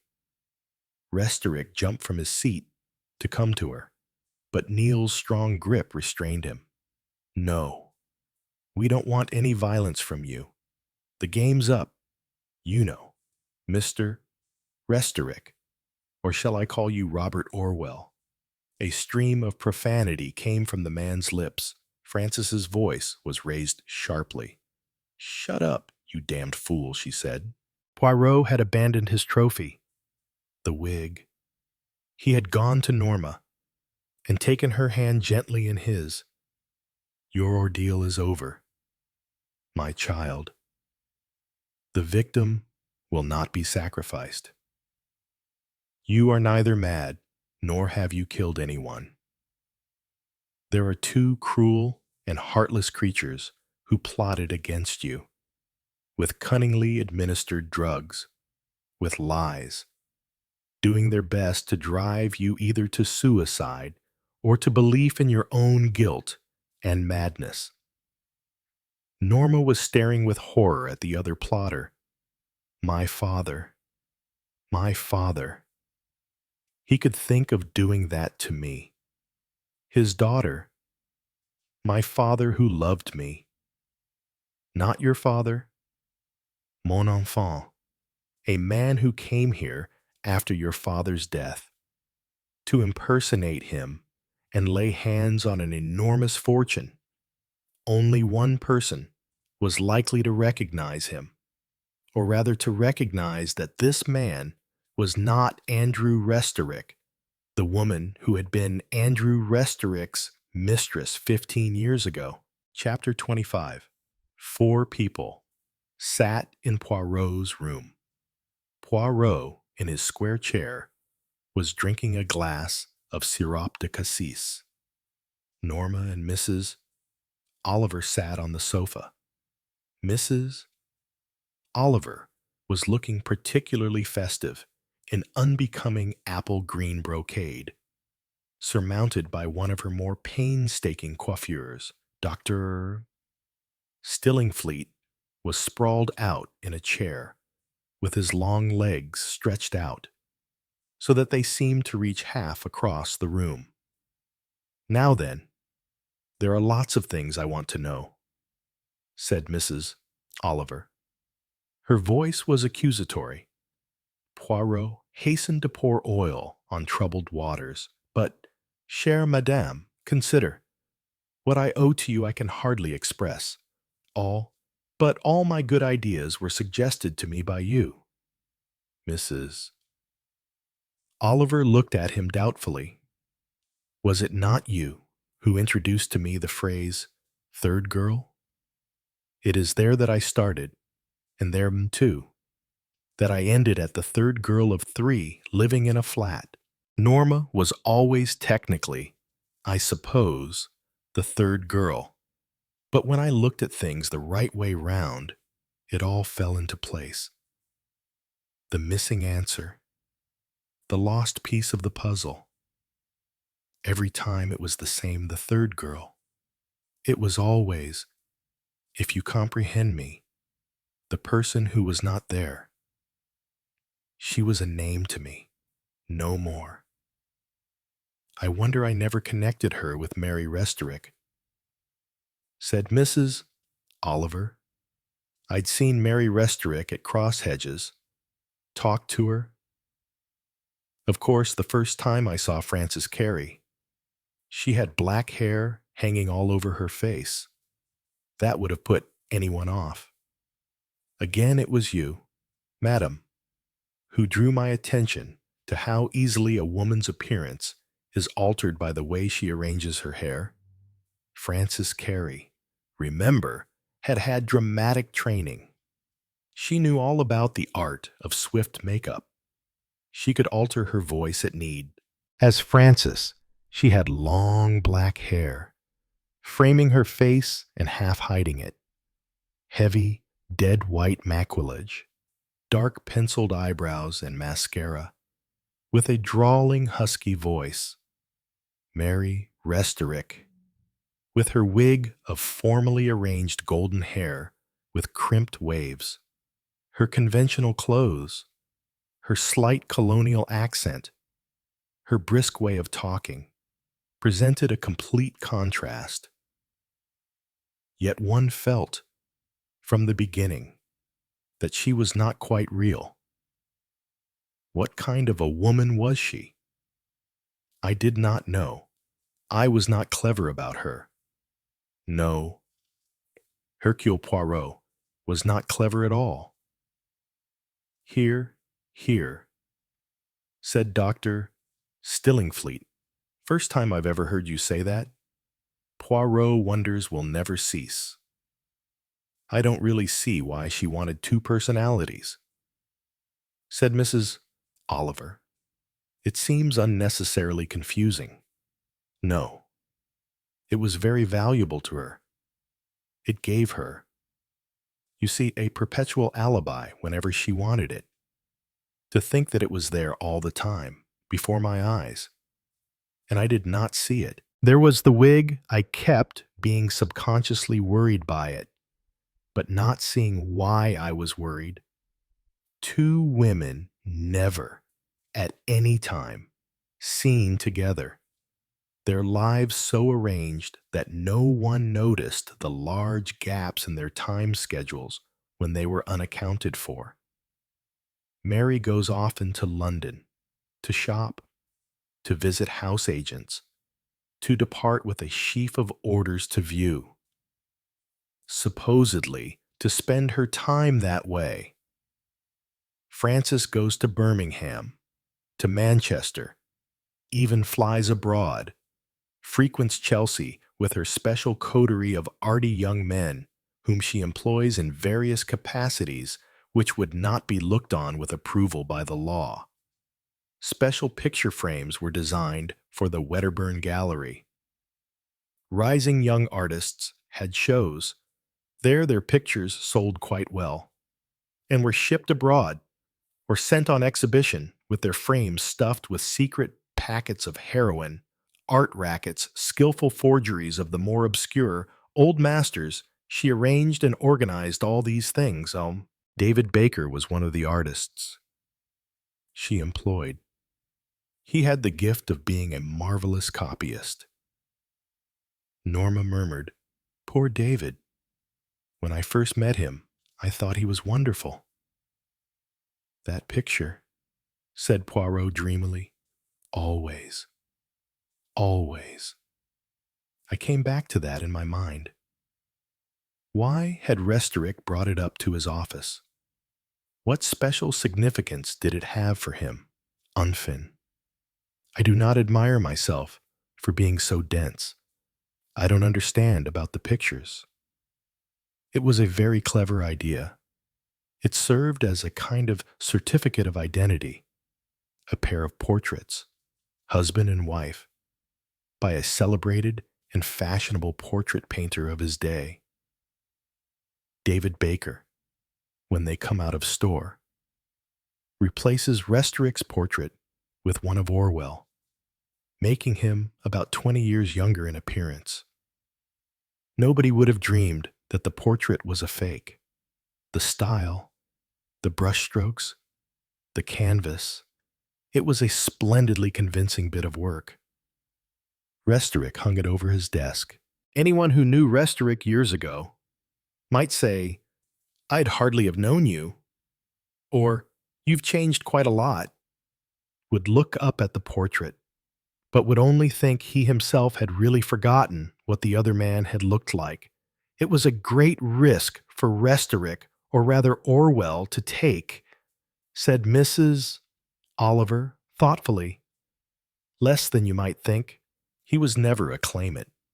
You see, in the Tichborne sense, he was only a member of a well-known city firm, returning home after his brother's death to settle up his brother's affairs after having spent some years abroad.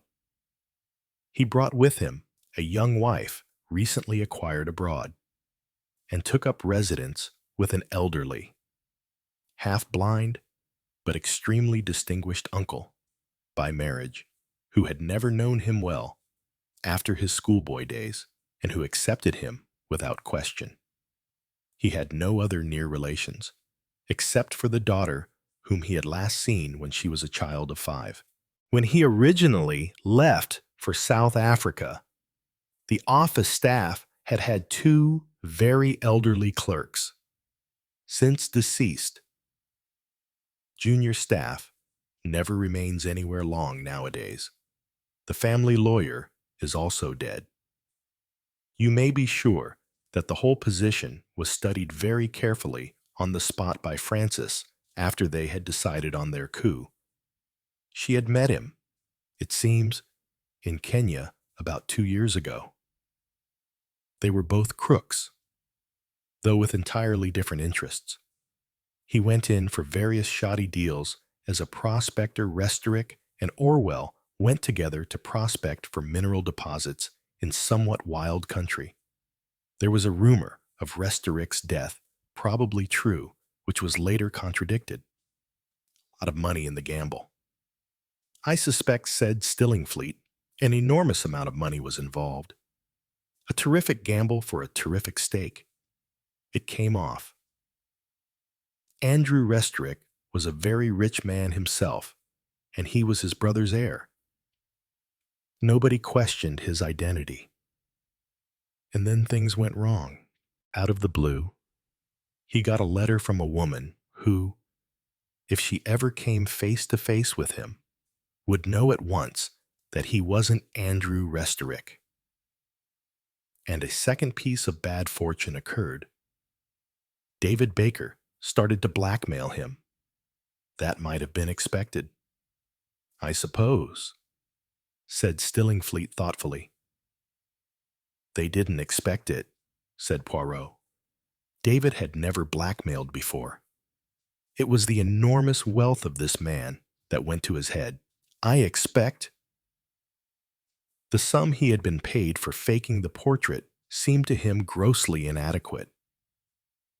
He wanted more.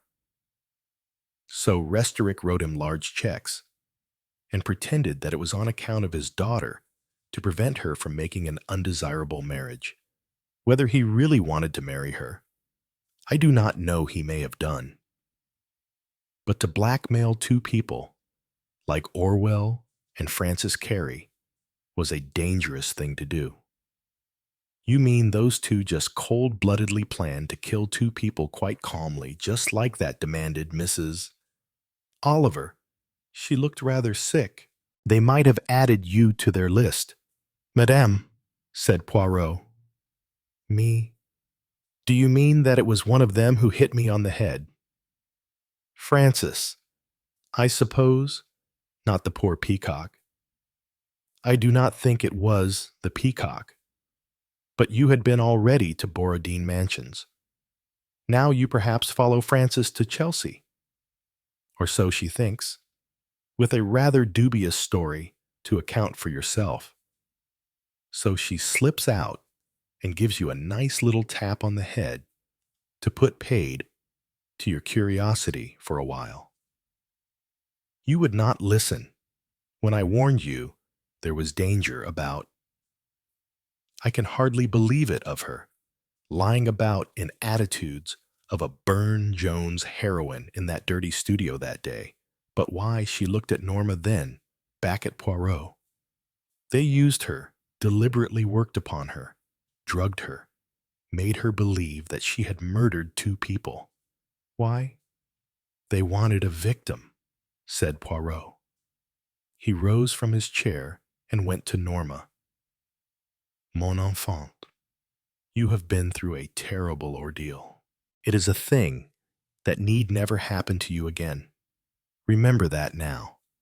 You can have confidence in yourself always, to have known, at close quarters, what absolute evil means, is to be armored against what life can do to you. I suppose you are right, said Norma. To think you are mad, really to believe it, is a frightening thing. She shivered. I don't see, even now, why I escaped, why anyone managed to believe that I hadn't killed David, not when even I believed I had killed him. Blood was wrong, said Dr. Stillingfleet in a matter-of-fact tone, starting to coagulate. Shirt was stiff with it. As Miss Jacobs said, not wet. You were supposed to have killed him not more than about 5 minutes before Francis's screaming act. How did she Mrs. Oliver began to work things out. She had been to Manchester. She came home by an earlier train, changed into her merry-wig and makeup on the train, walked into Borodine Mansions, and went up in the lift as an unknown blonde. Went into the flat where David was waiting for her, as she had told him to do. He was quite unsuspecting, and she stabbed him. Then she went out again and kept watch until she saw Norma coming. She slipped into a public cloakroom, changed her appearance, and joined a friend at the end of the road and walked with her. Said goodbye to her at Borodine Mansions, and went up herself and did her stuff, quite enjoying doing it. I expect, by the time the police had been called and got there, she didn't think anyone would suspect the time lag. I must say, Norma, you gave us all a hell of a time that day. Insisting on having killed everyone the way you did, I wanted to confess and get it all over.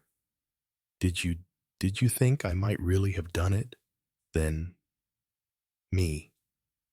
What do you take me for? I know what my patients will do or won't do, but I thought you were going to make things damn difficult. I didn't know how far Neil was sticking his neck out. Didn't seem proper police procedure to me. Look at the way he gave Poirot here his head. Poirot smiled. Chief Inspector Neil and I have known each other for many years. Besides, he had been making inquiries about certain matters already. You were never really outside Louise's door. Frances changed the numbers. She reversed the 6 and the 7 on your own door. Those numbers were loose, stuck on with spikes. Claudia was away that night. Frances drugged you so that the whole thing was a nightmare dream to you. I saw the truth suddenly. The only other person who could have killed Louise was the real third girl. Frances Carey. You kept half recognizing her. You know, said Stillingfleet, when you described to me how one person seemed to turn into another. Norma looked at him thoughtfully. You were very rude to people, she said to Stillingfleet. He looked slightly taken aback. Rude? The things you said to everyone. The way you shouted at them. Oh, well, yes. Perhaps I've got in the way of it. People are so damned irritating. He grinned suddenly at Poirot. She's quite a girl. Isn't she, Mrs. Oliver rose to her feet with a sigh. I must go home. She looked at the two men, and then at Norma.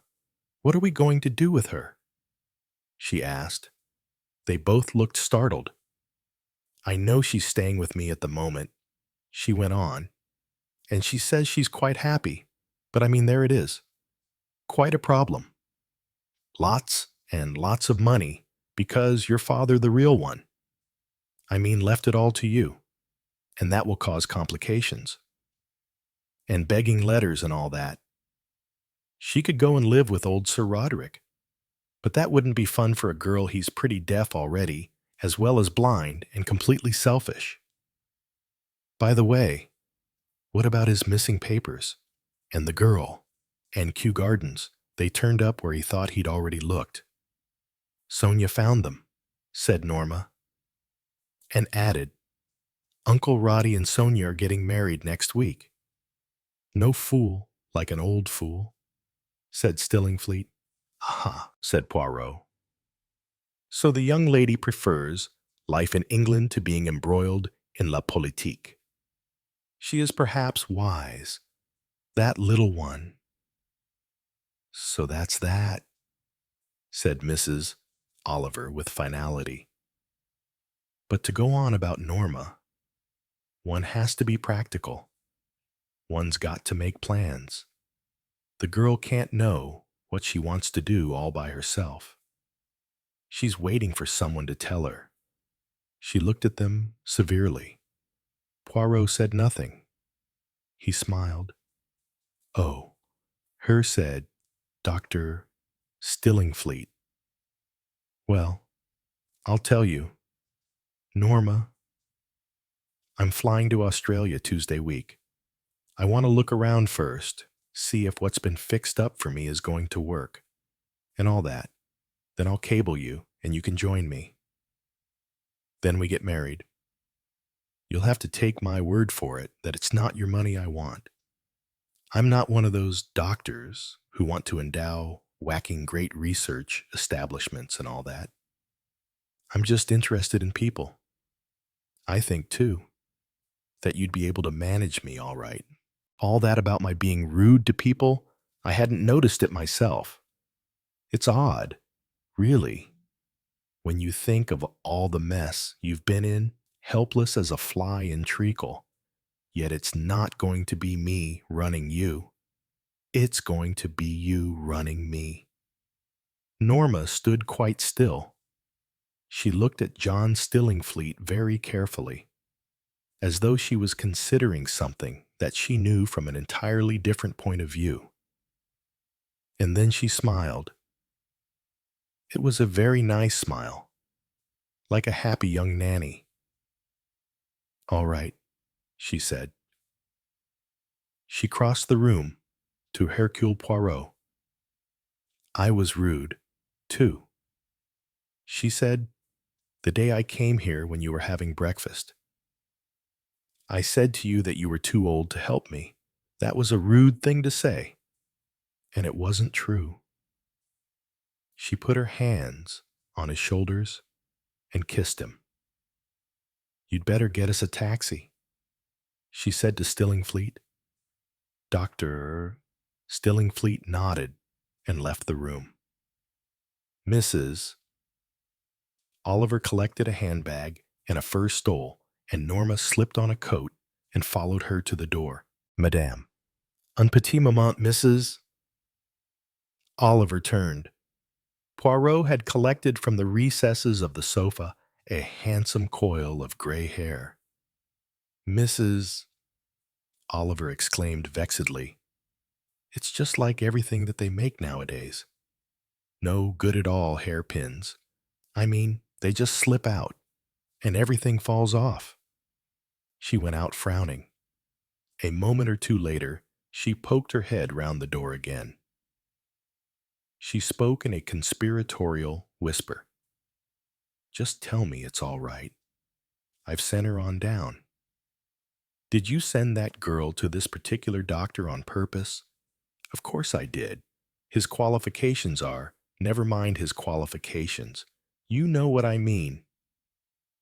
He and she, did you? If you must know. Yes. I thought so, said Mrs. Oliver. You do think of things, don't you?